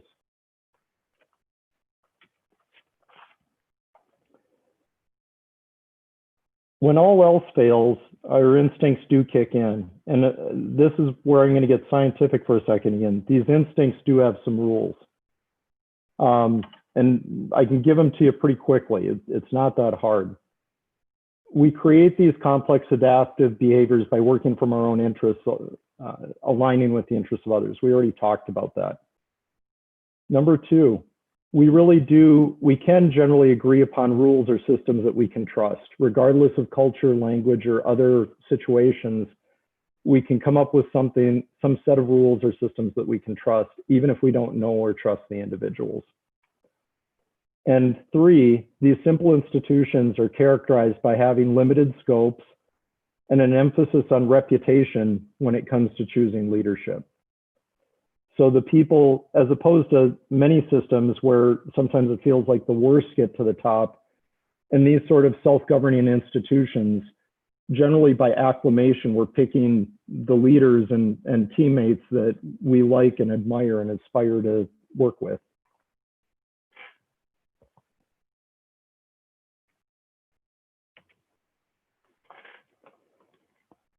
It turns out all of this behavior that I'm talking about is very resilient.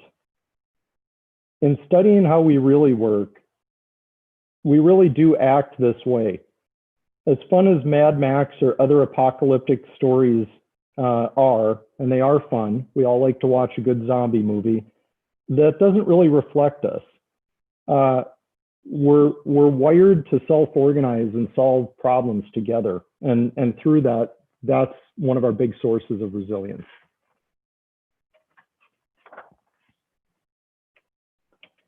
So let's get to the software part. I can hear it already. Greg, let's talk software. Yes, absolutely. Let's focus on the open source movement. I believe a big part of what we're seeing is a huge amount of innovation that's only possible in this ecosystem that I'm talking about. So let's study this a little bit. Northbridge and Black Duck Software do a yearly survey talking to as many CIOs as possible about the adoption of software, but specifically open source software. It turns out this is the best CIO survey of software patterns that I can find out there. And through this survey, we found out some insights as to why CIOs would choose an open source solution. And this is rank ordered. So it's the quality, the freedom from vendor lock-in, the competitive features and technical capabilities, the ability to customize and fit, and number 5 is total cost of ownership. I realize that might be a surprise. Often we think we believe, we hear from others that that's the appeal of open source software, is that it's cheap or free. That's actually not the leading driver. It's the other drivers first.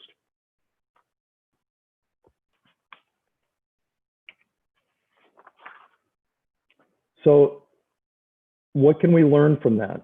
That developers, CIOs, CTOs are looking to create or extend a competitive advantage, and that's often coming through the grassroots, through individuals within an enterprise or organization. They're the ones that stumble upon Odoo or another open source solution, make something that works, get some leadership buy-in, and from there there's investments. There's often a champion that has done their homework and experimentation. We talked about this a moment ago, but cost is less important than speed and flexibility. And you can think again about these individual agents in a complex adaptive system, each trying to find that optimization for their own benefits. They are trying to go faster, and that is the speed and flexibility that we're mentioning here. There is this idea as well that I think we can see of global collaboration, and again, that's why we're here today. There's the ability to access good ideas from everywhere. And it turns out even from competitors, or I have it in quotes, frenemies, we're able to maybe jointly work on something together that's not, that's more important to us than any competitive advantage it might give to the other team too.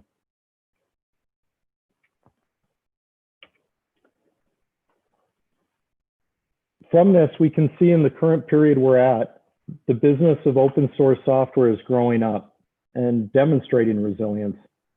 There's a widespread adoption of the software, leading to a widespread adoption or widespread support of businesses involved in it.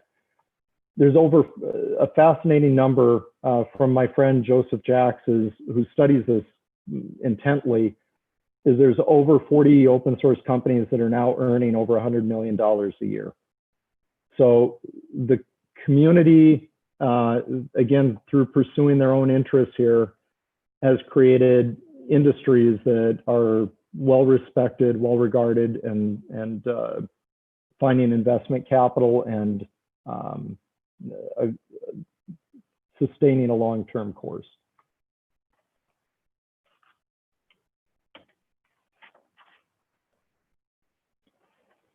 So let's look at GitHub for a second, because I think this kind of paints the picture back to decentralization.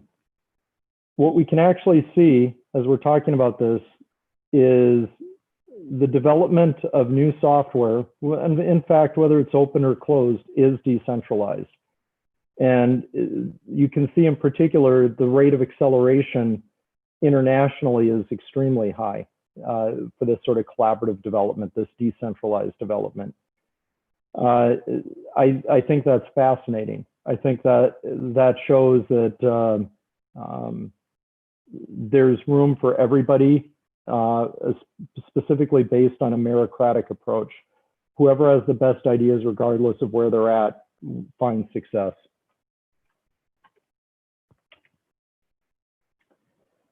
So the conclusions we can draw from all of this are a couple of things that are pretty simple. Open source software is resilient, and Odoo is resilient, and our community is resilient. But it's resilient because of a couple of these things, going back to it. It is this idea that the best ideas will win out, regardless of where they're coming from, and that there is decentralized problem solving that scales globally. And with that, we're going back to this slide. We have the idea that we're making the pool of decentralized agents, these simple, self-organized local teams, bigger and bigger, and that's going to drive our complex adaptive circle to be bigger as well. Eventually, there's always going to be equilibriums as this balance is achieved, and this the system theorists have a name for it. It's epiphenomenon. This idea that we will have an equilibrium that's not predictable from knowing the rules at the lower level, but only at the levels above it. So, one last data point. I look at our own organization, and there's a couple of things that come out of this based on, again, using the open source approach and everything I just talked about. So let's make it real world. A fascinating thing I've kept track of and certainly worried about a great deal. Every one of our customers is surviving and for the most part thriving. Some of our customers have released new products or increased sales by adapting quickly. All of them have survived, and many of them are doing very, very well. We do think Odoo's freedom and flexibility has been a key reason. We've been able to respond to their needs and change the system quickly to respond to these new conditions. So thank you. What questions do you have for me? So far, Greg, we don't have any in the chat room or in Discord. Does anyone have anything they'd like to post in either this Q&A, this chat, or in Discord? And we'll get those questions to Greg. Fascinating, though. Great overview, kind of philosophical in terms of thought leadership, with also some practical takeaways. So thank you. I think everybody's enjoying supper in Europe. Exactly. They're having drinks. It's happy hour in Belgium. It. Happy hour in Brussels.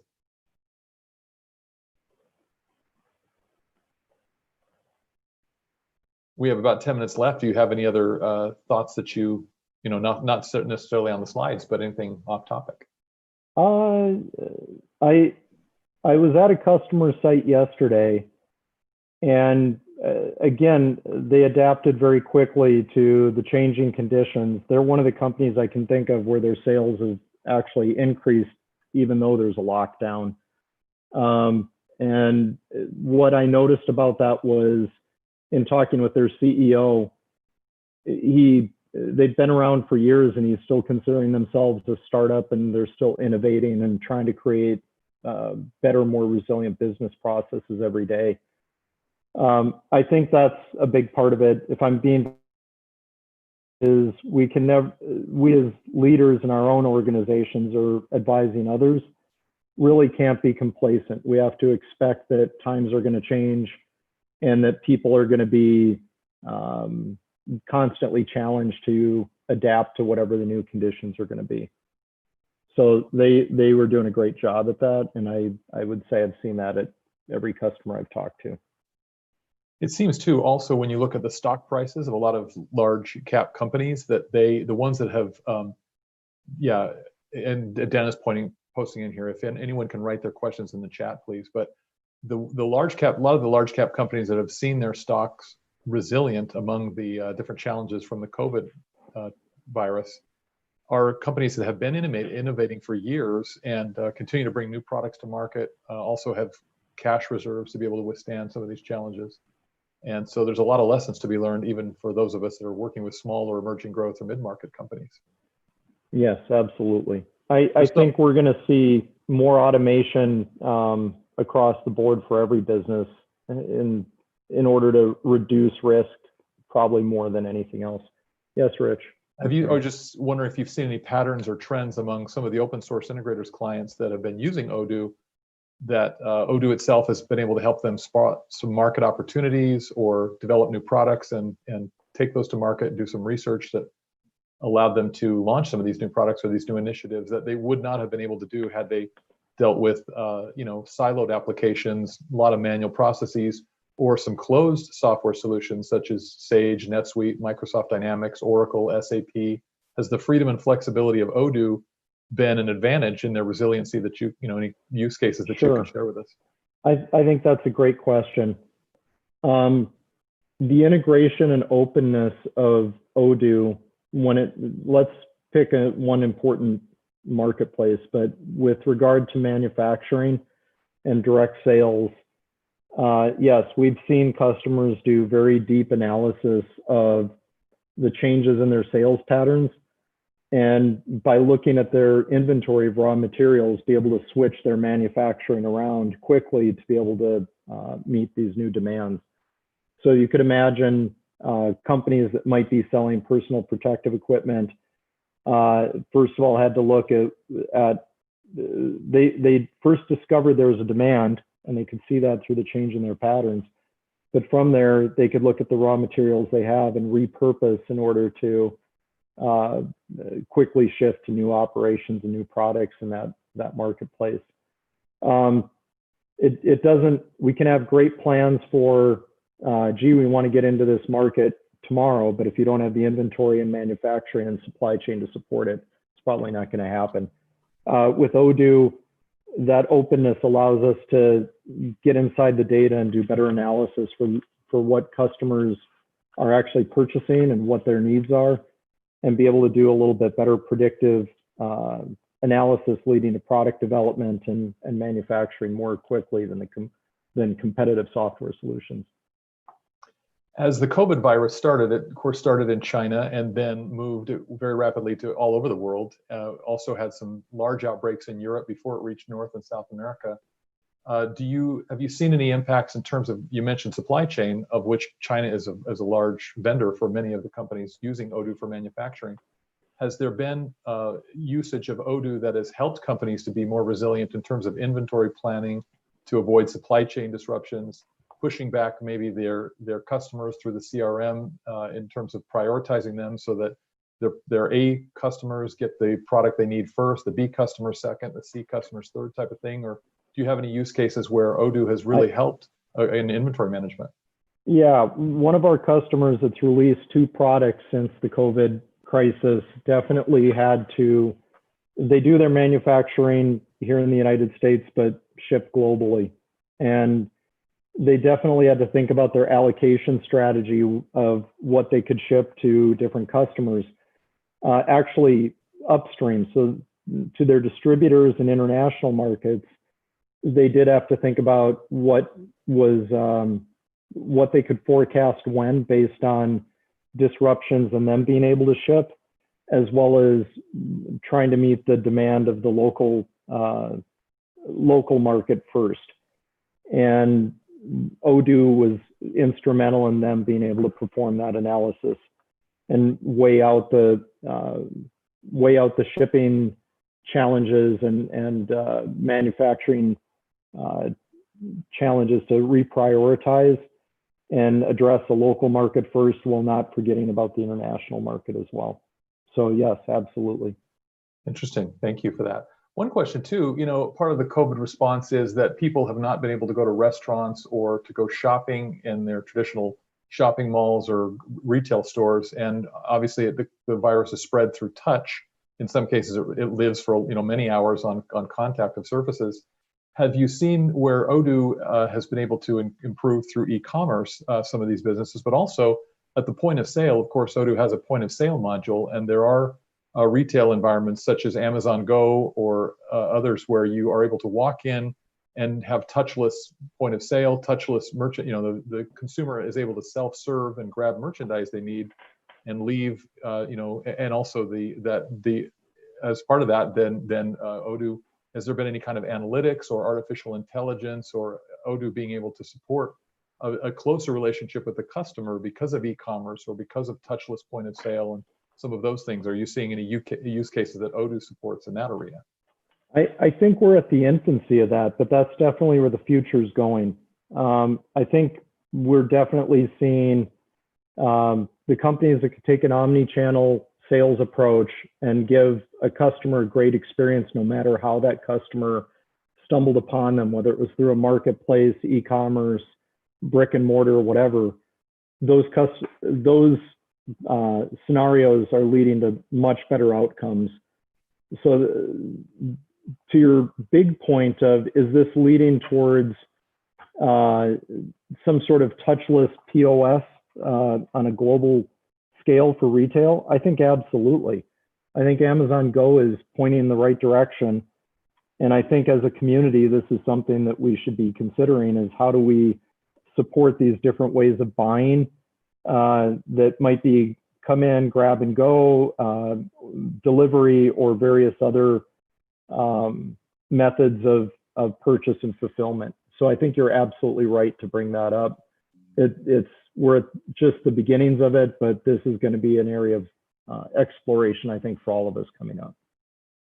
What do you see in terms of the community that trends that the community should be involved in development? Have you had any idea on certain modules or certain functionality that you wish the community would do and that you think would help in terms of these businesses being more resilient?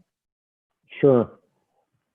I think if I could think of anything the community could work together on that would be a specific thing that benefits all of us, it's actually the topic you just brought up, and I saw that there were previous sessions on it within OCA Days, but it is POS. I think this is an area where we could work together and build something that does support these new purchasing approaches and leads us towards a better solution for our customers. So that's a great question. I think we're out of time here. Out of time. We're right at the bottom of the hour. So we're going to go ahead and we're going to set this up for Wolfgang Hall and Corrado Pagliani are going to speak next about business intelligence. And we'll just take a few-minute break and they'll be back here at 35 minutes after the hour. So want to thank Greg Mader again. Very insightful, very interesting discussion, very wide-ranging. Wish we had, it looked like RWGRO had a question, raised his or her hand, but didn't have a chance to get that actually in the chat window. I'll be over on Discord and they can grab me there. So thank you so much. Thank you, Greg. Okay, bye. And you can stop sharing your screen. There we go. There we go. Yeah, very good. It looks like Wolfgang and Corrado are all teed up. Hello. You're not getting hoarse yet because you had a great field service management talk earlier. Yeah, well, thank you. Let me just make sure my screen share works well.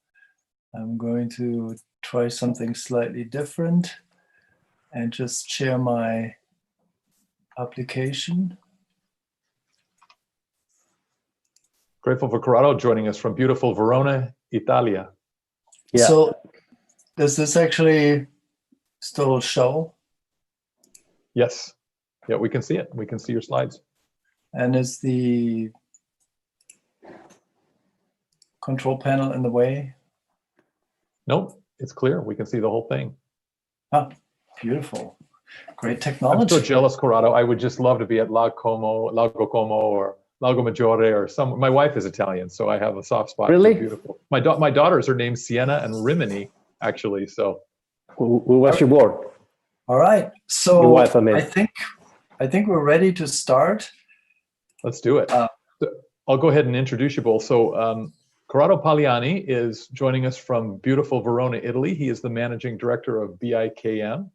And also Wolfgang Hall is with us. He is the field service lead at Open Source Integrators. Wolfgang has been with Open Source Integrators for 3 years, and prior to that worked at ESRI, which is a large global software business in geoanalytics and geospatial technology. So Wolfgang is a recognized expert in the fields of field service management and also has become quite an Odoo expert, has worked on very large Odoo implementations for enterprises. So we'll turn the time over to Wolfgang and Corrado and encourage everyone to please post your questions in the Q&A or the chat window. And also we will we have over on Discord, we have the room for the talks, hashtag track2 talks. So please post there. And if we could also ask for this to please be recorded, then we'll turn the time to Wolfgang and Corrado. Thank you. All right. Thank you for the introduction, Rich.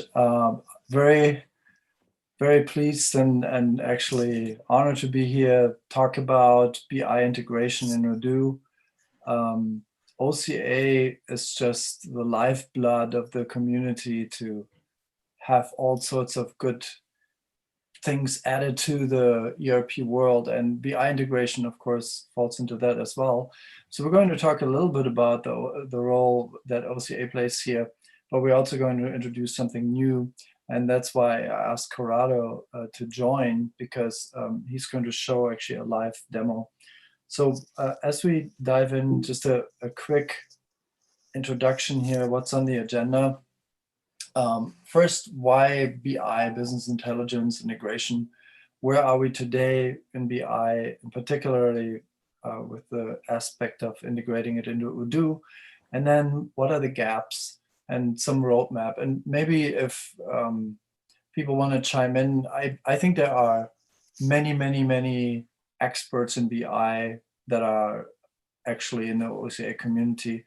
And since BI relates directly to what we do in Odoo as the ERP, I think we see a lot of expertise in this area in general.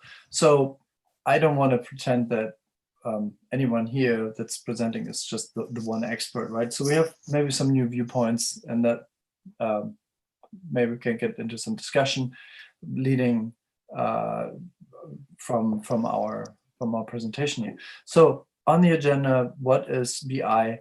The quote I put together based on, what you usually do is you look at what other people say, what you think about it, and I think this resonated with me, so I put this together slightly different. It's the integration that leverages this existing tools and infrastructure to provide actionable insight via business analysis, data mining, and visualization. And I realize there's a lot more detail behind that, but it's the key thing to look at actionable insight, because what it means is I have a number of questions and I need to have some sense of where I'm going. So BI can provide the answers if you know what actually your questions are. And that is an obvious statement, but it's not so simple, because it's hard to define sometimes what is it actually that I'm looking for. And so the question is, what do I need to analyze? What is the thing that has the biggest impact.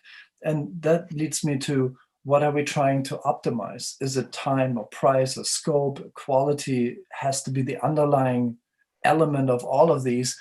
But we really have these competing objectives, and we need to be clear when we start an analysis to know where we want to go with this. And this is where good tools can help. And sometimes, and not too infrequent, I think, we get a little bit of a surprise too, where we're looking at data and suddenly something pops out that is unexpected. And that can lead us to actually refining our goals or refining our approach in that analysis. And I'm sure everybody has had these moments where you look at something and you just think, wow, I didn't expect that. And we're using these tools overall to do improvements in either efficiency or workflows. Particularly, we can look at it as, how do I make my products better? What are good processes? Where do I need to improve quality? And we have some examples here. One on the right side is actually a company that uses this business analysis very intensively. And they're also a huge Odoo implementer, have been for a long time. And they're making music pedals, which of course, if you look at my background, is something that is near and dear to my heart. So other things that are geographically oriented are optimal site selection. Where do I need to position my store, my sales team? All these questions that you need to answer, but sometimes you need to look at the fundamentals. How do I increase my sales? Or you want to know what is actually the need on my services side. How do I improve my services? And I can look at where are all my customers and find out hotspots. And you can see the hotspot analysis here with these red pulsating visualization tools that are now available on mapping tools. And we want to bring those into Odoo. That is part of where we're leading towards the end here. We have competitor analysis, and you can see these what we call polygons, these shaded areas that show us different data and different elements. And Corrado will actually show you an example of that very nicely with a live example. And we have these competitor locations that we can look at and compare and see, well, do I want a store next to a competitor because it's a good position, or do I want it far away? And what's the demographic behind it? And that leads me to, where are we today? That's the last question that you see on these slides. So where are we today is we have all of these different BI tools, and it's overwhelming. There are 700 of those, just if you look at Capterra or some other sites. So if you want to pick the right one, it's quite difficult. It's a little bit more distinct if you look just at the open source community. This is not a comprehensive list, but it's a lot shorter. And here are some of the highlights.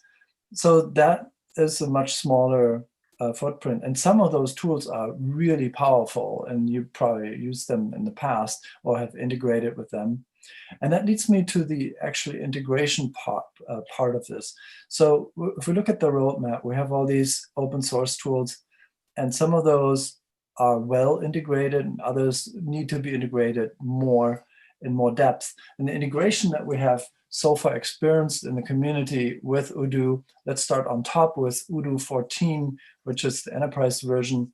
They just added new spreadsheets, which is a great way to add more functionality to analysis within Odoo. And I had a discussion with Corrado, and excuse me if I use that as an example, because we have two different viewpoints. I said, I would like to have everything in Odoo.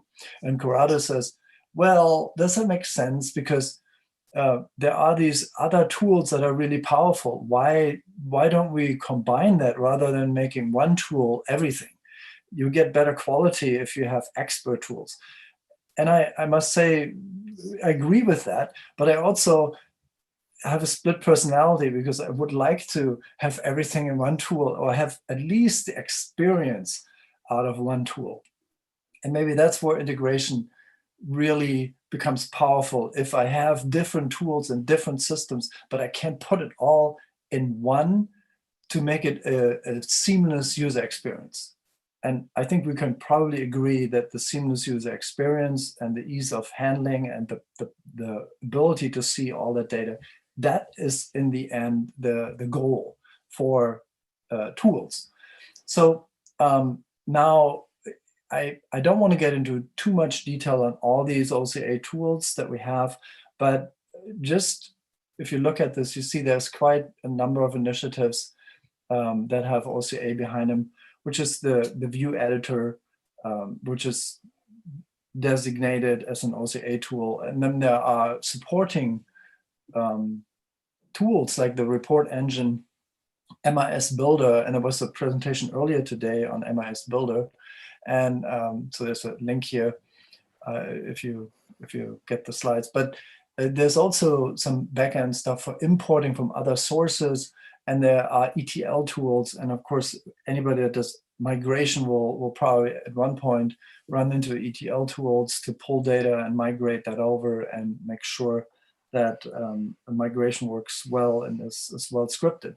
And then we're getting to something that is not open source, but it's very interesting, and that is Google Data Studio. And I'm skipping the spreadsheet because that's standard in Odoo.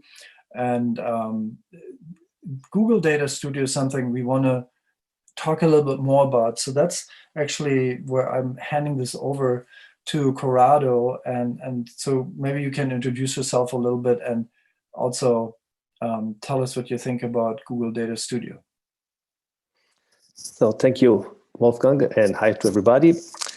Data Studio is part of the platform provided by Google that is called Google Cloud Platform. It's all free. It's an only online tool. And what we found out that was really interesting about Data Studio is that you can use it embedded in web pages and in other kind of softwares, and that is really connectable to different data sources, databases. You can connect it to streams of data, and you're able to create charts, maps, tables. You can basically do everything that you need as a BI analyst or a business analyst.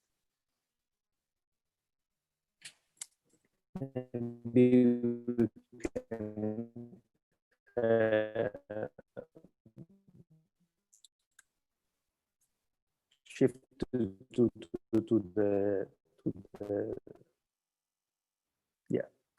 so itself and connect that is a spreadsheet on its own, and of course you can connect it to a data warehouse, for instance BigQuery, that is the native data warehouse provided by Google.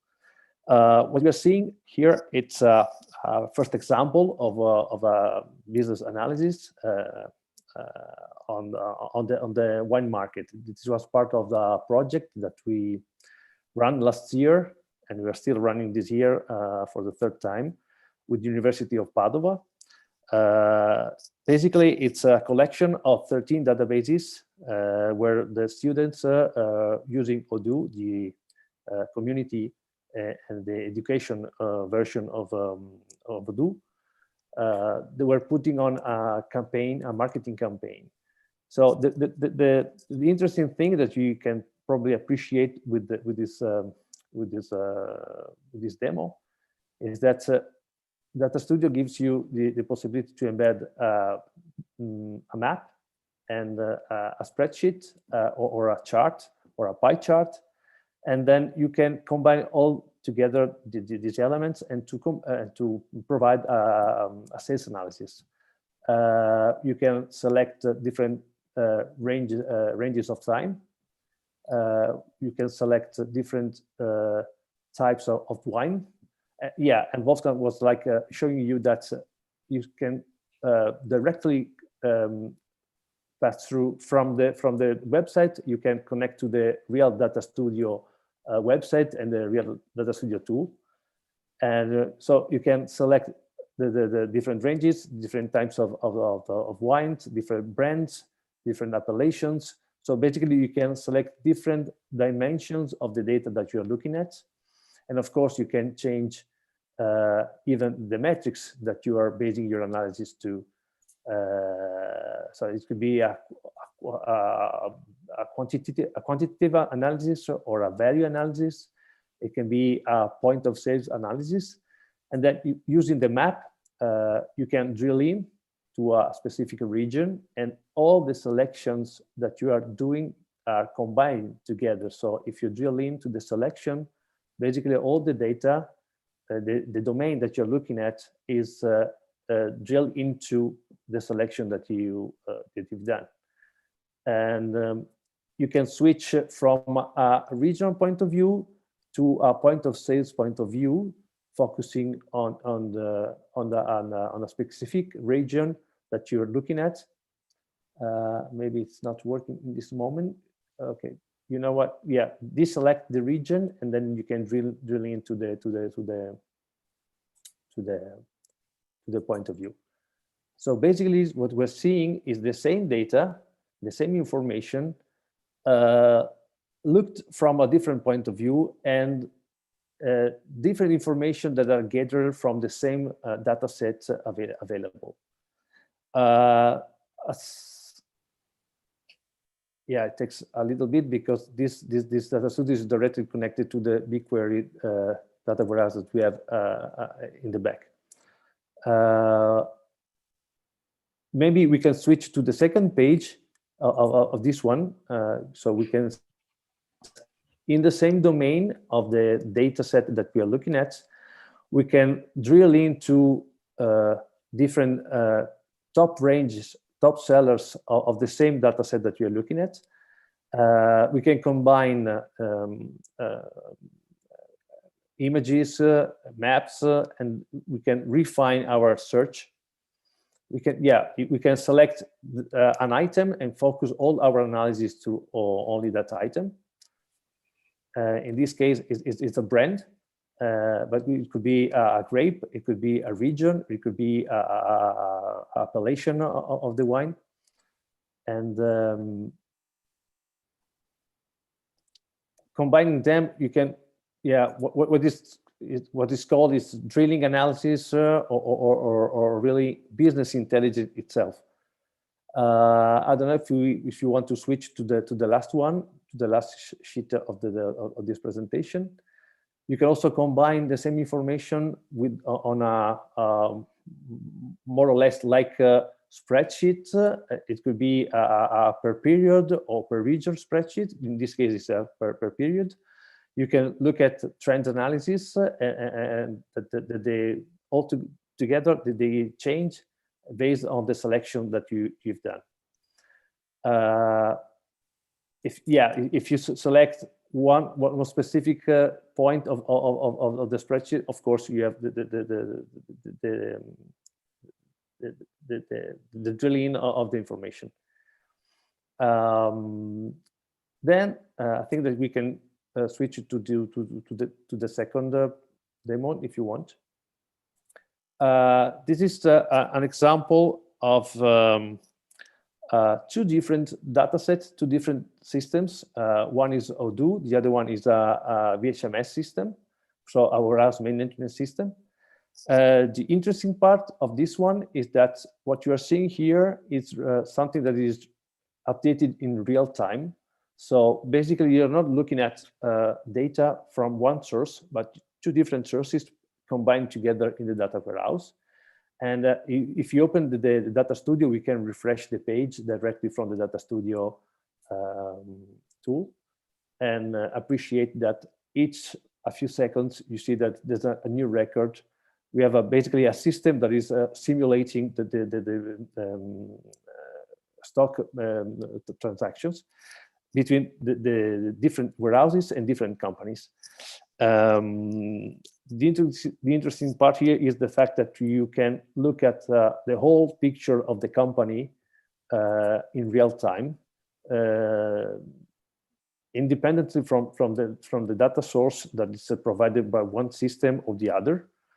And in this way, you can control and how Greg was saying in the previous talk, if you want to put a strategy, if you want to put on the floor the strategy, you need to be aware of if you have the stock that is needed for the strategy or not.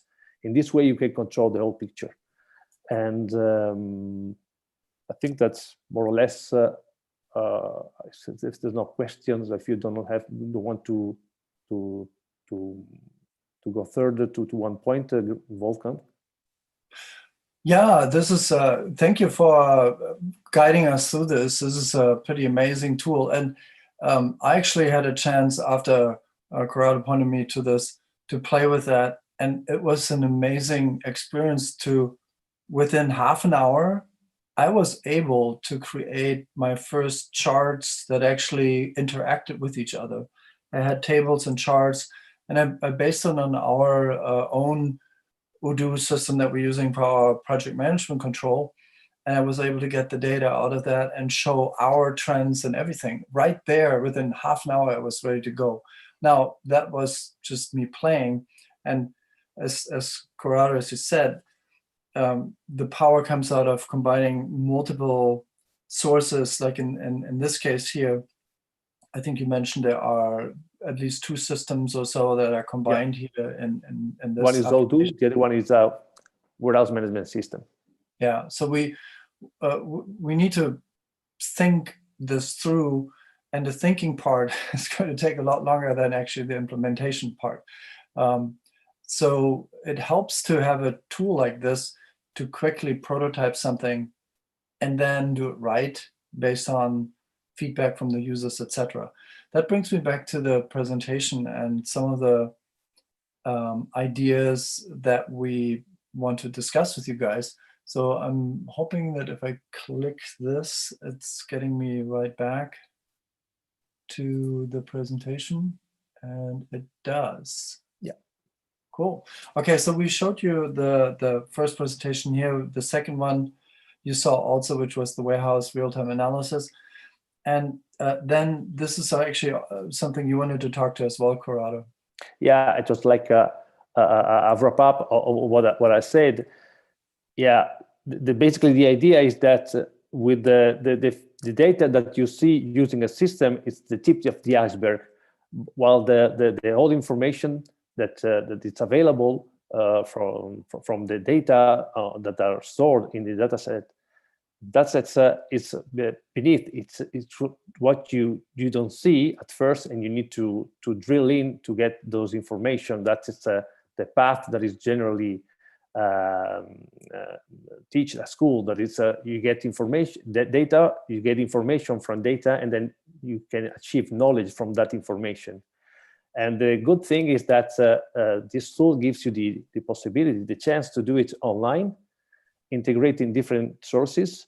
And then, as you saw, you can prepare your data studio, and then you can embed it, let's say, on the website, as we did for our clients. That is the usual way that we present it to clients, embedding it on the Google sites. But you can also embed it in Odoo or in different kind of softwares. Mm-hmm. Yeah, thank you. I like that visualization of the iceberg, and that we need to drill deeper. Yeah. Thanks for sharing this. A very different way to look at data. This is actually a little bit blurred out on purpose because there's some data. This is a slide that was presented at one of our conferences last year from one of our customers. You can see it's through. And they have done an amazing job early on to leverage the power of mapping and GIS in a way to see where are all these customers, how do I really target the right customer base for my sales force. Because in this case, they of course rely on going out there, talking to people, but having extra time to find the nearest next person that they can connect with quickly. And this is, mapping allows us to do this and also see the stats and analysis based on that. Another example that was part of an analysis we did for a company is heat mapping. And heat mapping, for those who are not so familiar with that, it's actually a really powerful way to take all your data, and it's not just the density of points that we're looking at here, it's actually each point is weighted. And you may see that if you look closely, you see that some dots over here are larger than others. And this is a typical GIS, Geographic Information System visualization, where we have dot sizes based on volume of sales, for instance, or revenue, or whatever you want to map out. And that gives you an idea about the size of these dots.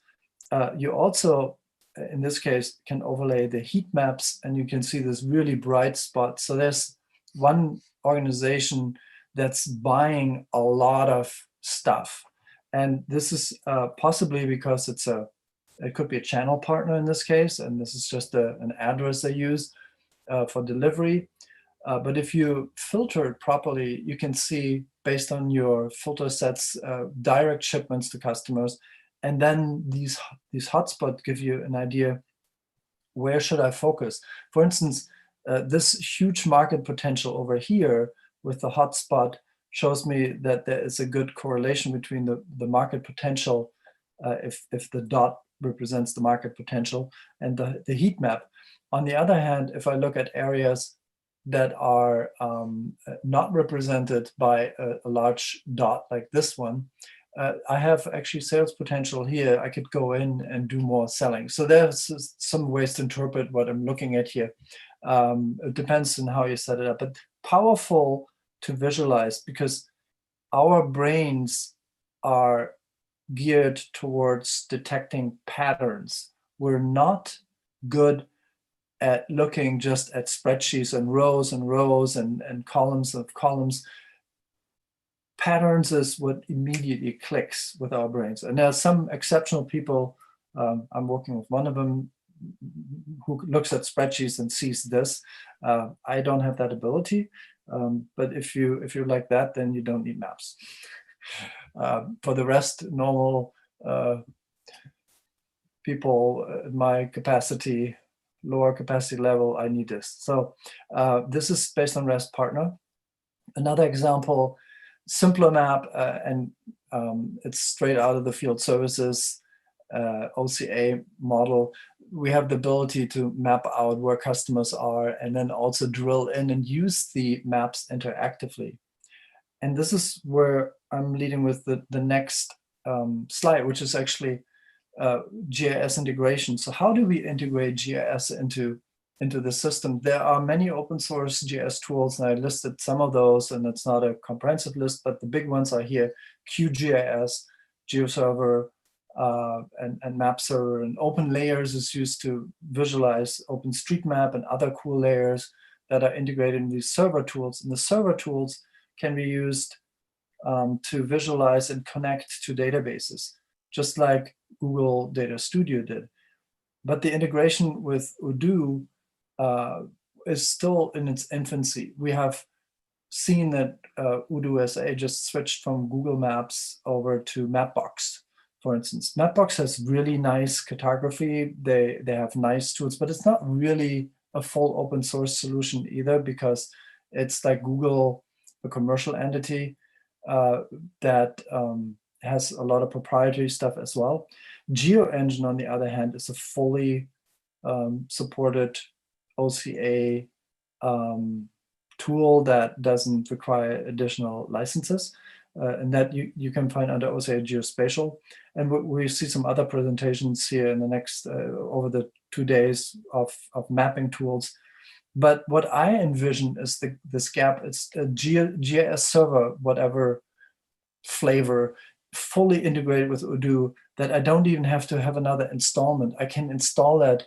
And that gets me to the vision where I think we need to go. And that is to integrate BI at a higher level, to let Odoo users configure graphs and charts. And whether that is an Odoo tool or whether that's something that's just nicely embedded, doesn't matter, but it needs to be seamless, as I said earlier, and integrate these OpenGIS tools within Odoo and include maps and map analysis with BI tools, and also allow mapping of multiple entities, not just the customers, not just infrastructure, but combine multiple layers within Odoo. That's where we need to go. And I think OCA is the right forum to get there quickly.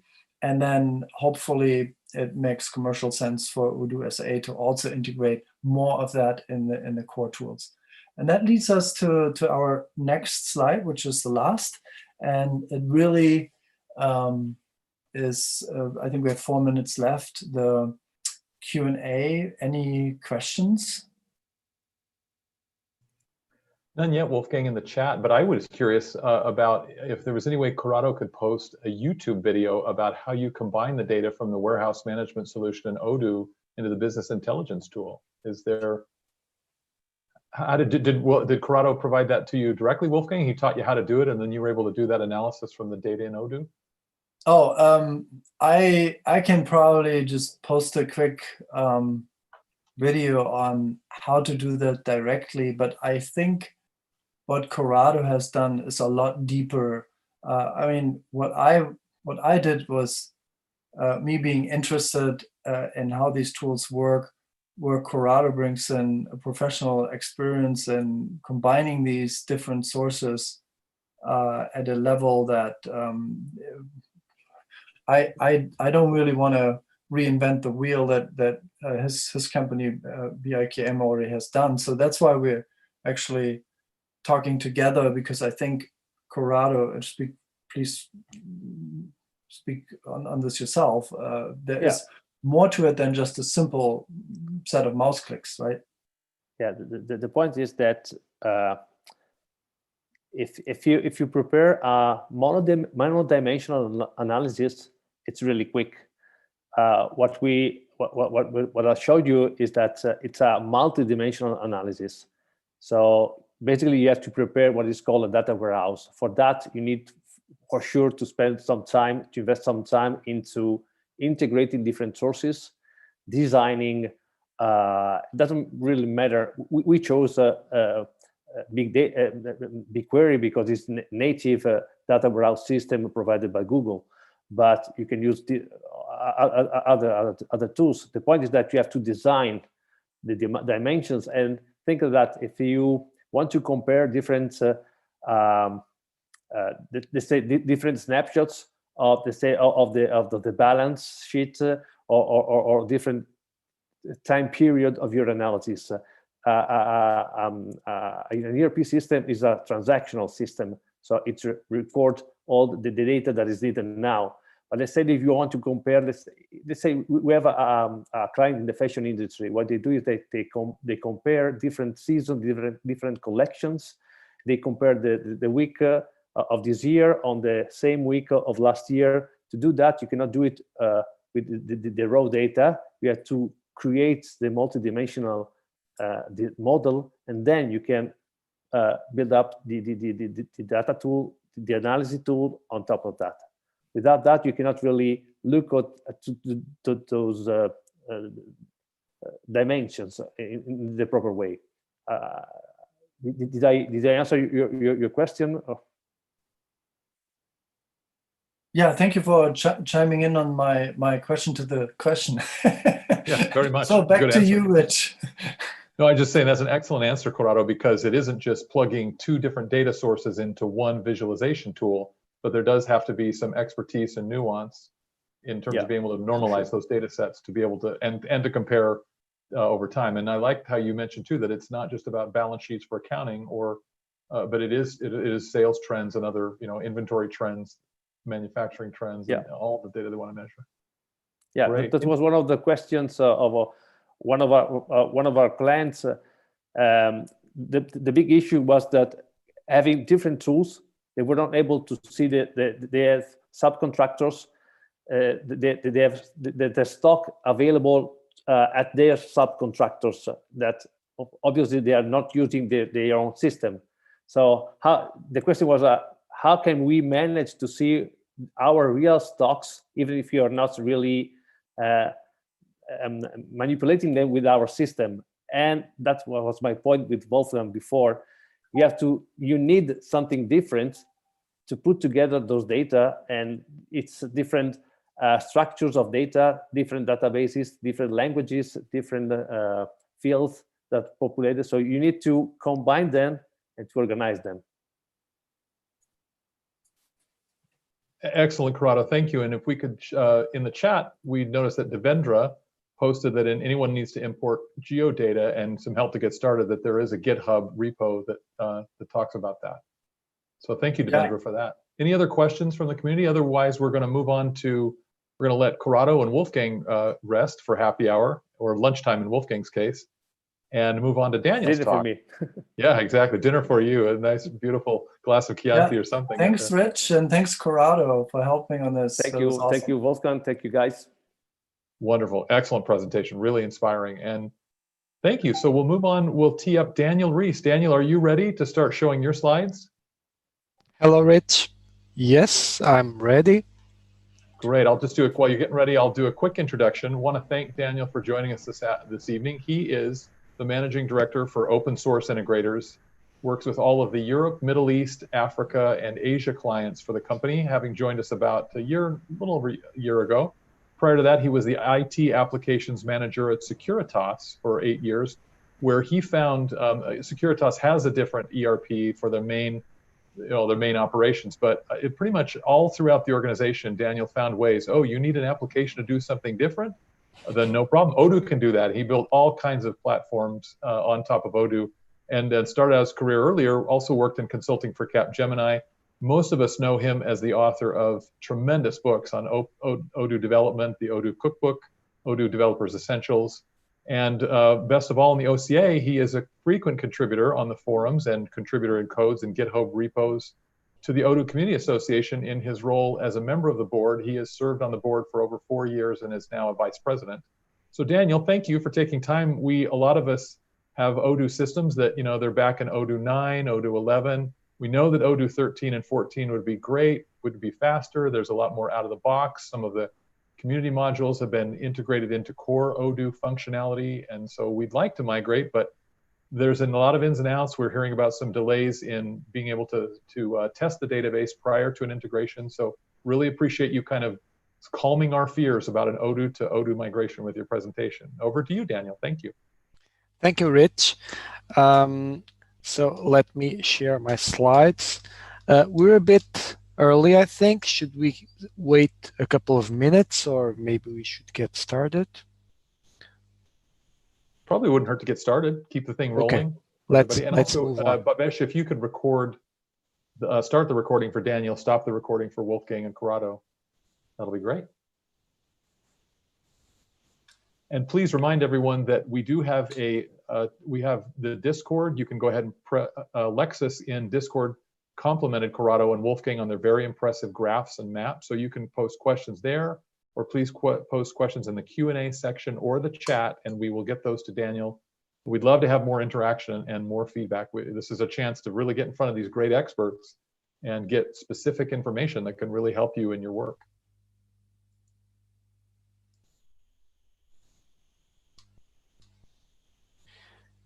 Okay, you can see my slides? Yes, sir, we do. Good. So let's get started.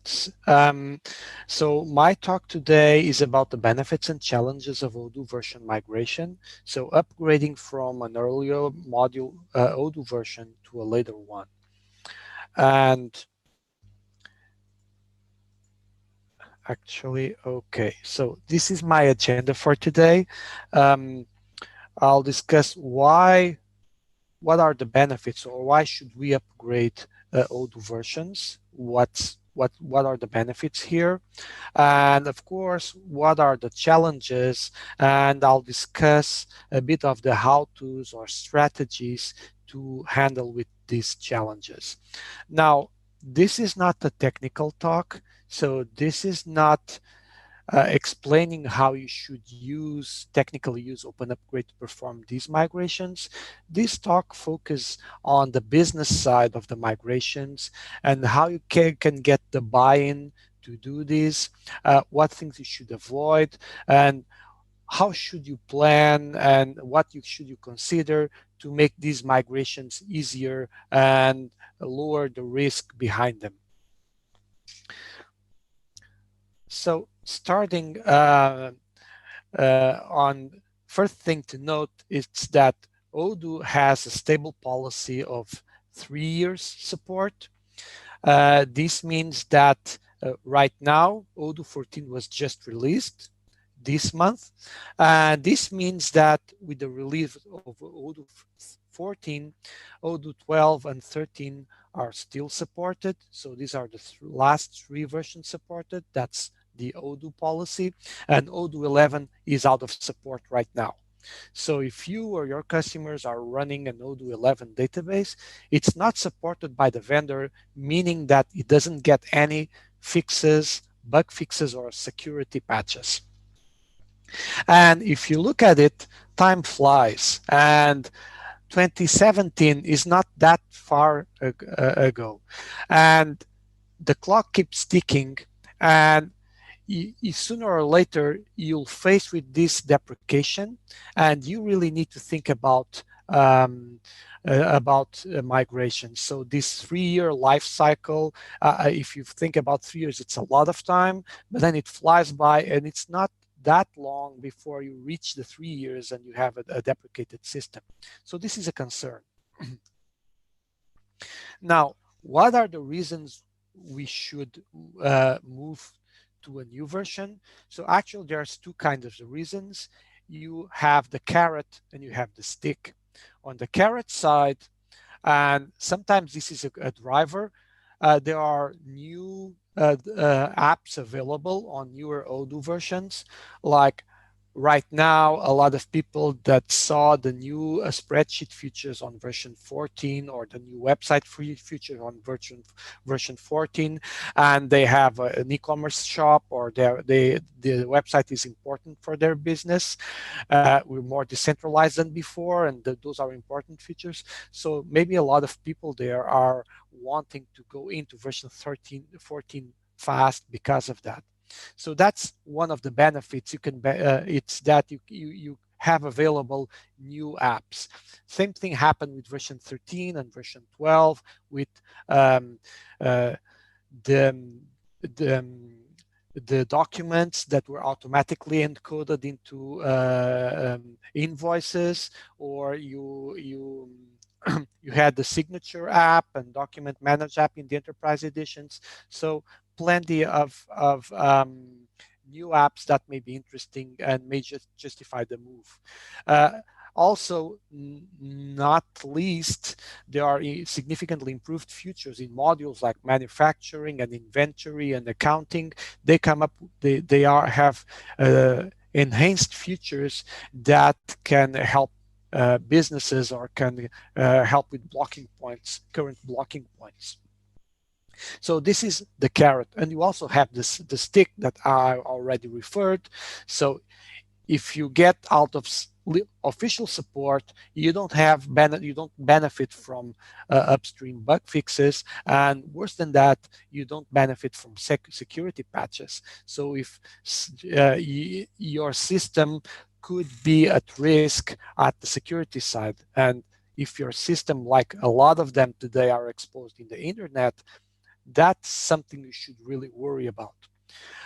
Here in the middle, it's between the carrot and the stick, are performance improvements. This was a good reason, for example, a lot of companies sought to move on to Odoo 13 because there were significant performance improvements in the core.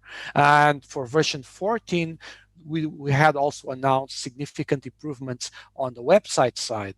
And if I remember correctly, there was at some point one newer Python version that had some operations would run faster, and it would get you some improvements on performance too. So with time, there are general performance improvements in Odoo that you can take benefit from. Now, another reason you should keep the upgrade in your agenda is chrono depth. chrono debt is technical debt associated with just time passing by, because systems rot. Even if you're not changing them, with time, they deteriorate. And it seems like software is an abstract thing. It does not deteriorate, but it's not true. You all know with time, systems deteriorate because the stack you're based on is getting old, is getting unsupported. If it's not Odoo itself, it's the database, it's out of support, or the operating system you're running on, or the Python version you're running on, or the libraries you're relying on. So software is constantly moving, and everything that stopped is rotting and it's deteriorating. So chrono debt, just standing still on the same place, is like moving backwards on the software world. And you're accumulating technical debt. And what happens when you accumulate too much technical debt? You have risk. It can blow up on your hand. So you need to regularly look back at your technical debt and try to clean it up. And a big item in this list for when it comes to Odoo is the version you are and how old it is, and considering upgrading it to a newer version. It's the way to clean up that portion of your technical debt. So, but again, there are other kinds of technical debt that also act as blockers. So it's not just not doing anything. There are the things we did before and the shortcuts you took earlier on. You're going to pay the debt for that later on. That's actually the definition of technical debt. It's the price you pay later for having some shortcuts earlier on. So you rushed your project to meet the release timeline you had agreed before, and you took some shortcuts there. You'll pay that debt when you get to the next migration. So one blocking point for migrations is this. You probably don't have good design docs that reliably describe your current system. So the problem you have with the migration is that it's not clear for you what features your system is supposed to provide, or even better yet, what problems, business problems, your system is expected to solve. So if you don't know that, how are you going to be aware if the upgraded system is behaving properly, right? So you eventually have custom modules, and you don't know exactly what features they're provided because of design docs are not clear, and you don't know what problems they are solving. So you don't know what they are useful for. You're not sure a lot of times.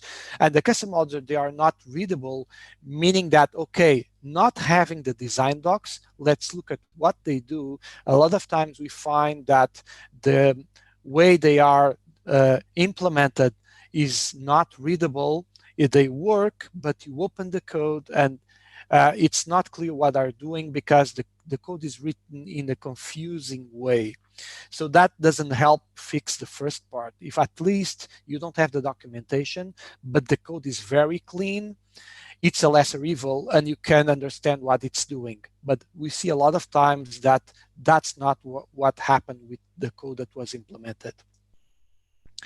And another problem we usually see in the custom modules is that the implementation of the custom modules relies on one or a small set of big modules that do a lot of things. When you have this, it's not clear the separation between the several features. You don't know where a feature begins and where it ends. It's a bit spaghetti. The best practice is to divide these large models into smaller ones. But if you do that up front when you're designing, you don't have a bigger effort and you can reap the benefits later on. The benefit of smaller modules is that they have a clearer frontier. So you know what the model does, what it relies on others to help them achieve, and it's smaller and easier to understand, and the relationships with the other modules are clearer. So this monolithic design is something we find, and when these kind of modules face their first migration, they're a big problem and they need to be rewritten. So if at the custom module implementation, you have these issues, this is technical debt, you're going to pay off before your first migration. So the good news is that if you do it properly, you won't suffer that much on the second or the third migration because you'll be prepared for that. And I'll discuss a bit more on that. Now, the second thing is the business workflows, because your Odoo system or your ERP is not just about code and modules and what apps are installed and what even configuration settings are there. The whole point is to support the business workflow, like from the sale to the invoice to the delivery, all these workflows. It should be clear to you what are the main business workflows supported and how they are mapped to the Odoo standard features and where the custom modules come in to fill the gaps that are specific to your business. So this is, I would call it a business blueprint.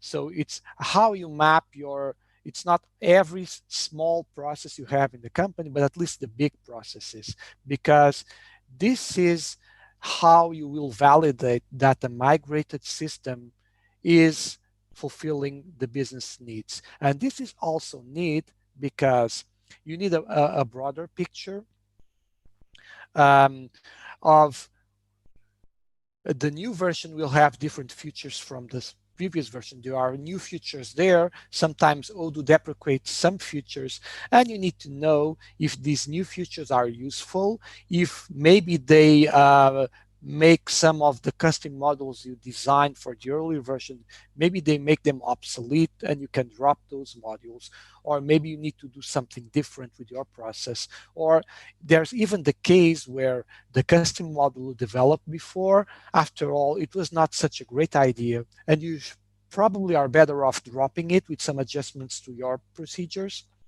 Or you don't operate that way anymore, and that custom module developed 3 years ago doesn't make sense right now. It's probably even a hindrance for your users, and everyone is better off if you just get rid of it. So the blockers for a migration, they are not only technical on what you did on implementation, they're also related to the clarity you have on how your system is supporting your business. So this leads us to the challenges for the migrations. I think I went through this on the previous slide. And the questions we should make ourselves: so what are my business flows from order to pay, from purchase to pay on the manufacturing side? So what are my key workflows? And what are my existing customizations? So how do they fit my business workflow? Are these customizations still relevant, and can I drop them? And what are the new features relevant from the new Odoo system I'm installing, like Odoo 13 or D14? What are the new features there, and are they relevant? Should I incorporate them in my business flows? Should they deprecate an existing customization? So these are questions we need to ask ourselves. And I can add this last one. Maybe this is unexpected. So I should reassess my customizations. Can I move some of my customizations to community modules? Maybe I can extract 80% of the code and make it a generic feature that would also be helpful for other businesses in an industry similar to mine. And just leave that 10 or 20% that are too specific for me in a custom module. And then I release my custom code base significantly. And at the same time, I contribute to the community, because odds are I'm already running a lot of community modules on my installation. So I can, a good way to pay back is to give back something.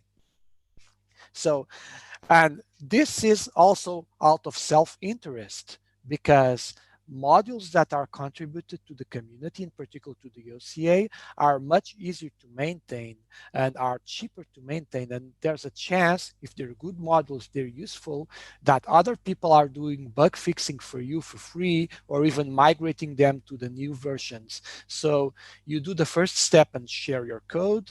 And in 1 or 2 years from now, when you're ready to migrate, probably someone already took care of migrating this module to the later version, and you don't have any work. So suddenly, the code base with heavy maintenance burden of custom models is reduced significantly.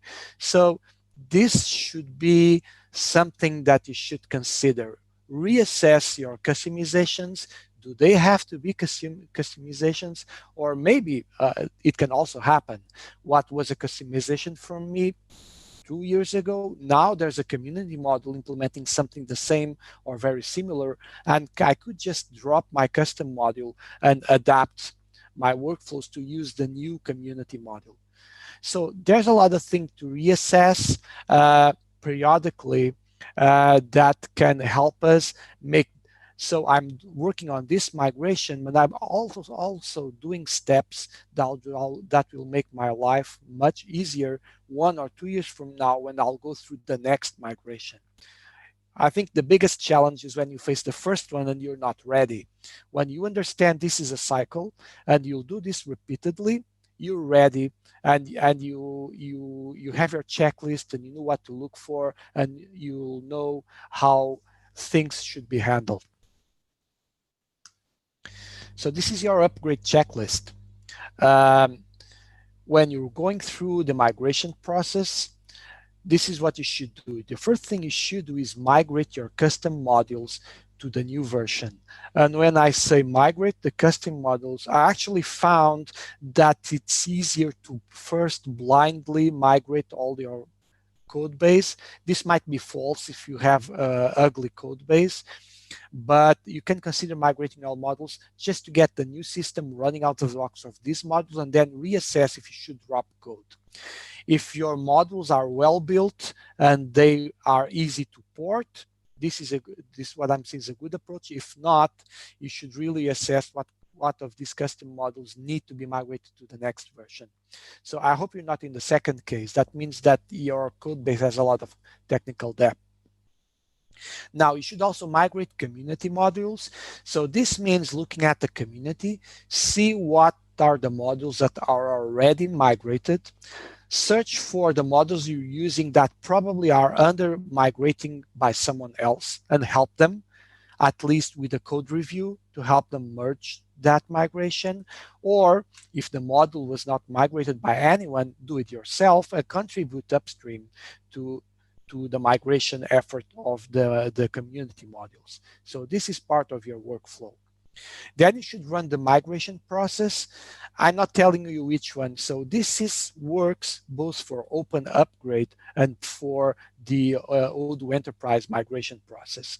So this is like a process where it gets a old database in, and it gets a new migrated database out, and then you need to run the next steps.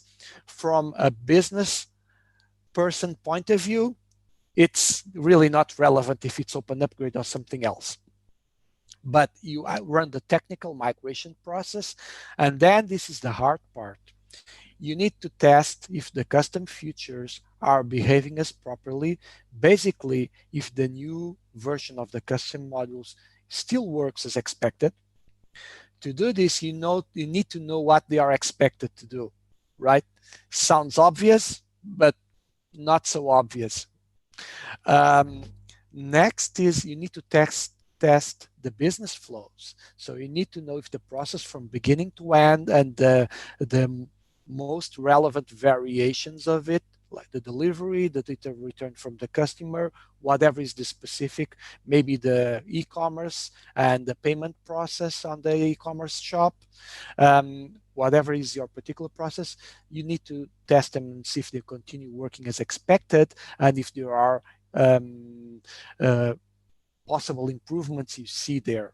of the new version brings new challenges to you.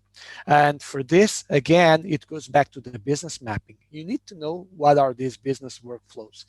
If you don't have that information structured, you have quite some effort ahead of you. The thing is, if you do this properly, again, you'll be ready for the next migration because you have that written down and you only need to update it because of any changes on the way you are operating 1 or 2 years from now. And part of these tests, you should evaluate the features to deprecate. So remove code is good, simplify your process is good. So this is a good opportunity to reassess and reevaluate your business. So this is not a moment where you shave off a good part of your technical debt and your chrono debt. It's also a good form to shape up your system and make it fitter for your current operations. So here my tagline here would be, today when you're doing this, you are thinking also what you'll need to know when starting migration tomorrow. So you're doing this work because you want to migrate now to version 14 or 13, but you're doing it should be doing it in a way that it will make it a lot easier when you're doing that again 1 or 2 years from now. That would be my key message. So you're not thinking on the short term, you think on getting a machine running that helps you in the future on the next migration, because it will happen at least every 3 years, or they should happen at least every 3 years. And there might be benefits you see on new versions that might you want to do at even a faster pace of 1 or every 2 years. And this is it. So I'm open for questions. We have a bunch of questions, Daniel. Virginie has been awesome. She's been firing away and been very patient, Virginie. Thank you. Her first question was about how to do the gap analysis between versions. There's no detailed release notes, especially for community edition. So how do you decide which new version you should migrate to? Okay, so there are several ways to do that. So my safest answer is, you know your business workflows and you try them out and you compare. So you get experienced people with the current workflows, you get them running the same workflows on the new system, and you evaluate from there. This is not a very structured way, but this plus the not very detailed release notes, but at least they point you the areas there are improvements or changes at. So with those two things together, you should be able to figure it out. If you have a more technical capabilities, you can look at there's a detailed difference of a report of the technical changes in the Open Upgrade project. So when a new release is made, the Open Upgrade team runs a tool that does a technical comparison between the two versions of Odoo and spits out for each module text files with all the fields at the field level, at the view level, what exact changes were made. So this might be overwhelming for many. Maybe it's too much detail, so it's the other extreme really. But if it's a really important area for you, like if you are really worried about manufacturing or inventory, it might be worth looking at it, and if you have some technical background. So that would be my answer for that. But it's really, there's some trial and error here. Excellent. Thank you. Great answer. And so her second question is about the cost of migration. What message should she be giving to her customers? Should they budget the project cost every 2 to 3 years? What's the rhythm of migrations? What do you think is best practice from your experience? So that's a difficult question. Odoo themselves have an answer for that. So they're trying to sell a monthly fee that would cover after 1 year would automatically allow for the migration cost of the system. So based on your custom code base, you pay an X amount computed with some kind of formula based on the custom lines of code you have. And If you pay that for at least 1 year, then you're entitled for the migrations, including your custom code. I think everyone, that's general knowledge. So that's actually an interesting formula, and I see what Odoo is trying to do here. What they're trying to do here is, it's a problem you described. So customers, they don't like this big price tag on every 2 or 3 years that they need to spend to do a migration, to basically have a system that keeps doing the same things as before. So they see like an expense to have no improvement on the system. What I try to give you some arguments, it's not just like that. You clean up technical debt. So you're paying out the debt there, even if it's just chrono debt. But again, at the beginning of the discussion, the business owner or the CEO or the CIO, he might not see that. He might see just an expense that is forced because of this too fast deprecation cycle. Now, the regular ways, the customer won't want to pay you like a monthly fee if you ask them for that. I don't think they would do that. Maybe they could agree with the Odoo approach. If you try that yourself, I don't think it would work. So the best thing I would advise is to try to avoid your technical debt. So try to keep some documentation on the key processes, like I showed in the presentation, and try to keep your models clean. When you write your model, think about, so 2 years from now, will this be easy to understand and if test on a new system and migrate? So that's the best way for your customer to not have a big, expensive upgrade regularly. And if you do this properly on the next migration, hopefully you can reduce a lot this cost in the other iterations later on. And the thing is, the trend is for these migrations to happen faster and faster. On the Odoo experience, Fabien mentioned about the goal of having rolling releases. So Odoo could be releasing, stop making big releases and doing small releases very regularly. And we will need to adapt to that. And if you consider that scenario, then you really need to be ready at your custom module level to be up to this and to keep up to this. And that means continuous integration, automatic testing, include tests written in your custom modules and automatic testing and all that. We need to up our game to be able to be faster and be more flexible. I hope I answered the question. Great answer. Really wise counsel, Daniel, that as you are developing modules, to think, how am I going to migrate this? And also, like you say, very much like Tesla, where they're constantly upgrading, and Salesforce, where they send out 3 upgrades a year, and the customer doesn't even know the experience. You buy a new Tesla car today, it might be very different from the one that they sold just 2 or 3 months ago. And Virginie has a couple of extra questions. We'll have time. We have 7 minutes left before Rodrigo starts his presentation. Is it okay to leave a customer on an old non-supported version? What would be the risks for the customer and for you as his Odoo partner that is advising him and providing that implementation service? So it's not an ideal situation.